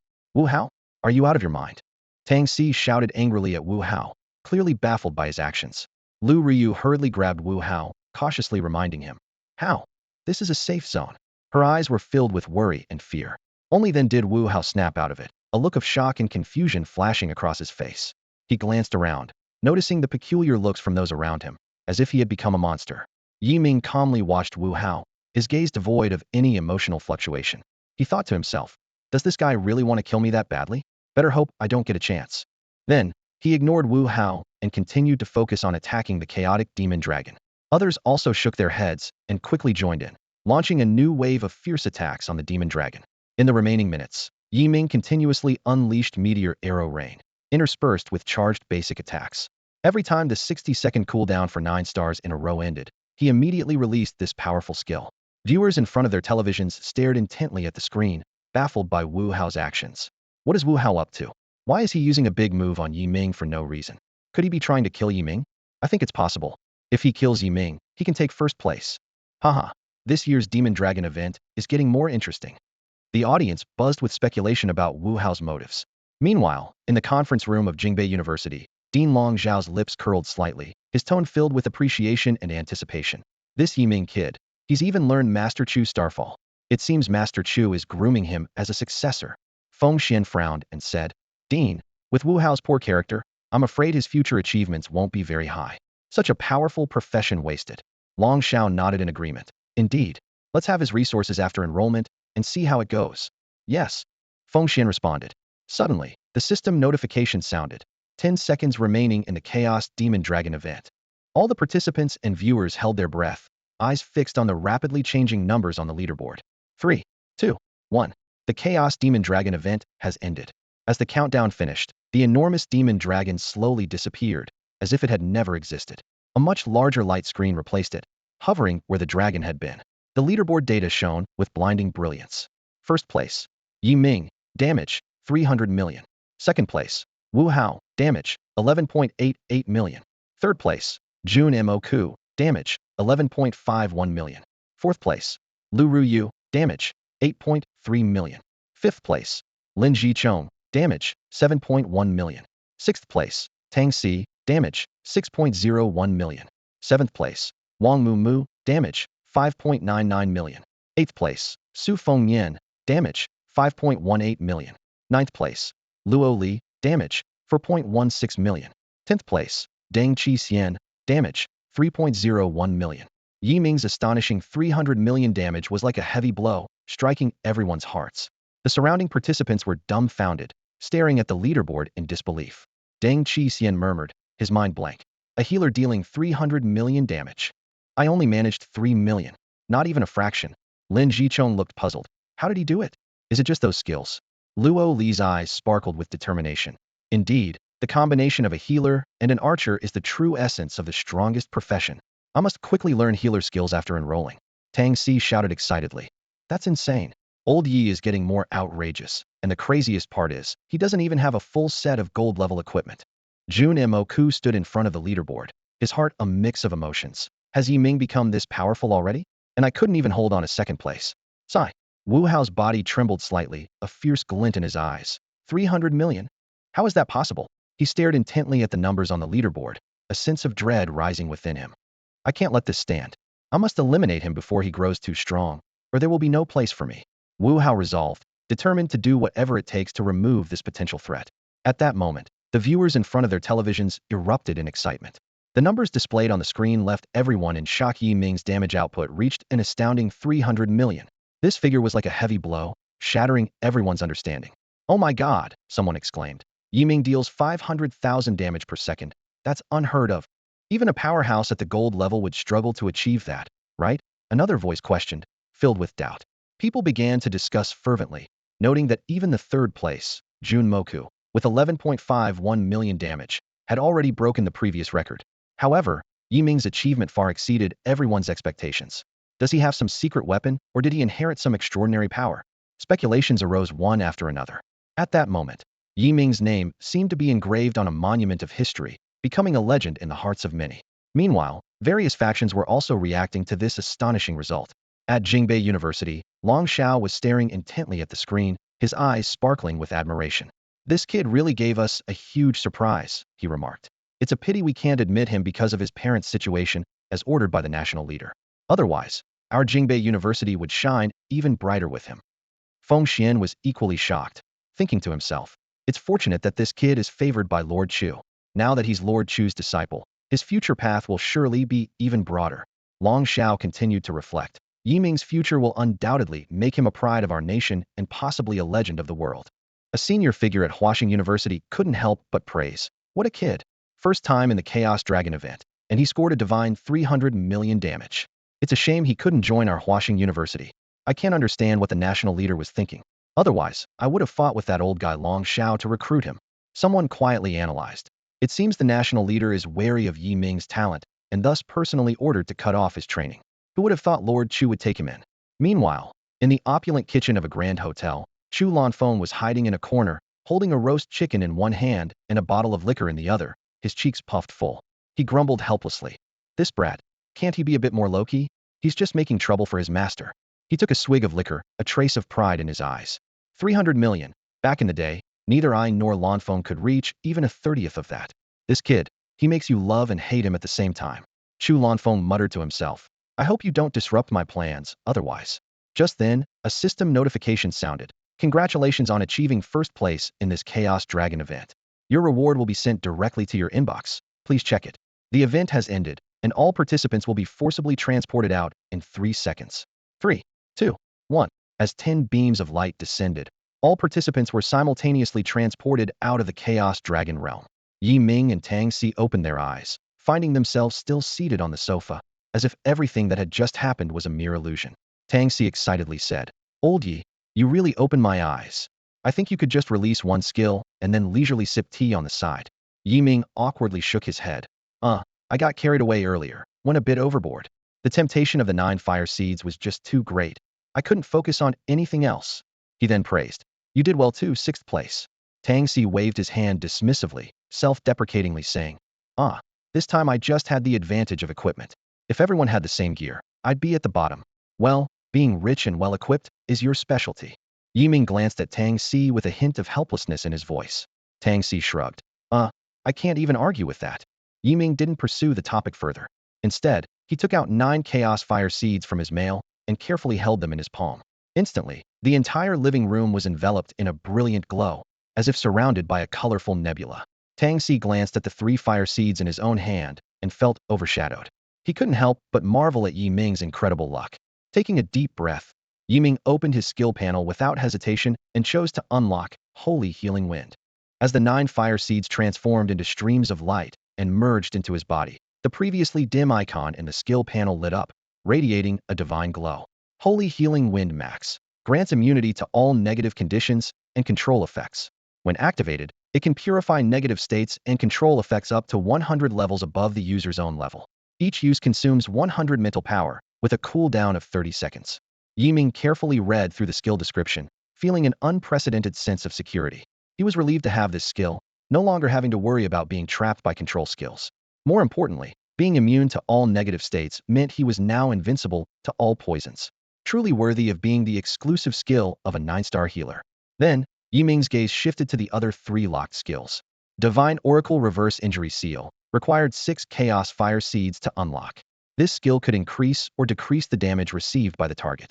Yi Ming imagined if he had used this skill on the Chaotic Dragon earlier, his physical attack damage would have doubled, while magical attack damage would have halved. This would mean his damage could reach 600 million.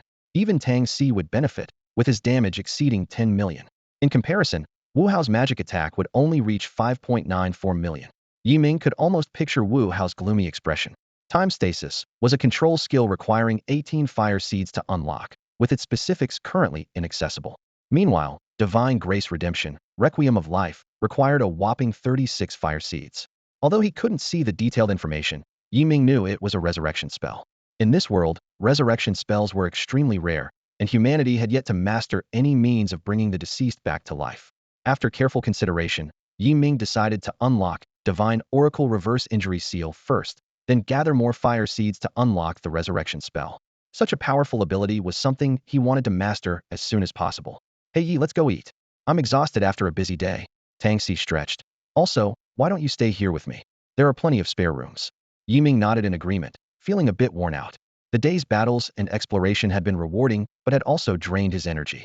Sure, Xiaoxi, you handle it. Yi Ming didn't hesitate, especially since he didn't have a permanent place to stay.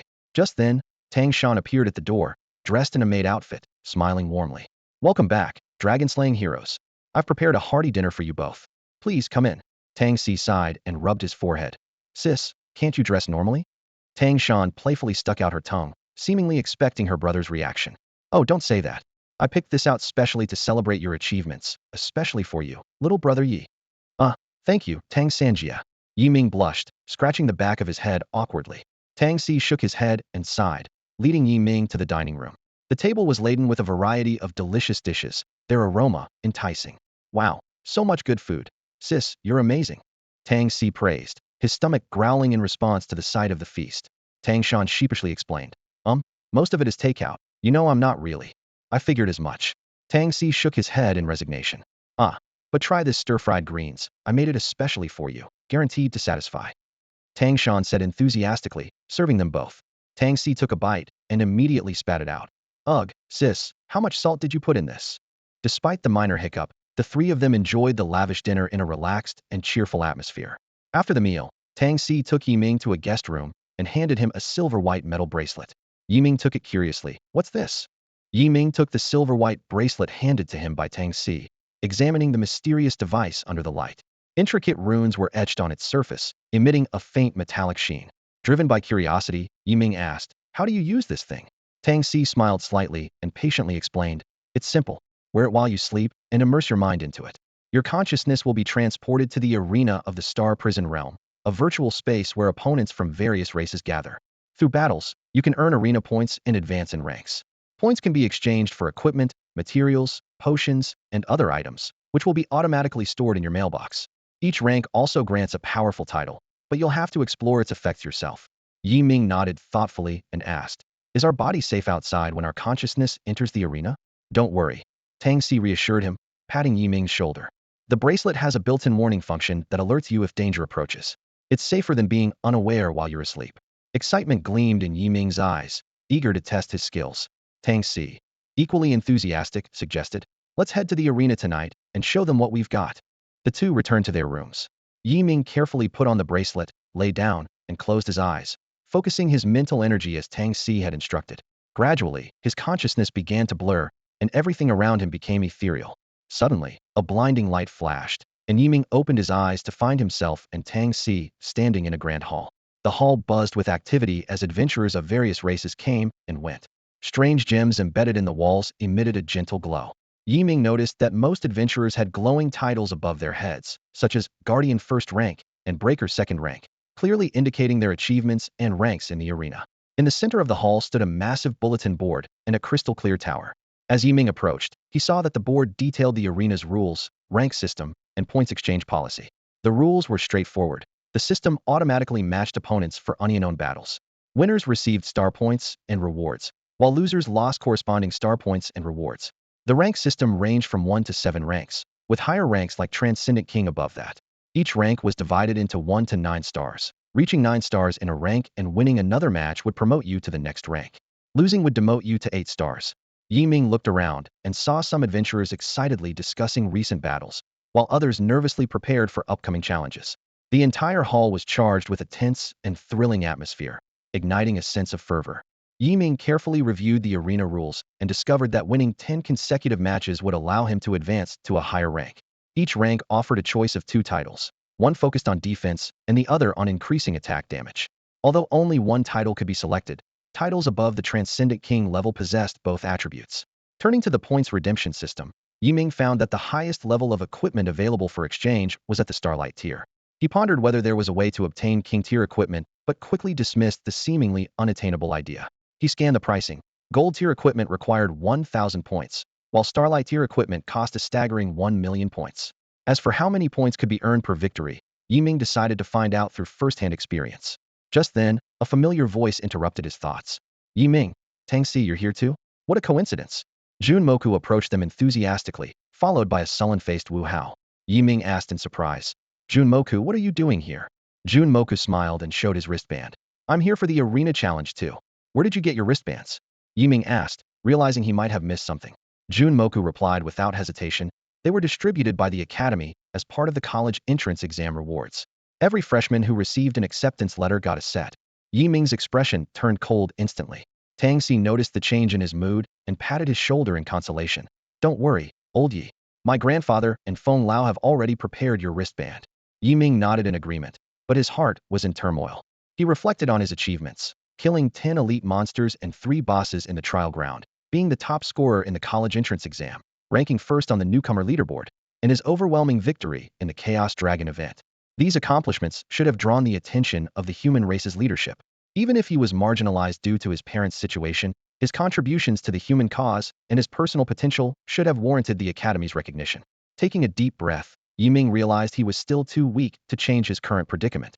He recalled Feng Lao's teachings and his master's expectations and decided to set aside his doubts for now and focus on the opportunities before him.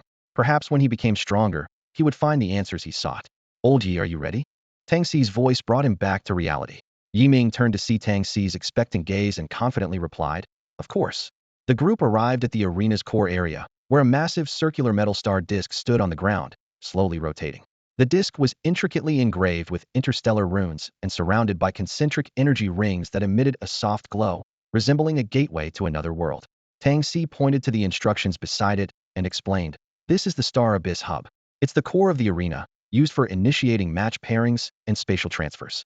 Jun Moku exclaimed excitedly, what are we waiting for? My sword is itching for action. Yi Ming was filled with anticipation, his eyes showing a hint of eagerness. Tangxi smiled slightly and pointed to the sensor of the Star Abyss Hub, explaining succinctly, place your hand on it, and the system will automatically record your data to match you with an opponent. Yi Ming nodded, took a deep breath, and slowly placed his hand on the sensor. Instantly, a gentle blue light enveloped his body, as if scanning him from head to toe. A mechanical voice then announced, data saved. Challenger Yi Ming, current rank, 1 star. Matchmaking system activated. Excitedly, Yi Ming asked, can we start now? Tangxi sighed regretfully. It's a pity we have to rely on our own strength here. It would be great if we had old Ye's War God Blessing and Shield. The 3 of them simultaneously placed their hands on the star disk sensor. The system's prompt sounded. Confirm to start matchmaking? Each match at the current rank will cost 1,000 gold coins. Yi Ming paused for a moment, realizing there was a fee. But seeing the 15.8 million in his pocket, he confirmed without hesitation. Match successful. Your opponent is from the Orc tribe, level 100, rank 1 star. You will be transported to the arena in 3 seconds. With the prompt, Yi Ming felt a slight dizziness. In the blink of an eye, Yi Ming found himself standing in the center of a massive circular arena. The system prompted again. Please note, the battle will begin in 5 seconds. About 200 meters away, a tall, muscular orc warrior was scrutinizing him. The warrior held a giant sword glowing with deep blue light, its tip pointed at the ground, seemingly waiting for the signal to start the battle. Yi Ming quickly cast War God Blessing and Phantom Shield on himself, while locking onto his opponent to start charging. At this moment, his attack power surged to 55,530 points, and the damage from a 3-second charged attack reached an astonishing 1.22 million. The shield's health was also as high as 1.03 million. Considering the possible cooldown limitations of his skills, Yi Ming decided to play it safe. He planned to use 9-star arrows first, keeping Starfall in reserve. 3, 2, 1. Match start. The orc warrior charged at Yi Ming without hesitation, raising his giant sword as if to cleave his seemingly frail opponent in two. However, halfway through, his pupils suddenly contracted sharply, as if he had seen something terrifying. Damn! The warrior exclaimed, as a series of golden arrows whistled towards him, aimed at his chest. Before he could react, 9 arrows had already pierced through his body in succession. The orc warrior's figure dissolved into specks of light, leaving Yi Ming alone in the arena. The system announced, "Congratulations to human Yi Ming. You have won this match, earning 1 arena point. Current rank, 2 stars." Yi Ming smiled, knowing this was just the beginning. A beam of light descended, transporting him out of the arena. The orc warrior was teleported out of the arena, looking bewildered. He glanced down at himself and muttered, "I only have 20,000 health, and you hit me with 1,000,000 damage skill? And 9 times in a row?" His voice was filled with disbelief and a hint of resentment. Meanwhile, Yi Ming was also teleported out of the arena. He immediately noticed an exciting change: all his skill cooldowns had been reset. This discovery filled him with a burst of secret joy. He thought to himself, "This means I can use Starfall freely. At least below the platinum level, no one can withstand a single Starfall from me." Just as Yi Ming was about to enter matchmaking again, he caught sight of a familiar figure out of the corner of his eye. Turning his head, he saw that it was Wu Hao, who had also been teleported out, with a slightly smug smile on his face. Their eyes met, and both caught a fleeting glimpse of hostility in each other's gaze. However, they both knew that what they were thinking was not allowed in this setting. So, they both turned away in unspoken agreement, ignoring each other. They each walked towards the star panels, reached out, and began to match with new opponents. Soon, a system notification sounded. "Match successful. Your opponent is from the human race. Level 100, rank 2 star." In a blur, Yi Ming found himself back in the circular arena.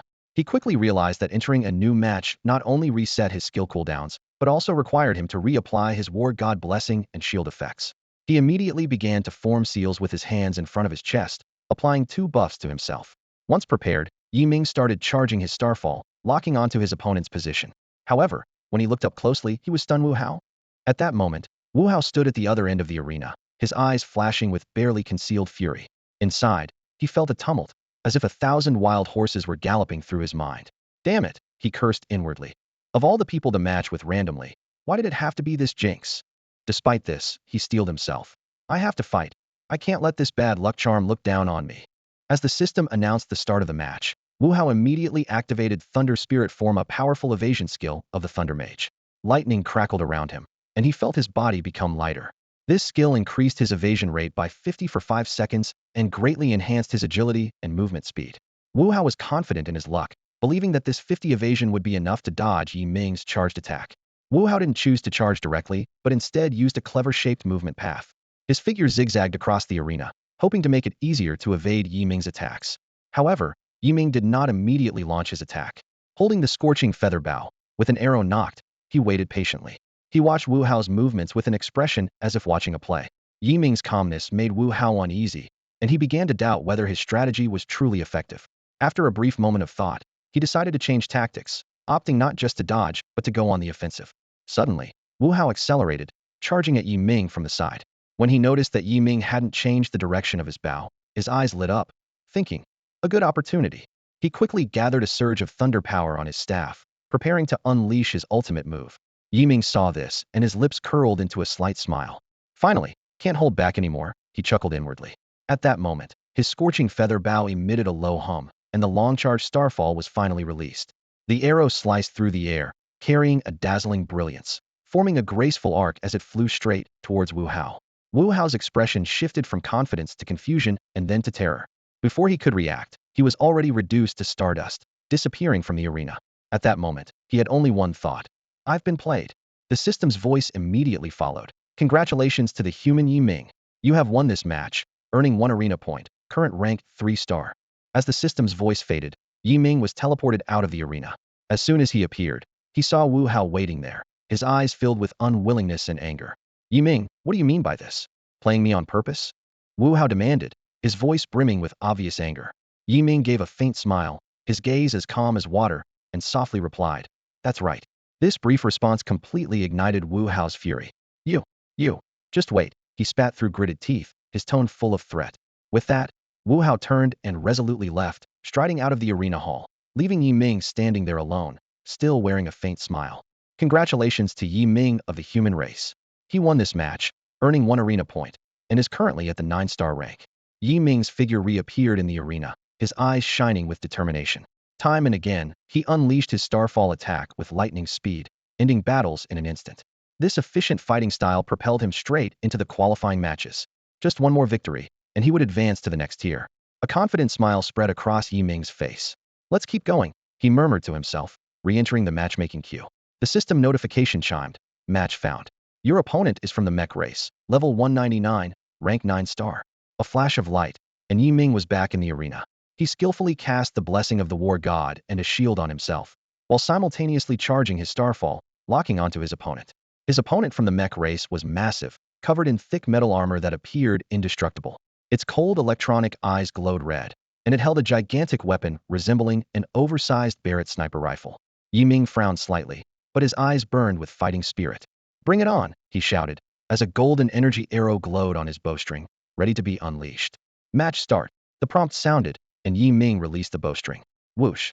The energy arrow streaked through the night sky like a meteor, aiming straight for his opponent. Simultaneously, the mech opponent pulled the trigger, and a massive energy bullet roared towards him. Boom! Yi Ming's arrow struck first. The mech opponent, wearing a look of disbelief, dissolved into stardust. Then, the bullet hit Yi Ming's shield, displaying a massive damage number and knocking him back. Yi Ming was taken aback, thinking, what powerful attack strength. And such long range. This guy has at least 5-star potential. Without the shield, I might have been taken out instantly. The system notification chimed again. Congratulations to Yi Ming of the human race. You won this match, earning 1 arena point, and are now at rank 1 star. Congratulations on reaching this tier. Please choose your title. 2 title options appeared before Yi Ming. Without hesitation, he chose Breaker of Armies. With his shield providing sufficient defense, he needed more attack power. The extra 5 damage increase, calculated on his current 22 million starfall attack damage, meant an additional 1.1 million damage, a staggering figure against opponents of the same level. With joy, Yi Ming donned his new title, and a shining white halo appeared above his head. Breaker of Armies, Tier 1. Full of fighting spirit, he was about to challenge again when Tang Si and Jun Moku suddenly appeared beside him. Tang Si looked at the title above Yi Ming's head in surprise and patted his shoulder. Old Yi, how did you rank up so fast? I just finished 2 matches, and you're already promoted? Impressive. Jun Moku also praised him. Yi Ming, you must be on a 10-win streak. I've played 5 matches and lost 1. It seems that there are many skilled competitors from various clans. Advancing tonight might be quite challenging. Jun Moku appeared serious, his brows slightly furrowed. Although he knew well that Yi Ming's abilities were extraordinary, he couldn't help but be amazed every time he witnessed Yi Ming's progress. Sensing his friend's concern, Yi Ming offered a confident smile and gently reassured him. Don't worry, take it slow. As long as you have the skills, advancing is just a matter of time. Tang Si, hearing this, had a determined gleam in his eyes, his tightly clenched fists trembling with excitement. Yes, I refuse to believe I can't do it. I must earn a title tonight. Without waiting for a reply, he eagerly re-entered the arena. Yi Ming and Jun Moku exchanged a knowing smile and followed closely behind. In the more than 20 subsequent matches, Yi Ming was like a sharp sword unsheathed, cutting through all opposition. His rank soared rapidly to 3-star level 9. Meanwhile, his title was updated to Breaker of Armies, rank 3, with an impressive 15 increase in attack damage. At this moment, Yi Ming was just 1 step away from reaching rank 4, needing only 1 more victory to cross that threshold. The system's prompt sounded right on time. Match found. Your opponent is from the Dragon Clan, level 499, rank 3-star 9. Under the arena's glow, Yi Ming remained calm and composed, employing his tried-and true strategy, first applying status effects, then charging up his starfall. However, the Dragon Clan warrior opposite him was in a state of disbelief. He kept mulling over the system's information. Human, level 156? 3-star 9. How could such a seemingly weak opponent match his high rank? Could there be a system error? The Dragon Clan warrior was in turmoil. He had struggled at this rank for an entire year, and now the system seemed to be handing him such a big surprise. Overcome with emotion, he broke down in tears, prostrating on the ground and repeatedly bowing to a point in the void. This scene left Yi Ming puzzled, wondering, is this guy begging for mercy? Shaking his head, Yi Ming decided to focus entirely on the upcoming match. 3, 2, 1. As the countdown ended, the match officially began. Just as Yi Ming was about to release his bowstring, the scene before him was startling. The Dragon Clan warrior not only put away his weapon, but also beamed with immense joy. His massive frame bounced towards Yi Ming, with his huge dragon claws extended, as if to offer a warm embrace. Is he crazy? Yi Ming's instinct screamed a warning. No, this must be a trick. Knowing that any lapse in concentration in the arena could be fatal, Yi Ming hesitated no longer and decisively released his well-charged starfall arrow. At that moment, the Dragon Clan warrior was lost in a pleasant fantasy. He was racking his brain on how to express his gratitude to this generous human youth. His thoughts drifted to life after reaching rank 4, imagining how he would confess his feelings to a dragon maiden in his clan. Completely unaware of the impending danger, he continued to leap forward joyfully with his massive claws outstretched. Suddenly, a blinding light rapidly expanded before his eyes. In the next second, he was unexpectedly transported out of the arena. The Dragon Clan warrior stood there, bewildered, filled with confusion and disbelief. What happened? Did the system fix the bug? But why did I lose a star? He roared in frustration. I want to file a complaint. Is there no justice? Fueled with rage, the Dragon Clan warrior quickly opened the battle log from the arena. When he saw the record, his expression became quite dramatic. I was taken down instantly by a level 156 human kid? Damn. Meanwhile, Yi Ming heard the system's announcement. Congratulations to Yi Ming of the human clan. You have won this match, earning 100 arena points. Current rank, 4-star 1. Congratulations on reaching rank 4. Please choose your desired title. Yi Ming decisively chose the Pajun title, and the title above his head instantly turned deep blue, reading Pajun level 4. Satisfied, he checked his attributes. Attack damage 20. With the blessing of the god of war, Yi Ming's total attack power reached an astonishing 55,530.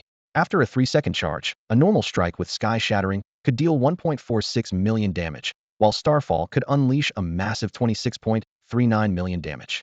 Although he had only exceeded the damage by a few million when defeating the Dragon Warrior earlier, Yi Ming realized this might be his limit. However, he was not willing to give up easily and was determined to continue challenging level 5. The system notified him that a match had been successfully found. His opponent was a level 501 powerhouse from the Mechanical Clan, ranked at level 4, 1 star. Yi Ming stared at the giant steel warrior across from him, feeling a surge of tension. He knew well that the Mechanical Clan was renowned for their formidable defense and ranged attacks. Taking a deep breath, Yi Ming quickly activated the God of War's blessing and the Phantom Shield, simultaneously charging Starfall to target his opponent. The Mechanical Clan warrior was equally cautious, puzzled by Yi Ming's low level but high rank. With his extensive experience, he cast an energy shield on himself just as the countdown was about to end, capable of blocking 30 of the damage. Combined with his Guardian level 4 title, he could withstand a total of 50 of the damage. As the countdown ended, Yi Ming's dazzling energy arrow shot forward. The Mechanical Clan warrior, unwilling to be outdone, launched an energy missile in retaliation. The arrow struck the steel body with a crisp sound, knocking it back dozens of meters. The Mechanical Clan warrior watched in shock as his 16 million health was instantly reduced to just over 3 million. Meanwhile, Yi Ming was also hit by the opponent's missile. Despite having a shield with 1 million health, it couldn't withstand the high damage of over 2 million, and he was instantly defeated. After being teleported out of the arena, Yi Ming shook his head with a wry smile. The strength of platinum-level powerhouses was indeed extraordinary. His rank dropped back to level 3, 9 stars, and his title changed to Pajun level 3. Though a bit disappointed, Yi Ming understood this was only a temporary setback. Yi Ming realized that with his current strength, level 4 was his limit. Even against races not proficient in ranged attacks, his chances of winning would decrease as the rank increased. He speculated that opponents at level 5, 9 stars were likely level 599 experts, with even more terrifying power. Yi Ming stared at the leaderboard in the arena, contemplating silently. The opponent before him was far stronger, and he knew he couldn't defeat them just yet. Taking a deep breath, he decided to play one more match to raise his rank back to level 4 before calling it a night in the arena. The system notification sounded, announcing a successful match. Yi Ming's opponent was a warrior from the Dragon Clan, level 499, with a rank of level 3, 9 stars. Stepping into the arena again, Yi Ming was momentarily stunned upon seeing the familiar figure across from him. Is it this lunatic again? Yi Ming muttered, reflecting on the strange twist of fate. The Dragon Warrior also recognized Yi Ming and immediately crouched down in despair, looking utterly defeated. Frustrated, he mumbled to himself, "Am I cursed? I barely won a match to climb back to 9 stars, and now I face this guy again." Seeing his opponent's distress, Yi Ming shook his head with a sigh, thinking, better get that checked out. The match began with the sound of a bell, and Yi Ming wasted no time releasing a starfall arrow. Moments later, only the shadow of a middle finger pointed at the sky remained, slowly fading from the arena. The system announcement followed. Congratulations to Yi Ming of the Human Clan. Victory in this match has earned you 100 arena points. Current rank, level 4, 1 star. Leaving the arena, Yi Ming opted for the Pajun title. With Tang Si and Jun Moku still not out, he decided not to wait. By now, Yi Ming had accumulated 1110 arena points. Checking the exchange list, he found that golden-level equipment required a full 1,000 points per piece. Reluctantly, he decided to hold off on exchanging for now. Yi Ming exited the arena hall, returning his consciousness to reality. Lying on his bed, he reflected on the recent experience. The arena was indeed a great place to enhance his abilities, earning him a powerful title in just one night. He noted that upon leaving the arena, the title above his head was automatically hidden, sparing him the awkwardness of having a colorful halo in the real world. With his rank stabilized at level 4, Yiming knew he needed to continue improving his level and equipment. From his day's experience, he had a rough understanding of how to enhance his abilities. 1. Leveling up requires entering neutral zones to defeat bosses and obtain Star Source Pearls. 2. Skill upgrades involve participating in the daily Chaos Dragon event to acquire Chaos Seeds. 3. Equipment can be acquired through various means, including purchasing from the guild, defeating bosses, and exchanging points in neutral zones and the arena. It's important to note that equipment obtained through point exchange is non-tradable and capped at the Starlight level. 4. Metals can also be exchanged for neutral zone points, and the coveted 5-and-own metal requires a substantial amount of points. 5. Titles are awarded through arena challenges. 6. Breaking through realms requires challenging the Chaos Tower, which also grants numerous attribute points. Yi Ming realized that much of this world's knowledge would only be thoroughly explained at the university level. He planned to ask Zhao Xilai or his master for more details the next time he saw them. With these thoughts, Yi Ming drifted into sleep. Unbeknownst to him, his impressive performance in the arena had already sparked significant attention on the world channel, with a storm quietly brewing. Unbelievable. I'm a level 299, peak bronze realm warrior with a full set of platinum grade gear, and I was one-shotted by a level 156 human rookie. The world chat exploded, messages flying like snowflakes. Level 299 is nothing. Another player angrily responded. I'm level 399, faced this so-called rookie in a promotion match, and got one-shotted too. Then, an even higher level player joined the discussion. Here's a joke for you all. I'm level 499 and got one-shotted twice by this guy during my 4th stage promotion. Where am I supposed to complain? Speculation ran rampant. Some suspected cheating, others guessed it was overpowered gear, and some even believed he was the chosen one of the Star Prison realm. Suddenly, a bombshell message shook the entire channel. Stop guessing. I can tell you this person is Yi Ming, the son of a human traitor and the one who killed the demon race's Prince of Embers. Wu Hao was idly browsing the world chat when he saw these messages and instantly realized that the rookie they were talking about was Yi Ming.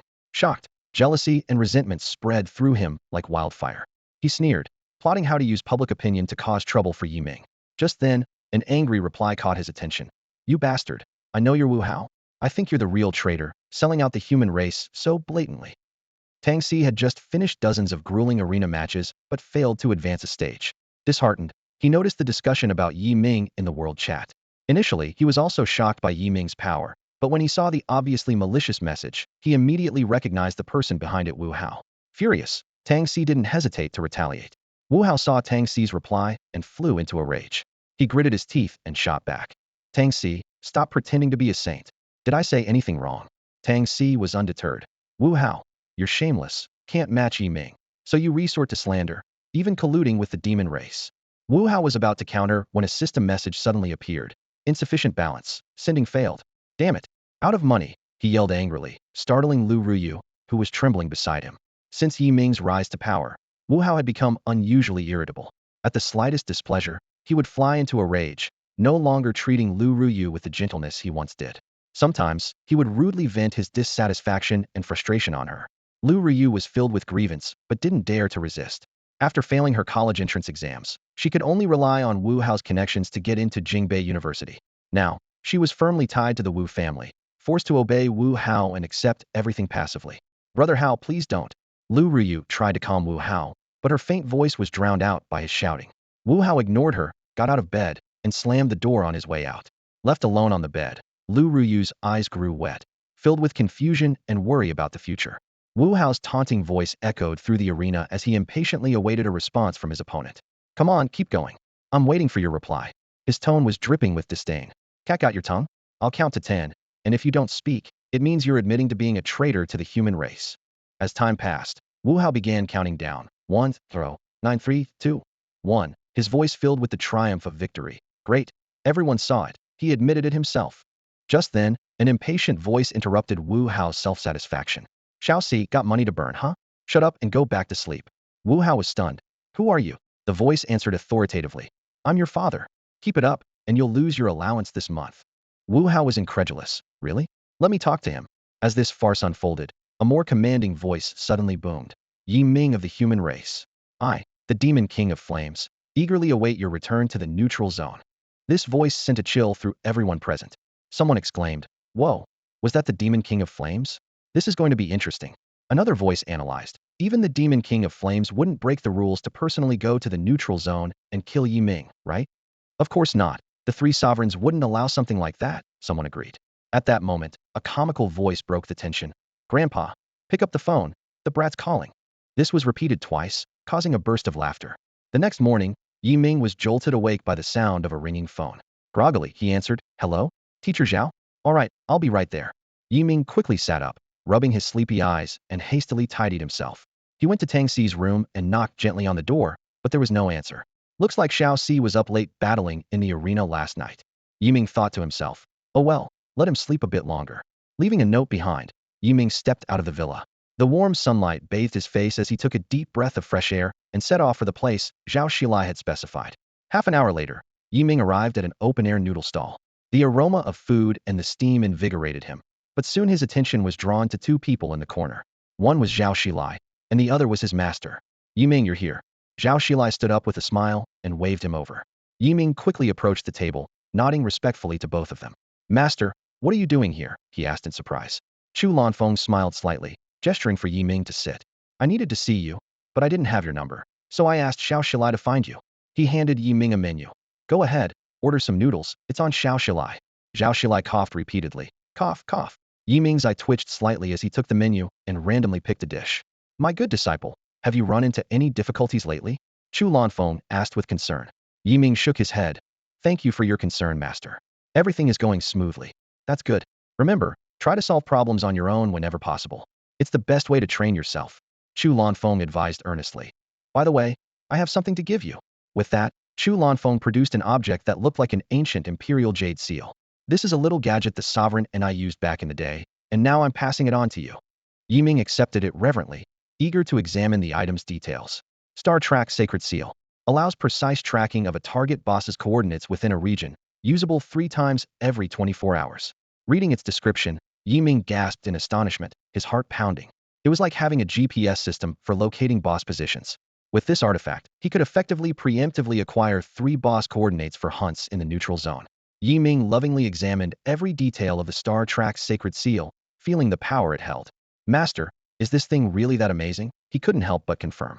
Chu Lanfeng nodded, a hint of pride in his eyes. Of course, it was crafted by a legendary dwarf artisan. The sovereign and I saved his son in the neutral zone, and he secretly used the most precious materials from his clan to make this as a token of gratitude. It said the material came from beyond the heavens, truly one of a kind. With this, you'll be able to quickly pinpoint target bosses in the neutral or wilderness zones, saving a lot of unnecessary search time, Chu Lanfeng added. Warmth surged through Yi Ming's heart. His master entrusting him with such a valuable treasure spoke volumes of his expectations and trust. Master, I won't let you down, Yi Ming vowed with determination. Chu Lanfeng smiled with satisfaction. All right, there's one more thing. Yi Ming looked at his master with a puzzled expression, eagerly awaiting the next words. Chu Lanfeng, holding a bowl in both hands, finished the last drop of soup with satisfaction and let out a loud burp. He wiped his mouth with an old t-shirt, an action that was rough yet somehow elegant. Suddenly, a mysterious scroll appeared in Chu Lanfeng's hand, its material hard to discern. He said softly, "This is a precious blueprint I obtained when I first reached the Supreme Realm in a secret realm. You can take it and study it well." Yi Ming accepted the scroll carefully, filled with curiosity. He couldn't wait to unfold it and examine the information. It read, Shadow God's Cloak, Blueprint Supreme Level. Materials required, Shadow Silk 1. Effect, allows the cloak to be crafted and unlocks partial invisibility. Note, once formed, you can view materials for subsequent upgrades and new features. Feature, a powerful cloak with stealth, teleportation, and invincibility effects. Yi Ming's hands trembled slightly, overwhelmed with awe. Supreme level, he exclaimed in his heart. Although he couldn't see the specific attributes of this equipment, he could already imagine how powerful a life-saving artifact this cloak would become once completed. Yi Ming secretly resolved to craft it as soon as possible. Taking a deep breath to calm his excitement, Yi Ming looked up at Chu Lanfeng with gratitude in his eyes. Thank you, master, he said sincerely. Seeing Yi Ming's excitement, Chu Lanfeng paused, as if recalling the good times fighting alongside Xian Yuan in his youth. He chuckled and said, All right, I have important matters to attend to, so I'll take my leave. Before he finished speaking, a golden light flashed, and Chu Lanfeng's figure vanished. Yi Ming glanced back at the scroll in his hands, already contemplating how to gather the necessary materials. Shadow silk, that's the first material needed for the cloak. How can I obtain it? He turned to Zhao Shilai beside him and asked eagerly. Teacher Zhao, what are the ways to collect materials? Zhao Shilai smiled gently, understanding Yi Ming's urgency. He explained patiently. Firstly, the most direct method is to purchase from the guild, but top-quality materials are usually limited to authorized customers and are quite expensive. Secondly, you might obtain these materials by defeating bosses in specific dungeons or secret realms. Additionally, if you have enough merits or various points, you can exchange them, but these are usually for common materials. Yi Ming listened intently, committing every piece of information Zhao Shilai provided to memory. Suddenly, he thought of another question. By the way, Teacher Zhao, what is the purpose of merits? Zhao Shilai paused for a moment, recalling that this topic is usually covered in university. He explained in detail, merits are battle points earned by defeating non-allied alien races. They can be exchanged for the highest king-level equipment and higher-grade materials at the armory in Kyoto. Moreover, based on the accumulated number of merits, you can certify your military rank at the armory. Military rank? What is that? Yi Ming asked curiously. Zhao Shilai continued to explain patiently. Military rank is a symbol of honor for human warriors and a testament to their strength. Additionally, each rank stage provides substantial attribute bonuses. The ranks range from the lowest, major, to the highest, martial. As your rank increases, you'll gain more authority and responsibilities. For instance, holding key positions nationwide, or even significant roles in the Congress. Yi Ming looked down at his 530 merit points and then asked, Teacher Zhao, how many points are needed to certify a military rank? Zhao Shilai smiled awkwardly. Well, I can't remember the exact numbers. You could visit the armory yourself for detailed information. All right, Mr. Zhao, besides the neutral zone, where else can I earn more merits? Yi Ming continued to ask, his eyes shining with a thirst for knowledge. Zhao Shilai smiled slightly and explained, there are actually many ways to earn merits. Besides the neutral zone, there's the wilderness zone, guarding the borders, and a crucial path to small-scale racial wars. Guarding the borders? Small-scale racial wars. Yi Ming frowned slightly, these unfamiliar terms stirring ripples in his mind. Seeing this, Zhao Shilai elaborated. You must understand, our world is composed of 9 races, each with its own territories and borders. Some alien races, to complete tasks or covet our treasures, secretly cross the borders and infiltrate. Therefore, we need personnel to guard the borders. He paused, then continued. As for the small-scale racial wars, they are a carefully designed competition by the Star Prison system. Its purpose is to enhance practical combat training among the races and cultivate outstanding talents. Once you reach the Bronze Mirror realm, you'll naturally gain a deeper understanding of this. After listening, excitement flashed in Yi Ming's eyes. It sounds complicated, but certainly thrilling. Indeed, Zhao Shilai nodded in agreement, then reminded. But before that, focus on gathering materials to craft that cloak. Yi Ming nodded solemnly, having a clearer plan for his future path. He decided to first visit the armory to check the merits required for rank promotion, then search for the shadow veil to quickly create the cloak prototype. With a determined look, Yi Ming bid farewell to Zhao Shilai. He hailed a taxi and set off towards the armory. Along the way, he kept pondering Zhao Shilai's words, gaining a preliminary understanding of guarding the borders and small-scale racial wars. Wilderness zone, guarding the borders, small-scale racial wars. Yi Ming muttered to himself, already calculating how to earn merits in these places. Upon reaching his destination, Yi Ming stood before a grand building, took a deep breath, and stepped inside. The hall was bustling with voices and people, some exchanging experiences, others checking the task bulletin board. Yi Ming headed straight to the notice board to carefully examine the merits required for each military rank upgrade. A major requires 100 merits, a lieutenant colonel 1,000 merits, a colonel 10,000 merits. When Yi Ming saw the 10 billion merits needed for a marshal, he couldn't help but swallow hard. Currently, I have 530 merits, enough to certify as a major. Yi Ming calculated to himself. Following the instructions, he approached the touch screen in the center of the hall and gently placed his palm on it. Ding!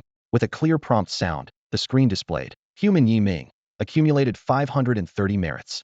Certification successful, current rank, major, all attributes increased by an additional 5. With the certification complete, Yi Ming clearly felt a slight enhancement in his attributes. He quickly opened his personal panel to carefully review the changes in each statistic. Name, Yi Ming. Realm, Black Iron Realm. Occupation, Divine Grace Spirit Master Unique. Rank, Major. Arena rank, Breaking Army Level 4. Level, 156. Health, 181,545. Mental power, 104,055. Physical attack, 20,417. Magic attack, 7,817. Physical defense, 10,127. Magic defense, 10,127. Movement speed, 60. Agility, 60. Physical crit, 10. Gold, 16.64 million. Merits, 530. Neutral zone points, 10. Arena points, 1,110. Ming was pleasantly surprised to find that not only his basic attributes, but also the attributes of his equipped gear had increased by 5. So that's what the additional 5 to all attributes means, Ming realized. Next, I just need to earn more merits to increase my rank and continue boosting all my attributes. The immediate priority is to find the shadow veil to craft the cloak, unlocking the invisibility effect to prepare for the next neutral zone challenge. Ming could imagine that after the last failed assassination attempt by the Fiery Demon King's elite squad, this time, more demon elites would be dispatched to the neutral zone. Although he no longer feared control skills, he couldn't withstand being outnumbered. With this in mind, Ming decisively opened the remote merchant interface and began searching for the shadow veil.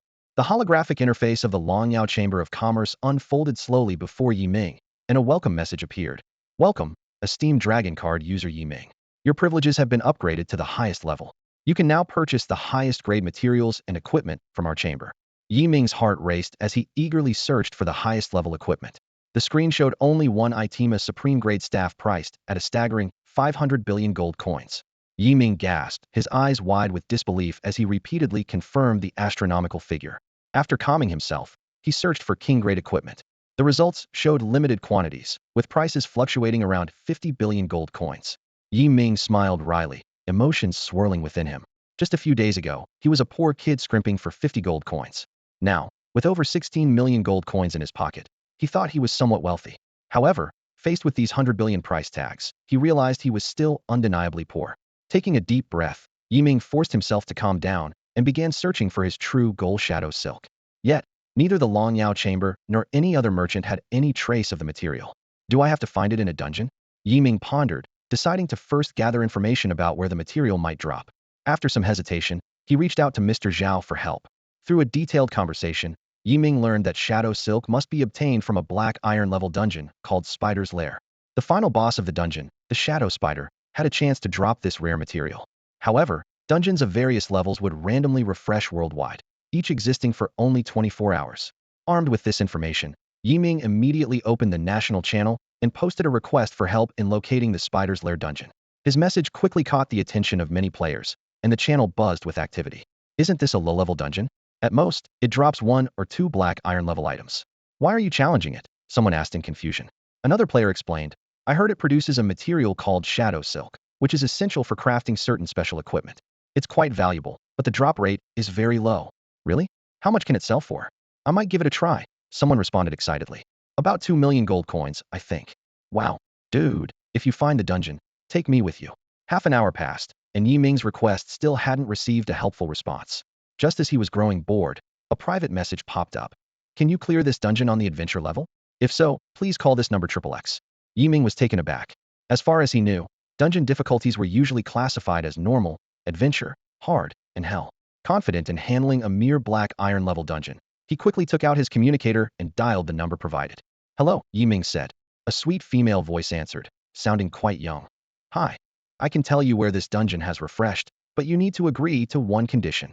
Ming's eyes lit up. What condition? Take me to challenge the dungeon on adventure level, and the black iron level equipment that drops will be mine, she proposed. Ming thought for a moment. He currently didn't lack black iron level equipment, and money wasn't an issue. What about the shadow silk, he asked. The other side was silent for a moment, then replied, I only want 1 black iron level item. No problem. Ming agreed readily. With Ming's promise, she immediately provided him with the exact coordinates of the dungeon. In fact, this time the dungeon happened to refresh in a secluded forest on the outskirts of Kyoto. Ming unfolded the map, carefully assessing the distance. Realizing the destination wasn't far, he decided to walk there, his steps light and full of anticipation.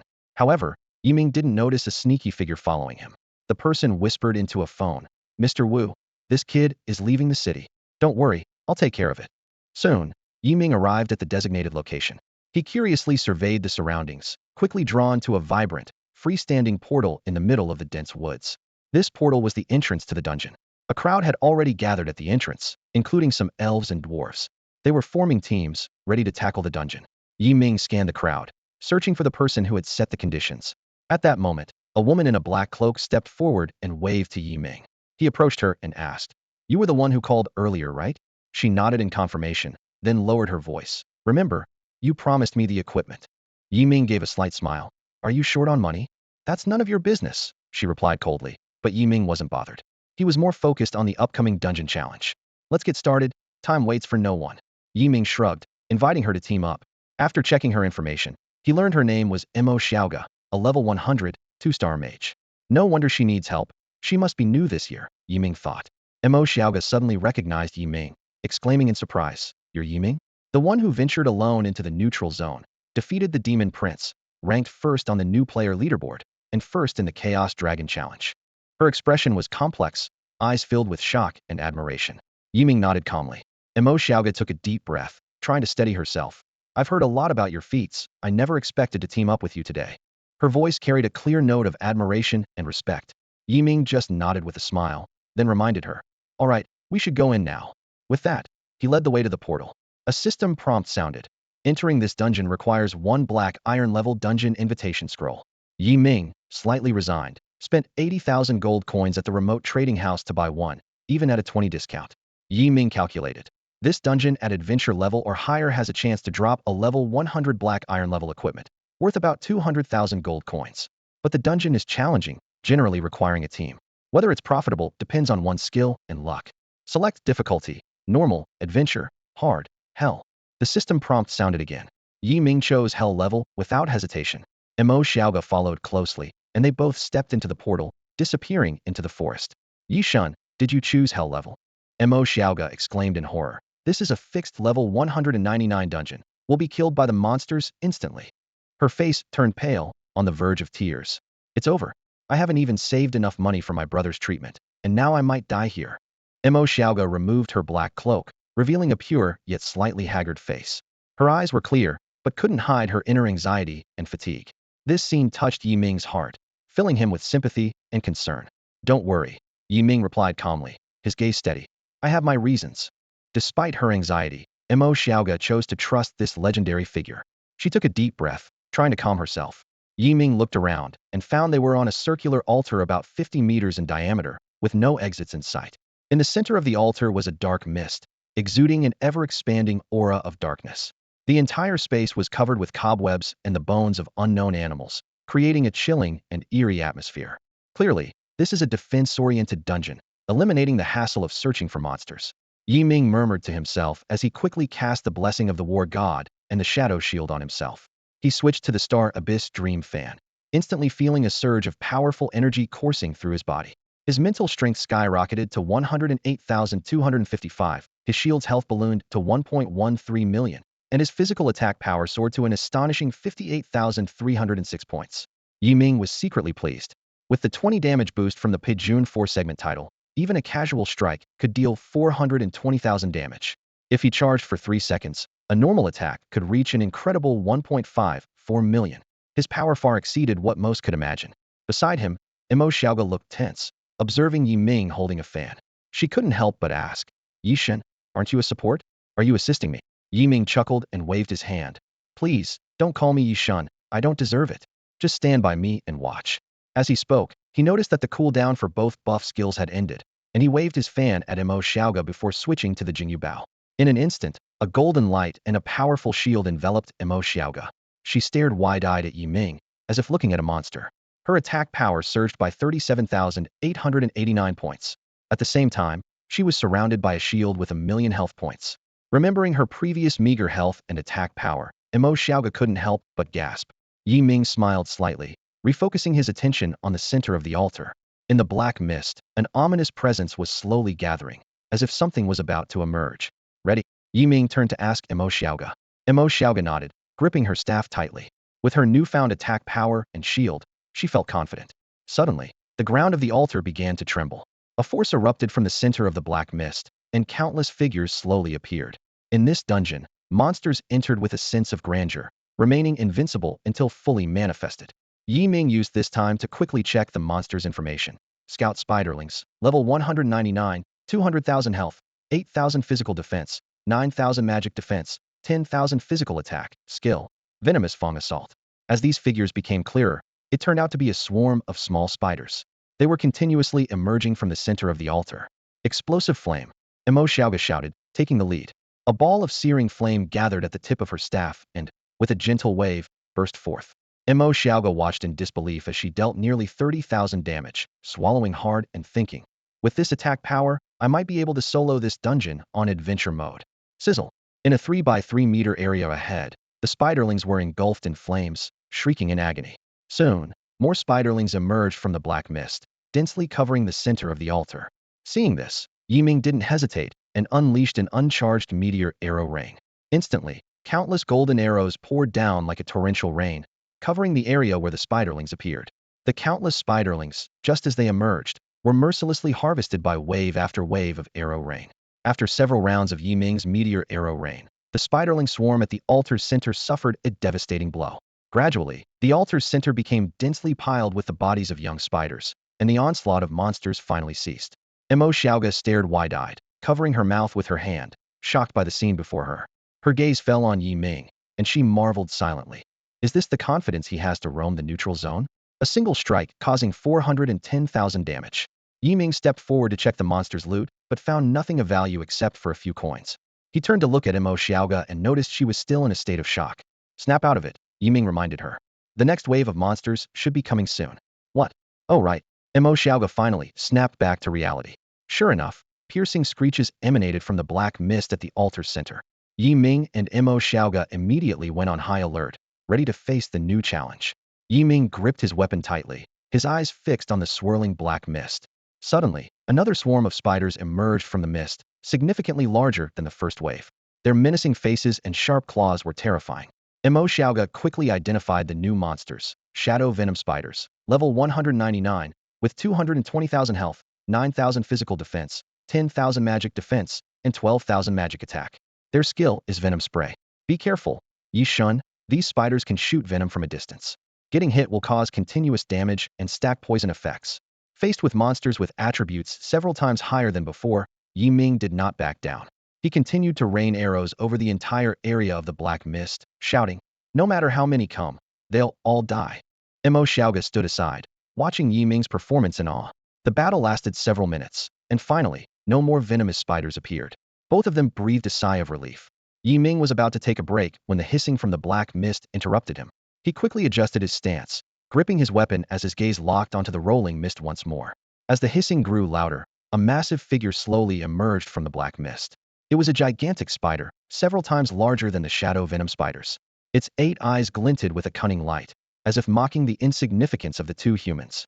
Emo Xiaoga quickly analyzed. Corrupt Web Weaver, level 199 elite, with 2 million health, 20,000 physical defense, 22,000 magic defense, and 25,000 magic attack.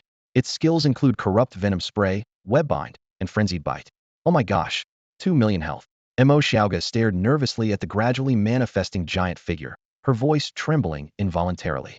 Even Yishin would need multiple attacks to defeat it. And this elite not only has venom attacks, but also control skills. What if Yishun gets caught by the web and controlled? Emo Xiaoga turned to look at Yiming with a complex expression. However, she saw Yiming pulling back his bow, a golden arrow gleaming on the string, yet he hadn't released it. What is Yishin doing? Is he afraid too? Emo Xiaoga wondered. By now, the elite spider had fully emerged, facing the two of them, waving its scythe-like forelimbs. Emo Xiaoga quickly raised her staff to attack. Fireball. A basketball-sized fireball hurtled toward the elite spider. Bang. A loud explosion, and a damage number appeared on the spider's body. The elite spider shuddered briefly after being hit by the fireball, but quickly regained its balance. Seeing this, Emo Xiaoga felt a sinking feeling. That was her strongest attack. The elite spider roared, its 8 eyes gleaming fiercely, as it spat out a mass of venom directly hitting Emo Xiaoga. Her shield instantly turned green, and her health began to drop at a rate of 10,000 per second. Terrified, Emo Xiaoga realized the venom's dreadful corrosive power. Without Yishin's shield, I wouldn't have lasted a second before being poisoned to death. Now, she could only place her hopes on the legendary figure beside her. After landing a direct hit, the elite spider quickly shot a web from its mouth, aiming straight for Yiming. Emo Xiaoga's heart tightened, ready to assist, but she saw Yiming's slight smile as he effortlessly released the bowstring. In an instant, 9 golden arrows streaked through the sky like meteors. The arrows struck the elite spider with precision, causing its massive body to shudder violently. Its life force depleted instantly, and with a final wailing cry, it collapsed with a thunderous crash. As the ground trembled, a piece of equipment emitting a gray light fell from the spider's corpse. Emo Xiaoga was stunned, her heart filled with shock. Yi Ming's strength far exceeded her expectations, taking down the elite spider with a single arrow, while the remaining 8 arrows still packed a powerful punch. She couldn't help but gaze at Yi Ming with admiration, like a captivated fan. Seeing this, Yi Ming rubbed his forehead in mild exasperation. He quickly switched to his Star Abyss Dream Fan and gently waved it towards Emo Xiaoga. A green breeze swept over, instantly purifying the residual poison on her shield. The holy healing wind, quite effective, Yi Ming thought with satisfaction, recalling how the passive effect of this skill had made him immune to the web's control. There's equipment here, don't you want it? Emo Xiaoga snapped back to reality and hurriedly picked up the gray glowing iron-grade armor. She hesitated for a moment, her voice tinged with guilt. Ye god, let's split the gold from selling the equipment. I really need the money, otherwise, I wouldn't make such an unreasonable request. Yi Ming smiled and waved his hand. No need, you keep it. I don't lack gold coins, and you did well earlier, you deserve a reward. His tone was full of understanding and generosity. Gratitude flashed in Emo Xiaoga's eyes as she carefully placed the equipment into her backpack, silently vowing to repay this kindness someday. Suddenly, the black mist in the center of the altar began to swirl again, a deep voice emanating like the whispers of a demon, chilling to the bone. Yi Ming frowned slightly, his gaze calm as he watched the phenomenon within the mist. The voice grew louder, thunderous, and deafening. Then, a massive figure began to emerge, a giant spider the size of an adult elephant. Its 8 sword-like legs gleamed with a cold light, exuding a terrifying aura. The Shadow Spider, a level 199 boss, intimidated Emo Xiaoga with its astonishing stats. With 10 million health points, 35,000 physical defense, 38,000 magical defense, and 45,000 magic attack power, its strength was undeniable. Even more terrifying were its formidable skills: Shadow Web, Shadow Stab, and Spider Summon. Emo Xiaoga swallowed nervously, instinctively glancing at Yi Ming. Facing such a formidable opponent, she knew that her only hope lay in relying on Yi Ming. To her surprise, Yi Ming showed no sign of panic. Instead, he appeared excited and expectant. Is this the composure of a true warrior? She wondered. Yi Ming was indeed thrilled. The boss had finally appeared. He hoped to loot the Shadow Veil in one go, saving time and reducing the cost of entry. Without hesitation, he drew his bow, preparing to unleash the powerful Starfall strike. At that moment, the Shadow Spider's massive form fully emerged. It leaped around the altar with astonishing speed, causing the ground to tremble with each landing. Despite its enormous size, its movements were surprisingly agile, seemingly challenging the duo's reaction limits. Emo Xiaoga sighed internally. This creature is clever. Knowing Ye's attack power is strong, it keeps moving erratically. She attempted to attack with fireballs, but the boss easily dodged them, leaving her helplessly watching the Shadow Spider leap around the arena. The triumphant Shadow Spider escalated its antics, leaping while spitting webs at them, trying to ensnare them. 2 massive black nets came hurtling toward them, and Emo Xiaoga was instantly trapped, her face turning pale. To her amazement, as the web touched Yi Ming, a miss appeared yet again. Ye's luck is incredible, Emo Xiaoga thought with a wry smile, dodging twice. Seeing Yi Ming escape unscathed, the Shadow Spider continued its rapid jumps, preparing for another attack. Trapped in the web, Emo Xiaoga anxiously observed the situation outside. She worried. Even if Ye's attack power is strong, if he can't hit, it's ineffective. The Shadow Spider grew bolder, emitting a piercing, chattering sound, as if mocking their helplessness. At that moment, Yi Ming's charge was complete. Watching the Shadow Spider's theatrical jumps, he mentally cursed fool, then gently released the bowstring. Whoosh! A golden arrow shot through the air like a meteor. The energy arrow traced a graceful curve in the sky, hitting the Shadow Spider with precision. At the moment of impact, a dazzling light erupted, dispelling the surrounding darkness. In midair, the Shadow Spider's health dropped to 0 instantly. It let out a sharp screech before crashing heavily to the ground. A gleam appeared in Yi Ming's eyes, for beside the spider's corpse, along with 2 black iron pieces of equipment, lay a large piece of woven material, the coveted Shadow Veil. Yi Ming switched to the Star Abyss Dream Fan, and with a gentle wave of the fan in his hand, a soft green light enveloped Emo Xiaoga. Instantly, the web entangling her dissolved like snow. However, Emo Xiaoga remained rooted to the spot, her eyes wide open, seemingly still caught up in the astonishing scene she had just witnessed. Over 27 million damage, arrows that can curve. Emo Xiaoga murmured to herself, her eyes full of disbelief. She turned to look at Yi Ming, feeling a storm of emotions within her. Although she had always known Yi Ming was exceptionally powerful, such a terrifying level of attack was far beyond her expectations. Instinctively, Emo Xiaoga rubbed her eyes, wondering if she was under some kind of illusion. Yet, the spider's corpse and scattered equipment not far away all attested to the reality of what had happened. She took a deep breath, trying to calm her excited mind, realizing she had just witnessed a legendary moment. What are you standing there for? Go pick up the equipment. Yi Ming smiled and reminded her, breaking her train of thought. Mo Xiaoga snapped back to reality and quickly said, Yi Shun, getting one piece of black iron equipment is more than enough for me. Thank you so much. She felt immensely grateful, having initially only hoped to get one piece of equipment from an adventure-level dungeon, never expecting Yi Ming to take her to challenge a regional-level dungeon and drop 3 pieces of equipment. Yi Ming waved his hand, looking relaxed. No worries, you can take all the equipment. I can tell you really need the money. Mo Xiaoga clenched her fists, furrowed her brows, and after a moment of internal struggle, said, "Tu do have some difficulties at home, so I'll just take one more piece of equipment." She calculated that the gold from 2 pieces of black iron equipment should be enough to cover her brother's medical expenses. Yi Ming noticed she seemed to have some unspoken troubles, but respected her decision. All right then. Thank you, Yi Shun. Mo Xiaoga nodded gratefully, knowing that Yi Ming's generosity came from a genuine desire to help. All right, let's get out of here, Yi Ming said, stepping first into the portal that appeared after clearing the dungeon, with Mo Xiaoga following closely behind. After they exited the dungeon, Yi Ming was surprised to find the once bustling dungeon entrance eerily quiet. Huh? Where's everyone? He exchanged a glance with Mo Xiaoga, both seeing the confusion in each other's eyes. Yi Ming cautiously said, Be careful, something's not right. Mo Xiaoga nodded in agreement, clutching her backpack tightly. Suddenly, a shadowy figure wielding a knife lunged at Yi Ming, striking him instantly. A huge damage number appeared above Yi Ming's shield. The attacker quickly retreated, scrutinizing Yi Ming with confusion. What's going on? He wasn't stunned. Yi Ming was taken aback, recognizing the attacker's identity. Are you a hitman sent by Wu Hao? The assassin licked the blade of his knife with excitement. Oh, smart kid. But what does it matter? You're a dead man anyway. Yi Ming maintained a calm expression while subtly signaling Mo Xiaoga to leave quickly.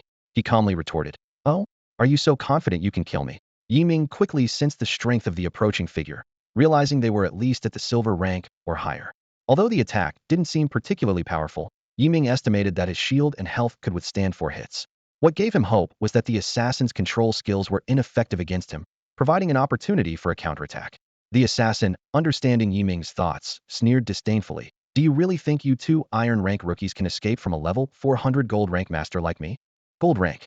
This revelation hit Yi Ming like a sledgehammer. The gap of 3 entire ranks. Yi Ming frowned, suppressing his shock, and calmly said, This has nothing to do with her. Let her go, and I'll settle this with you. The assassin laughed coldly, his eyes flashing with cruelty. Ridiculous. Young lady, your biggest mistake was teaming up with this boy. Sorry, but the game rules aren't yours to make. Since you came together, you will die together. Before he finished speaking, the assassin dashed forward with a large blade aimed at Yi Ming. Yi Ming, having already locked onto him with his mental focus, swiftly retreated while firing an arrow. Mo Xiaoga didn't lag behind, instantly conjuring a massive fireball and hurling it at the assassin. The arrow and fireball hit the assassin precisely, displaying a huge damage number. Analyzing the damage data, Yi Ming felt a sinking feeling this assassin's defense was over 100,000. No wonder Mo Xiaoga's attack couldn't penetrate it. Even more daunting was the assassin's health bar, showing a full 3 million HP. Realizing that only a charged attack offered a glimmer of hope, Yi Ming was grateful he had learned the immunity skill, Sacred Healing Wind, or he would be helpless today. With his Starfall skill still cooling down, Yi Ming didn't hesitate and began charging his 9-star chain arrow attack. The assassin paused in surprise, shocked by Yi Ming's formidable attack power and resilient shield. What puzzled him even more was why Yi Ming wasn't affected by his control skills. Without the immunity, the 3-second control window would have been enough to kill Yi Ming.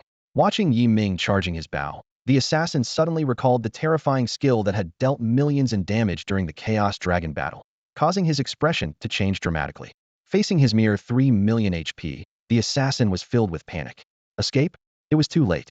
In that critical moment, weighing countless options, the assassin made an unexpected decision. He dropped to his knees with a thud, pleading with Yi Ming. Master Yi, I was wrong. Yi Ming's eyes flashed with surprise, but quickly returned to calm. He remained vigilant, maintaining his charged stance in case the assassin tried anything. The assassin, voice trembling, explained, I had no choice. Wu Hao offered me 1,000,000 gold coins and threatened my daughter. I couldn't refuse him. Yi Ming responded coldly. Do you think I will believe the repentance of an assassin? His gaze was as sharp as a knife, piercing into the assassin's heart. Despair filled the assassin's face. I know I was wrong, but I truly had no choice. My daughter's life is in their hands. I can't lose her. At this moment, Yi Ming had completed his charge, just a finger release away from ending the assassin's life. In that tense moment, Imo Xiaoga suddenly spoke. Yi Shun, maybe we should let him go?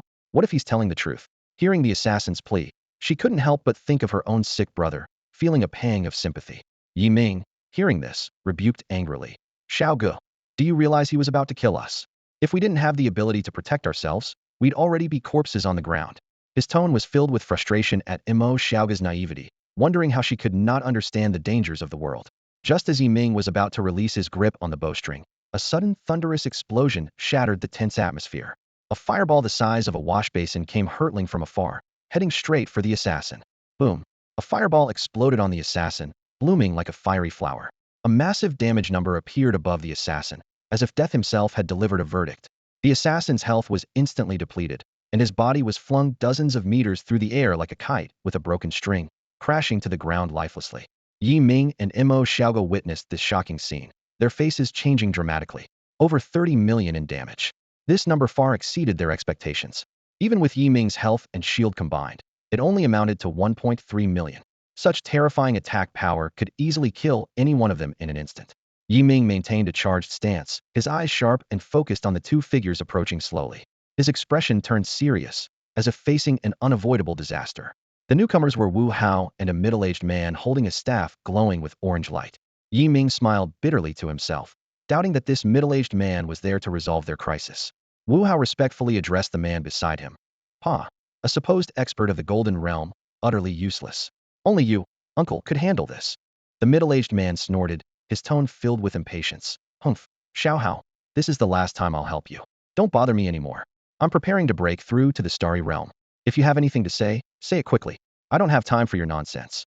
His gaze swept over Yi Ming and Imo Xiaoge like a blade, as if assessing insignificant ants. Yi Ming gripped his bowstring tightly, his alertness heightened to the extreme. A peak Diamond Realm powerhouse. This was the greatest threat he had faced since arriving in this world. The mere presence of this person exuded an overwhelming pressure that he felt he couldn't resist. Wu Hao quickly assured him, Uncle, rest assured, after this, I won't disturb you again. A sly glint flashed in his eyes as he turned to look at Yi Ming, a smug smile playing on his lips, as if he had already seen Yi Ming's downfall. Bad luck, Star. I didn't expect you to have some skills. Even a golden-level assassin can't deal with you.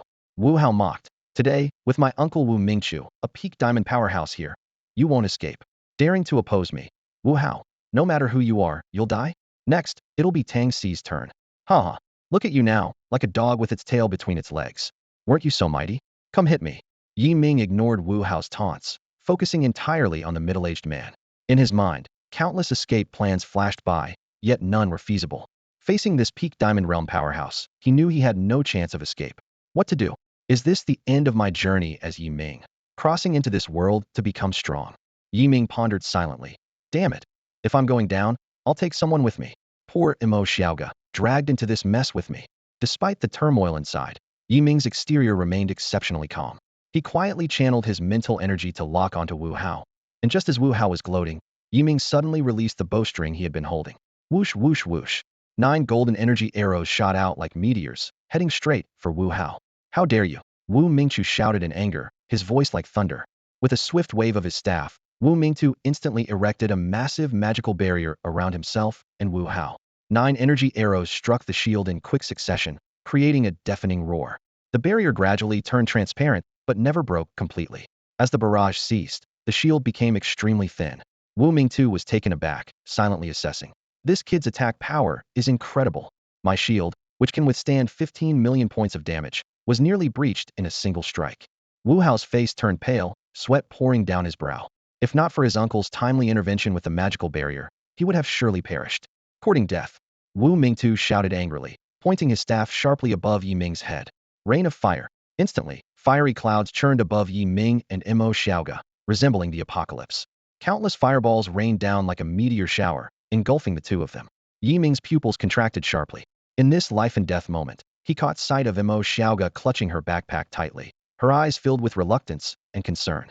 Gritting his teeth, Yi Ming resolutely shot another arrow at Wu Hao. In the next moment, both were swallowed by the torrential firestorm. Thick smoke billowed, obscuring the scene within. Although Yi Ming's arrow struck Wu Mingtu's magical shield, it only caused a faint ripple before vanishing. Foolish, Wu Mingtu scoffed dismissively, turning to leave. Uncle, you're incredible. Wu Hao was about to flatter him when he noticed something stirring in the smoke. Wu Mingtu furrowed his brows, turning back to stare into the haze. A sense of foreboding crept over him, and he gripped his staff tightly, wary of the unknown threat. Just then, the smoke began to clear. Yi Ming emerged, enveloped in a golden light, holding Imo Xiaoga in his arms. He slowly raised his head, his cold gaze locking onto Wu Mingtu, sending a shiver down the latter's spine. Yi Ming recalled the desperate situation just moments ago. As the firestorm descended, he had lost hope of survival, wishing only to return to his original world, perhaps believing it was all a dream. He watched helplessly as Imo Xiaoga was struck by the fire rain, her health depleting instantly, collapsing lifelessly, yet her grip on the backpack never loosened. Yi Ming closed his eyes, awaiting death. However, just as his health was about to run out, a dazzling golden light erupted from the spatial ring on his finger, enveloping him. Simultaneously, a cold system prompt echoed. Fatal damage triggered, receiving a remnant of supreme power from a level 999 master, duration 9 seconds. Meanwhile, in a small tea house, Chu Lanfeng triumphantly declared, 9,000, I win. As he collected money from the elderly ladies, he glanced into the distance, muttering to himself, Brat, you used up the one-time method your master left so quickly. With a shrug, he continued shuffling the tiles. At that moment, Yi Ming felt a surge of overwhelming power coursing through him, threatening to burst him apart. His mind cleared, and the pain began to fade. He quickly checked his attributes. Name, Yi Ming. Level, 156. Health, 1.5 billion. Mental power, 200 million. Physical attack, 90.02 million. Magical attack, 15 million. Physical defense, 35.01 million. Magical defense, 35.01 million. Yi Ming understood that this power was a gift from his master, but it was fleeting. He had to seize the moment. Gently laying Imo Xiaoga down, he turned to face Wu Mingtu, his eyes glinting with a cold determination. Wu Hao stared at Yi Ming in terror, mumbling incredulously. How is this possible? This kid actually withstood an attack comparable to a star-level warrior from my uncle. Wu Mingtu's expression changed drastically as he sensed the terrifying aura emanating from Yi Ming. This aura filled him with despair, as if he were a mere ant facing a gigantic elephant. Wu Mingtu swallowed hard, his body trembling slightly, and suddenly unleashed a scorching fireball. The fireball roared towards Yi Ming, striking him instantly, but dissipated the moment it made contact. Wu Mingtu's pupils contracted in disbelief as he stared at the unharmed Yi Ming. Yi Ming snorted coldly and quickly drew his bow and arrow, his mental focus locking onto Wu Mingtu like a vice.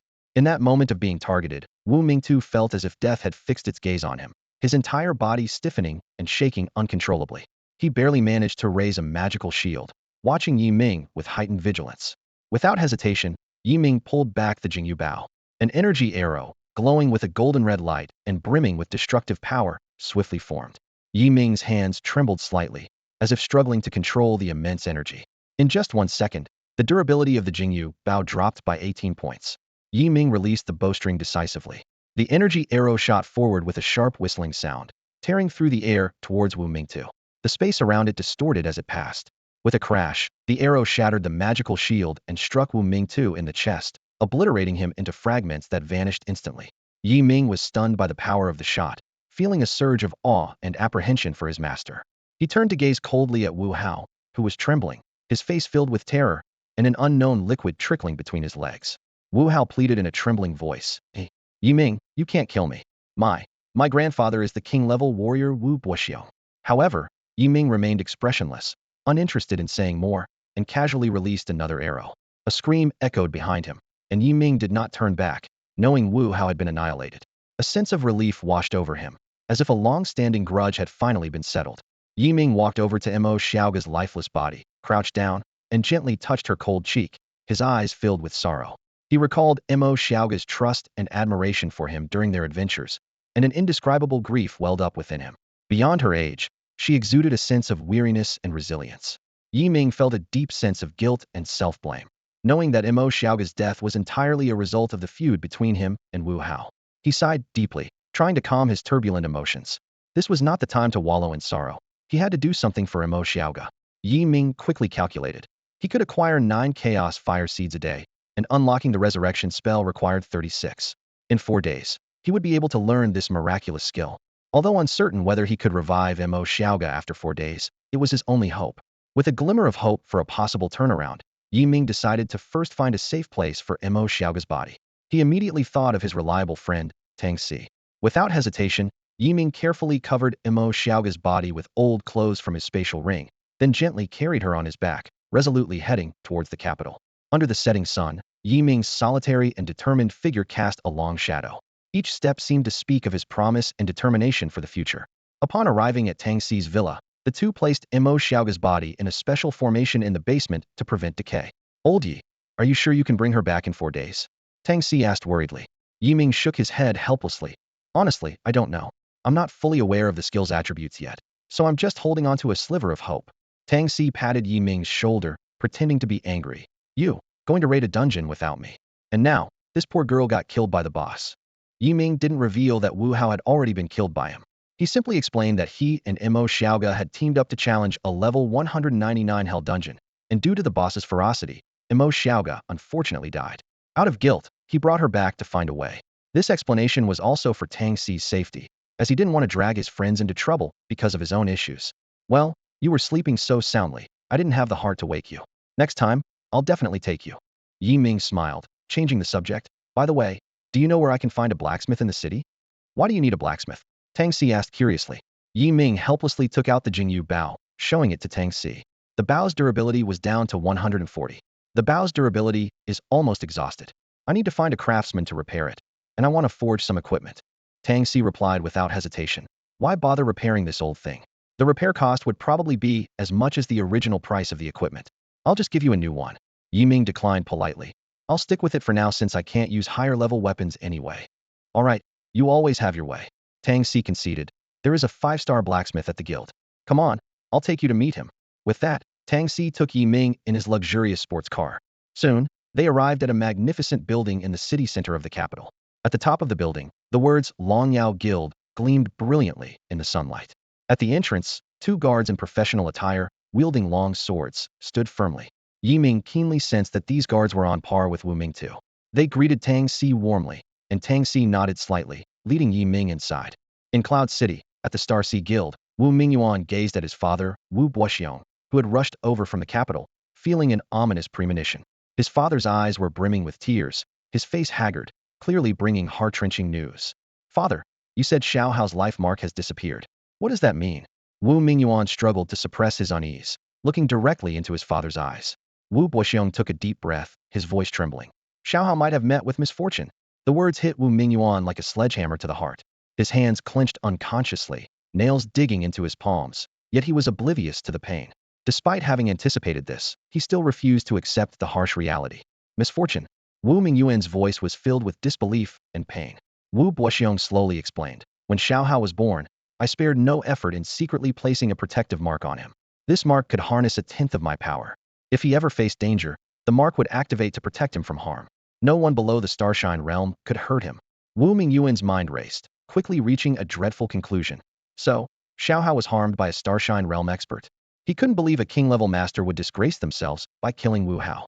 The culprit could only be a Starshine expert. It must be. Wu Boxiong nodded painfully.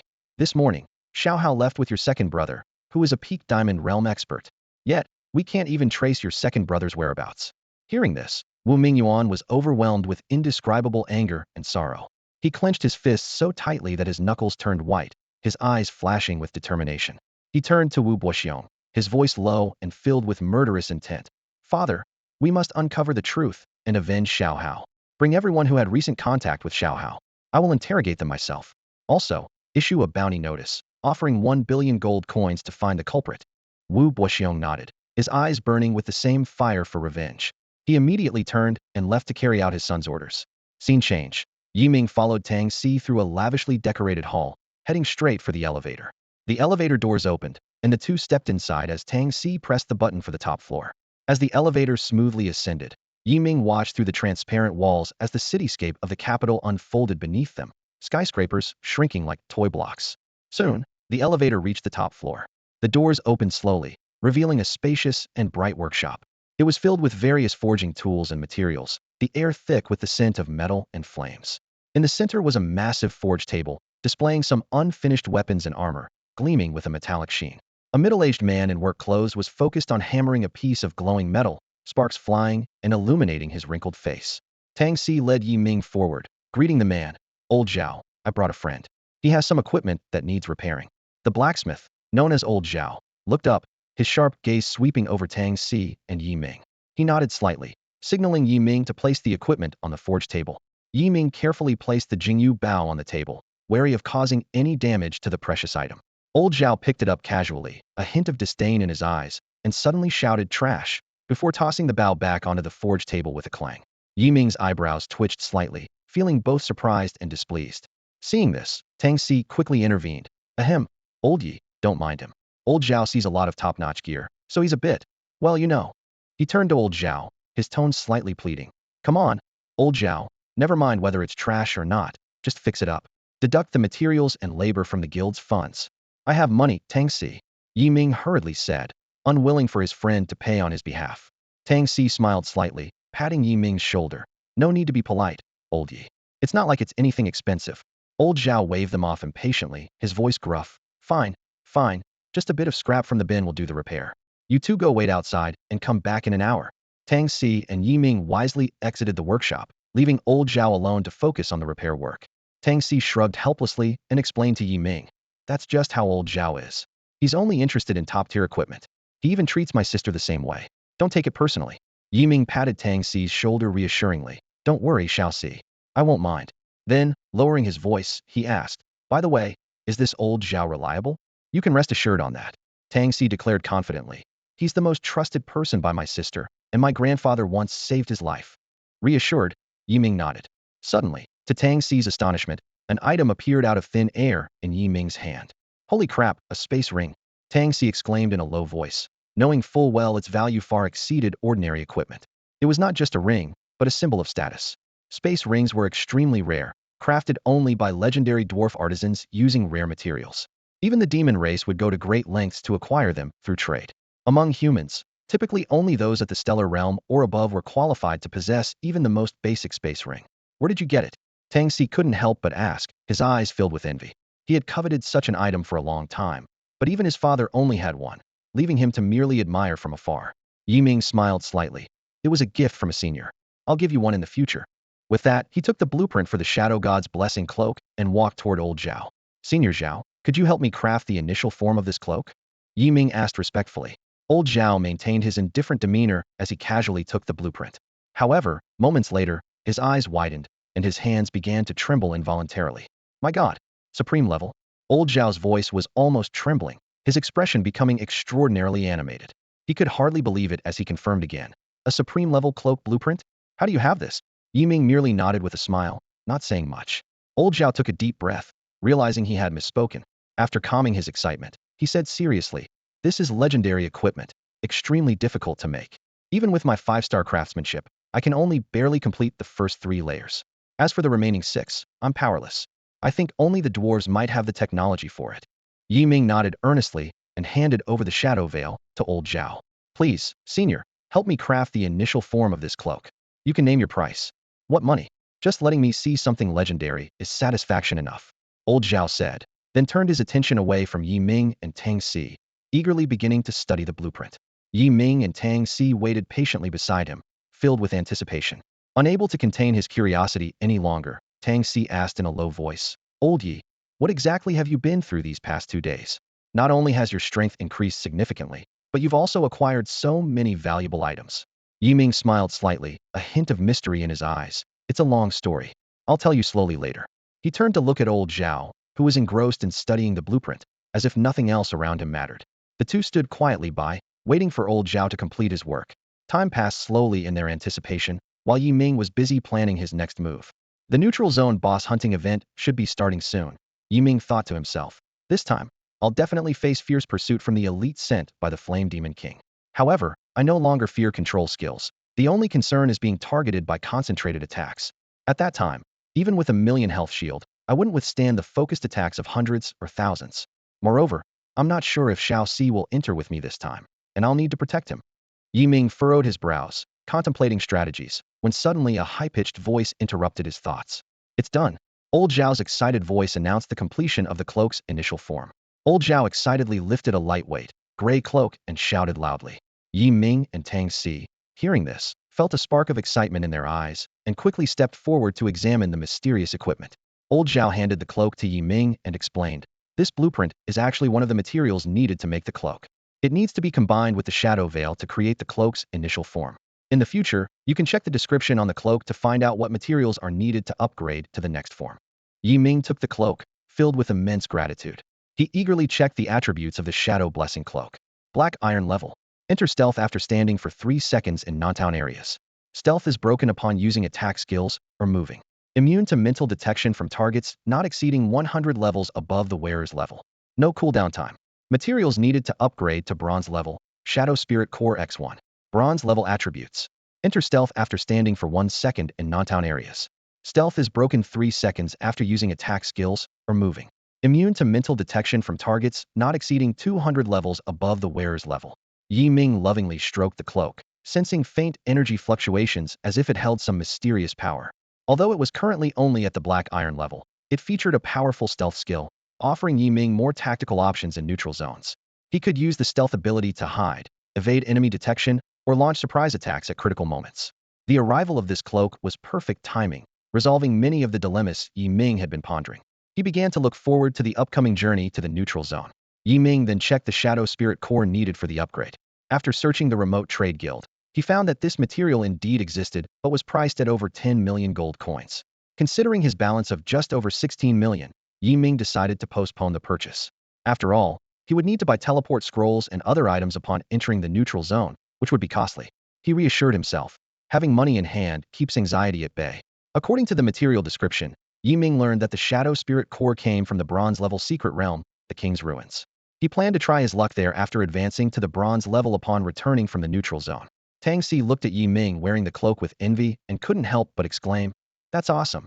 Yi Ming patted Tang Si's shoulder confidently and said, "With this, our boss hunt in the neutral zone will definitely go more smoothly." However, a look of regret suddenly appeared on Tang Si's face, and he sighed. "Old Yi, I'm afraid I can't join you in the neutral zone this time." "Why?" Yi Ming asked, puzzled. Tang Si explained, "My grandfather has given me strict orders that I must wait until after enrollment, when the academy will arrange teams for us. This is both for my safety and to help us quickly bond with the new team." In fact, Tang Si had another important reason he didn't share with Yi Ming. He didn't want to become a burden or a hindrance to Yi Ming. After all, Yi Ming already had the ability to single-handedly take down black iron level bosses in the neutral zone. Tang Si was well aware of the gap between them and didn't want to be a stumbling block on Yi Ming's path forward. As for himself, to be honest, Tang Si stood beside Yi Ming, his heart filled with complex emotions. He knew he was just a beginner with modest savings, while Yi Ming's future was destined for greatness. Tang Si was determined to improve his skills and combat techniques through the academy's rigorous training and missions, step by step. He believed that one day, he could fight alongside Yi Ming based on his own merit, rather than relying on Yi Ming's protection. Yi Ming nodded understandingly, aware that Tang Si's decision was well considered. The journey to the neutral zone was fraught with danger, and the Scorching Heaven Demon King would undoubtedly spare no effort in sending elite demons to hunt him down. If anything happened to Tang Si while following him, Yi Ming wouldn't know how to face Tang Lao. Tang Si patted Yi Ming's shoulder with a firm tone. "Don't worry about it. Let's go and take down those damn demons." After bidding farewell to Old Zhao, the two stepped into the first-floor lobby of the Long Yao Chamber of Commerce. A familiar system voice rang out again, and a transfer confirmation screen with a countdown appeared before them. "It's here." Yi Ming nodded to Tang Si, unhesitatingly confirmed the transfer, and instantly vanished. Meanwhile, in a magnificent palace hall of the demon clan, a plot against Yi Ming was brewing.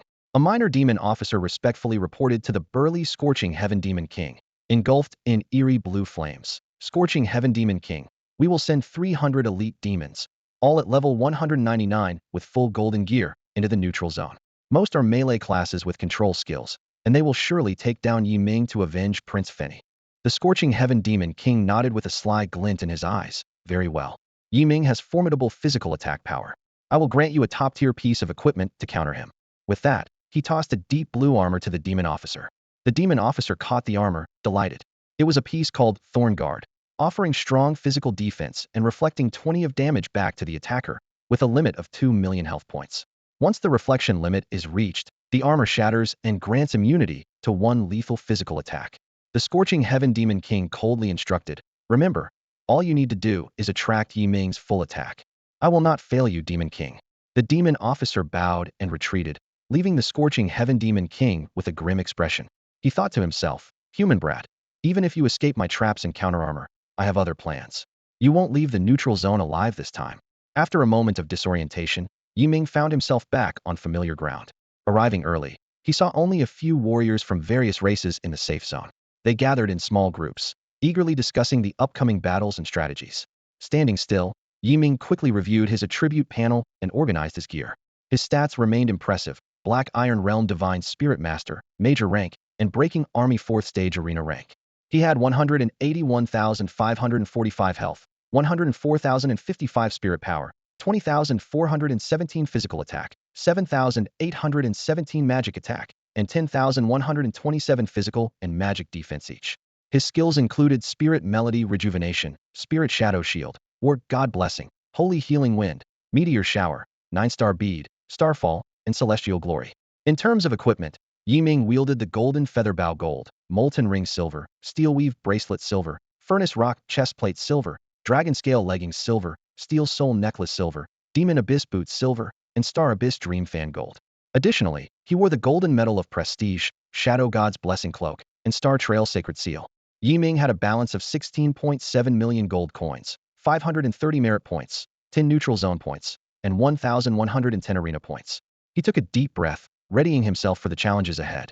Ming looked at his attribute panel with satisfaction, brimming with confidence at level 156. The upcoming neutral zone would soon host 20 bosses, and he only needed to secure 43 more Star Origin Pearls to break through to the peak of the Black Iron Realm at level 199. At that point, he planned to challenge the Chaos Tower again, aiming for the Bronze Realm. Although currently, only bosses above level 160 dropped Star Origin Pearls, Ming wasn't worried. His fingers brushed over the Star Trail Sacred Seal on his chest, and a confident smile spread across his face. With this artifact and his remarkable attack power, defeating any Black Iron level boss would be a breeze. He had already set his sights on 3 bosses for their Star Origin Pearls. Taking a deep breath, Ming felt the holy healing wind circulating within him. This newly mastered skill meant he no longer feared enemy control skills. As long as he didn't face concentrated attacks from demons or their allies, he was nearly invincible. Glancing at his equipment, Ming frowned slightly. His current gear was somewhat lacking. He calculated that if he could earn more points this time, he might upgrade all his equipment to the gold level. The thought of flaunting his new gear in front of Xiao Si made him chuckle. The more Ming thought about it, the more excited he became, his eyes shining with anticipation. He could almost see himself holding countless Star Origin Pearls and gold-level equipment. Just then, Ming's figure suddenly vanished as his cloak's invisibility effect was triggered. Driven by curiosity, Ming carefully examined his state. While he could see himself and his equipment also vanished, he could still feel his body when he touched it. This realization made him understand that the invisibility effect only concealed his appearance visually, not physically. This meant that even while invisible, he could still be accidentally hit by enemy area attacks. Ming stood still, maintaining his invisibility as the safe zone began to bustle with activity, with members of various races teleporting in. The surrounding chatter gradually reached Ming's ears. Damn, yesterday Ming from the human race stole the spotlight, not only snatching most of the bosses, but also causing the level 199 boss to go berserk early, leaving me with not even one guaranteed Star Origin Pearl, a rough voice complained. Yeah, another voice agreed. But this time there are 20 bosses spawning, and he won't be taking our low-level bosses. True, a third voice chimed in. They say this guy is even scarier than before. He can tear bosses apart with his bare hands. Chill, keep it down, someone warned cautiously. The demons suffered a big loss last time. They're bound to hunt Ming relentlessly this time. The discussion continued. Do you guys think Ming will show up today? Of course. As long as the Demon King of Flames doesn't break the rules set by the 9 races, anyone in the Black Iron Realm who comes will meet their doom. That's right.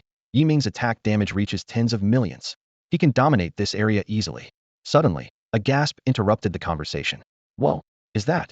Immediately, the sound of clashing equipment echoed through the area.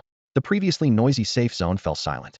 A group of demon warriors clad in deep blue armor, each wielding various weapons, began filling the area. In no time, hundreds of demon warriors densely occupied the space. Their sudden arrival intensified the atmosphere. Low murmurs spread around. My goodness, an entire force of level 199 demon elites, and they're all in full gold gear. Are they here for Ming? Isn't that obvious? Black Iron Star Origin Pearls are useless to them. They're here to take down Ming. There's going to be quite a show today. The leading demon commander, clad in distinctive armor, scanned the area with piercing eyes as if searching for something. The arrival of this demon army turned the safe zone's atmosphere tense and oppressive. Hasn't that kid shown up yet? Could it be that he's scared? Demon General Shang stood at the edge of the neutral zone, his eyes filled with contempt and disdain. He glanced around at the hundreds of demon elites surrounding him, a smirk creeping onto his face. Well, anyone who dares to offend our demon clan never ends well. He wouldn't dare to show up blatantly in front of us. Shang muttered to himself, then opened the world channel to brazenly provoke. Human Yiming, you coward. Do you dare to come to the neutral zone and fight me, Shang, for 300 rounds? Shang's taunt was like a bombshell, instantly igniting the world channel. Various discussions erupted.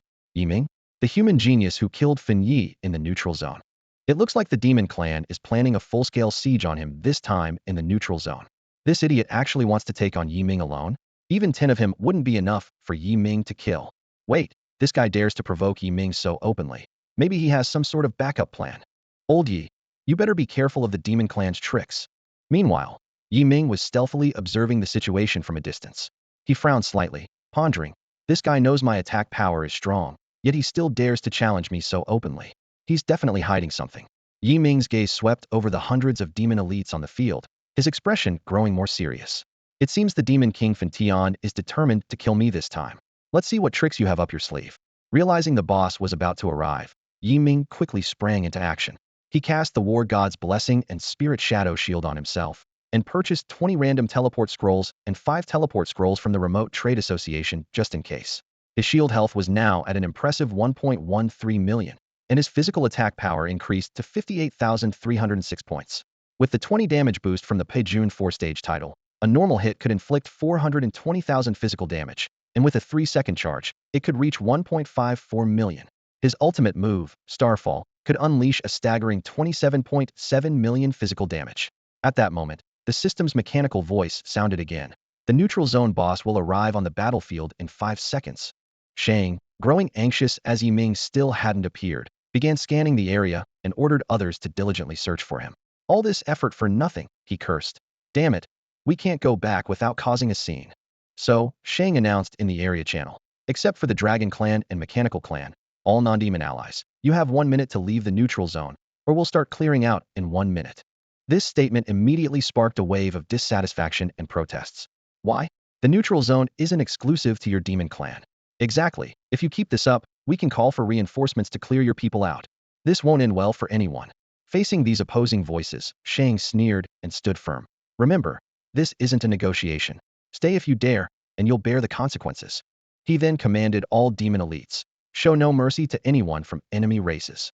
The surrounding players began to discuss. Sigh, forget it, they outnumber us. We'll come back next time. Damn, the demon clan is too much. If only Yiming were here, he could put them in their place. Even if Yiming came, it wouldn't matter. Didn't you see all those melee classes? Each with a control skill, even with a 1,000,000 health shield. It wouldn't help. Damn, it's so frustrating. Our human clan hasn't had a genius in decades, and now that we finally have one, this happens. I'm not leaving. We dwarves don't back down. Yeah, I'm not leaving either. I've already reported this to the higher-ups in the elf clan. Just then, the system's countdown voice echoed. 3, 2, 1. Boss has arrived. As the countdown ended, the protective barrier of the safe zone vanished.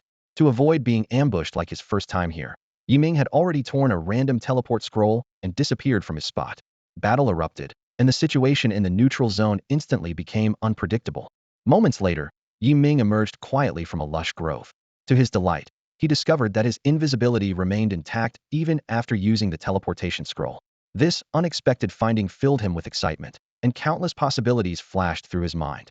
Yiming quickly retrieved the Star Trail Seal, a magical tool that allowed him to locate boss coordinates in the area by inputting mental energy. He first attempted to input the coordinates for a level 199 boss, but no information was found. This left him pondering whether he needed to clear all lower-level bosses before triggering the highest-level monsters. Without hesitation, Yiming input the information for a level 180 boss. The Star Trail Seal promptly identified 2 bosses that met the criteria, but he could only choose one to obtain specific coordinates. Yiming randomly selected one and quickly set the teleport coordinates to a location a bit away from the boss. A flash of bright light later, Yiming was transported to a spot beside a clear stream. Looking up, he saw a towering figure like a dark mountain standing not far away. Yiming quickly checked the details. Demon King Cassius. Level 180. Race, Demon. Health points, 8 million. Physical defense, 27,000. Magic defense, 28,000. Magic attack power, 26,000. Skills, Shadow Curse, Abyssal Flame, Demon Summon. Description: designed based on the image of the Demon King Cassius. Yi Ming's heart skipped a beat. This boss was just like the ones he had encountered before. Without hesitation, he locked onto the target and drew his shockwave bow. Energy arrows quickly formed on the bow, emitting a dazzling light. 9 stars in a row. 9 golden arrows shot across the sky like meteors, heading straight for the boss. Under the relentless assault, Demon King Cassius staggered backward until he finally collapsed, his health depleted. 2 pieces of equipment emitting a faint blue glow and 9 gray beads dropped from the boss. Yi Ming swiftly collected the spoils. Just then, an announcement echoed. Area announcement. Level 180 boss Demon King Cassius has been successfully slain. Slayer. Human. Yi Ming. 90 points awarded. Yi Ming could only smile wryly. There was no hiding now. As the announcement spread, the entire neutral zone erupted in excitement. What the heck? Yi Ming is here. When did he arrive? Why didn't we see him in the safe zone earlier? No wonder he's called Yi God. The boss was taken down in seconds. Isn't this a slap in the face to the demon elite? Huh. Then what are we afraid of? I'm not leaving. I'm waiting for Yi God to deal with these demon scum. Right? I'm staying too. I'll find a place to hide and watch the show. Meanwhile, Sha Ying's expression was terrifyingly dark. Clenching his fists, he ordered the remaining demon elites through gritted teeth. All warriors, form teams of 10 and search for Yi Ming with all your might. Sha Ying stood in place, opened the area channel, and continued to taunt Yi Ming. You coward. You actually managed to avoid our detection in the safe zone. If you've got the guts, come and fight me on your own. I'm right here waiting for you. To show my sincerity, I'll even let you have the first move. How about it? Come on, hit me. Yi Ming frowned slightly at Sha Ying's provocative words. This only confirmed his suspicion. Sha Ying must be up to something. Otherwise, why be so insistent on a duel? Yi Ming couldn't help but wonder if Sha Ying, like himself, possessed some sort of extraordinary equipment. He shook his head, unable to determine the specifics yet, and decided to take things one step at a time. The immediate priority was to use the Star Rail Seal to quickly deal with the remaining high-level bosses. Yi Ming swiftly checked the items dropped by the boss earlier. 90,000 gold coins, 9 Star Source Pearls, Shadow Bracelet Silver, level 100, Physical Attack 2000, Durability 3030, and Magic Flame Necklace Silver, level 100, Spirit 2200, Health 2000, Durability 3030. He stored all the equipment and Star Source Pearls in his space ring, deciding to deal with the remaining bosses before considering selling the equipment. After all, the goal of this trip was to reach level 199 in exchange for a full set of gold-level equipment. As for the Star Source Pearls, he wasn't in a hurry to use them, since defeating bosses below his level after leveling up wouldn't yield any rewards. Yi Ming took out the Star Rail Seal again and input the level 180 boss. Sure enough, the coordinates of another level 180 boss were immediately relayed to him. He smiled slightly, took out a teleport scroll, and disappeared from his current location. Moments later, Yi Ming appeared in a deep valley. In the distance, 2 large, identical bosses stood motionless. They were surrounded by a dense aura of darkness, with eerie purple light flickering in their eyes. Yi Ming was taken aback, puzzled. Why are there 2? He quickly checked their attributes. Demon King, Sha Hun level 180 boss. Race, Demon. Health, 8.5 million. Physical defense, 30,000. Magic defense, 28,000. Magic attack, 27,000.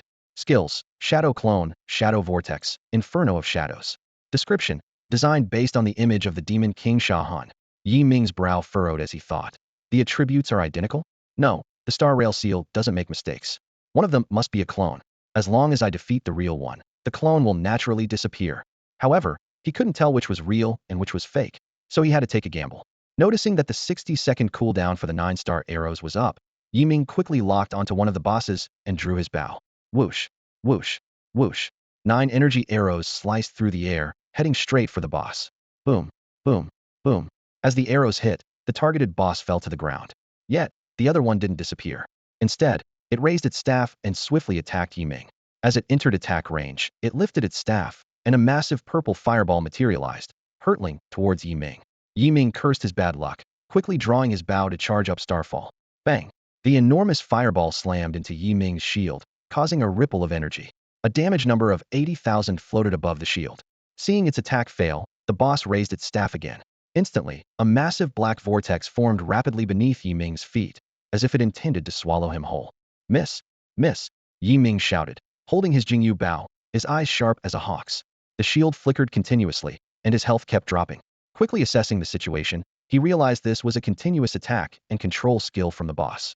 This boss is no joke, Yi Ming thought to himself.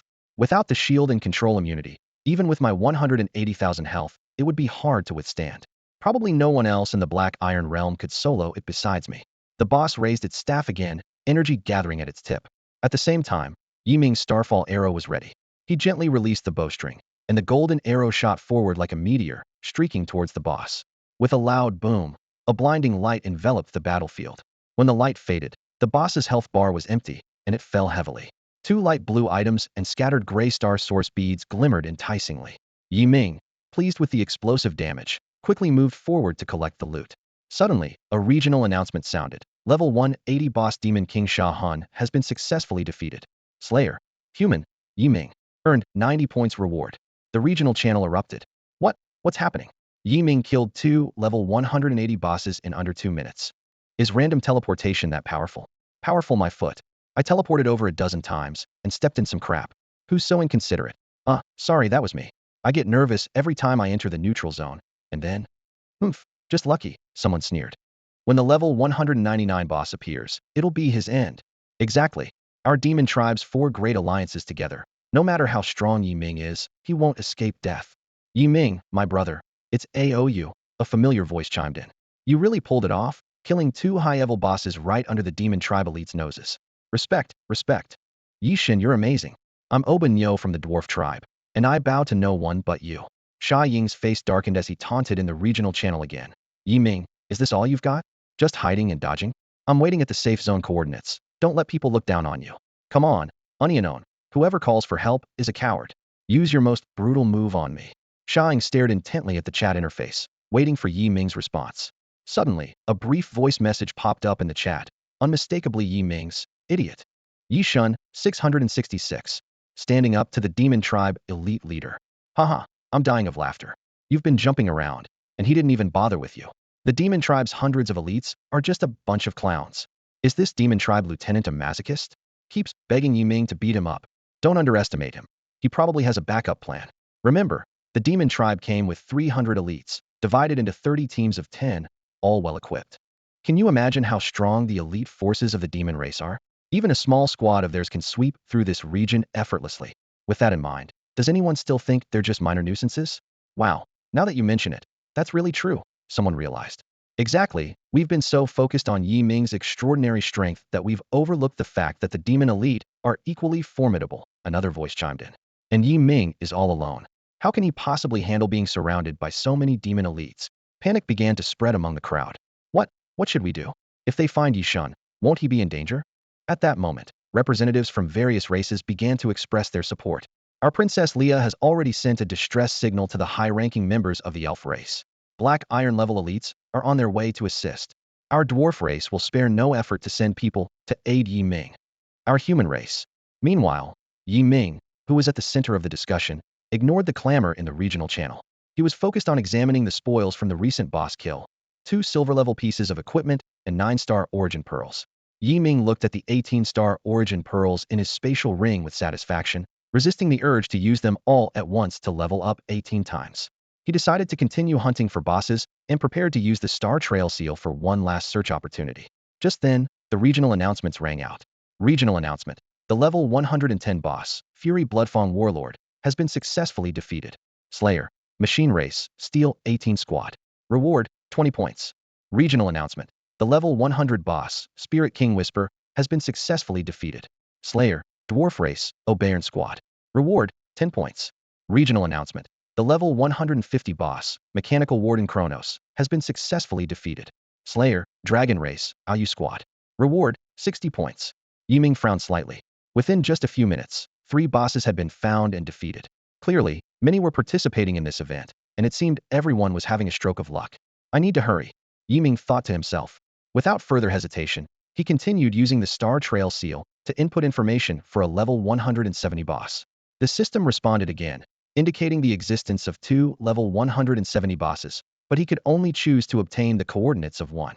Yiming randomly selected one and tore a teleportation scroll, disappearing instantly from his location. As the light faded, Yiming found himself on a vast open grassland. The scene in front of him made him frown. An orc squad was fiercely attacking a massive dragon, with several elf corpses lying on the ground. The orcs, relying on their thick skin, were all melee fighters wielding large swords and axes, relentlessly assaulting the boss. Under their continuous attacks and control, The dragon's health was slowly decreasing. Yi Ming quickly scanned the boss's information. Ember Ancient Dragon, Fluo. Level 170 boss. Race, Dragon. Health, 5.18 million 7 million. Physical defense, 24,000. Magical defense, 25,000. Magical attack, 25,000. Skills, Ember Breath, Flame Storm, Ember Body. Description, designed after the image of the Dragon King Fluo. Yi Ming had no interest in negotiating with the orcs. In a boss contest, it was either you or me. From a distance, he drew his bow and shot an uncharged meteor arrow rain, the arrows whistling through the air towards the boss.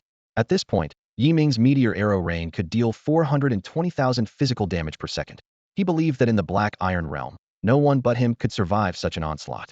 Sure enough, as the meteor arrow rain erupted above the boss, the orc squad was instantly wiped out amidst screams and panic-stricken gazes. Merit 10. Merit 10. Yi Ming then charged up again, and with a 9-star chain arrow, he decisively ended the boss.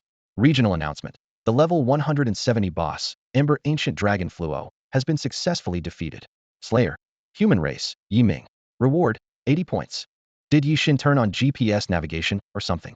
How did he manage to find the 3 highest level bosses so accurately in a row? In the regional chat, players' amazement and skepticism flooded in like a tide. Some marveled at Yi Ming's luck, while others suspected his random teleportation scroll was special. More players flooded the chat, requesting the same scroll. Yi Ming looked helplessly at the regional chat interface, overwhelmed by players' messages, even overshadowing Sha Ying's repeated announcements. He shook his head, closed the chat, and began contemplating his next plan. The Star Trail seal had been used 3 times, and Yi Ming's actions temporarily slowed. He carefully reviewed his recent gains. Along with 2 pieces of silver equipment dropped by a level 170 boss, he had now acquired 6 pieces of silver-grade equipment, each worth about 500,000. Without hesitation, Yi Ming put them all up for sale at the remote trade house. Then, his gaze fell on the 26 star source beads. If he used all of them, his level would soar to 182. Plus, with the 20-star source beads from the final level 199 boss, he could even surpass level 199. However, doing so would mean he could no longer obtain equipment from bosses below level 199. After weighing the pros and cons, Yi Ming decided to suppress his level for the time being and wait for the right moment. After all, he could still earn rewards from level 160 bosses. Just as he was about to start a new round of random teleportation, a few figures suddenly appeared beside the still-present boss corpse. Look, the level 170 boss is here. It's the Demon Elite. Being in stealth mode, Yi Ming's presence went completely unnoticed. Soon, more Demon Elites arrived, totaling 10. Yi Ming realized this was likely a squad arranged by Sha Ying. The Demon Elites chatted among themselves. This guy's slick. Defeated the boss and ran off. Of course, would you just stand here and wait to die? So what now? Keep searching. What's the rush? Let's take a break.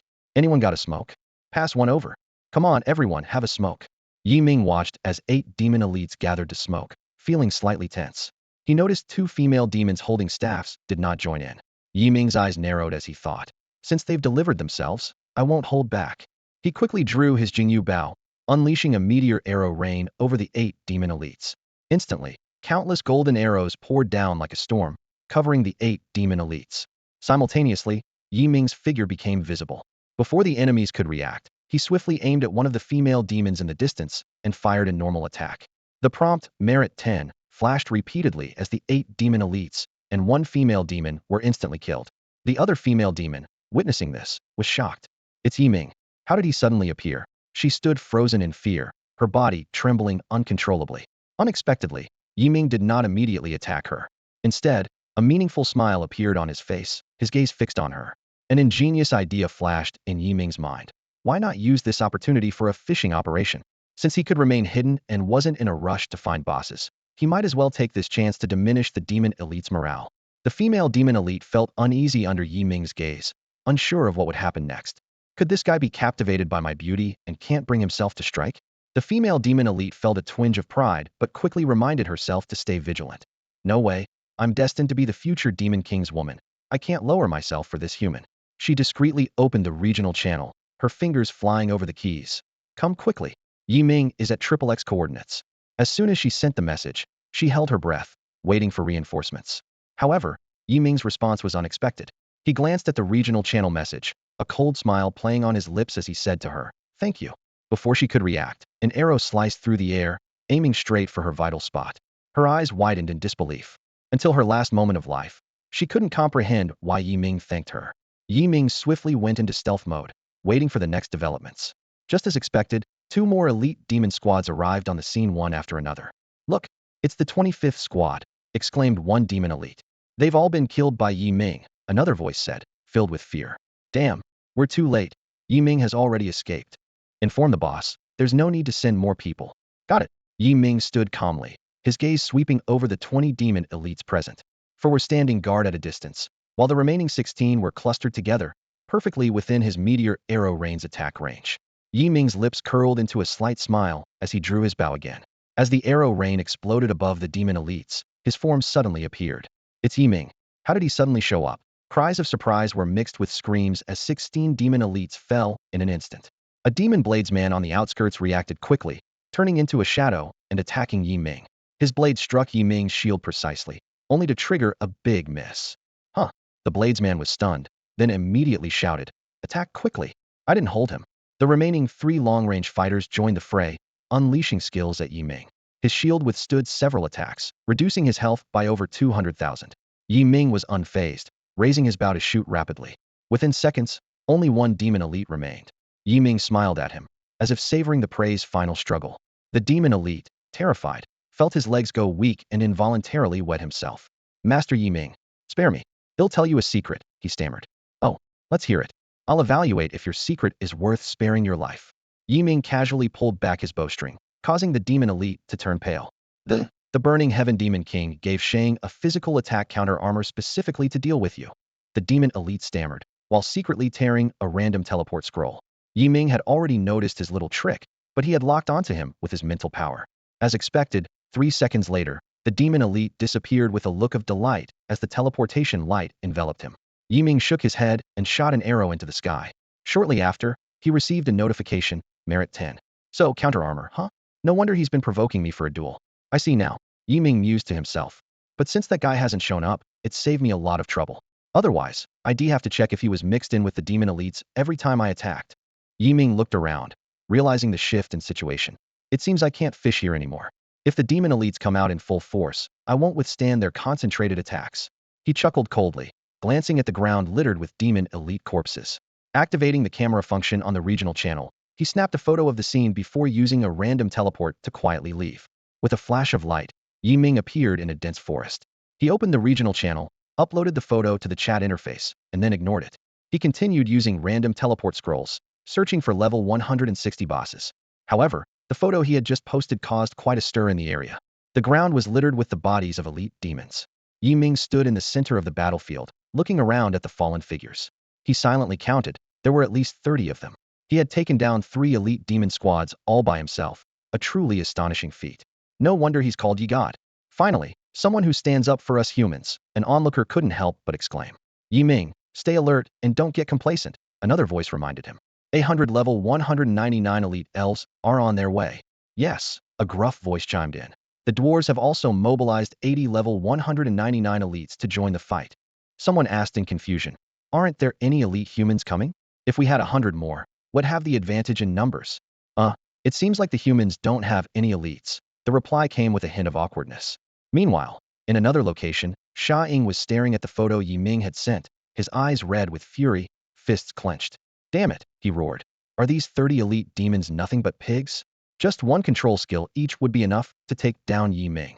However, Sha Ying didn't dare to act rashly. His reflective armor was specifically prepared to counter Yi Ming, and its reflective damage had limitations. If he were accidentally hit by others' physical attacks, it would be a waste. He could only wait anxiously, convinced that Yi Ming would appear when the final level 199 boss showed up. Meanwhile, Yi Ming was using random teleport scrolls one after another. After using 10, he still hadn't found any trace of a boss. He chuckled bitterly, thinking, my luck is as bad as ever. Just as he was about to use another scroll, a message pinged him in the regional channel. Yi Ming, come to the XXX coordinates to help. The demons are stealing our level 140 human boss. Yi Ming paused. Was a fellow human asking for help, or was this a trap? To be honest, due to past grievances, he was reluctant to help the humans. If it were the elves or dwarves asking, he would rush to their aid without hesitation. But then he thought, not all humans were against him. People like his master, Xiao Si, Old Feng, and teacher Zhao truly cared for him. After a moment of consideration, he decided to check it out, but remained cautious. He waited until he was completely invisible before using a teleport scroll, setting the destination 100 meters away from the given coordinates. Moments later, Yi Ming appeared on an open field. Looking up, he saw a demon squad attacking a giant boss that resembled an elf. Ling Goalisai, level 140 boss. Race, elf. Health, 4 million current 2, 580, 0004, 000. Physical defense, 18,000. Magic defense, 17,000. Physical attack, 17,500. Skills, shuttling spirit arrow, forest fantasy melody, elven guard. Description, modeled after the elven king Alisai. The boss health continued to drop. Nearby, a demon squad faced off against a human squad. A young human lay on the ground, clearly incapacitated. Damn it. Demons are so despicable. A young woman with a bow in the human squad spat blood, shouting angrily. We almost had this boss down to half health, and you just come in and steal it. You even killed one of our teammates. A burly young man in the demon squad replied disdainfully. Are you stupid or something? Bosses in neutral zones are fair game for whoever can take them. Just like your human Yi Ming. Isn't he always snatching bosses everywhere? The young demon sneered arrogantly. If you don't have the strength, don't talk big. Do you really think Yi Ming will come to save you? If he dares to show up, our demon elites will be here in no time, and none of you will escape. Yang Fei, a human woman, looked distressed as she urgently asked Wang Lei beside her. Wang Lei, what should we do? Wang Lei glanced around, let out a deep sigh, and said helplessly, I don't think Yi Ming is coming. Yang Fei stomped her foot in frustration, complaining. Humph, how can Yi Ming be like this? He took down so many bosses on his own. Why can't he help us? After all, we are all humans. He's just thinking about being a hero by himself. It's too selfish. Wang Lei waved his hand, trying to calm her down. Yang Fei, you can't say that. After all, Yi Ming is being hunted by many demon elites right now. It's normal to be cautious. Then, he turned to the demons and offered a compromise. How about this? We'll give up on this boss, and you let us leave.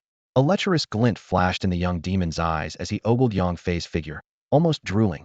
You want to leave? Fine, but leave this woman behind. You? Shameless. Yang Fei shouted furiously. With a determined look, Wang Lei replied firmly. We would rather die in battle than leave a comrade behind. Then you will die. The young demon raised his weapon, ready to attack. The other members of the human group drew their weapons, preparing for battle. The air was thick with tension, and a fierce fight was about to break out. At that critical moment, a golden arrow suddenly shot through the sky, heading straight for the boss. It exploded above the boss's head, followed by a barrage of arrows raining down like a waterfall. The 5-member demon team attacking the boss was instantly wiped out, not even having time to scream. Oh my god, it's Yi Ming. He's over there, the young demon shouted in terror, pointing into the distance. Run, we can't fight him. Quickly notify the elite team through the area channel. The demon squad fell into chaos, scattering in panic as if Yi Ming were a harbinger of death. Several young humans stood dumbfounded, watching Yi Ming stand in the distance, effortlessly taking down the fleeing demons with each shot. In less than 10 seconds, only they and Yi Ming remained, the boss having silently fallen under Yi Ming's rain of arrows. The area announcement sounded. Level 140 boss Linga Alisai has been successfully slain. Slayer. Human. Yi Ming. No reward for killing beyond level. Hearing the announcement, Yi Ming was momentarily taken aback. He had instinctively unleashed his meteor arrow rain above the boss, inadvertently taking out the surrounding demon squad. He hadn't expected the boss to withstand 6 rounds of his uncharged arrow rain, with each round dealing 420,000 damage. Feeling a bit awkward, Yi Ming, who had come to help, ended up snatching the boss without any reward. He said to the stunned group, Ahem, you should leave quickly. The demon elites will be here soon. Wang Lei snapped out of his daze and quickly said, Ah, right, I'm Wang Lei. Thank you for saving us, Yi Ming. He then urged the other team members to tear up their random teleport scrolls and leave.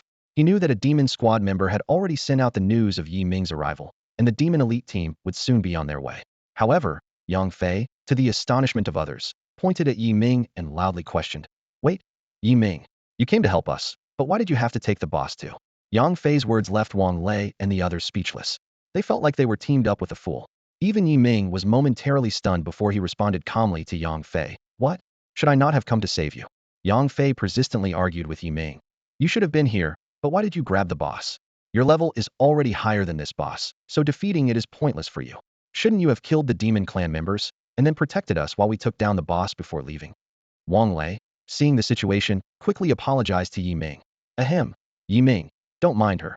She just has this kind of personality. We'll leave right away. As he spoke, he tried to pull Yang Fei's arm. However, Yang Fei broke free from Wang Lei's grip, a sly glint in her eyes. She swayed gracefully towards Yi Ming, her tone teasing. I'm not leaving. He's so powerful, he owes us a boss. She thought to herself that with her charm, capturing the heart of this passionate young man should be easy. Then, with him in the neutral zone, she could have as many bosses as she wanted. Wang Lei shook his head helplessly, then tore up a random teleport scroll, disappearing instantly from the spot. Just as Yang Fei was halfway to Yi Ming, she suddenly realized his figure had vanished into thin air. She rubbed her eyes in disbelief, wondering if she was seeing things. At that moment, several blinding teleportation lights erupted on the ground. Two Demon Clan squads instantly appeared on the battlefield. They immediately noticed the Demon Clan corpses littering the ground, and the lone human Yang Fei. The demon warriors quickly assumed attack positions, exuding murderous intent. Yang Fei's eyes widened as she stared at the dozens of demons suddenly arriving. Her confidence was quickly swallowed by fear. Trembling, she backed away, sending a distress call in the area channel. Yi Ming, come save me. Right at the coordinates of the level 140 boss. However, Yi Ming's figure never appeared, plunging her into despair. The demon squad leader sneered, signaling his subordinates to surround her. Yang Fei's heart pounded like a drum as she realized she was in grave danger. She hurriedly pulled out a random teleport scroll, only to be disrupted by a demon elite.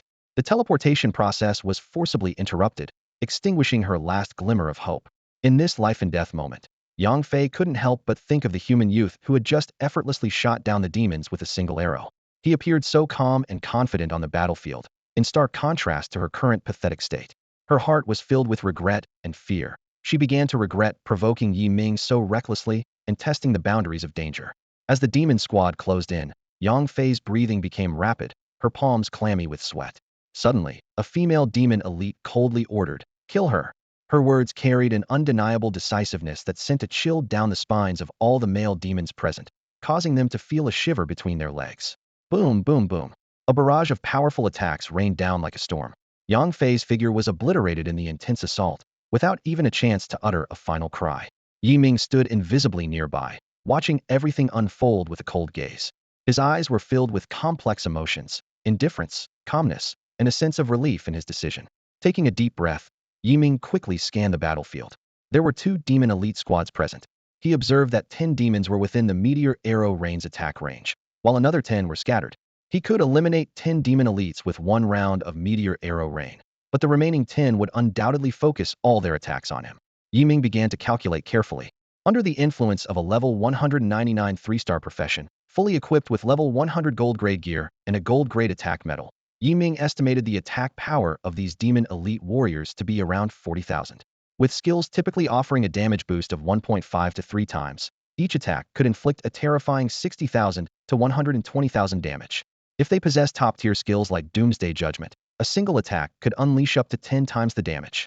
Even with Yi Ming's shield boasting 1,000,000 health points, it would be challenging to withstand a simultaneous assault by several of them. Weighing the pros and cons, Yi Ming decided to hold his position and patiently await the right moment. His strategy was to strike only when there were no more than 4 enemies left on the perimeter, otherwise, he would refrain from acting. Sure enough, it wasn't long before a disagreement arose between two demon squads. One group appeared restless, insisting on continuing the search for Yi Ming, while the other preferred to take a brief rest. Eventually, the two squads parted ways unhappily. The squad that stayed behind had 7 members lying down to rest, while 3 others kept watch on the outskirts. Yi Ming's lips curled into a slight smile. The opportunity had arrived. He swiftly drew his Jingyu bow, aimed above the 7 resting demons, and released an arrow. A rain of arrows ensued, instantly killing the 7 prone demons. Without hesitation, Yi Ming then shot another arrow at one of the demons on the perimeter. In just 2 seconds, Yi Ming had dispatched 8 demons. The remaining 2 demon elites stared in horror at the suddenly revealed Yi Ming. One of them, disregarding his own safety, charged at Yi Ming like a shadow. Yi Ming's gaze remained icy as he ignored the approaching demon and instead shot an arrow at the other demon elite, who was trying to escape with a teleportation scroll. As that demon fell, only the last demon elite remained, standing face to face with Yi Ming, holding a large blade. They were so close that they could feel each other's breath. The situation turned awkward. The demon elite gave a nervous chuckle. Master Yi Ming, I'm just passing by. Goodbye." With that, he took a few steps back, bowed deeply to Yi Ming, and turned to leave. "Wait," Yi Ming called out. "Could you do me a favor before you go?" "Master Yi Ming, just say the word. I promise to do my best." The demon elite turned back, looking eager to please. "Tell your comrades my coordinates." "Huh? What?" The demon elite thought he must have misheard and looked at Yi Ming in confusion. He thought, is this guy crazy? If it weren't for the ambush, he would have been taken down by us already. Stop wasting time, hurry up. Yi Ming occasionally drew the bowstring of his longbow, causing the demon elite to watch in fear, worried that an arrow might be loosed at him any moment. Sure. The demon elite quickly sent a message to Shadowbane, then looked at Yi Ming with anticipation and flattery. Yi Ming simply said, "Thanks," and then sent an arrow to reunite him with his fallen comrades. Yi Ming stood still as his figure gradually faded, waiting for his prey to take the bait. The air around him seemed to freeze, with only the sound of his heartbeat echoing in his ears. He knew that despite his formidable attack power, he still lacked an effective strategy against a large number of enemies. However, eventually, he would face a level 199 boss, where a showdown with numerous demons and their allies would be inevitable. So why not take the opportunity now to gradually reduce their numbers? Sure enough, moments later, several demon elite figures teleported to the location, and among them was Shadowbane. After the demon elite delivered the message, Shang could no longer suppress his fury. Yi Ming's repeated provocations had utterly enraged him, prompting him to take matters into his own hands. However, when Shang led a squad of demons to the scene, he was stunned by the sight before him, nothing but a field of demon corpses, and not a single person in sight. Shang's rage erupted like a volcano, his eyes filled with murderous intent, ready to tear the world apart. He scanned the surroundings, trying to spot Yi Ming, and bellowed, "Yi Ming, you coward! Always sneaking around with your petty tricks. If you have the guts, come out and fight me." His voice echoed across the empty battlefield, met only by silence. The members of the demon squad stood tensely behind Shang, not daring to move recklessly, waiting for his command.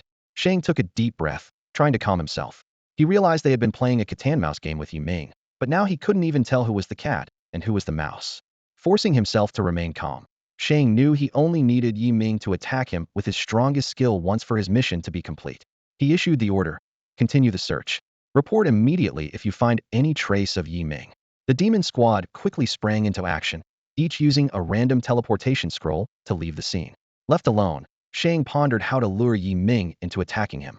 Little did he know, Yi Ming was nearby, cloaked in invisibility, observing his isolated opponent. Yi Ming calculated how to swiftly eliminate Shang.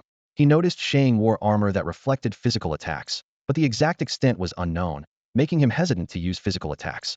Checking his magical attack power with the Star Abyss Dream Fan and the State of the God of War's Blessing, he estimated it to be around 50,000.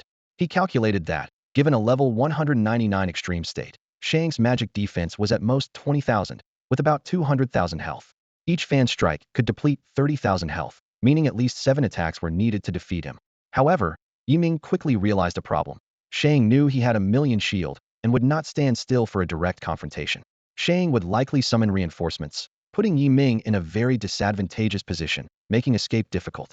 Yi Ming frowned, unable to think of a good solution. His mind raced, ultimately deciding to temporarily abandon the attack on Shang and wait for a more perfect opportunity. This decision was undoubtedly wise, as acting rashly without absolute certainty would only lead to greater danger. With that, Yi Ming tore a random teleportation scroll and continued his search for a boss above level 160. A flash of light, and he found himself in a dense forest. The area was dark and emitted an ominous vibe.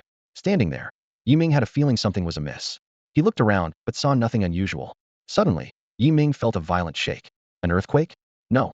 He looked down to find a massive dragon head beneath his feet. Yi Ming thought to himself, "Unbelievable. I've landed right on top of the boss. What luck." Since Yi Ming was invisible, the boss only felt a slight pressure on its head, but paid it no mind. Yi Ming cautiously checked the boss's information, feeling both nervous and excited as he prepared for the upcoming challenge. The mighty behemoth, a level 170 dragon boss, stood imposingly before Yi Ming. Its massive form exuded a fearsome aura, with a staggering 7 million health points resembling an unmovable mountain. Its 24,000 physical defense and 25,000 magic defense made it seem like an impregnable fortress, while its 25,000 magic attack power was enough to send shivers down one's spine. A flicker of excitement flashed in Yi Ming's eyes as he finally encountered the highest level boss. Without hesitation, he swiftly drew his Jingyu Bao, focusing intently as he charged his 9-star chain. With a graceful leap, Yi Ming soared over the dragon's head, releasing the taut bowstring midair. Whoosh whoosh whoosh. 9 golden arrows streaked across the sky like meteors, each one bursting with brilliant light. Every arrow accurately pierced the tyrant Dragon King, unerringly penetrating its tough scales. The Dragon King, reeling from the devastating 9-strike assault, began to tremble violently. It let out an earth-shattering roar, the sound waves reverberating through the air as if to tear the heavens apart. Yet, Even such a formidable boss saw its health depleting at an astonishing rate. Ultimately, the colossal creature collapsed with a thunderous crash, sending a cloud of dust billowing into the air. An area announcement promptly echoed. Level 170 boss Bahamut has been successfully slain. Slayer. Human. Ming. Awarded 80 points. Ming quickly moved forward, collecting the spoils dropped by the boss. His haul was substantial. 80,000 gold coins, 8 star essence orbs, and 2 rare pieces of gear. One was a silver scale bracelet, silver quality, level 100, with 2,000 magic attack and durability of 3,030. The other was a dragon crystal necklace, also silver quality, level 100, with 2,200 spirit and 2,000 health and durability of 3,030. The bracelet, with its magic attack boost, was exactly what Ming had been hoping for, considering it useful against the Shadow Fiend. At this point, he had accumulated 34 star essence orbs, which, if used all at once, could catapult him straight to level 190. However, Ming found himself in a dilemma. 2 level 160 bosses remained unchallenged. Using the star essence orbs now would mean missing out on those rewards. Yet, leveling up would bring the challenge of facing a level 199 boss. Though confident in his abilities, Ming knew it would be a brutal fight, with the demons and their allies unlikely to maintain the peace mode they previously observed out of respect for the dragon and machine clans. As Ming wavered, 2 sudden area announcements caught his attention. Level 160 boss Divine Shepherd Xiaoyao has been successfully slain. Slayer. Elf Team, Leah Squad. Awarded 70 points. Level 140 boss Forest Whisper Aloshi has been successfully slain. Slayer. Demon Team, Meiji Squad. Awarded 50 points. These updates gave Ming pause. One of the level 160 bosses had already been defeated, leaving only one remaining.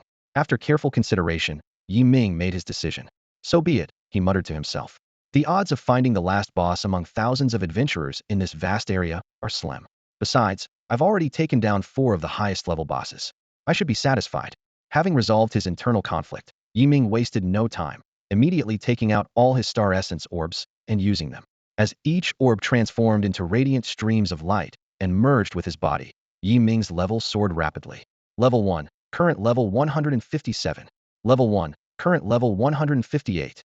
It stopped only when he reached level 190. This rocket-like leveling experience filled Ming with unprecedented excitement and satisfaction.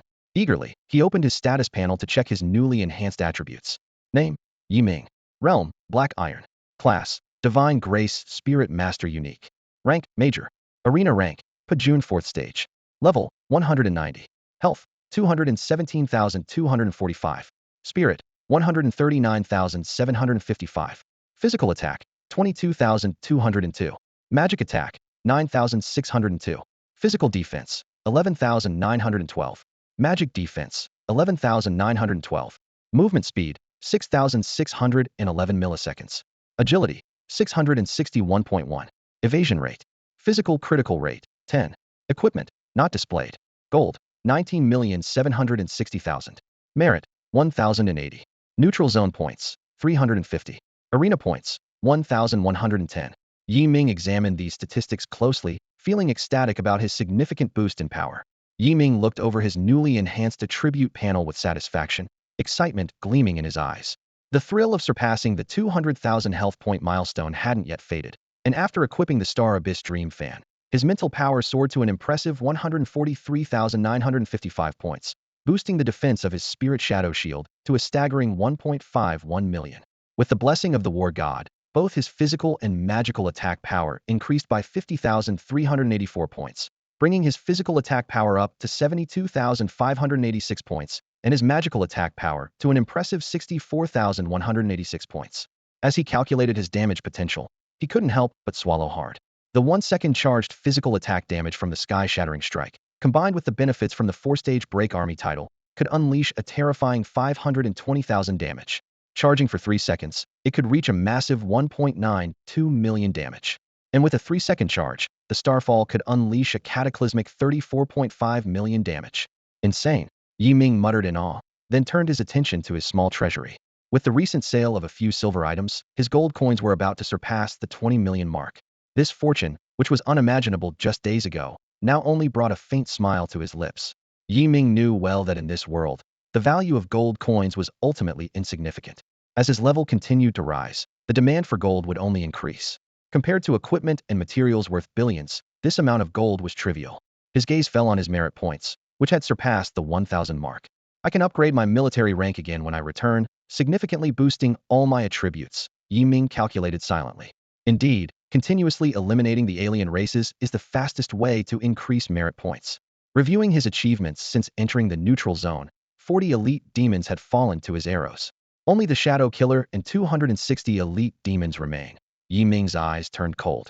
Since I need to wait for the arrival of the level 199 boss to gain more star source pearls and points, I might as well take this opportunity to harvest a wave of demon elite merits. This will also prepare me for the contest when the level 199 boss arrives. With his decision made, Ming prepared to begin his hunt. Using a fishing tactic, he would strike without hesitation as long as the catch was within his ability to handle. After disappearing from sight, Ming opened the regional chat channel and entered a provocative message. Demon scum, your grandpa Ming is waiting for you at coordinates XXX. He deliberately announced a coordinate point 200 meters away in an open area, while he hid within dense woods, with obstructed views. This way, even if something unexpected happened, he could retreat in time. Moreover, his arrows didn't necessarily need to fly in a straight line. Ming's provocative message sparked a heated discussion in the regional chat channel. God is amazing. He actually revealed his location, waiting for the demon elites to find him. Isn't Ming taking too big of a risk? If he gets controlled and focused on, even with 1,000,000 shields, he won't hold out. Indeed, I think Ming is overconfident this time. Such a pity, a human genius like a fleeting flower. However, supportive voices also emerged. Ming, don't be reckless. Find a place to hide first. 100 elite elves have already entered the neutral zone to protect you from demon harm during the level 199 boss contest. Yes, Ming, my dwarf clan's 80 elites have also entered. They will protect you from the final level 199 boss. Huh. 3 useless allies, calling themselves elites. Got a full set of golden equipment? Don't embarrass yourselves by coming in. Ming's taunt echoed through the regional channel, catching Sha Ying's attention. Sha Ying frowned, a hint of suspicion in his eyes. He quickly ordered all demon elite units to hold their positions, awaiting further instructions. This kid suddenly dares to reveal his coordinates. There must be a trick, Sha Ying thought to himself.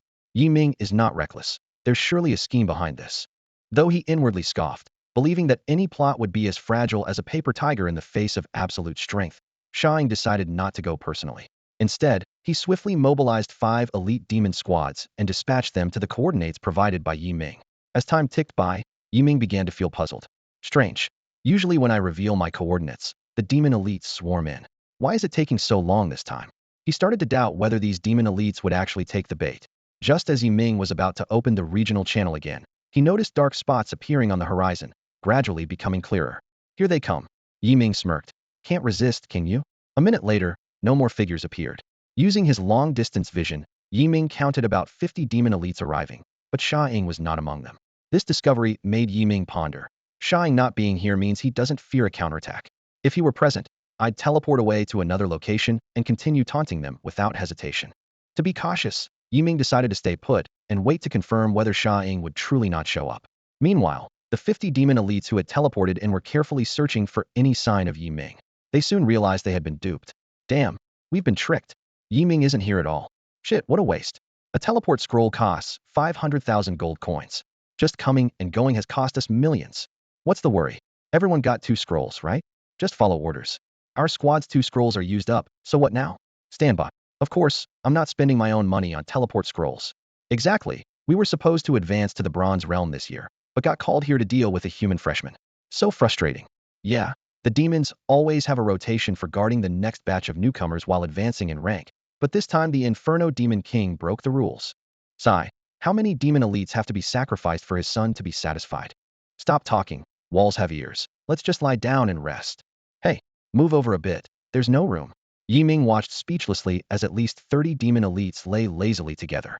Their current state was a far cry from the imposing image they had when they first arrived in the neutral zone.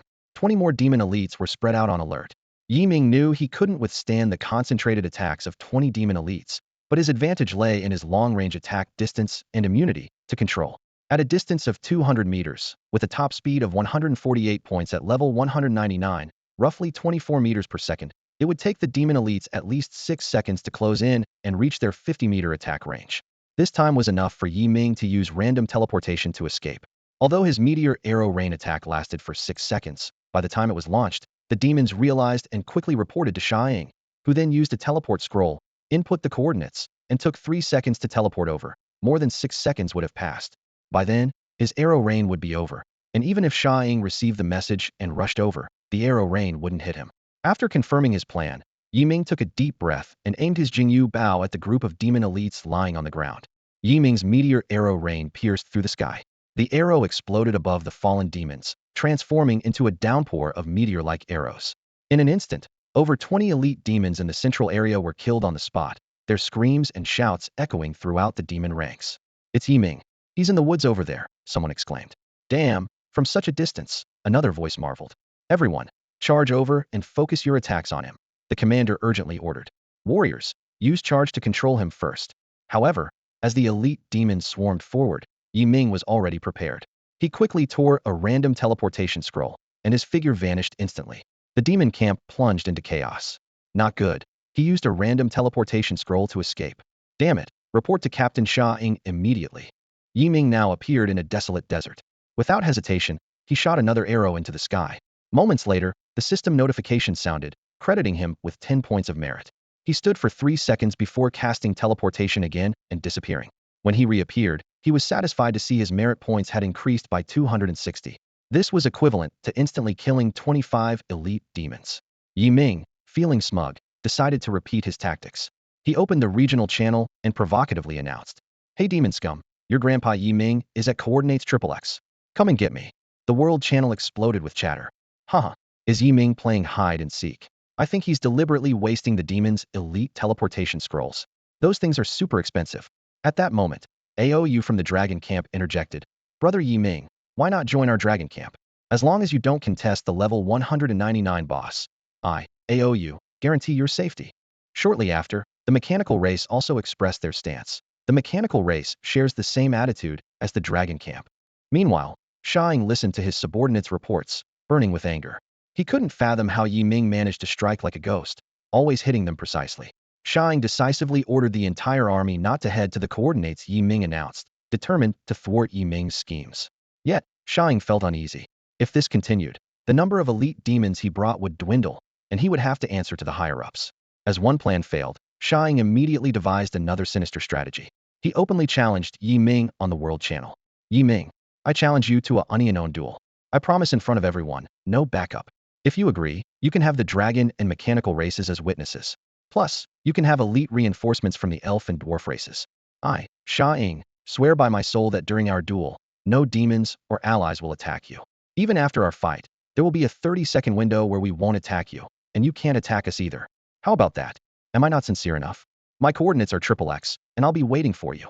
After sending the message, Sha Ying found a comfortable spot and lay down leisurely.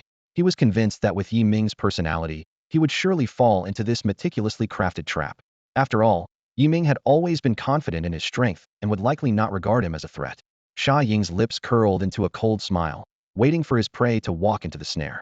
Ming had always regarded Sha Ying as nothing more than a clown, but at this moment, the regional chat channel was buzzing with Sha Ying's challenge. Players were questioning Sha Ying's courage and strength, engaging in heated discussions. Is this Sha Ying crazy? Him? Challenging Ming unknown. He must have never seen Ming tear apart a boss with his bare hands. Ming can deal millions of damage with a single strike. Even top-tier players can't compare. Where does this guy get his confidence? However, when Sha Ying swore on his soul to issue the challenge, the players' attitudes began to shift. Some speculated that the Demon King of Flames might have given Sha Ying a powerful weapon. Ming stood in place, letting out a cold laugh. He had already seen through Sha Ying's ploy-just arrogance backed by some reflective armor. Ming decided to play along and immediately accepted the challenge.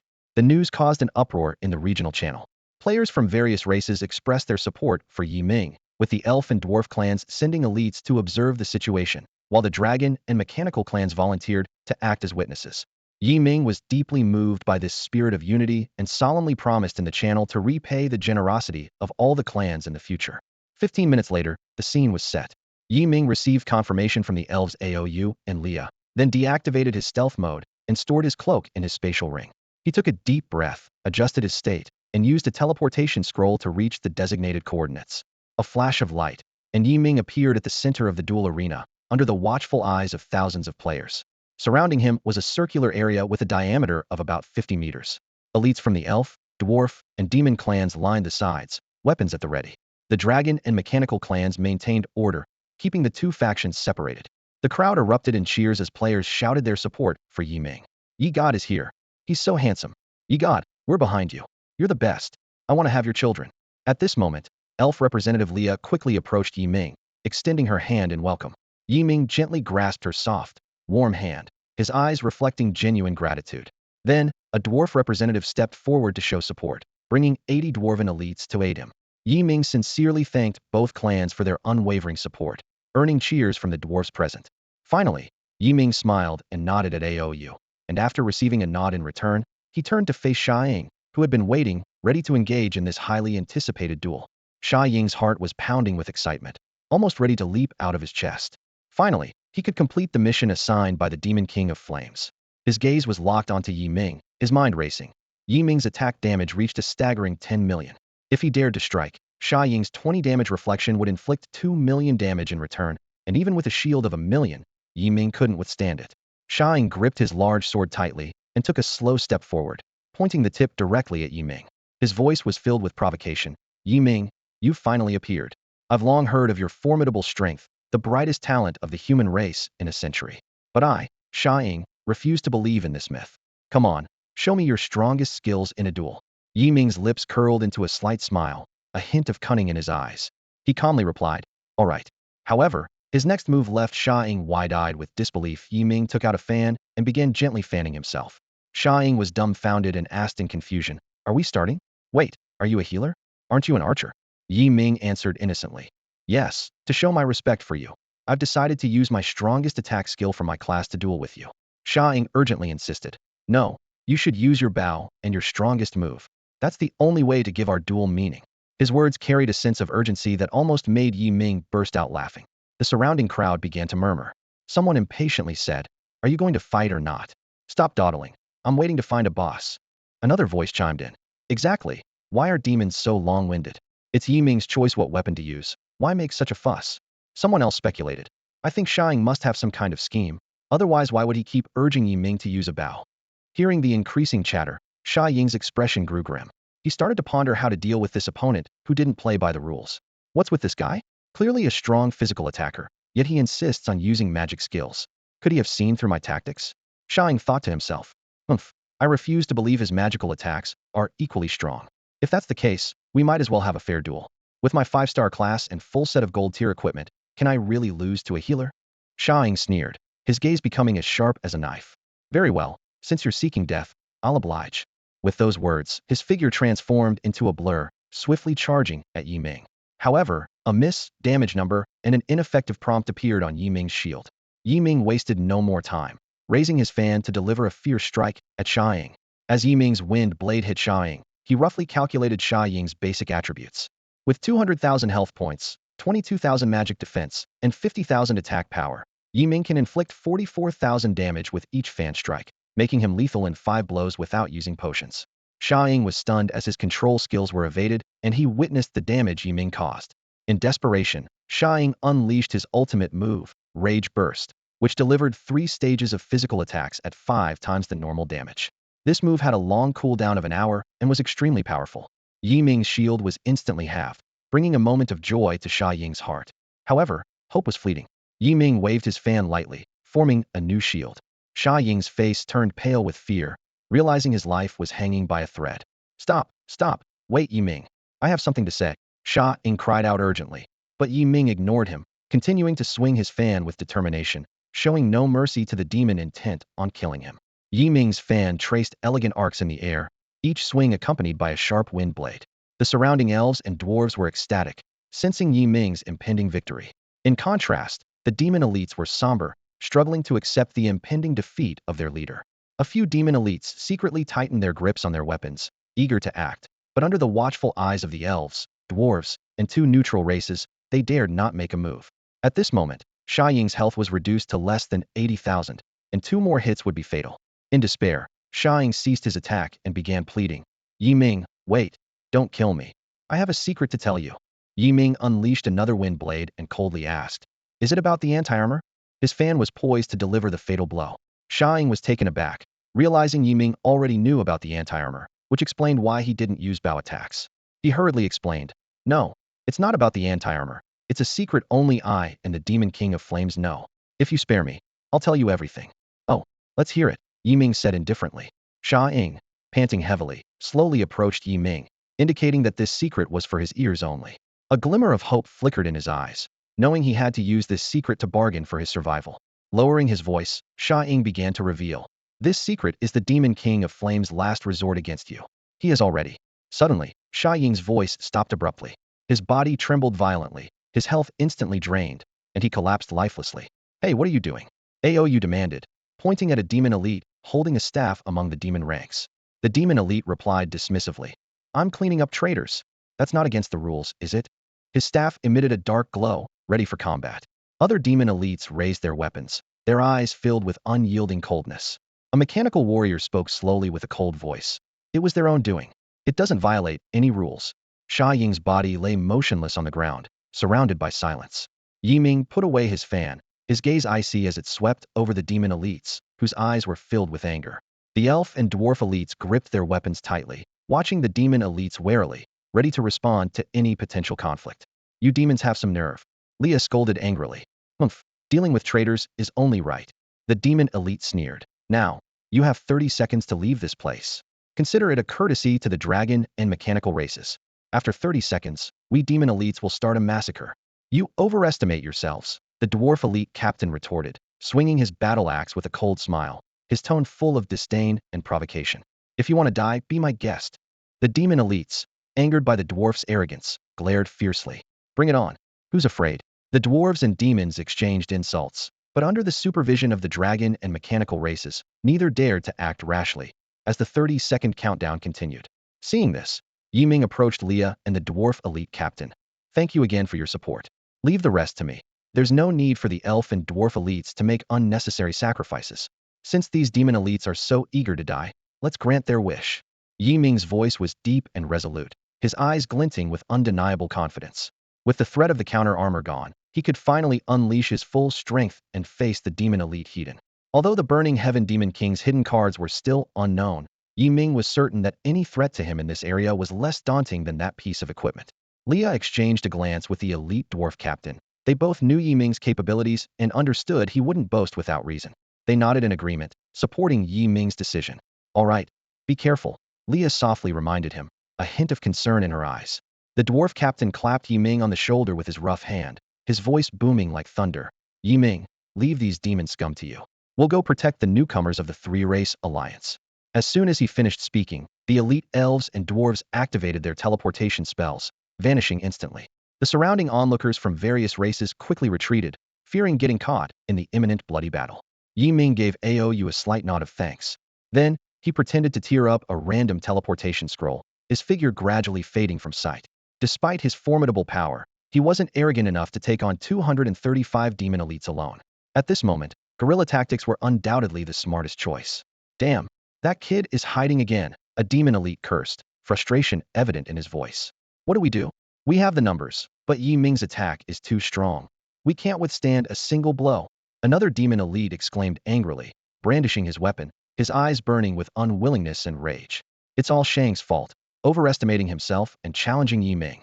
How is it that so many of us are being toyed with by one human? He roared, his voice trembling slightly. The other demon elites echoed his sentiment, with Yi Ming's shadow looming large in their minds. They began to question their own strength and the validity of their mission. So now what? Shang is dead. Who do we listen to? One demon elite asked anxiously. Don't panic, another slightly calmer demon elite suggested. I vaguely heard Shang mention to Yi Ming that the Burning Heaven Demon King still had a backup plan. Let's wait and see. All right, a seemingly respected demon elite proposed. Most of us don't have teleportation scrolls anymore, and no one wants to spend their own money.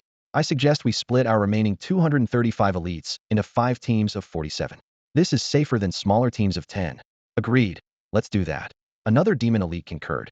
You go gather everyone, and we will appoint a new leader and discuss the team division. Okay, I'll go gather everyone now. A demon elite responded and quickly moved through the crowd, spreading the message to each companion. Soon, most of the demon elites gathered, with a few remaining on the outskirts on guard. Their eyes, while still showing some anxiety, held more uncertainty about the future and anger over Shang's failure. Listen up, everyone. One demon elite stepped forward, his voice firm and commanding. With Shang gone, we need to choose a new leader. I propose, another demon elite spoke up loudly, that our strongest mage, Black Flame, who dealt with that traitor Shang, becomes our captain. This suggestion quickly gained support from many. Black Flame, a powerful and imposing demon youth, stood among them, exuding a formidable aura. His presence seemed to offer this lost group of demon elites a glimmer of hope. He stepped forward, his gaze as sharp as a hawk's, scanning the crowd with a low, resolute voice. Since you all trust me, I will not fail. Our immediate task is to find Yi Ming's weakness and eliminate him once and for all. A demon elite brandished a weapon that glinted with cold light, fervently agreeing. Captain Black Flame is right. We can't let Yi Ming continue to be arrogant. Yi Ming's biggest weakness is his arrogance, another elite analyzed. He dares to challenge all of us alone. Exactly, someone echoed loudly. We must use control skills to restrain him first, an experienced demon elite cautioned. But don't forget, Yi Ming's attack power is not only formidable, but his attack range is also vast. We must proceed with caution. Black Flame looked around confidently. We still have 235 people. No matter how strong Yi Ming is, he can't handle all of us at once. Let's divide into 5 squads, each with 47 members. Stay in close contact. Once you spot Yi Ming, immediately alert the other teams. Those with teleportation scrolls should provide instant support. We need to use our numbers to suppress him. He raised his fist, his voice booming. Now, shout our slogan with me. Tear Yi Ming apart. Tear Yi Ming apart. Tear Yi Ming apart. The demon elites shouted in unison, their voices shaking the heavens. Just then, a golden arrow shot across the sky like a meteor, appearing above them in an instant. Following it, a barrage of arrows rained down like a waterfall, covering most of the gathered demon elites. Where the arrows fell, demon elites dropped one after another, their screams echoing. Even Black Flame, who had just been appointed captain, wasn't spared, falling into a pool of blood. The surviving demon elites reacted quickly, charging toward Yi Ming's direction. However, before they could get close, they saw Yi Ming tear apart a random teleportation scroll, disappearing instantly. The remaining demon elites stomped their feet in frustration, deeply annoyed. In fact, Yi Ming had pretended to randomly teleport away earlier, while actually remaining invisible in place. He watched coldly as the demon elites gathered, passionately discussing how to elect a new captain and how to tear him apart. Then, he cleverly used a teleportation scroll to move 200 meters away from them. He targeted the center of the gathering and unleashed a deadly meteor arrow rain before making his stylish exit. Moments later, Yi Ming was randomly teleported to a lush forest. He cautiously surveyed his surroundings, ensuring safety before quickly assessing the outcome of his attack. My goodness, an increase of 1,000 merit points. Yi Ming marveled to himself. That means I just took out 100 demon elites in one strike. It was the largest number of enemy elites he had ever eliminated in one go. Yi Ming smirked coldly. They can only blame their peculiar habit of huddling together. With sharp eyes and a calculating mind, he thought. Now there are 135 demon elites left. With a slight smile, Yi Ming whispered, now, it's my turn to hunt you. With that, he went invisible, swiftly tore apart another random teleportation scroll, and began to weave through the area, continuing his hunt. Gulu, out of our 300 elite demons, less than half remain. What should we do? One of the demon elites asked, his voice trembling with fear and despair. Yi Ming's strike was like the scythe of death, instantly claiming the lives of over 100 demon elites. The remaining elites were thrown into panic, scattering in all directions to escape. Some hurriedly pulled out random teleportation scrolls, while others ran desperately, hoping to survive. One demon elite, lucky enough to escape, hid in a dark corner, panting heavily. He looked around warily, fearing a fatal attack at any moment. I need to find a place to hide, he thought, and wait until the neutral zone time ends. Maybe then I can avoid the wrath of the Inferno Demon King. Other surviving demon elites were also seeking hiding places. Some gathered together for mutual protection, while others chose to hide alone. They held on to a glimmer of hope, to regroup when the level 199 boss appeared, possibly turning the tide and defeating Yi Ming. At this point, Yi Ming no longer needed to hunt small bosses for rewards. His only target was the arrival of the level 199 boss. But before that, he decided to continue eliminating the remaining demon elites. Yi Ming stayed in stealth mode, using random teleportation scrolls to move around the area. Whenever he spotted a demon elite, he would strike decisively, ensuring his safety first. Even when encountering competitors from other races, he would eliminate them without hesitation. Yi Ming's hunting strategy was simple yet effective, using his stealth and teleportation advantages to take down the scattered demon elites one by one. Each of his appearances was like the arrival of death, accompanied by the screams and demise of a demon elite. This intangible threat drove the surviving demon elites to despair. They began to doubt whether they could turn the tables and attempted to contact each other in hopes of regrouping against Yi Ming. However, Yi Ming's movements were as elusive as a ghost. He continued to eliminate the remaining demon elites, and as time passed, his achievements increased while the number of demon elites sharply declined. Eventually, the number of demon elites dwindled to just 20. Ming tried random teleportation dozens of times, but couldn't locate the remaining demons. Frustrated, he had to temporarily give up the pursuit. Meanwhile, the number of bosses in the neutral zone was also decreasing, and the level 199 boss was about to arrive.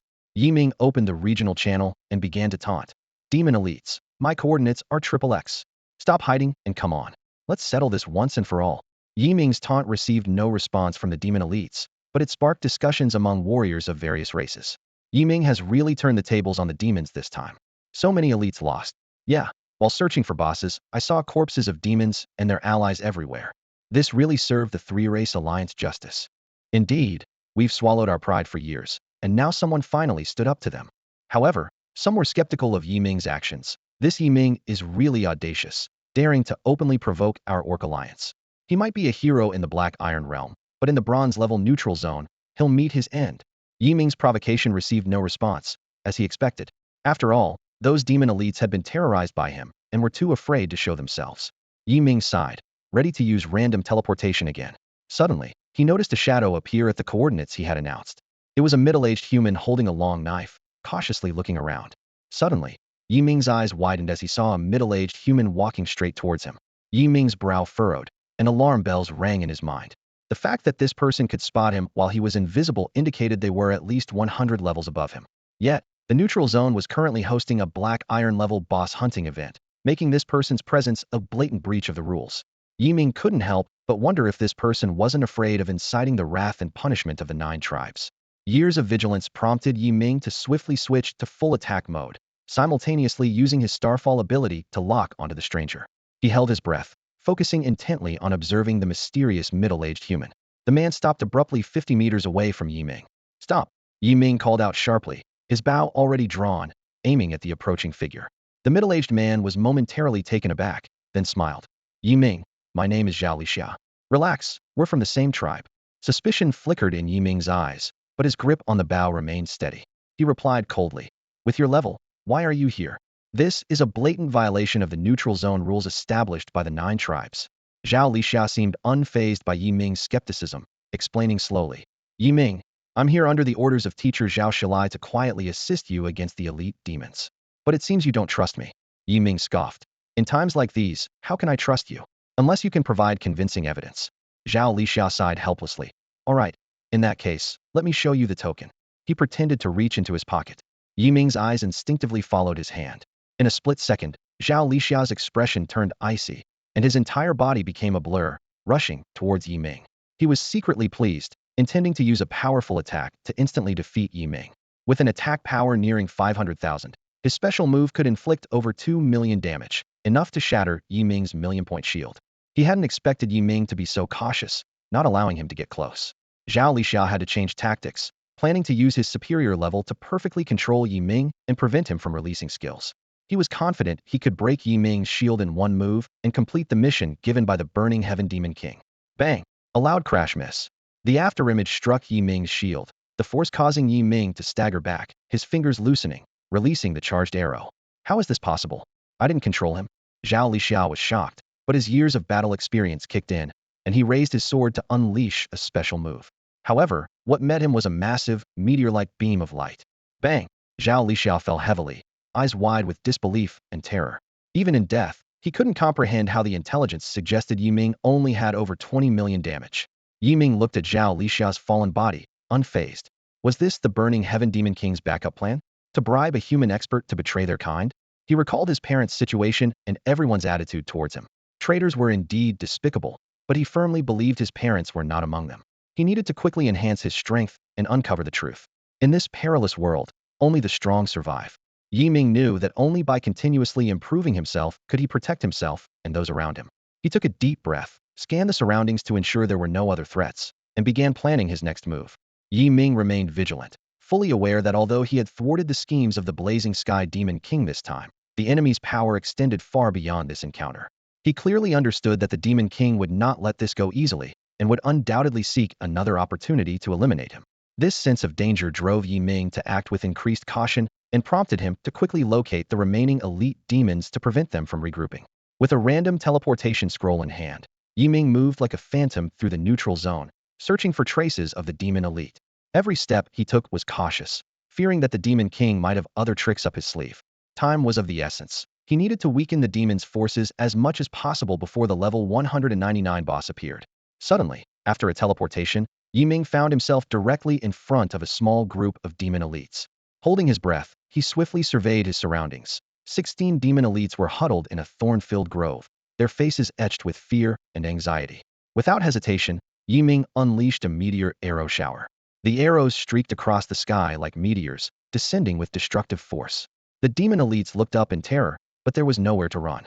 Screams and cries for help erupted as the relentless barrage of arrows pierced their bodies. The battle concluded with Yi Ming standing amidst the fallen demon corpses, his gaze cold and unyielding. Only 4 demon elites had managed to escape, posing little threat to him now. As Yi Ming prepared to use another random teleport, a regional announcement echoed. Regional announcement. Level 130 boss Rock Hammersog has been successfully slain. Slayer. Human. Lu Ming's team. Awarded 40 points. The level 199 boss has appeared at coordinates XXX. All warriors are encouraged to participate in the hunt.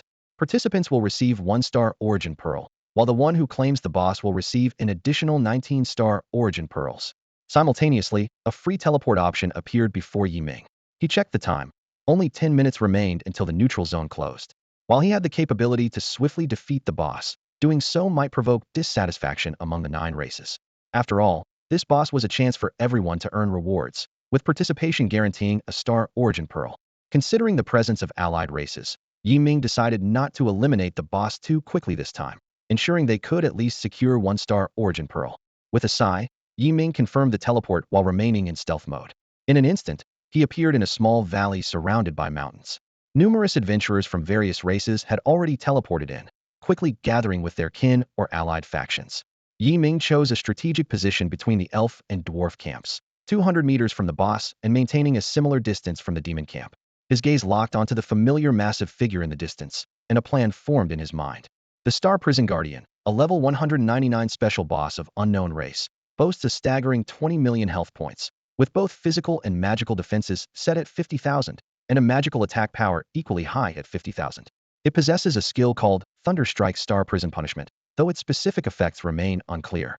Yi Ming had previously used Starfall to defeat Zhao Lixia, but this powerful skill was still on cooldown. Facing such a formidable boss, he decided to unleash his ultimate move, 9 stars in a row, once again. As members from various factions arrived, the atmosphere grew lively. However, an unusual phenomenon soon caught everyone's attention. Only 4 elite members of the Demon Clan had shown up. This sparked numerous speculations. Why are there only 4 Demon Clan elites? Are they scared? Impossible. The Demon Clan has so many elites. Any one of them could easily take down Yi Ming with a single skill. I was hoping for an exciting show, but it seems we're going to be disappointed. Suddenly, someone noticed another crucial detail. Wait, have you noticed? Yi Ming isn't here either. That's right. Could it be that he's already been taken out by the Demon Clan elites? Maybe the others went back to report, which is why they're not here. That's possible. The factions began to strategize. The representative of the Mechanical Clan excitedly said, "Without Yi Ming, our Mechanical Clan has a chance to claim this boss. Don't forget, there are 19 extra star Origin Pearls to be gained." The Dragon Clan immediately retorted, "Do you think the Dragon Clan is just a pushover? His Highness Aou is determined to get this boss." With various faction leaders and elites expressing their stances, the atmosphere grew increasingly tense. Every faction had their eyes on the boss, Yi Ming's absence seemingly giving them more hope, but also introducing unknown variables. Meanwhile, the 4 elite members of the Demon Clan appeared particularly anxious, constantly looking around, fearing the sudden appearance of the very figure they dreaded. As time ticked by, the factions completed their final preparations. This time, Aou from the Dragon Clan suggested that everyone activate a peace attack mode, but the Demon Clan and their allies refused. They only promised not to attack the Dragon and Mechanical Clans, clearly targeting Yi Ming. Despite Yi Ming not being present, they remained wary, concerned he might appear like a ghost at any moment. Upon learning this, Yi Ming's expression turned serious. With thousands of members from the 4 major alliances gathered, he knew he couldn't withstand such an overwhelming attack. After some thought, Yi Ming decided to leverage his advantage of ultra-long-range attacks to handle this predicament. After all, the Star Origin Pearls obtained from the boss would automatically transfer to his mailbox, eliminating the need to collect them in person. Thus, Yi Ming stood quietly, patiently waiting for the right moment. At this point, the 9 factions had reached a consensus. To minimize unnecessary casualties and losses, they allowed new melee class members from each faction to attack the boss once, and then withdraw, followed by ranged attackers. This arrangement ensured everyone could earn a Star Origin Pearl as a reward. Time was of the essence, and the factions quickly sprang into action. The area around the boss was instantly surrounded by the silhouettes of melee class members from various factions, with control skills being cast continuously. Damage numbers and stun effects flashed incessantly above the boss's head. Due to the boss's incredible defense, some newcomers couldn't even breach its defenses, but participation alone guaranteed rewards, providing a benefit to newcomers. After the melee classes had their turn, it was time for the ranged classes to attack. In an instant, dazzling spells and arrows interwove, erupting upon the boss. After a round of fierce attacks, the boss's health had dropped to just over 16 million. Ming closely monitored the situation, waiting until everyone had attacked the boss before calculating the damage output of 9 stars in a row. After charging up, a single shot could deal around 1.92 million damage, potentially doubling with a critical hit. Considering that 9 stars in a row was likely to land at least one critical hit, he was confident in delivering over 19 million total damage, enough to finish the boss in one strike. Without further hesitation, Ming swiftly drew the Jingyu bow, aimed to the side, and began to charge his attack. At this moment, the attention of all the participants from different clans was focused on one question. Why hasn't Ming appeared yet? Standing amidst the crowd, Leah frowned, feeling a surge of anxiety. Her eyes scanned those around her, trying to glean some clues from their expressions. What's happened to Ming? Why hasn't he shown up after all this time? She wondered to herself. Could something have happened to him? No, that's impossible. He's an unseen-a-century genius of the Alliance, incredibly powerful. He wouldn't fall here. Meanwhile, a look of delight appeared on the faces of Aoyu and other clan geniuses. Ming's absence meant they had a chance to vie for the 19 precious Star Origin Pearl, some massive reward that could boost their levels by 19. Who wouldn't be tempted? Many students with average talent or those without a team always had to be cautious, waiting for the final level 199 boss to open, hoping for at least a guaranteed opportunity. Even then, they had to watch the reactions of the clan leaders, praying for a chance like this. As a result, many old students who had been awakened for years still lingered in this black iron neutral zone. Ming's absence made the atmosphere in the wilderness zone tense. The young experts from different clans eyed each other warily, each calculating their own plans. They knew that without Ming as a formidable opponent, their chances of acquiring the Star Origin Pearls had significantly increased. The clan geniuses raised their weapons, eagerly launching a fierce attack on the boss, as if they could already see themselves holding the 19 Star Origin Pearls. However, their dreams were quickly shattered. Suddenly, golden arcs flew from behind, heading straight for the boss. Boom, boom, boom. 9 arrows struck in succession, shaking the fortress-like body of the boss with energy blasts, rapidly depleting its health until it was completely drained. Roar, the boss let out an unwilling howl, its body quickly disintegrating and vanishing on the spot. An area announcement immediately rang out. Level 199 special boss has been successfully slain. Slayer, human, Ming, earned 250 points reward. But that wasn't all. Above the demon clan's camp, a storm of arrows suddenly erupted. The rain of arrows was as dense as a downpour, each arrow imbued with immense power, mercilessly piercing through the demon warrior's armor and flesh. The demon camp was instantly thrown into chaos and panic, filled with anguished cries. It's Ming. He's over there. Did he just teleport in? Yi Shun is amazing. He took down the boss in one strike and unleashed a group attack on the demon camp. Haha, what a thrill. Aoyu shook his head with a wry smile. This kid, he didn't even mention he was coming. Got me all excited for nothing. A young mechanical clan genius sighed. Got beaten again. But maybe it's for the best. This guy should be moving on to the bronze level neutral zone hunting activities next time. Then no one will be competing with us. Leah's gaze fell on the boy who was guiding the random teleport scroll, and she couldn't help but smile. I thought he wasn't coming. Had me worried for nothing, honestly. Oh no, for elite members have fallen. A cry of alarm pierced through the battlefield chaos. Ming is over there. All allied demon forces, focus your fire on him. The commander's voice was urgent, but then a curse of despair followed. It's no use. He's too far away, and he's using a teleportation scroll. Damn it, he got away. That slippery bastard. A furious roar erupted from the demon camp. Ming felt the scenery around him shift rapidly as the magic of the teleportation scroll whisked him away from danger. As the dizziness faded, he found himself in an unfamiliar setting. He cautiously surveyed his surroundings, and once he confirmed his safety, a satisfied grin spread across his face, a glint of triumph in his eyes. He secretly rejoiced. Not only had he managed to take down the boss instantly, but he also launched a surprise attack on the demon camp. Seeing his merit points soar by 2,000 on the system panel, Ming felt a surge of exhilaration. Since it's a fight to the death, there's no need to hold back anymore. Yi Ming resolved. From now on, I'll kill any demons I encounter. He quickly opened his mail and extracted all 20 star source orbs. At level 190, Yi Ming could only use 9 black iron grade star source orbs. Seeing the remaining 11 about to go to waste, he sighed. It's a shame these can't be traded, or I'd give them to Shao Si. Without hesitation, Yi Ming took out the 9 star source orbs and used them all in one go. The system notifications chimed continuously. Level 1, now level 191. Level 1, now level 192. His level shot up, finally stopping at 199. Yi Ming clenched his fist in excitement. Finally, I've reached the peak of the Black Iron Realm.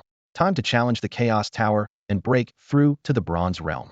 Just then, the system's mechanical voice abruptly sounded again. Area announcement. The Black Iron Realm hunting event in the neutral zone has successfully concluded. All adventurers will be forcibly teleported out in 10 minutes. Adventurers needing to exchange equipment or metals should head to the safe zone, which will remain open for 10 minutes. Simultaneously, an option to teleport to the safe zone appeared before Yi Ming. Seeing his 600 neutral zone points, he was delighted. Just enough to exchange for the 6 pieces of gold equipment I lack. Without further delay, Yi Ming chose to go to the safe zone. As he stepped into the safe zone, Yi Ming felt the gazes of those around him. The area was already filled with adventurers from various races, pointing and whispering about him. Even in the safe zone, demons and their allies looked at Yi Ming with fear, quickly making way. Ignoring their reactions, Yi Ming headed straight for the exchange crystal tower. He recalled Mr. Zhao's advice. Equipment exchanged in the neutral zone can't be traded, but they can offset points when exchanging for higher level equipment in the next phase, preventing current gear from going to waste. Without further hesitation, Yi Ming opened the exchange interface and exchanged for all 6 pieces of the gold equipment he needed. After equipping them, he contentedly reviewed his new attribute panel. Name: Yi Ming. Realm: Black Iron. Class: Divine Grace Spirit Master Unique. Rank: Major. Arena rank: Breaking Army 4th Stage. Level: 199. Health: 232,995. Mental power: 151,305. Physical attack: 26,875. Magic attack: 10,075. Physical defense: 14,695. Magic defense: 14,695. Movement speed: 14,824 meters second. Agility: 1,482.4. Evasion rate. Skills: omitted. Equipment: 1. Astonishing Featherbow Gold. Level 100. Physical attack 8,000. Physical crit rate 10. 2. Star Abyss Dream Ring Gold. Level 100. Physical attack 4,000. Physical attack damage 2.5. 3. Star Abyss Dream Bracelet Gold. Level 100. Physical attack 4,000. Physical attack damage 2.5. 4. Star Abyss Dream Necklace Gold. Level 100. Mental power 4,400. Health 4,000. Status resistance 5. 5. Star Abyss Dream Boots Gold. Level 100. Movement speed 80. Agility 80. 6. Star Abyss Dream Fan Gold. Level 100. Magic attack 4,000. Mental power 4,000. All support effects 5. 7. Gold medal. 8. Imperial Shadow. 9. Divine Blessing Cloak. 10. Star Trail Holy Seal. Gold: 20.36 million. Merit: 5,680. Neutral zone points: 0.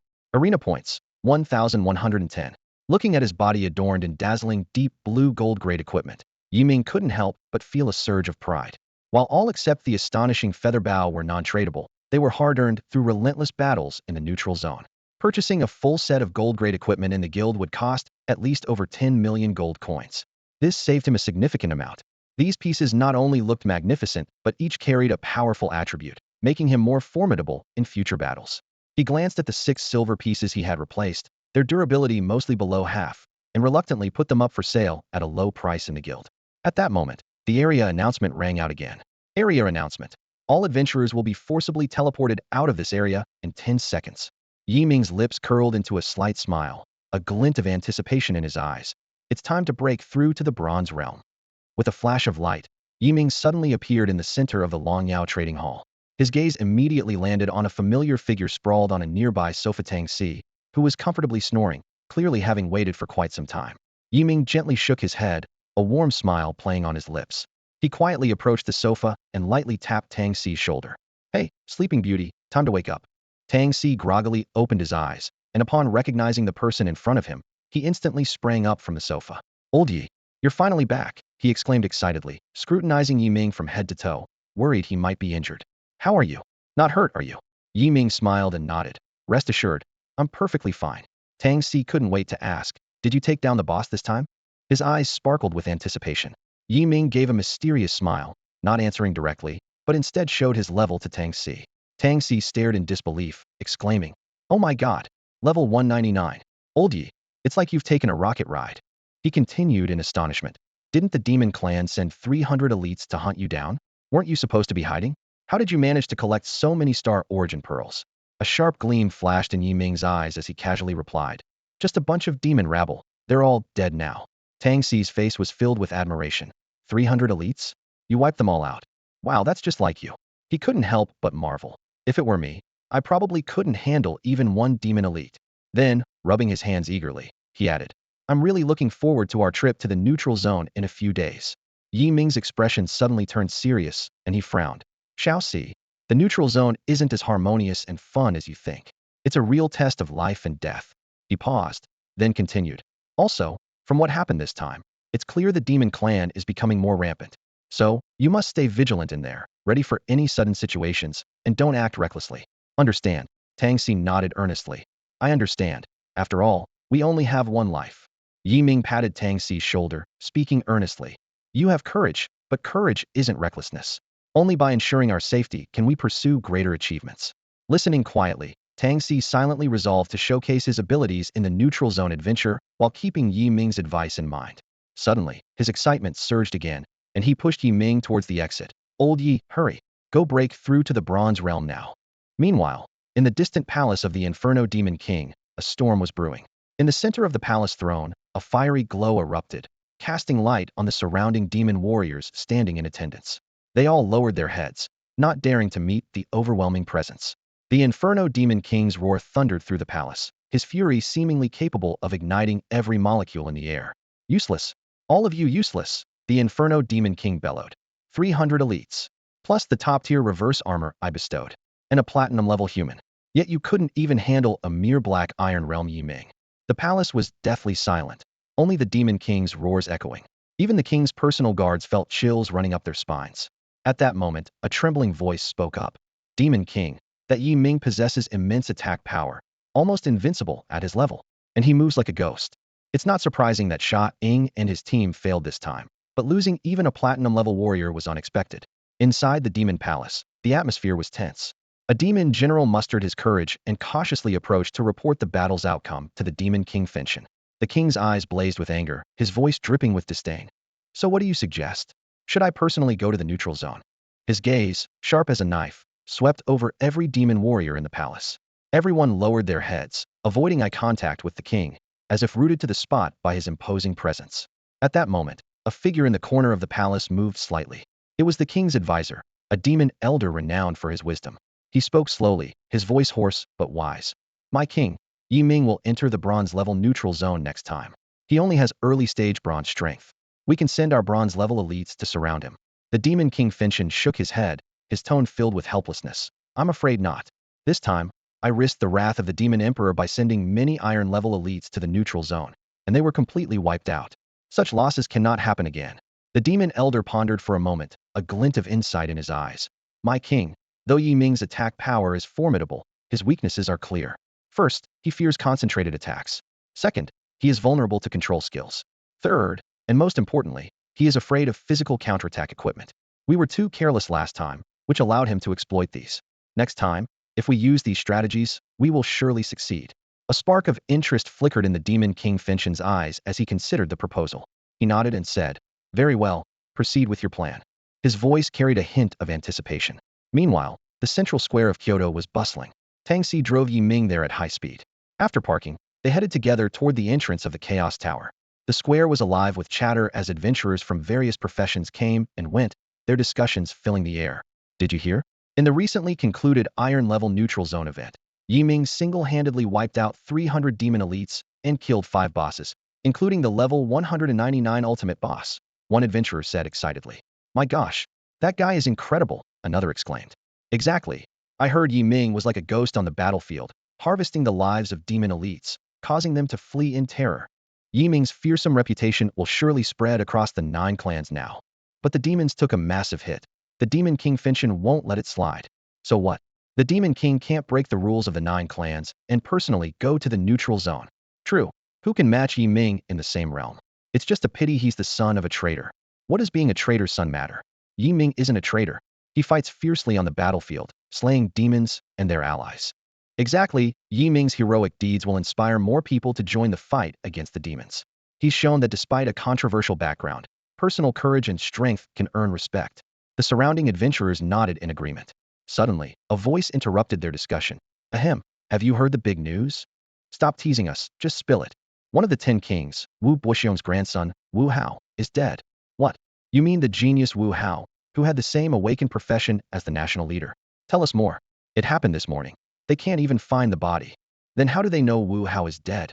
Old Wu himself knows. Or he wouldn't offer 1 billion gold coins for clues. How much? 1 billion. Oh my gosh, this must be true. 1 billion gold coins, that's a fortune. Indeed, old Wu must be deeply grieved by his grandson's death. Wu Hao's death will surely shock the entire Dragon Nation. Yes, Wu Hao was a standout among the younger generation, with a 6-star hidden profession. What a loss. Now everyone's wondering who could have the skill to quietly eliminate Wu Hao. There's definitely a big secret behind this, possibly linked to recent unusual events. Looks like we need to keep a close eye on how this unfolds. Yi Ming and Tang Si overheard these discussions as they passed by. They exchanged a meaningful glance and continued toward the Chaos Tower entrance, each pondering the potential impact of this information. Yi Ming felt a slight tremor in his heart upon realizing how quickly Wu Buxiong had learned of Wu Hao's death. This made him secretly wary. At that moment, Tang Si turned to Yi Ming with a look of shock, his voice slightly trembling. Old Yi, did you hear that? Wu Hao, he's dead. Yi Ming nodded gently, a complex emotion flashing in his eyes. While he felt a sense of satisfaction at the death of this villain, he also harbored a bit of guilt for keeping it from Tang Si. He knew well that he must not reveal himself, or it would bring endless trouble to him and those around him. Taking a deep breath to calm himself, Yi Ming feigned a relaxed demeanor and said, someone like him dying is a contribution to society. I've always found him disagreeable. Probably got taken care of by someone he offended. Serves him right. Hearing this, a slight smile of contentment appeared on Tang Si's face. Seeing this, Yi Ming quickly reminded him, all right, let's not let anyone overhear us. Let's go. With that, he pulled Tang Si toward the entrance of the Chaos Tower. The entrance was bustling with voices, a mix of adventurers from various professions preparing for the upcoming challenge. Yi Ming and Tang Si blended into the crowd, carefully examining the records for the second level of the Chaos Tower. First place, Xianyuan Yutian, 21 seconds, Scrade. Second place, Chu Lanfeng, 22 seconds, Scrade. Third place, Long Xiao, 28 seconds, Scrade. Fourth place, Lei Yuan, 29 seconds, Scrade. Fifth place, Feng Mishang, 30 seconds, Scrade. Sixth place, Feng Xian, 33 seconds, a grade. Seventh place, Tang Shishuan, 34 seconds, a grade. Eighth place, Yi Yu, 36 seconds, a grade. Ninth place, Xiao Yao, 38 seconds, a grade. 10th place, Wu Buxiong, 40 seconds, a grade. The rankings still included some of the top 5 Supremes and 10 Kings, yet none had achieved a score above Scrade. Yi Ming couldn't help but reflect, talent truly determines the ceiling. The second level scoring was still based on completion time, 10 seconds or less for SS grade, with a reward of 100,000 attribute points. 11 to 20 seconds for S grade, with a reward of 60,000 attribute points. 21 to 30 seconds for Scrade, with a reward of 36,000 attribute points. 31 to 40 seconds for a grade, with a reward of 21,600 attribute points. Up to 81 to 180 seconds for grade, with only 1,680 attribute points. Failing to complete within 180 seconds resulted in losing the challenge eligibility, forever stuck at level 199. As Yi Ming was lost in thought, Tang Si suddenly exclaimed excitedly, Old Yi, I bet you'll clear it in 1 second again this time. Yi Ming snapped back to reality and smiled slightly. Maybe. We'll see. Without further hesitation, he strode into the teleportation entrance of the Chaos Tower. As the light swirled around him, a system prompt sounded. Scanning. Human Yi Ming. Level 199 achieved. Arena rank 1 achieved. Military rank of Major achieved. Permission granted to challenge the second level of the Chaos Tower. Yi Ming thought to himself, to break through the Bronze Realm, it seems one needs not only to reach level 199, but also achieve a certain arena rank and military rank. In the next moment, Yi Ming found himself on the second level of the Chaos Tower. Before him was the familiar yet challenging atmosphere of a gigantic martial arts arena, approximately 100 meters in diameter. Welcome to the second level of the Chaos Tower. Please choose your path. 1 for the main combat profession, 2 for the support profession. A mechanical voice abruptly echoed in the spacious area, breaking the silence. Without hesitation, Yi Ming responded, I choose 1. Selection confirmed. The gatekeeper has been generated. Please confirm to start the challenge. No sooner had the system voice ended than the ground began to tremble slightly. A petite figure gradually appeared before Yi Ming, a boss with the features of the spirit race, complete with fluffy ears and a bushy tail, giving it an adorable appearance. The system immediately displayed the boss's attributes. Spirit King, level 200, spirit race. Health, 2 million. Physical defense, 1. Magic defense, 1. Physical attack power, 1. Skills, Psychic Shockwave, Spirit Sword Storm. Yi Ming quickly glanced at his own attribute panel. 131,985 points of spirit, 4,825 points of physical and magical attack power. Without equipment bonuses, this attack power was clearly insufficient for the challenge ahead. He immediately cast War God's Blessing on himself, causing his attack power to soar to 48,820 points. Begin. Yi Ming hesitated no longer, drawing his Starfall Bow and charging up for a Star Meteor. The system began the countdown. 10, 9, 8, 3, 2, 1. As the countdown ended, Yi Ming released the bowstring. The energy arrow shot through the air like a meteor, trailing a long streak of light straight at the Spirit King. Before the Spirit King could even react, a massive damage number appeared above its head, and its health was instantly depleted. The Spirit King's figure slowly dissipated into the air. Yi Ming calculated in his mind. It seemed the Breaking Army title didn't activate, otherwise, the damage should have been 23.2 million. Nevertheless, it was more than enough. The system voice sounded again. Congratulations on your successful challenge, completed in 1 second, rated SSS. You have been awarded 100,000 spirit attribute points. Congratulations on leveling up to level 200. Congratulations on breaking through to the Bronze Realm. Your skill Celestial Brilliance has been upgraded. Please check it. Congratulations on breaking through to the Bronze Realm. The small-scale race battle system is now available to you. Upon reaching level 200, Yi Ming learned about the attribute growth for a 1-star profession in the Bronze Realm. Each level grants 4,000 health points, 500 spirit points, 150 attack and defense points. His spirit growth was 10 times that of a normal profession, increasing by 5,000 points per level. Eagerly, he checked the upgraded Celestial Brilliance skill. Celestial Brilliance level 3 Dominion level passive skill. 1. When using bow and arrow weapons, automatically generate energy arrows and lock onto targets. 2. Inflict true damage that ignores defense, damage reduction, and counter damage. 3. Charge for 1 second to unleash 9 times physical attack damage, 2 seconds for 21 times, and 3 seconds for 33 times. 4. Range, speed, and sight synchronization increased by 2 times to 400 meters. Yi Ming read the skill description repeatedly, deeply impressed. The ability to ignore defense, damage reduction, and counter damage meant that no matter how high the target's defense or damage reduction, it was ineffective against his attacks. Ignoring counter damage allowed him to face any enemy without worry. He quickly calculated his strength. With a fan weapon, his spirit reached 265,755 points. With War God's Blessing, his physical attack power could reach 120,047 points. Considering the 20 damage boost from the Breaking Army title and 5 from rings and bracelets, a 1-second charge normal attack could deal 1.35 million physical damage. A 3-second charge could deal 4.95 million damage. The Star Meteor skill could unleash an astounding 89.13 million damage. Such attack power was likely unbearable even for a Platinum peak-level powerhouse. Moreover, the skill's range, speed, and sight increased to 400 meters, significantly enhancing his long-range combat ability. Compared to other races' remote professions with a maximum attack range of 50 meters, this was a massive advantage. Yi Ming could already envision the scene in the neutral zone next time, where bosses and demon minions would tremble before him. With excitement, he took a deep breath and teleported out of the Chaos Tower.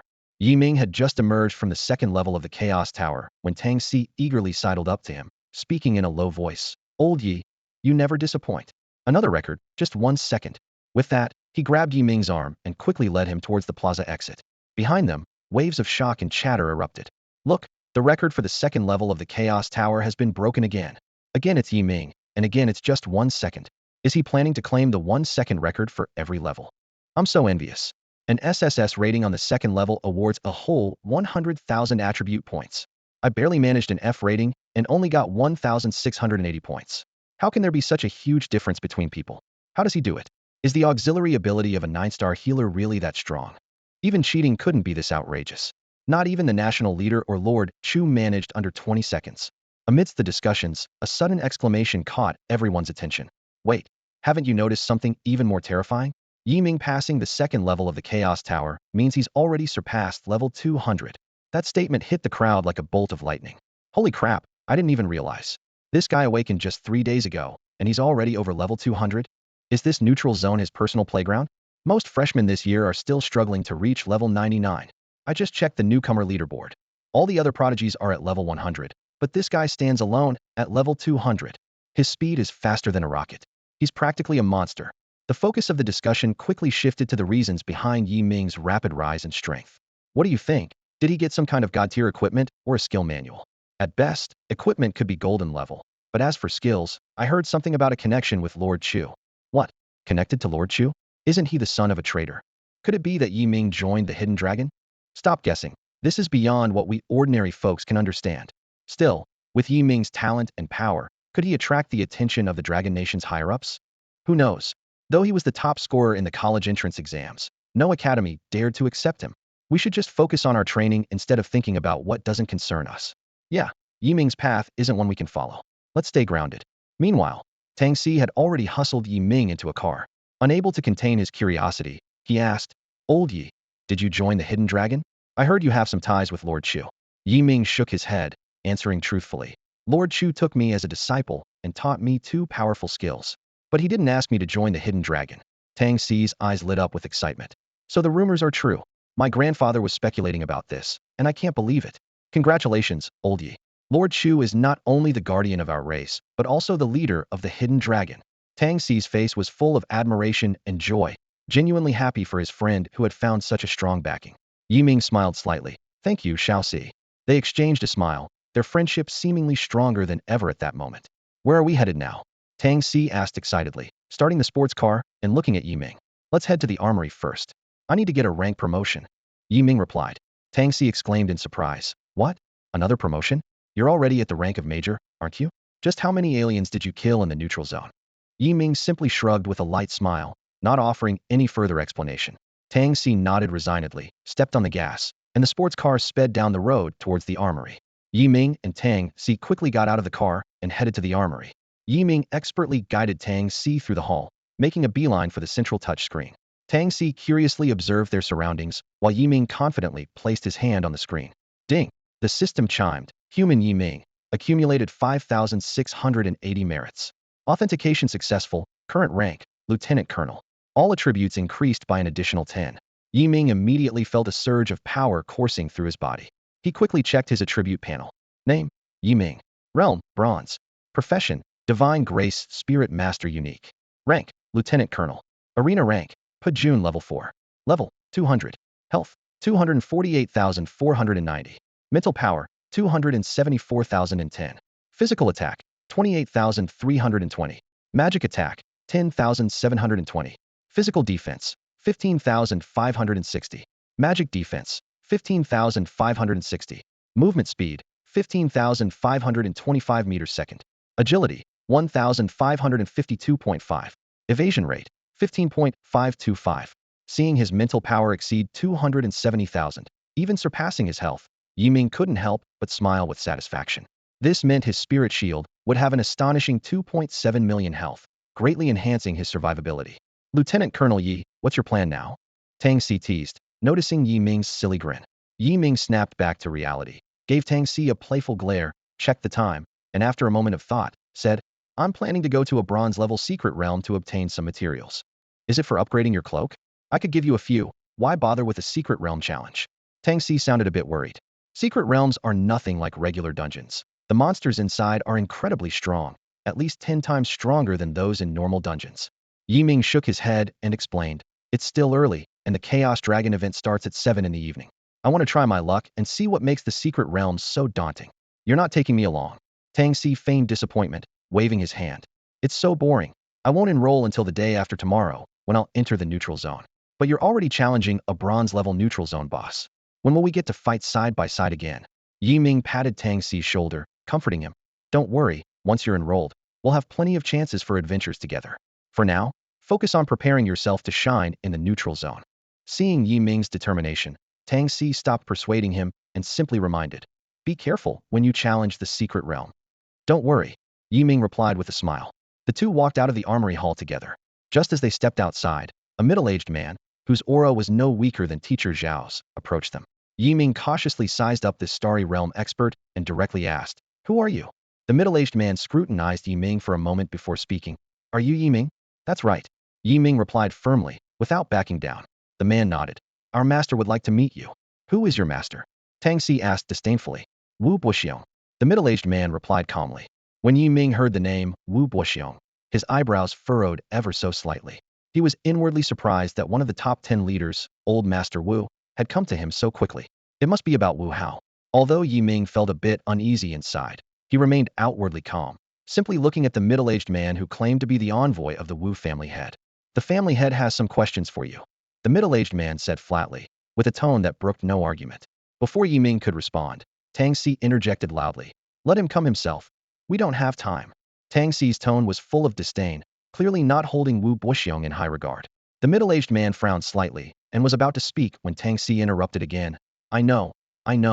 Old Master Wu and my grandfather go way back. But so what? Yi Ming is my friend, and he doesn't have time now." Saying this, Tang Si tugged at Yi Ming's arm, signaling him to leave.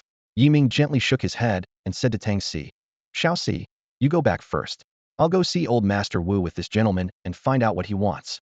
Yi Ming understood clearly that since Wu Buxiong had already reached out, this matter could not be easily resolved. Instead of avoiding it, he might as well face it directly. Tang Si insisted on going along, but after Yi Ming's repeated persuasion, he reluctantly agreed. Before leaving, Tang Si reminded Yi Ming to be careful and to call him if anything happened. Yi Ming followed the middle-aged man into a black car parked by the roadside. The car slowly drove away from the entrance of the military supplies department, went through a few streets, and finally stopped in front of a luxurious mansion. The mansion's grand entrance and lavish decorations highlighted the extraordinary status of its owner. Entering the mansion, Yi Ming walked through winding corridors and arrived at a spacious reception hall. In the main seat sat an elder whose face, though aged, conveyed sharpness and authority that commanded respect. Yi Ming immediately recognized him as the real-life version of the boss he had defeated in the neutral zone, Wu Buxiong. Wu Buxiong's gaze lingered on Yi Ming's face, as if searching for something. He spoke steadily. "Are you Yi Ming?" Yi Ming replied with composure and respect. "Yes, I am Yi Ming. It's an honor to meet you. May I ask why you've summoned me?" Despite his inner anxiety, his expression remained calm. Wu Buxiong nodded slightly, a hint of approval in his eyes. "Not bad, young man. I've heard about your recent actions in the neutral zone, and I find them quite commendable. Especially during the recent activities in the neutral zone, where he single-handedly killed 300 elite demons. It truly inspired our people." Wu Buxiong's words carried a hint of admiration, and his eyes shone with satisfaction. However, his tone suddenly shifted, and a barely noticeable trace of doubt flickered in his eyes. "However, there is one thing I don't understand, and I hope you can answer truthfully." Yi Ming felt a twinge of tension inside, but he maintained a calm demeanor and bowed slightly, saying, "Please feel free to ask, senior. I will answer everything I know." Wu Buxiong's gaze sharpened like a knife, and he spoke slowly, each word heavy with weight. "My grandson Wu Hao went missing during a training session this morning. As far as I know, you've had conflicts with him in the past. I want to ask, have you seen him? Or do you know where he might be?" Yi Ming calculated silently, fully aware of Wu Buxiong's power and status within the clan, and realized that he was walking on thin ice. But he also knew he must not show any sign of panic. He answered calmly, "Senior, it's true that Wu Hao and I have had some disagreements, but those were just minor squabbles between classmates. As for his whereabouts, I truly don't know." "Minor squabbles." Wu Buxiong's voice rose, carrying an imposing authority. "But I've heard that your conflict was nearly irreconcilable." Clearly, he was dissatisfied with Yi Ming's response. Amidst the tense atmosphere, the door to the reception room suddenly swung open. A disheveled woman was brought in, staggering as if she might collapse at any moment. Her hair was a tangled mess, almost covering her face, which was smeared with blood and dirt. Her body bore shocking wounds, crisscrossing in a distressing pattern. Yi Ming immediately recognized her as Lu Ruyu. The stark contrast between her current state and her once glamorous image as the school beauty evoked a strong sense of pity and sorrow. Lu Ruyu struggled to lift her head, her gaze shifting between Yi Ming and Wu Buxiong. Taking a deep breath, she spoke hoarsely. "Senior, Yi Ming, he is not lying. Hao's disappearance has nothing to do with him. I was beside Hao at the time and heard him say he was bored and planned to go to the border to kill trespassing aliens for merit. And, for safety, he invited his uncle to go with him. I think they must have been targeted by powerful aliens who crossed the border." Yi Ming was taken aback, wondering why Lu Ruyu would defend him. Wasn't she closely aligned with Wu Hao? At this moment, Lu Ruyu was filled with inner conflict and struggle. On one hand, She felt deep gratitude towards Yi Ming for saving her life outside Yin City. On the other hand, she knew that by speaking these words, she would inevitably stand against the Wu family and might lose everything she currently had. Raised in poverty by a gambling father, she had used her beauty to gain Wu Hao's favor and later unexpectedly awakened a five-star hidden profession, giving her hope for a better life and future. However, with the failure of her college entrance exams and Wu Hao's incident, it seemed like everything was crumbling. The Wu family would likely withdraw any support and might even strip her of the opportunity to attend Jingbei University.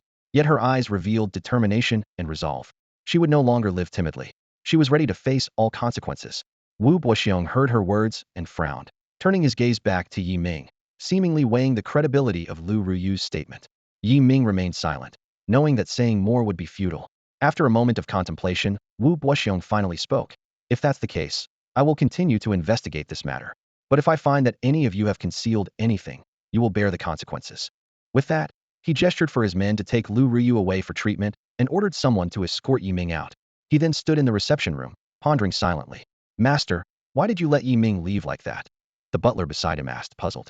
This was clearly not in line with the master's usual approach. In the past, he never let anyone go easily. Wu Boxiong responded calmly. I've already sensed the presence of that old guy Tang. I'm currently at level 850. While he's at level 888. I need to show some respect. He frowned slightly and continued. However, it's puzzling that Yi Ming seems to have a close relationship with Lord Chu. Wu Boxiong fell into deep thought, his mind racing with questions. What is the relationship between Yi Ming and Lord Chu? Lord Chu despises human traders, so why does he treat this young man differently? If Lord Chu investigates Yi Ming's parents again, wouldn't it spell trouble for me and the national leader? He shivered at the thought. After a moment of consideration, Wu Boxiong felt a bit relieved. Fortunately, it seems the national leader and Lord Chu haven't been on good terms and haven't met for decades. Moreover, the hidden dragon has long separated from the state and become an independent entity. He turned to his butler and instructed, investigate the relationship between Yi Ming and Lord Chu. I want to know how they met and what interactions they've had. Remember, do it discreetly and do not alert Lord Chu. The butler nodded and left, while Wu Boxiong continued pacing in the reception room, contemplating his next moves. Meanwhile, as Yi Ming walked out of the Wu family estate, Tang Si approached him, concerned. Old Yi, how did it go? Are you alright? Yi Ming smiled, touched by the concern, and nodded. Don't worry, Wu Boxiong didn't give me a hard time. By the way, didn't I tell you to go back? Tang Si scratched his head sheepishly. I was worried about you, so I brought my grandfather along. Following Tang Si's gesture, Yi Ming saw an energetic old man sitting in a black sedan adorned with a flag emblem, smiling and waving at him. This was none other than Tang Shixuan, one of the 10 great leaders of the Dragon Nation. Yi Ming quickly approached the car and greeted the old man politely. Mr. Tang, I'm truly grateful for your personal visit. The old man waved his hand with a smile. Young Yi, you're good friends with my grandson. Since he was worried about you, I naturally had to come and see. If there's anything you need, don't hesitate to ask. And don't be so formal, just call me Grandpa like Xiao Si does. Yi Ming nodded appreciatively, feeling a warm surge in his heart.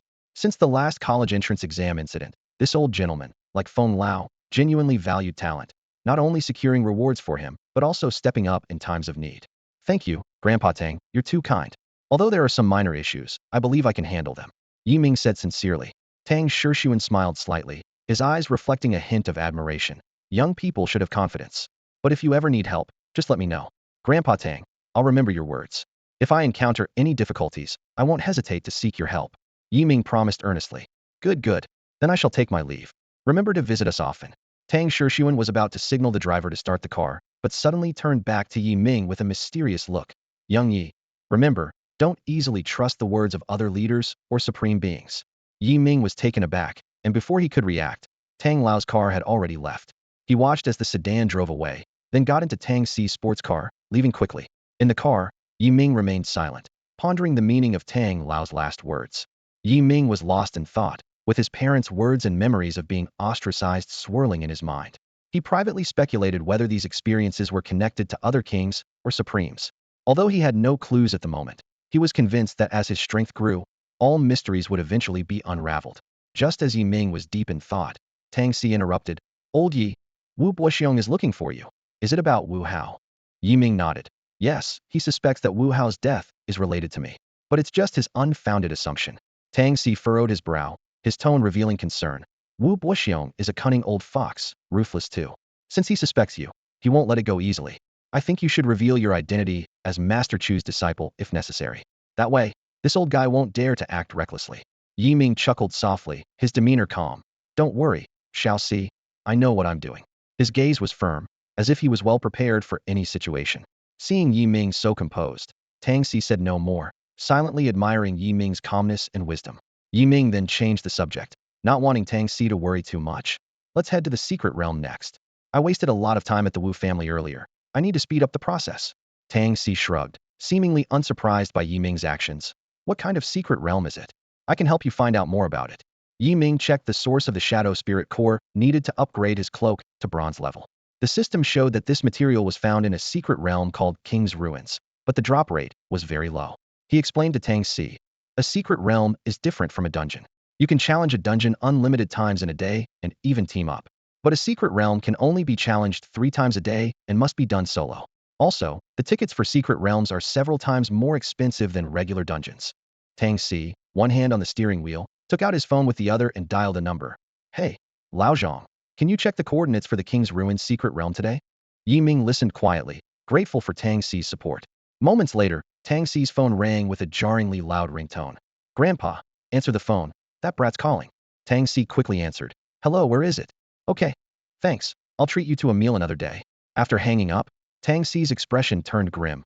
Old Yi, there's bad news. This time the secret realm has refreshed in the orc territory.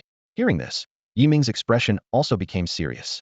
He knew that the orcs were mortal enemies of the humans and would show no mercy to human intruders. Tang Si, looking worried, tried to dissuade him. You better not go. Although you're strong now, that's in a neutral zone where there are no high-level enemies.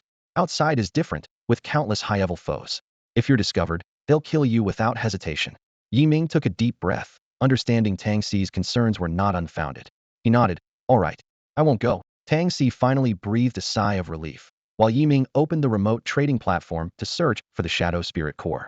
Last time he checked, the material's price was over 10 million, which pained him deeply. However, this time he found the material was no longer available, and he muttered to himself, Huh? It's gone. Hearing this, Tang Si frowned, then pulled over to the side of the road, and also opened the remote trading platform to search, but he too could not find the material. After pondering for a moment, Yi Ming, somewhat unwilling, said to Tang Si, Shao Si, it seems I'll have to take a risk after all. Tang Si strongly advised against it. Why don't we post a purchase request in the world chat? Or wait for the next refresh of the secret realm in our territory or an allied land? Yi Ming firmly replied, Forget it, we can't pin our hopes on uncertain things. His eyes gleamed with a spirit of adventure. Tang Si, seeing Yi Ming's determined look, sighed helplessly. All right, I know I can't stop you, but you must be fully prepared. Yi Ming nodded in agreement, then handed the phone Tang Si had given him back. Help me change the ringtone. Yi Ming stood in the central plaza of Kyoto, clutching a bundle of items that Tang Si had just handed him. He carefully checked each one. 3 bronze-level secret realm challenge scrolls, a return scroll, 10 swift travel scrolls, 5 advanced teleport scrolls, 10 advanced random teleport scrolls, 10 bottles of intermediate purification potion, 5 smoke bombs, and a map detailed with marked danger zones and safe havens. Tang Si's words echoed in his ears. Remember, survival first. Feeling grateful for these life-saving tools, a warm feeling surged in Yi Ming's heart. He carefully stowed everything away, took a deep breath to steady himself, patted Tang Si on the shoulder, and said firmly, Don't worry. After bidding farewell to Tang Si, Yi Ming stepped confidently into the teleportation array at the center of the plaza. After a moment of dizziness, he found himself standing on a massive circular platform at the human border. The platform, about 50 meters in diameter, featured a teleportation array at its center glowing with white light. Surveying his surroundings, Yi Ming was awestruck by the sight before him. The desolate, expansive land stretched out with mountains lying like giant sentinels. The platform was crowded with warriors wielding various weapons, including some from the elf and dwarf races. This was the alternative way to earn merits that Professor Zhao had mentioned guarding the border. As Yi Ming pondered, an orc adventurer suddenly teleported into the midst of the crowd. Before he could react, a barrage of skills overwhelmed him. Yi Ming swallowed hard, inwardly thankful for having a better plan. He quickly pulled out the map and studied it intently. This time, the secret realm was located in a small orc territory, akin to a remote human town. Yi Ming felt relieved, as towns typically lacked high-level experts. According to the map, once he crossed the orc border, he would only need to pass through a checkpoint guarded by a handful of low-tier soldiers to reach his destination. Yi Ming's eyes scanned the map as he began to strategize his next move. He knew that the real challenge was just beginning. Yi Ming stood before the border teleportation array, his mind set on a meticulous plan. He had already set the coordinates on the advanced teleportation scroll and was prepared to throw a smoke poison bomb the moment he arrived. As a unique entity immune to abnormal states, the gas would have no effect on him. He planned to immediately tear the scroll and teleport away within a second. Taking a deep breath, Ming swiftly cast a spirit shadow shield and wore God's blessing on himself. Clutching the advanced teleportation scroll in his left hand and the smoke poison bomb in his right, he stepped decisively into the teleport array. Please select your destination. Cost: 100,000 gold coins. A light screen appeared, displaying 8 race border options. Without hesitation, Ming chose the orc border. As the coins were deducted, a flash of light enveloped him, and his figure vanished from the spot. His consciousness was pulled through the void, and when Ming opened his eyes, he found himself in an unfamiliar place.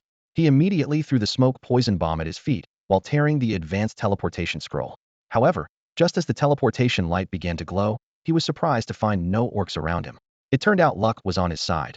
He had been transported to a dense grove far from the border's central area.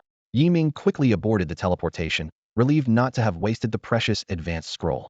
Although Tang Si hadn't revealed its price, he guessed it was at least several times that of a regular scroll, as eliminating 2 seconds of casting time was crucial for survival. 3 seconds later, the cloak's invisibility effect activated. Ming surveyed his surroundings, noticing the gloomy sky and the faint silhouette of an orc watchtower on a distant hill. He pulled out a map, realizing the path between 2 watchtowers was the route he had to take. Silently advancing to within 400 meters of the watchtower, Ming halted. This was the maximum attack range of his upgraded sky-shattering bow, allowing him to clearly observe his target's every move.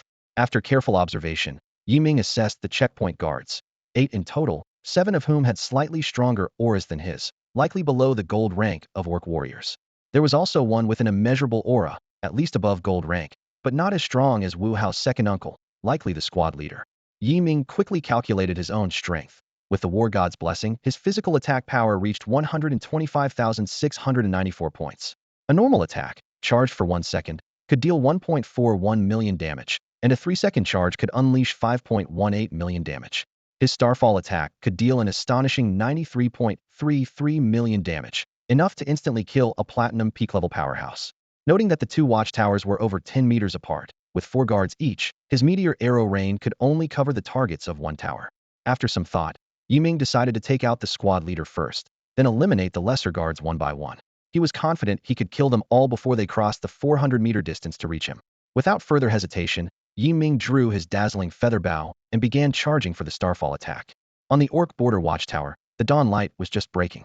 An orc warrior, rubbing his sleepy eyes and yawning, called out to another watchtower. "Captain, do you have a smoke? Stayed up all night playing cards with you, and now I'm really drowsy." Hearing this, the captain smirked slightly, pulled out a pack of cigarettes from his pocket, and tossed it over. "Here, take it as a reward. I won some money last night, so I'm in a good mood."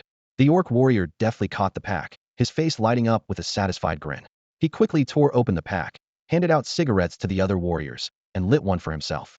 After a deep drag, he felt instantly refreshed, his curiosity piqued.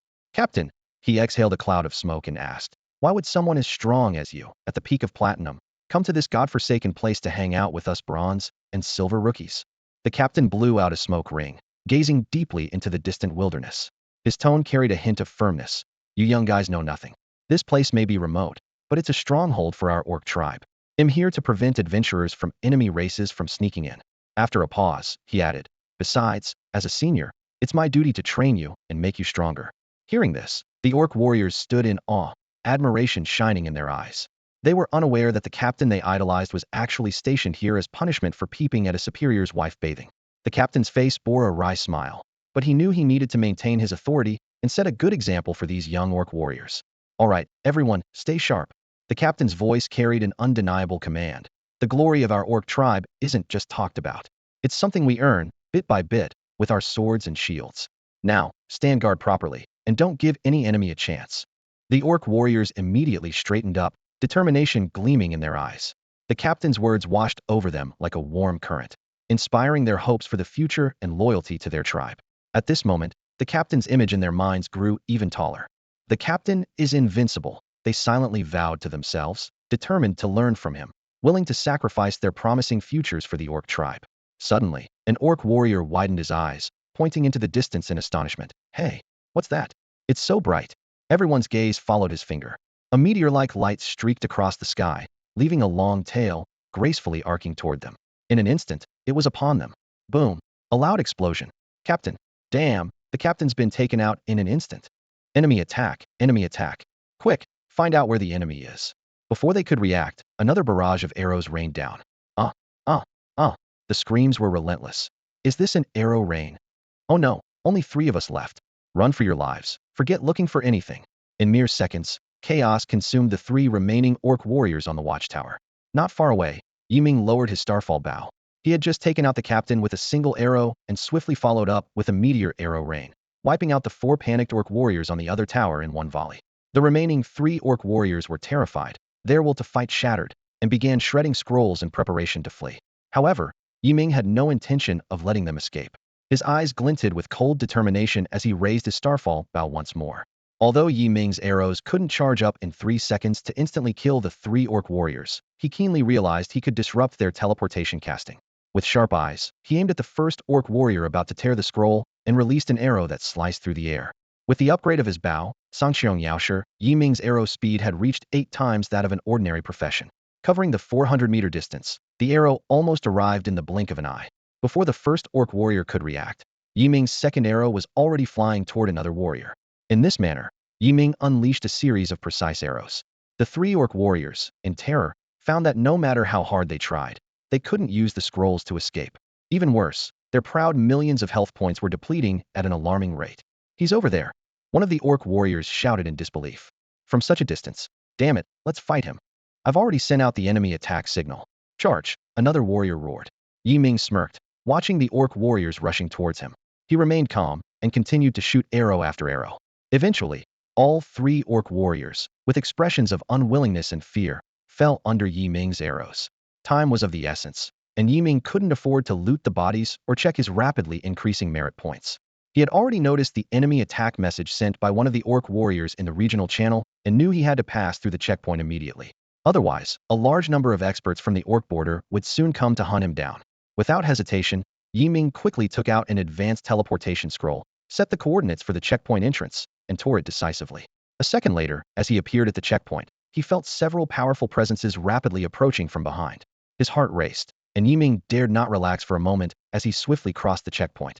The instant he passed through, he found himself in a small, orc territory, the location of the King's Ruins' secret realm. Without pausing, he tore another advanced teleportation scroll and instantly appeared at a hidden location marked on the map. Phew! Ming exhaled deeply after confirming his surroundings were safe. The recent experience had been incredibly perilous, and he could sense that the powerful presences pursuing him were almost on par with Wu Hao's second uncle. Now came the crucial moment of entering the secret realm. Ming took out a teleportation scroll he had purchased, carefully setting the coordinates for the secret realm entrance. He first activated his stealth skill and then began to tear the scroll. Although his current stealth effect only worked on targets not exceeding his level by 100, typically, those coming to a bronze-level secret realm were adventurers below level 300. Even if there were adventurers above this level, Ming could only risk it. His plan was to teleport over while invisible and rush into the secret realm immediately. At least inside the realm, those outside could do nothing to him. With a flash of light, Ming appeared before a dazzling teleportation gate. The entrance to the King's Ruins' secret realm was right in front of him. Without taking time to survey his surroundings, he dashed straight into the portal. Choose your challenge difficulty. Normal, adventure, hard, hell. The system prompt sounded. Without hesitation, Ming chose hell difficulty.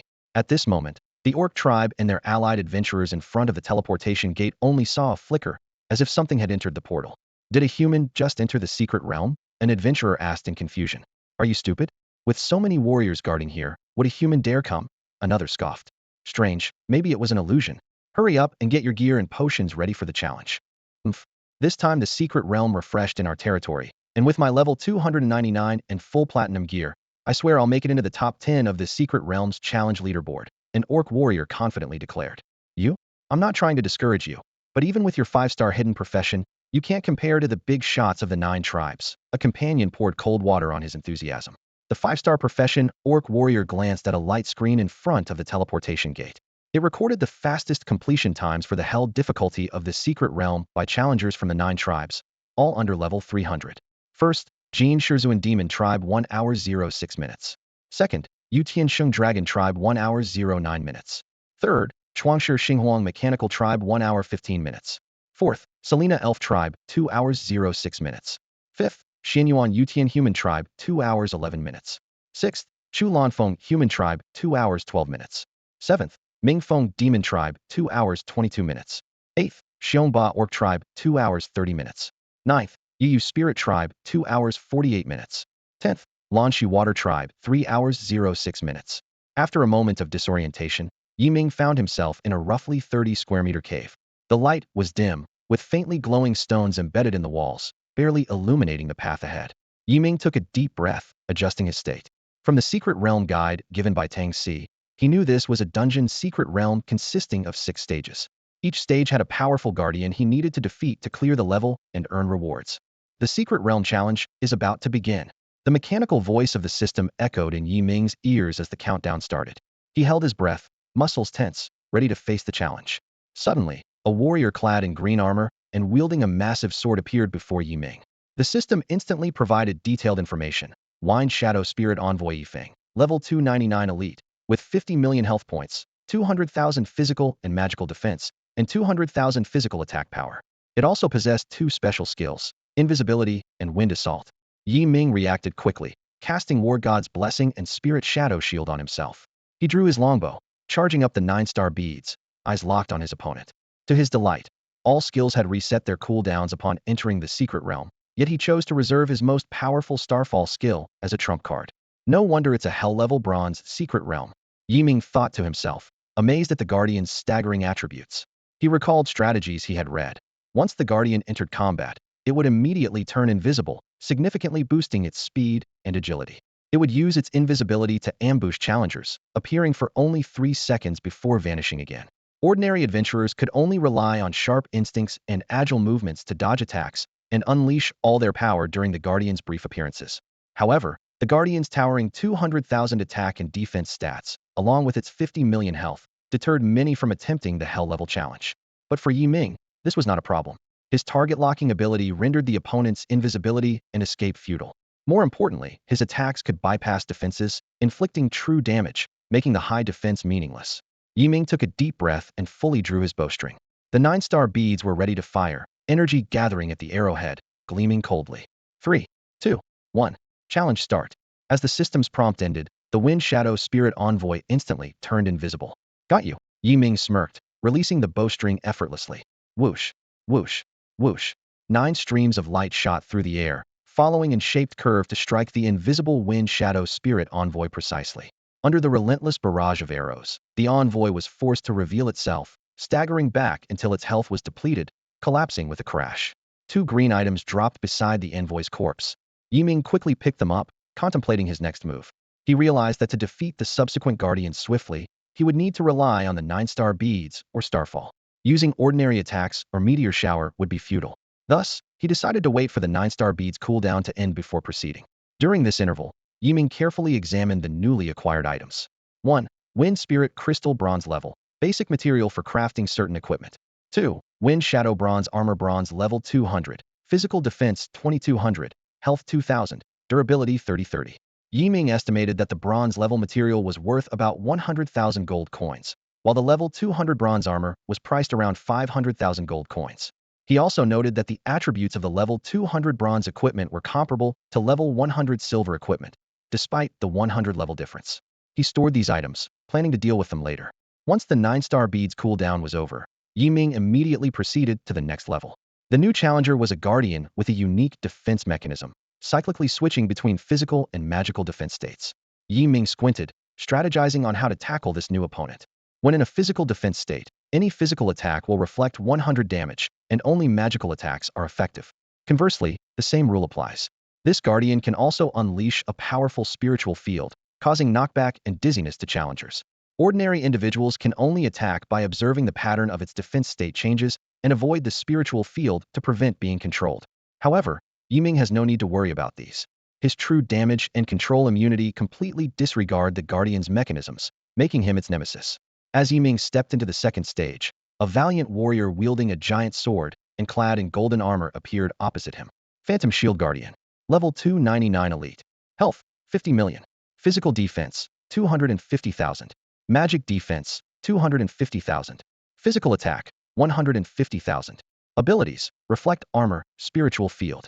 Yi Ming swiftly drew his Jingyu Bao, charging the 9-star burst, and locked onto the Guardian. The Guardian, seeing this, raised its sword and charged rapidly. Energy ripples continuously emanated from beneath its feet, radiating 3 meters around. This was its spiritual field, and once touched, it would stun the target, leaving them open to a devastating sword attack. The stun duration was exceptionally long, and without sufficient purifying potions, one would be worn down to death. This was a nightmare for melee classes. The Guardian moved incredibly fast, and within 2 seconds, its energy ripples reached Yi Ming. However, miss, notifications appeared repeatedly, as Yi Ming stood his ground, completely immune to the control effect. The boss hesitated momentarily, then angrily thrust its sword forward. Yi Ming, indifferent to its current defense state, effortlessly released the bowstring. Whoosh, whoosh, whoosh.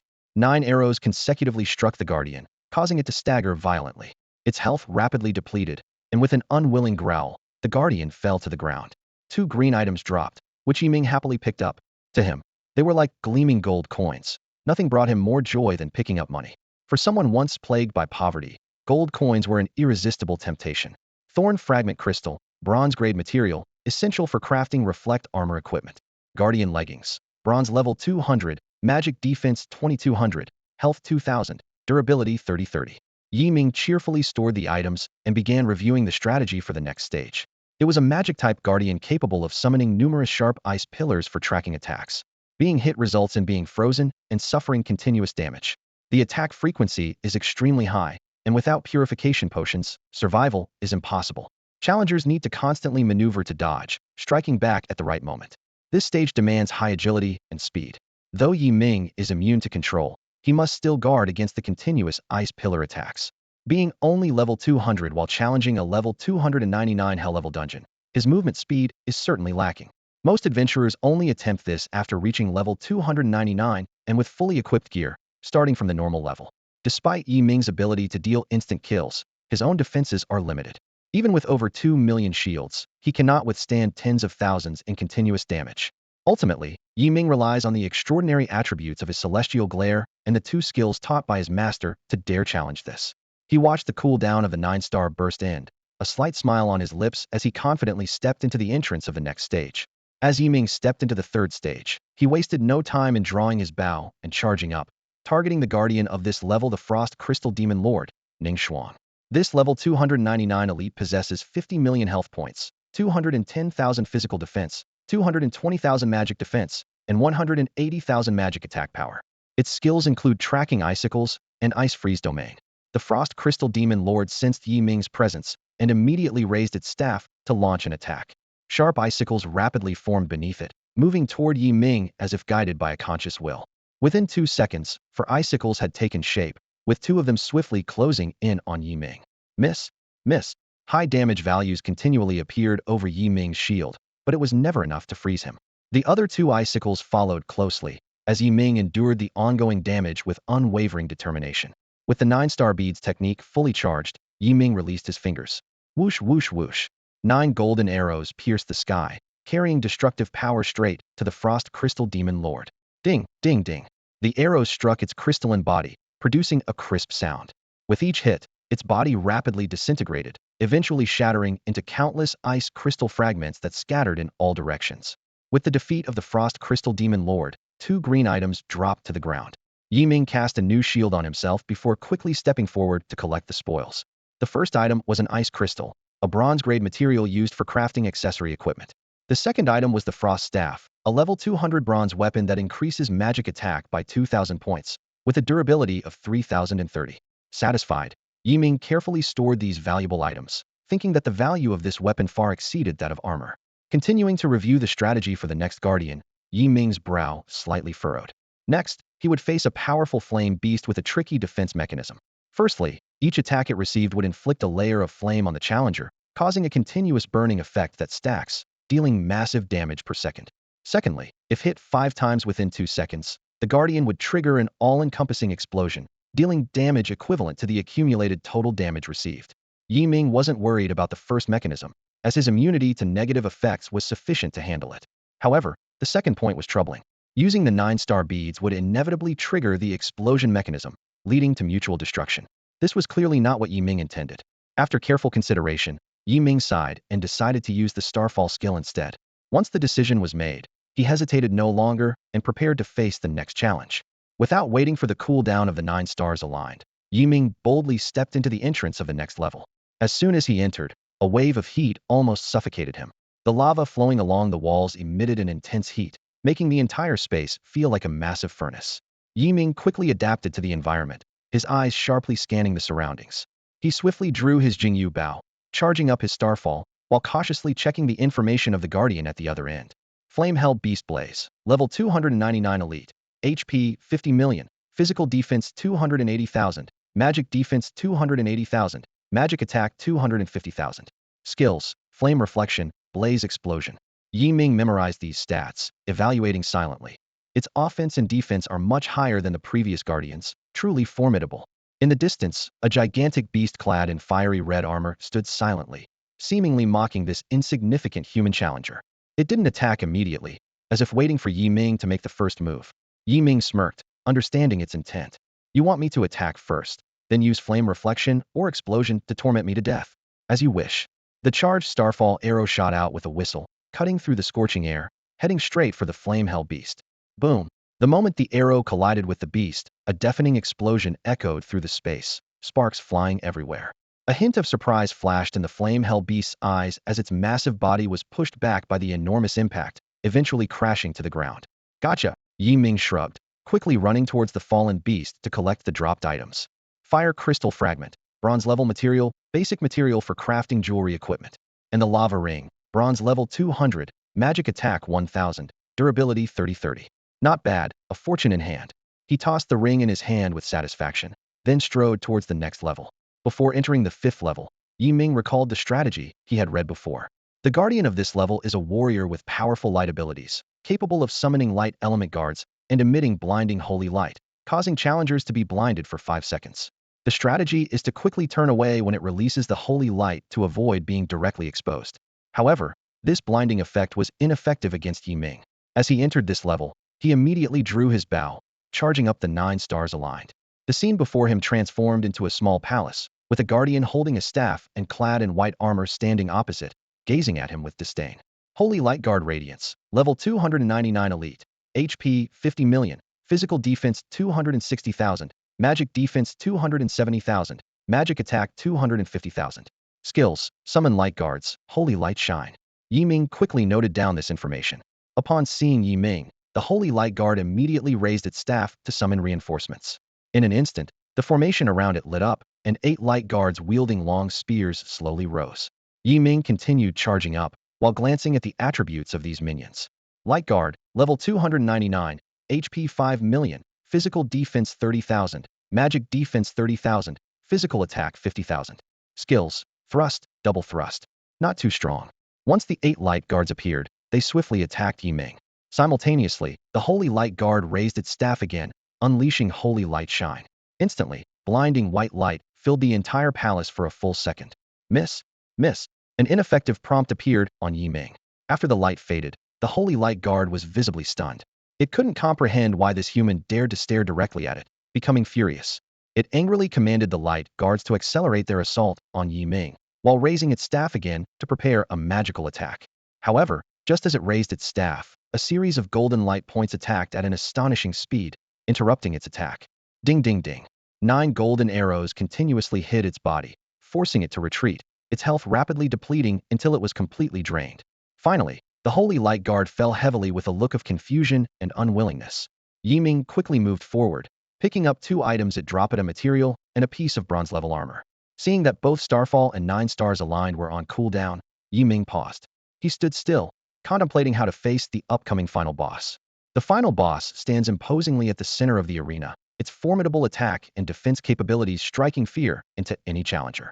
Its attacks are varied and lethal. A massive hammer strike causes seismic waves that can stun and severely damage challengers, only avoidable through precise jumping. A powerful aura that can repel and daze opponents. When its health drops to half, the boss enters a berserk state, significantly increasing its attack speed and damage. To face such a formidable enemy, adventurers need not only top-notch gear, but also a supply of purification potions and speed scrolls, all while remaining highly vigilant.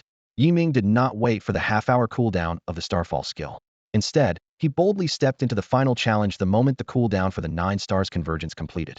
Before him lay a grand arena about 50 meters in diameter, with a towering statue, the final boss, waiting to be activated as challengers approached. Proceeding with caution, Ming first cast new blessings and shields on himself, then carefully examined the boss's stats. Hammer King Baluatu. Level 299 boss. HP, 100 million. Physical defense, 400,000. Magic defense, 400,000. Physical attack, 500,000. Skills, Tyrant's Rage Hammer, Earth-Shaking Triple Quake, King's Aura. Description, a madman who dreams of becoming a king. Gulp, Ming couldn't help but swallow hard. This ultimate boss of the Bronze Secret Realm's hell level truly lived up to its reputation. With 400,000 defense, only those at the peak of the Bronze Realm with full platinum gear could break through.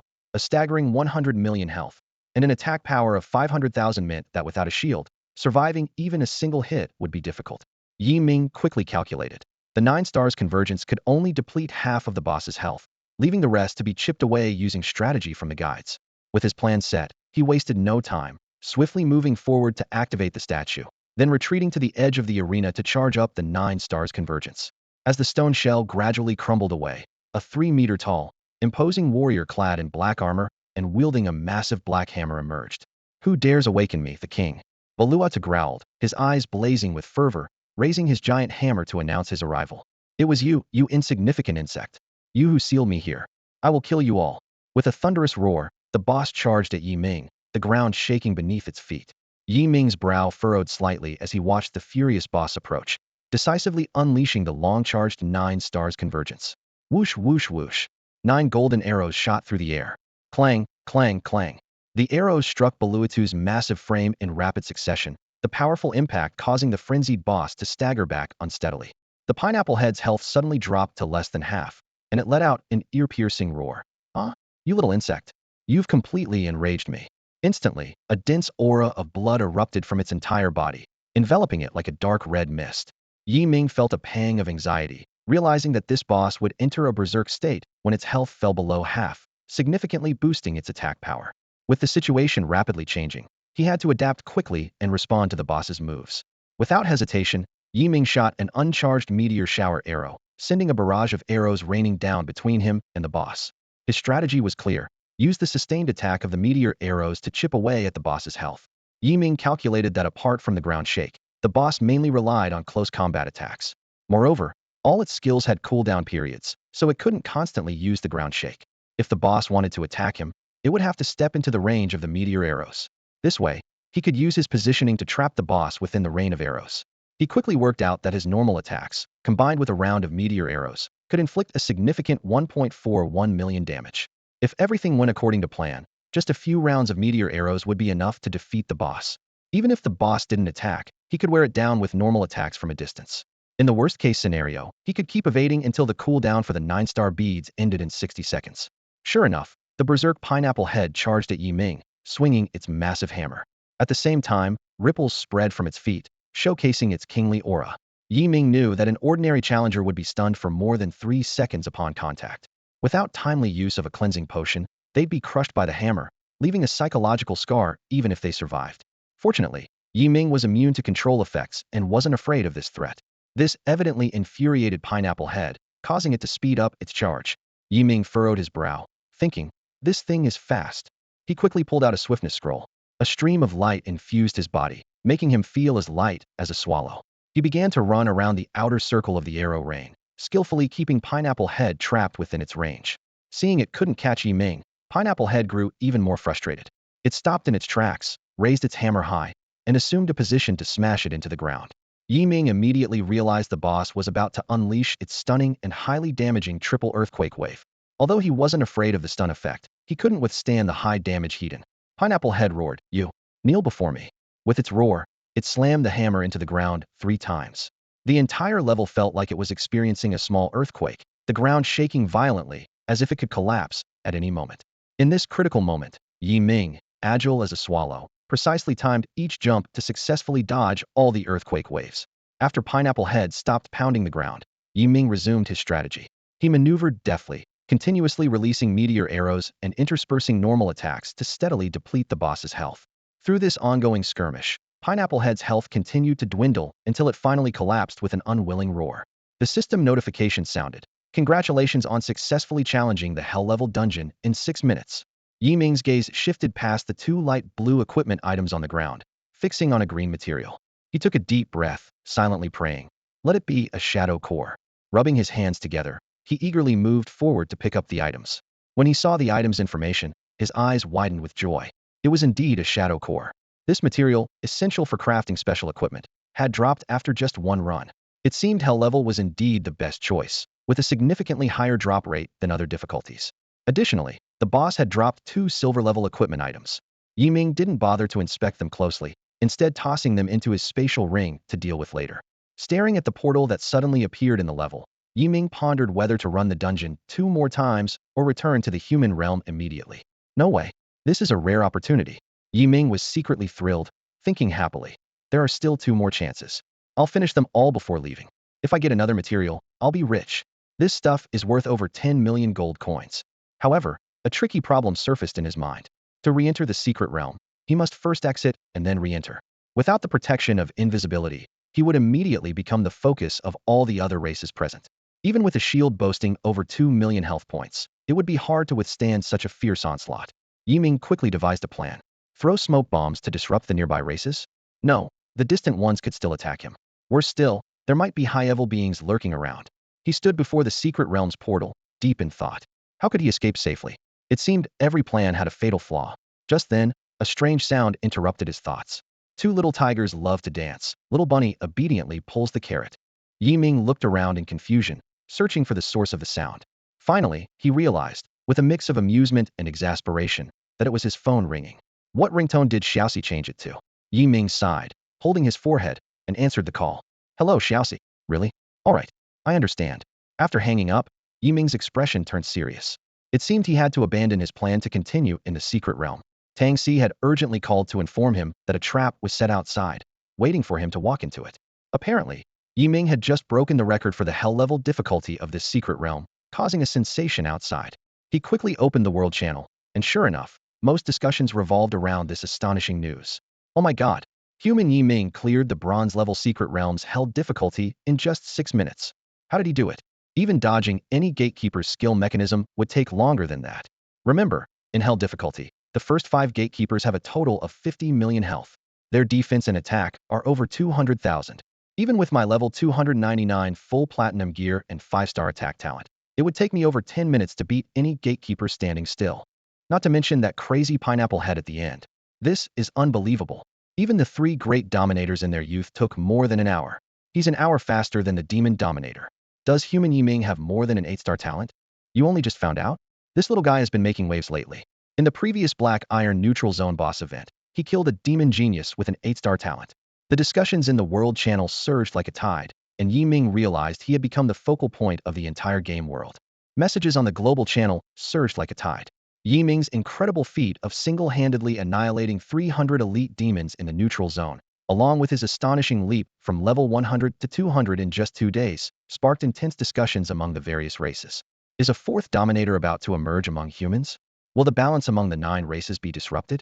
Amidst the chatter, a crucial piece of information caught everyone's attention. The latest secret realm appeared in the orc territory. Yi Ming must have already infiltrated. The orc leaders reacted swiftly. We cannot let him leave alive.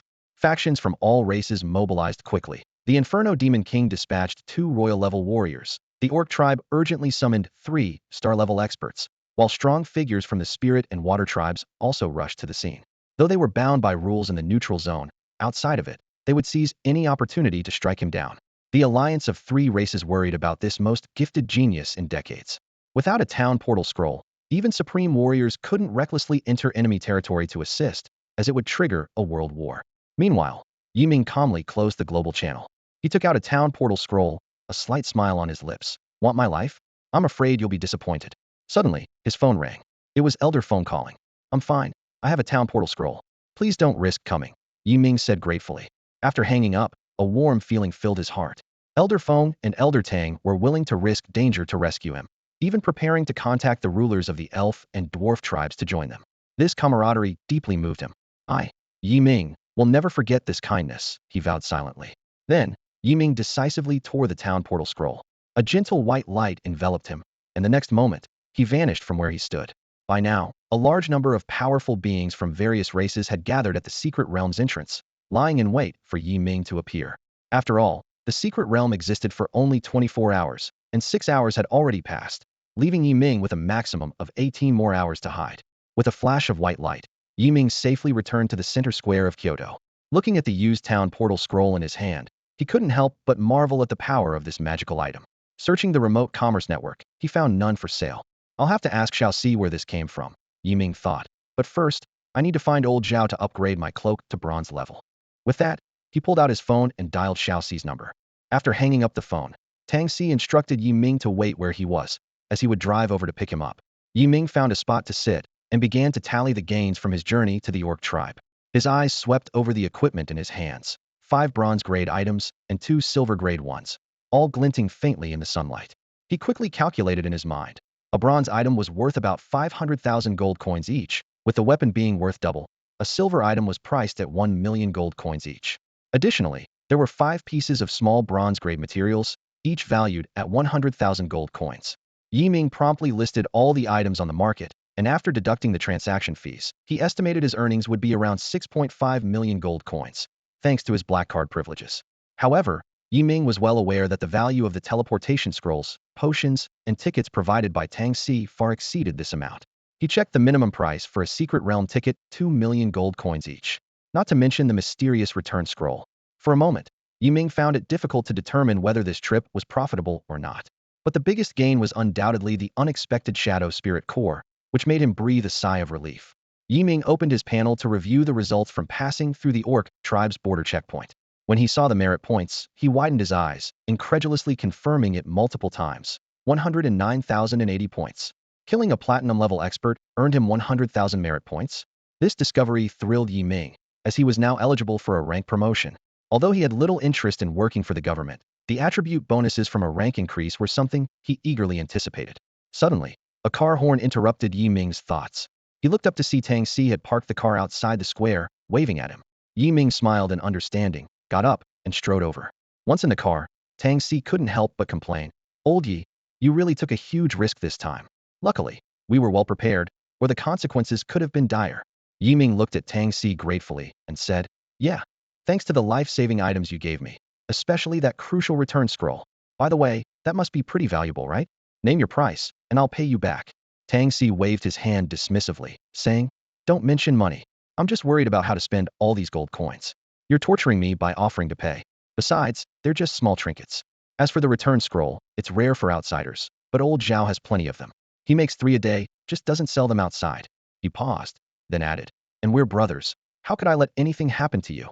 Hearing this, Yi Ming felt a warm surge in his heart. He knew that while Tang Si was often joking, he was always reliable in critical moments.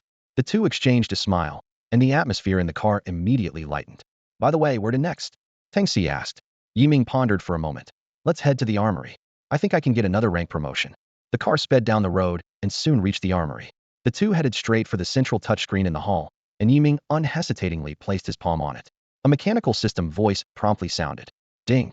Human Yi Ming. Accumulated 109,080 merit points. Ding. The system notification sound chimed, and Yi Ming's rank promotion information appeared before him. Verification successful. Current rank, Colonel. All attributes increased by an additional 20. Congratulations on your promotion to Colonel. You may proceed to the Human Congress for information registration and await the assignment of your military and political duties in the Dragon Nation. Yi Ming was delighted, having skipped the rank of Lieutenant Colonel and directly promoted to Colonel. His attribute bonus had also jumped from 10 to 20. He instinctively ignored the latter half of the system's message, eager to check the requirements for promotion from Colonel to at least General. The screen displayed, accumulate 1 million merit points. Yi Ming quickly calculated that he would need to defeat 9 more platinum-level alien elites. He shook his head slightly, and then opened his attribute panel to examine it carefully. Name, Yi Ming. Realm, Bronze Realm. Occupation, Divine Spirit Master Unique. Rank, Colonel. Arena rank, Broken Army, Level 4. Level, 200. Health, 271,080. Mental power, 298,920. Physical attack, 30,895. Magic attack, 11,695. Physical defense, 16,975. Magic defense, 16,975. Movement speed, 16,928 meters second. Agility, 1,692.8. Evasion rate. After equipping the Star Abyss Dream Fan, Yiming's mental power had surpassed the 300,000 mark. This significantly enhanced his shield and attack power, filling him with confidence for the challenges ahead. Just then, Tang Xi's exclamation interrupted Yiming's thoughts. Wow, old Yi, you've already been promoted to colonel. Tang Xi stared at the screen in disbelief. Yiming chuckled lightly. Haha, just crossed the orc border and accidentally took down a platinum elite. Monster. Tang Xi rolled his eyes at him, and then remembered the main topic. By the way, did you get the material? Yes, got it. Yiming nodded. I still need to trouble old Zhao to help upgrade the cloak. No need to be so formal. Let's go. The two quickly got into the car and headed straight for the Longyao Commerce Building. Upon entering, they went directly to old Zhao's workshop. As soon as old Zhao, who was busy, saw Yiming, his eyes lit up, and he eagerly set aside his work to greet them. Tang Xi couldn't help but tease. I say, old Zhao, why are you so excited? Aren't you usually uninterested in equipment? You don't understand a thing, kid. Old Zhao glared at Tang Xi, then turned to Yiming and eagerly asked, how is it? Ready to upgrade the cloak? Hurry and take it out. Thank you, senior. Yiming nodded respectfully, handing over the Shadow Spirit Core and the cloak to old Zhao. Old Zhao's hands trembled slightly as he carefully received the items, his eyes gleaming with excitement. Without further ado, he turned and immersed himself in the research. Yiming and Tang Xi exchanged a smile and stepped aside to wait. As time ticked by, old Zhao finally approached with a cloak emitting a faint green glow, a satisfied smile on his face. All done. This cloak should now give you a significant advantage on the battlefield. Yiming eagerly took the cloak, filled with gratitude. He couldn't wait to check the cloak's details. Shadow Divine Cloak, bronze level. While worn, standing still in non-town areas for 1 second will activate stealth mode. Stealth is broken upon using attack skills or moving for 3 seconds. Immune to mental detection from targets not exceeding 200 levels above the user. No cooldown. Materials needed for upgrade to silver level, ethereal feathers 2. Silver level attributes. Entering non-town areas automatically activates stealth mode.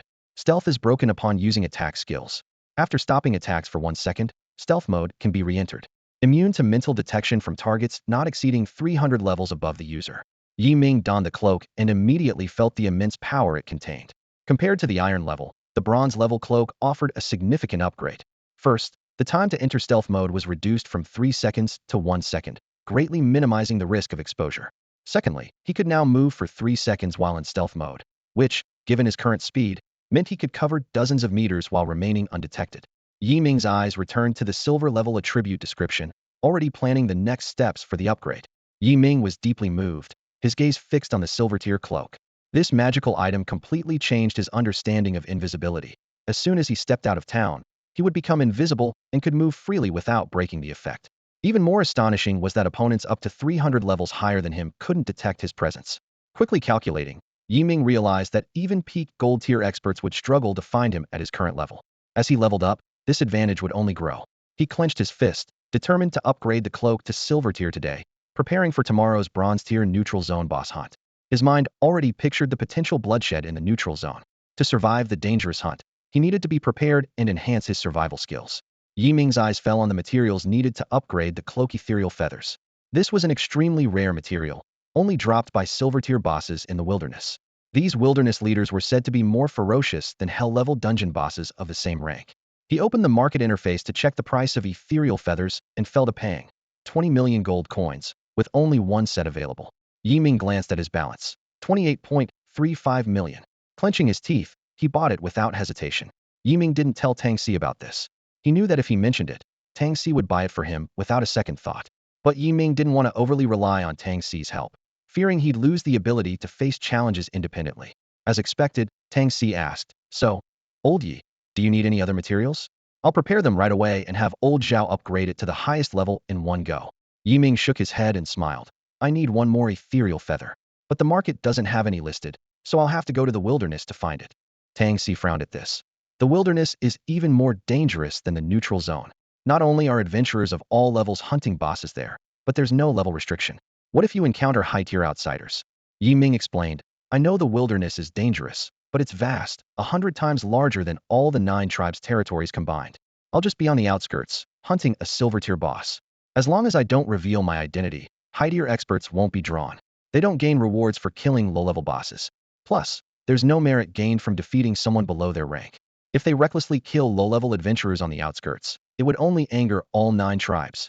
Tang Si was silent for a moment before sighing heavily. All right, since you've decided, I won't try to persuade you otherwise. But you have to take me with you this time. I want to see it for myself. Yi Ming immediately shook his head in refusal. No, it's too dangerous. Tang Si insisted. Old Yi, don't worry, I can take care of myself and won't hold you back. Yi Ming looked at Tang Si's determined eyes, knowing it was hard to change his mind once he decided. Still, Yi Ming tried to persuade him. Shao Si, the dangers of the wilderness are beyond your imagination. If anything happens to you, how would I explain it to old Tang? Tang Si, exuding confidence and assurance, said to Yi Ming, Old Yi, don't worry. Don't you know me by now? I never take on tasks I'm not sure I can handle. Yi Ming paused for a moment, fully aware of Tang Si's stubborn nature, and guessed that he must have some means of protecting himself. Finally, he nodded slowly. All right, but you must follow my lead and not act on your own. And first, we need to report to old Tang. Tang Si flashed a satisfied smile. No problem, I'll follow your lead. When do we set off? Yi Ming carefully examined the exact source of the ethereal feather. The system indicated it needed to be obtained from a level 300 boss, the silver-winged vulture king, in the wilderness area. He frowned in thought. First, we need to pinpoint the exact coordinates of this boss's current spawn. He explained to Tang Si that the boss mechanism in the wilderness area is similar to that of a dungeon, with random spawns at different locations each day. The difference lies in the hierarchy of the bosses. Lower-tier bosses appear on the outskirts, higher-tier ones are deeper inside, and the top-tier bosses are hidden in the central area known as the 9 Tribes Forbidden Zone. Lowering his voice, Yi Ming said mysteriously, it said that countless supreme-level bosses are hidden there, and there might even be a dominator-level boss. He continued with a shocking tale. Decades ago, the 9 tribes organized a joint expedition, inviting 9 supreme-level experts to venture into the center of the wilderness area. However, not one returned alive. Later, the demon tribes Jin Shizuan and the dragon tribes Yu Tian Sheng both broke through to dominator level and ventured into the center together, only to return injured. More unsettling was that neither would speak of what they encountered there. This event shook the entire 9 tribes, making it the most mysterious and revered area. Tang Si, unfazed, laughed and said, That's easy, just watch me. He pulled out his phone and dialed a number. Hey, old Zhang, help me find the coordinates of a boss. Yi Ming knew Tang Si was once again reaching out to his well-informed friend for information. The two waited quietly, and soon the phone rang. Tang Si answered with a brief, thanks, then hung up. Turning to Yi Ming, he said excitedly, This boss is currently refreshed in a valley on the outskirts of the wilderness area. Without further delay, they quickly bid farewell to old Zhao and drove towards the central square's teleportation array. Yi Ming, with an excited Tang Si in tow, arrived at the teleportation array to the wilderness area. He cast the War God Blessing and Spirit Shadow Shield on both himself and Tang Si, just as a system notification appeared before him. Attention, a small-scale bronze to gold level racial battle will commence in 2 hours. To participate, please pay a registration fee of 100,000 gold coins. If not participating, please close this notification. Yi Ming raised an eyebrow. Great, we have 2 hours. He knew that warriors who ranked in the small-scale racial battle could earn a substantial amount of gold and merits, and the champion would receive a weapon that could transform, merging 2 different class weapons into one. It was a reward tailor-made for him. Without hesitation, he clicked confirm, and the 100,000 gold coin registration fee was deducted. Then, with a puzzled Tang Si, he stepped into the teleportation array to the wilderness area. The teleportation array's light enveloped them instantly, and after a brief moment of disorientation, they found themselves at the edge of the wilderness area. This was a dedicated teleportation array set up by the human tribe in the wilderness, constantly guarded by high-level experts. Surrounding them were rolling hills and sparse trees, with a tense atmosphere hanging in the air. Despite the presence of strong guardians, Yi Ming remained highly vigilant. Tang Si, on the other hand, excitedly took in the surroundings, his curiosity evident. Old Yi, should we use the teleportation scroll to fly over directly? Tang Si inquired. Yi Ming checked part of the wilderness area map and shook his head. No, this boss isn't far from us, about a half-hour's walk. We'll proceed on foot. He added, the wilderness is fraught with danger, and teleporting recklessly could lead to unforeseen perils. With that, Yi Ming led the way along a well-trodden path, deeper into the wilderness. Though slightly disappointed, Tang Si followed closely, and thus they embarked on their unknown journey. Old Yi, I have to say, your support abilities are becoming more and more incredible. Tang Si couldn't help but exclaim as he observed his attack power soar by over 100,000 and his health shield reach 3.18 million. His eyes sparkled with excitement, eager to showcase his skills in battle. Yi Ming quickly calculated his current damage output, and the results left him secretly astonished. After equipping the Star Abyss Dream Fan, His mental power surged to 303,120 points, and with the war god's blessing, his physical attack power skyrocketed to 136,987 points. Adding the 25 damage boost from the Pajun title and accessories, a normal 1-second charge would deal 1.54 million physical damage, while a 3-second charge could reach an astounding 5.65 million. The burst damage from his Starfall skill even surpassed the billion mark. Yi Ming was deeply impressed, pondering to himself. With such intense power, every use of Starfall might reduce the durability of the Jingyu Bao. He instinctively touched the precious weapon on his back, as if soothing it. As they walked and chatted, they were unaware of the two Xinjia-level experts trailing them at a distance. These two were Lao Lung and Lao Li, speaking in hushed tones. Lao Lung, our young master is really a handful. Venturing into the wild zone right after reaching level 100. Does he think this is a resort? Lao Li complained, frowning. Lao Li, keep it down. Don't let them hear us. Lao Lung cautioned, glancing around warily. Tang Lao instructed us to protect them from the shadows and not to intervene unless absolutely necessary. I understand, Lao Li nodded. But don't underestimate Yi Ming. He's the hot topic everyone's discussing lately. Truly, a hero in the making. Throughout the journey, Tang Si was brimming with excitement, chatting animatedly with Yi Ming, filled with curiosity and anticipation for the unknown wilderness. In contrast, Yi Ming was unusually cautious, holding his Jingyu Bao and proceeding carefully with Tang Si, constantly scanning their surroundings for potential dangers. As they passed by a small grove, a sudden burst of intense fighting and angry shouts erupted from afar. Yi Ming and Tang Si immediately halted, exchanging a wary glance. Their expressions turned serious. Old Yi, should we check it out? Sounds like human voices. Tang Si asked softly, his previous playful demeanor replaced by a hint of concern. Yi Ming furrowed his brows, lost in brief contemplation. Since the rescue incident in the neutral zone, he had been reluctant to get involved in matters unrelated to him. After a moment, he lifted his head, his gaze revealing a trace of indifference. Shao Si, remember, in this world of survival of the fittest, compassion is the cheapest thing. Yi Ming's voice was low and firm. It might even cause you and your teammates to lose your lives due to misplaced sympathy. Tang Si was taken aback by Yi Ming's sudden coldness, feeling momentarily unfamiliar with the person before him. He pondered silently on what experiences might have changed Yi Ming so. Yet, he also realized that in this dangerous world, such an attitude might not be a bad thing. I understand, old Yi. Tang Si nodded. Let's go.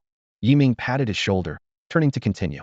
Just then, a familiar voice broke the silence from afar. Bah! Demons are all the same, only knowing how to attack from the shadows.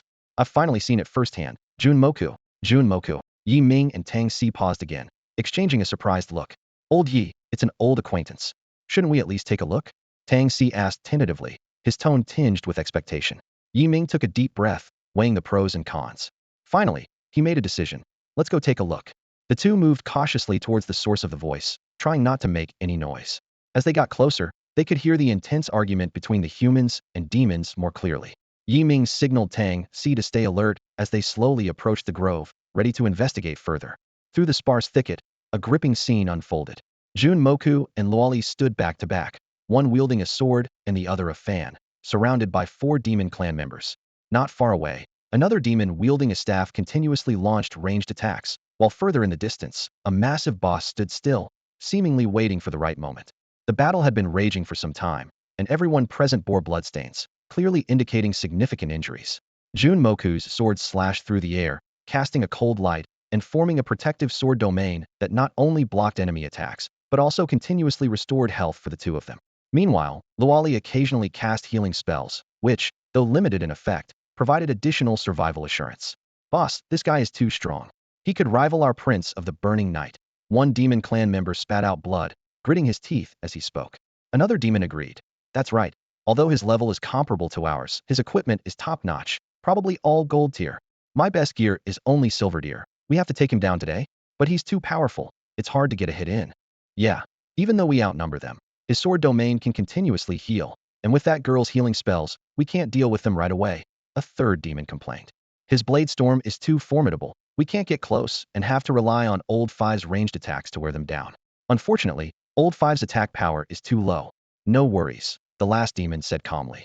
As long as we keep them trapped, they'll eventually be worn out. Listening to the demon's unabashed conversation, a hint of despair flickered in Luoli's eyes. She recalled her recent experiences. Realizing the importance of equipment during the Chaos Demon Dragon event, she resolved to earn money to buy a gold-tier weapon. Inspired by Yi Ming's powerful abilities as a healer, She traded a fire seed for a near-indentured contract with Fudan University, securing 2 opportunities for top-tier skill inheritance. With excitement, Luali chose 2 healer skills without hesitation, healing and courage blessing. However, upon seeing her attributes, she fell into contemplation. Her health was 16,900, and her spirit power was 3,090, meaning each healing could only restore 618 health points, far below Yi Ming's level. Courage Blessing could increase a target's physical attack by 309 points for 180 seconds, with a cooldown of 300 seconds. Considering her own physical attack power of 5,635 points, Luali grew even more puzzled. She, like Yi Ming, had chosen a dual-class path and was in a main combat role with a 3-star attack boost. Why was she still inferior to a healer with no attack boost? Ultimately, she attributed it to skill levels and resolved to max out these skills in the future. With renewed confidence, Luali initially planned to hunt low-level bosses in the wilderness to earn gold. On her way, she encountered Jun Moku, who had the same goal, and the two teamed up. However, shortly after entering the wilderness, they encountered a level 100 boss. Just as they were preparing to attack in coordination, a demon squad launched a surprise attack from behind. Though this demon squad wasn't particularly strong, the fierce battle led to a stalemate. Now, Jun Moku and Luali stood back to back against the 4 demons, the situation precarious. At this moment, Jun Moku's eyes glimmered with a determined light. His mind raced as he pondered how to break through the current predicament. Unintentionally, the powerful figure of someone wielding a bow and arrow flashed through his mind. Jun Moku couldn't help but shake his head with a bitter smile, realizing his own arrogance. Equipped with full golden gear and a 7-star hidden class, he dared to bring a girl to challenge the wilderness. Now, they were trapped here, constantly being drained by the demon mage outside. Although Jun Moku's Infinity Sword domain could quickly replenish his health, his mental energy was rapidly depleting. At this rate, it was a dead end. Damn it. Better to go down fighting than to be worn out like this. Jun Moku roared in his heart. Even if I die, I'll take a couple with me. He took a deep breath, a glint of resolve in his eyes. Let's fight. Jun Moku growled at Lori behind him. Lori understood and swiftly switched to her bow and arrow. Jun Moku spat out a mouthful of blood, mustering what little mental energy he had left to unleash a sword move. Infinity Sword Intent. An invisible sword aura erupted from within him, increasing his attack power by 25 for 5 seconds. The tip of his sword trembled slightly, emitting a low hum as if responding to its master's will. Sword Shadow Slash. Jun Moku turned into a blur, instantly striking a demon who was attacking them, stunning it. The demon squad suddenly fell into chaos. Damn, this guy is going all out. Suppress him quickly, one demon shouted. His mental energy is depleted, he can't use Blade Storm. Forget about the girl, take this guy down first. Seizing the chaos, Jun Moku and Lori launched an offensive. But with their mental energy exhausted, they could only use basic attacks, unable to inflict lethal damage on the demon squad, merely chipping away at their health. Jun Moku and Lori had a clear target, focusing their firepower on one demon, determined to take at least one down with them. The demon squad, seeing this, shouted, "Use control skills as soon as they cool down. This guy can't hold on." The shouts sounded like the call of death in Jun Moku and Lori's ears. Suddenly, a demon squad member's eyes turned cold, and he dashed towards Jun Moku like a shadow. Jun Moku and Lori's faces changed drastically, knowing that once controlled, they would be helpless. Initially, Jun Moku could fend off control skills with Blade Storm and his equipment advantage, but now, with his health at its limit and mental energy depleted, being controlled would leave him defenseless. Bang! The shadow hit Jun Moku precisely, a stun icon appearing above his head. The demon squad's attacks rained down like a storm, Lori showing a look of despair while the demons grinned with triumph. They knew that once Jun Moku was dead, the girl would be no threat. More importantly, they could strip Jun Moku of all his golden equipment. After all, unlike the neutral zone, in the wilderness, killing an enemy of another race allowed one to claim their gear. The rules in the wilderness are entirely different from other places. Defeating an opponent allows you to claim all their possessions. Just as the demon team's skills were about to hit Jun Moku, a faint ripple burst from his body, forcefully blocking the attack. This sudden change left everyone stunned, including Jun Moku himself. Everyone's gaze was drawn to the long health bar above Jun Moku's head. A demon team member even started counting in disbelief. Units, tens, hundreds, thousands, 10,000s, 100,000s. What the heck? 3 million. Before the words were finished, a golden rain of arrows descended like a waterfall from the sky. Several demon members were caught off guard and were instantly annihilated in their confusion. Recognizing the familiar scene, Jun Moku's eyes brightened with delight. He's here. Sure enough, Yi Ming's cheerful laughter echoed from behind. Jun Moku, long time no see. Yi Ming stored his cloak in his space ring and emerged leisurely from the woods with Tang Si. Tang Si brushed off the grass on his clothes and couldn't help but tease. Old Yi, can't you just jump in directly? Why do you have to wait till the last moment? Are you filming a movie? Yi Ming chuckled awkwardly. Well, I just wanted to see the Sword Saint's prowess, you know. As he spoke, he cast a rejuvenation spell on Jun Moku. 318,276. Jun Moku's health, which was over 20,000, instantly filled up, leaving Luo Li's eyes widening in disbelief. 318,000. What's going on? Why can his healing spell restore so much while mine only does 618? Luo Li couldn't help questioning her own choices. Yet, witnessing Yi Ming's strength, she remained confident that this path was the right one. Jun Moku clasped Yi Ming's hands tightly, his eyes filled with sincere gratitude. Yi Ming, thank you so much, you've saved my life once again. Yi Ming had saved him multiple times, deepening Jun Moku's understanding of teamwork. He silently resolved to reflect on this experience, awaiting the Academy's arrangements to form a team for future adventures. Yi Ming smiled warmly in response. Don't mention it. We're friends. Helping each other is what we do. His gaze conveyed respect and trust towards Jun Moku. Tang Si, observing Jun Moku and Luo Li covered in blood, couldn't help but sigh at the world's constant dangers. So what brings you here? Tang Si asked curiously. Jun Moku gave a wry smile and explained. After the setback in the neutral zone, I couldn't accept it and decided to train alone in the wilderness. I later ran into Luo Li, and we teamed up to proceed. While cautiously exploring the wilderness, we discovered this boss. Just as we were about to attack, the demon squad ambushed us. If you hadn't shown up in time, we would have been done for. He shook his head in frustration. Yi Ming patted his shoulder and comforted him.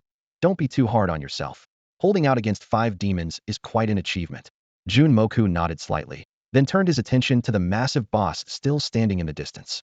Yi Ming and Tang Si turned their gaze to the distance, where a giant wolf stood, about 3 meters tall, with a robust build and covered in gray fur.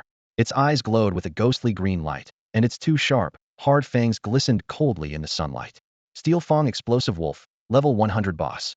Health, 2 million, physical defense, 18,000, magic defense, 15,000, physical attack, 20,000.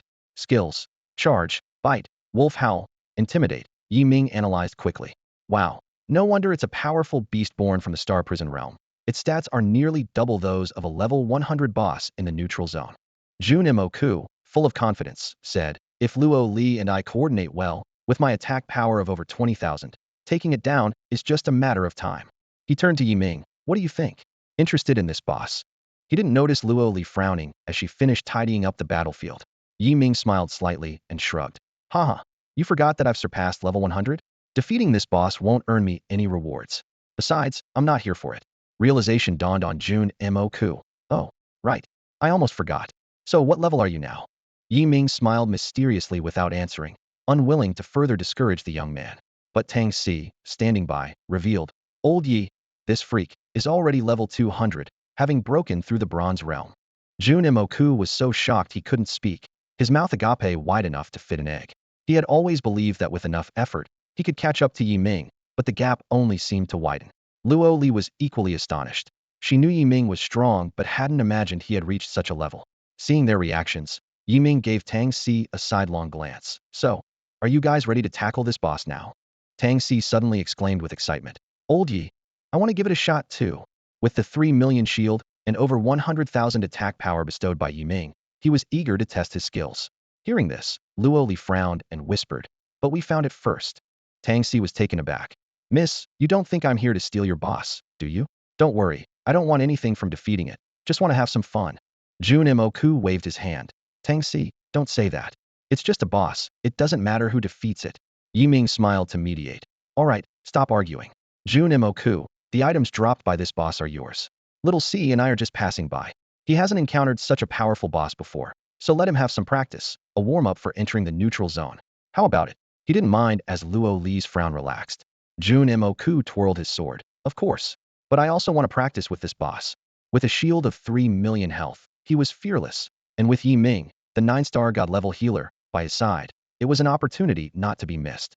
Yi Ming laughed. All right then, I'll give you a buff too, so little C doesn't bully you, huh? With that, he waved his fan at Jun Moku, enveloping him in a golden glow. Whoa, my attack power just jumped by over 100,000. That's insane. Moku exclaimed in disbelief as he stared at the skyrocketing numbers on his character's stats panel. Next to him, Luali looked at her pitiful 309 attack points and felt utterly defeated. Over 100,000? And I only have 309. What did I do wrong? Moku, please proceed, Tang Si said, pulling out a large sword and swinging it a few times to signal the start. Watch this. Shadow slash. Moku sneered, his figure blurring into a shadow as he charged swiftly towards the boss. Charge. Tang Si followed closely behind, also transforming into a shadow to launch his attack. Ming observed their battle from the side, quietly commenting, "The 7-star class is impressive. You can see the difference in just one move." Meanwhile, Luali watched in awe, internally marveling at the terrifying support abilities of the 9-star healer. Under the onslaught of their combined attacks, the boss could only roar in anger, each attack filled with frustration, yet it was unable to break through their shields. Eventually, it let out a final, despairing howl and collapsed, dropping 5 pieces of gray-glowing equipment and some materials. Tang Si disdainfully kicked the equipment aside and excitedly approached Ming. "So, Olji, how did I do?" "Not bad," Ming shrugged. "Uft, who can compare to a freak like you?" Tang Si grinned, still swinging his large sword, eager for more action. Moku quickly gathered the equipment and materials from the ground. Ming, these black iron-grade items and materials can fetch 500,000 gold coins combined. I'll sell them and split the earnings." "Whatever you want," Ming nodded in agreement. The group then discussed the characteristics of the wilderness area bosses and how they differed from bosses in other regions. Suddenly, Luali, who had been silent, timidly spoke up. If you don't want the boss's body, can I have it?" "Go ahead, girl. But can you handle it alone?" Tang Si waved dismissively. To the surprise of the 3 guys, Luali managed to drag the massive wolf corpse all by herself, slowly making her way toward the human race's teleportation array. Gulp. This girl is really strong, quite impressive. Tang Si couldn't help but admire. Moku then expressed his desire to continue adventuring with Ming's group. Despite Ming's warnings about the dangers, Moku insisted on taking responsibility for himself. Ultimately, Ming agreed but insisted that both must follow his lead. With that, Ming donned his cloak and led the team deeper into the wilderness. They continued along the rugged path, surrounded by dense forests and steep mountains. As they ventured deeper into the wilderness, the scenery became increasingly desolate, with small groups of monsters occasionally roaming in the distance. Ming and his companions were focused on their goal, heading straight for the coordinates of the silver-winged Vulture King. After a challenging trek, they finally reached the entrance of a massive valley shrouded in mist. The low growls and the sound of skills cutting through the air emerged from within the valley, causing Ming to furrow his brow as he realized someone had beaten them to it. He signaled Moku and Tang Si to stay alert and quicken their pace into the valley. Within the mist, a fierce battle scene gradually became clear. 5 orc mages were striving to cast skills into the sky, while 3 orc warriors wielding giant axes and swords stood in front of the mages, blocking aerial attacks. 2 orc priests were continuously casting healing spells on the injured team members. It was a well-coordinated 10-member orc squad. Suddenly, a gust of wind blew from the depths of the valley, temporarily dispersing some of the mist. Using his enhanced vision, Ming finally saw the massive creature in the sky, the silver-winged Vulture King. Its feathers shimmered with a metallic sheen in the dim light, and its enormous wings flapped with a heart-stopping sound. Ming quickly analyzed the boss's attributes. A level 300 boss with 150 million health, 500,000 physical and magical defense, and 600,000 physical attack power. Its skills included Piercing Beak, Howling Windblade, Furious Dive, and Spirit Feather Shield. He shared this information with his companions, exclaiming, "Such strong attributes. It has surpassed the Pineapple Head." Tang Si's eyes widened in shock. "Whoa, 150 million health, 500,000 defense, 600,000 attack. Can we small fry really take this down?" Moku, equally stunned, asked quietly, "Ming, can we do this? This boss has reached the silver level. It's definitely beyond our capability." Facing his companion's concerns, Ming smiled slightly and changed the subject. "I'm more concerned about how to deal with these orcs right now." He carefully observed the orcs in battle, analyzing. Judging by the aura of these 10 orcs, they seem to have just entered the silver realm. From their attacks and how they're handling the boss's damage, their health is probably between 1 to 1.5 million, with an attack power around 300,000 and defense between 200,000 to 300,000. Ming silently calculated his attack damage. A normal strike could deal 1.54 million true damage, while a 3-second charge could deliver 5.65 million, and the Starfall could unleash a terrifying damage over 100 million. He watched as the boss's health continued to drop, contemplating his next move. Ming's eyes suddenly turned cold, realizing that he couldn't wait any longer. He turned to Tang Si and Moku, whispering, "Hide here and don't move." Before he even finished speaking, he had quietly moved to a spot about 10 meters to the side. Yi Ming swiftly drew his bow, releasing a golden arrow that flew through the air, aimed above the orc group. In an instant, a rain of arrows descended like a torrential downpour, covering the entire area. "Watch out! We're under attack!" A terrified shout erupted among the orcs. "Scatter! He's strong. 5 of our teammates were taken out instantly. There he is, let's rush over and attack him." Yi Ming's uncharged rain of arrows instantly took down 5 gathered orcs. Without pausing, he continued drawing his bow, releasing arrow after arrow with precision. The remaining 5 orc members, now aware, rushed towards him but were each taken out with a single arrow before they could reach their attack range. With the ground threat eliminated, Yi Ming looked up at the bewildered silver-winged vulture king in the sky. The boss's health was now less than 1,000,000,000. He quickly drew his bow, charging the starfall, and locked his target on the massive figure. Tang Si and Jun Moku emerged from their hiding spot, watching Yi Ming with expressions of amazement, as if witnessing an incredible phenomenon. They had just seen Yi Ming easily take down each enemy with grace, as if performing an elegant dance rather than fighting. The silver-winged vulture king finally noticed Yi Ming and the others. It looked down disdainfully at the 3 humans, seemingly weaker than the previous 10, and let out a low call. It then casually flapped its wings, sending a massive blade of wind hurtling towards Yi Ming and the others. Jun Moku was shocked, thinking that if the wind blade hit, even with Yi Ming's shield, it would likely cost them at least 1,000,000 health points. However, Yi Ming remained unfazed, calmly tracking the wind blade's trajectory. His fingers gently released the bowstring, and the golden energy arrow traced a graceful arc in the air, heading straight for the silver-winged vulture king. Bang!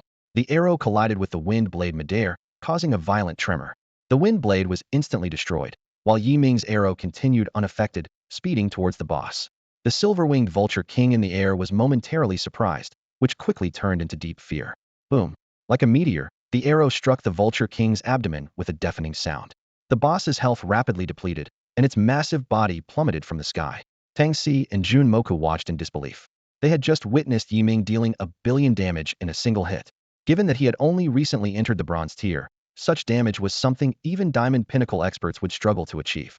Yi Ming quickly ran over and picked up the 5 pieces of silver-grade equipment and a material dropped by the boss. Seeing the material, he smiled slightly. It was the elusive spirit feather he urgently needed. With both materials in hand, he could upgrade his cloak to silver-grade upon returning. Tang Si and Jun Moku snapped out of their shock and hurried over to ask questions. "How did it go? Lao Yi, did you get the materials?" Tang Si asked eagerly. Yi Ming nodded, showing them the spirit feather in his hand, and it dropped 5 pieces of silver-grade equipment. "But the boss's corpse is troublesome to deal with." "Yeah, dismantling a boss corpse requires a professional and the right tools," Jun Moku said with a pained expression. "Otherwise, we could chop it into pieces and each carry some back." He estimated that the materials from dismantling the boss's corpse would be worth at least a few million gold coins. "Lao Yi, what now? Do we keep exploring or head back?"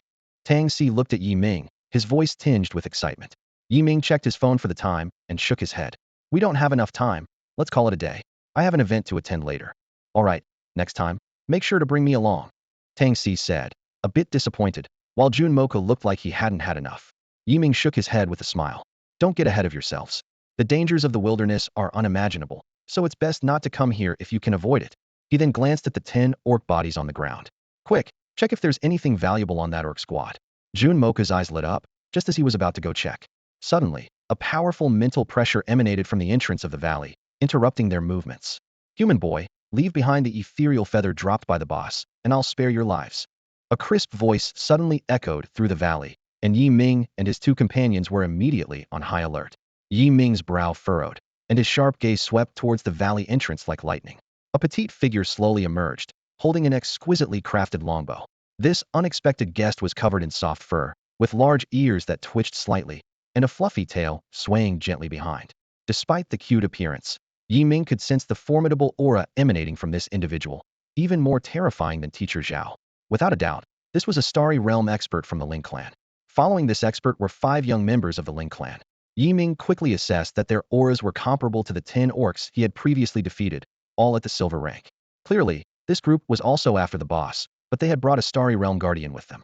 Understanding the gravity of the situation, Yi Ming did not hesitate to store his cloak in his spatial ring while swiftly drawing his bow. He knew that even if he couldn't defeat the Starry Realm expert, he could use the 5 young Ling clan members as bargaining chips for survival. However, if they discovered his invisibility treasure, they would stop at nothing to seize it. From the moment the expert entered the valley, Yi Ming realized that peaceful coexistence was impossible.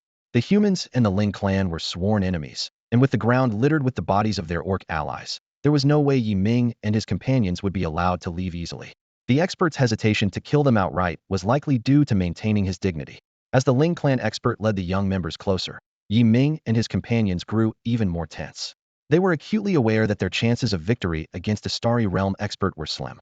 Yi Ming quickly calculated his options and discreetly signaled Tang Si and Jun Moku to tear the teleportation scroll at the first opportunity. The Ling clan expert elegantly approached Yi Ming and his group, casting a disdainful glance at the drawn bow and arrow in Yi Ming's hands before surveying the surroundings.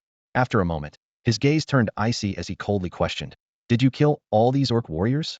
"Yes, I killed them," Yi Ming replied fearlessly, meeting the expert's eyes with unwavering resolve. "And the boss too?" the expert pressed, his voice reverberating through the valley. "Yes," Yi Ming answered again, his voice clear and firm, echoing throughout the valley. The Ling clan expert frowned, incredulous. "You, a bronze rank with 2 novices barely at the iron rank, managed to kill 10 silver rank orcs and the boss? Who are you trying to fool?" As he spoke, he glanced around, seemingly searching for any other accomplices.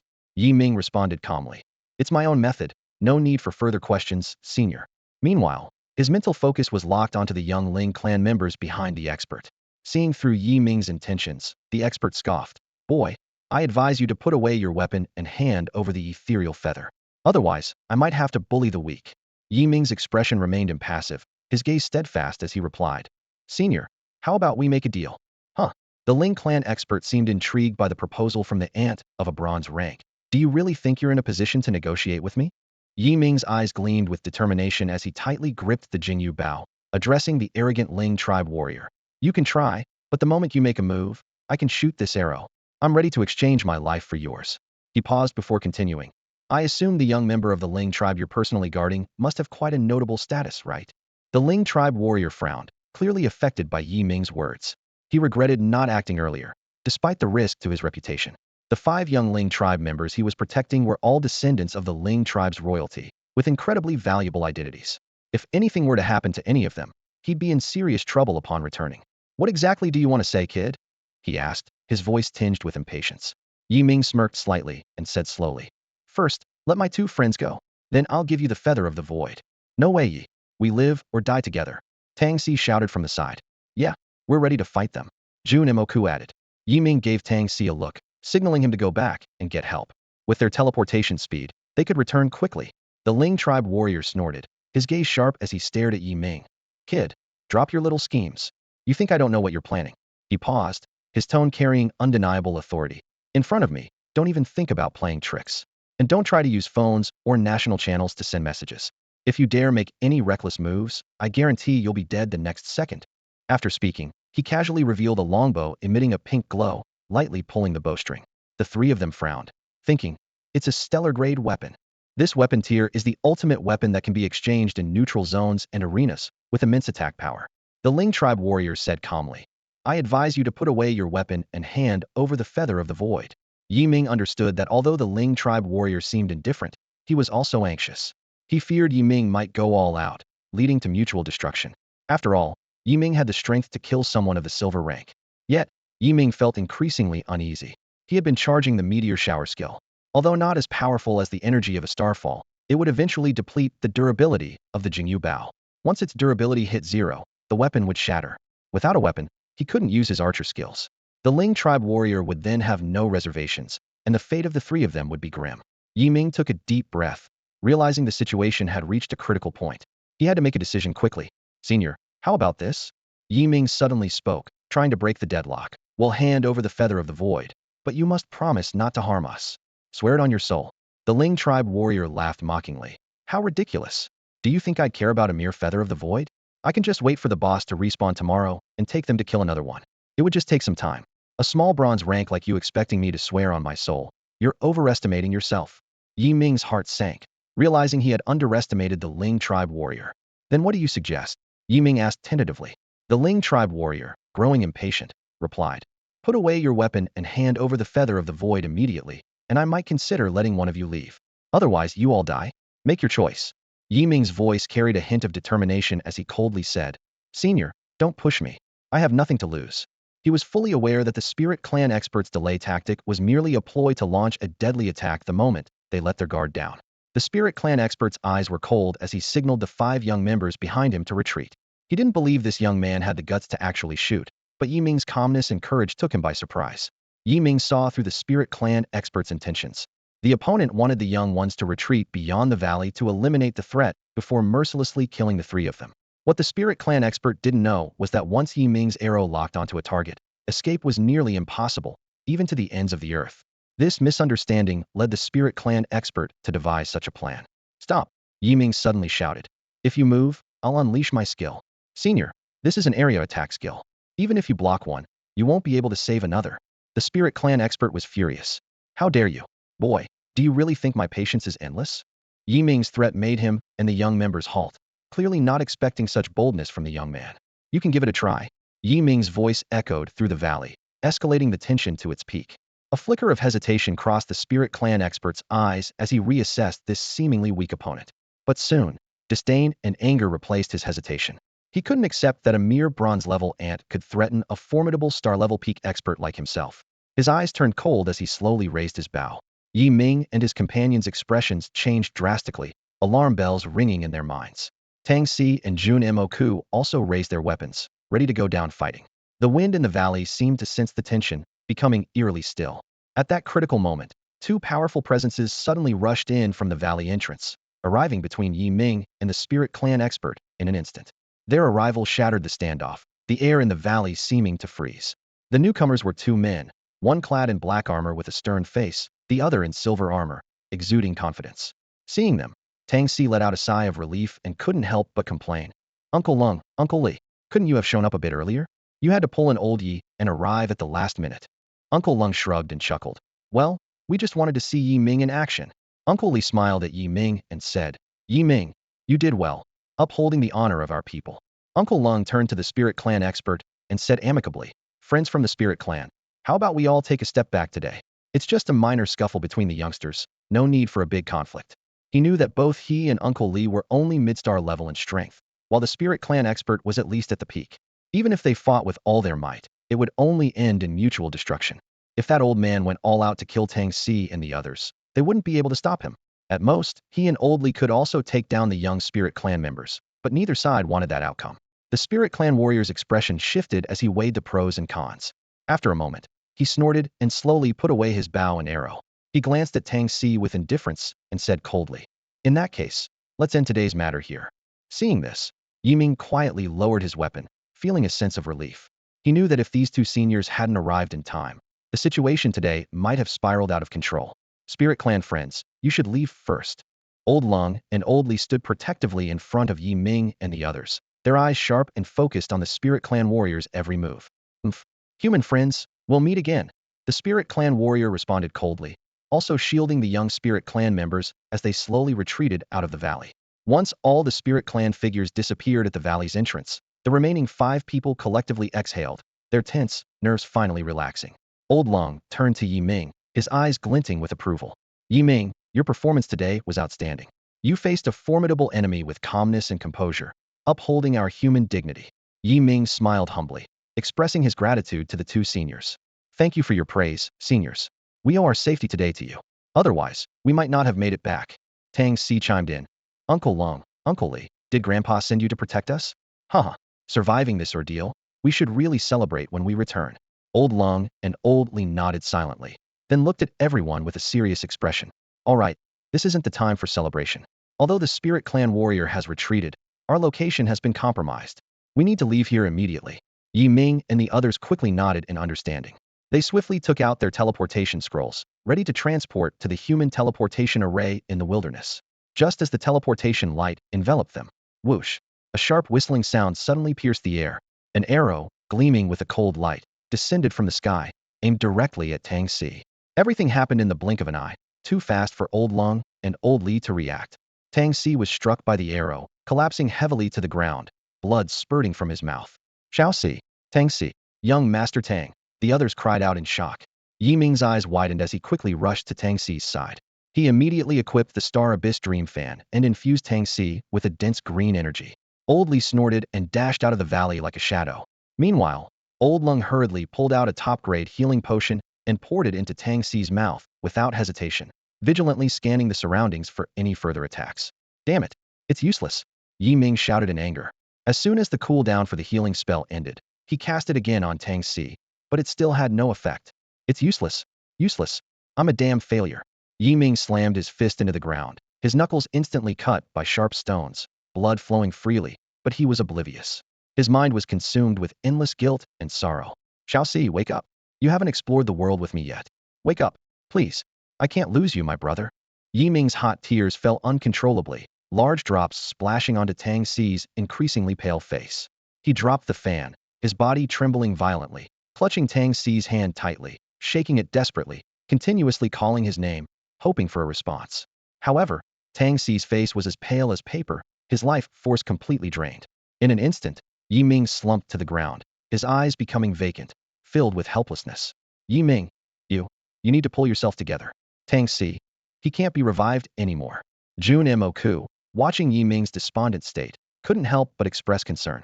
He was genuinely afraid that Yi Ming would become despondent after losing his brother.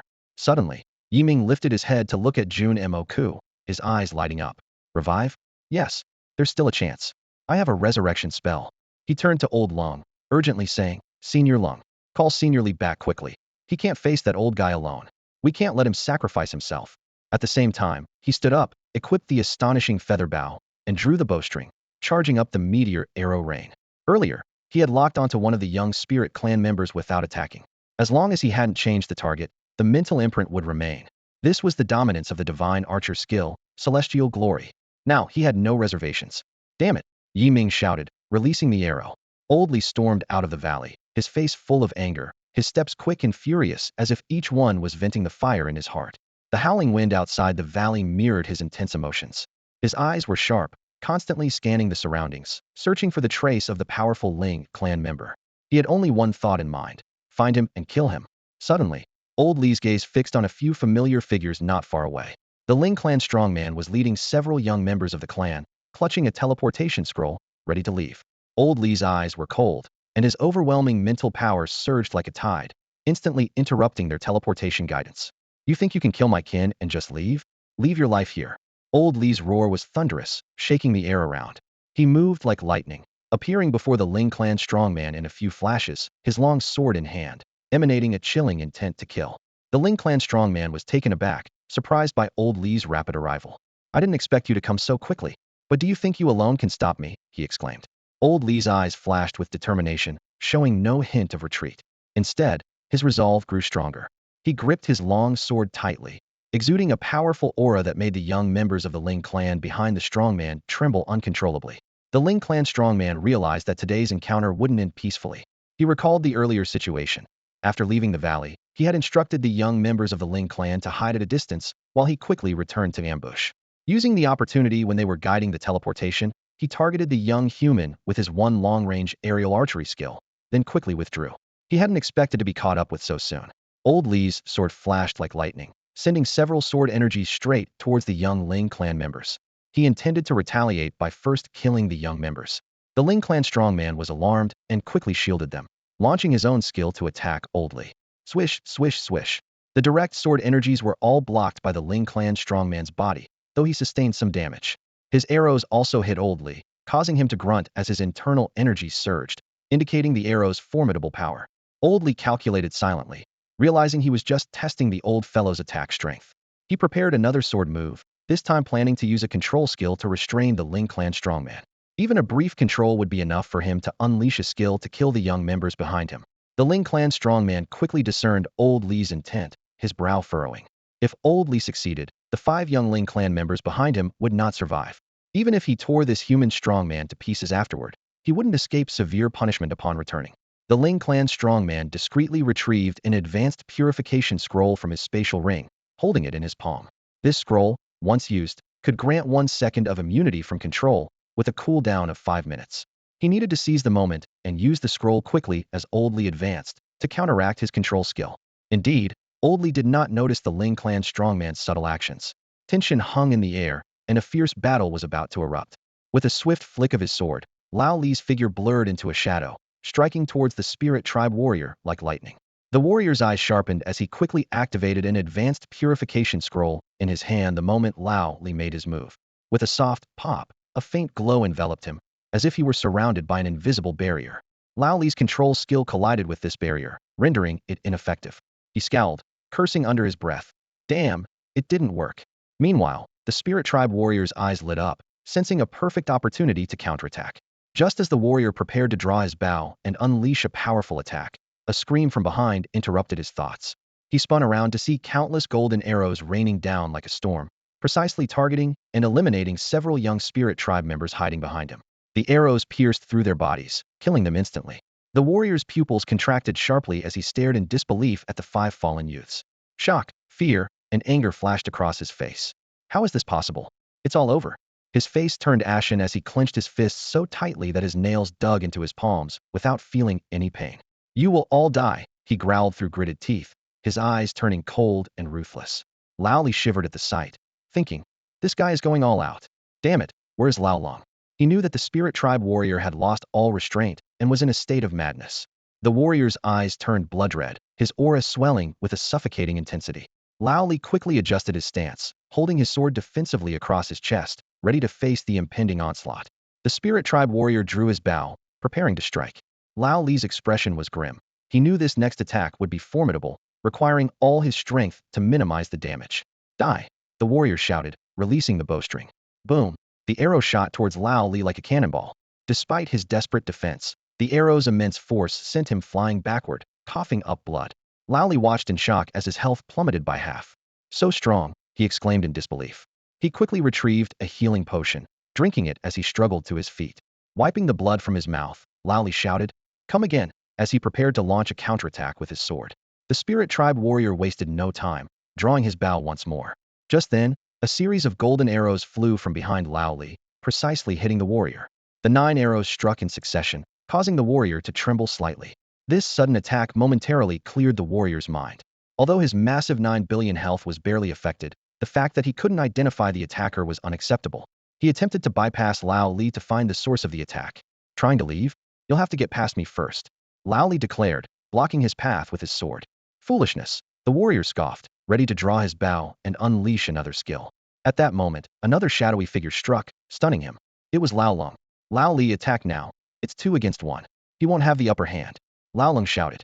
Got it, Lao Li responded, and the two launched a fierce assault on the stunned warrior.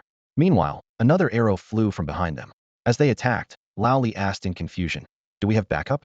But this attack seems a bit weak. Lao Long chuckled bitterly and replied, it's Ming. You think that's weak? That's all for today. Thank you so much for watching. I hope you guys enjoyed. If you wish to have another part of this recap, please give us at least 1,000 likes. Please don't forget to comment and subscribe to our channel for more content like this. Until next time.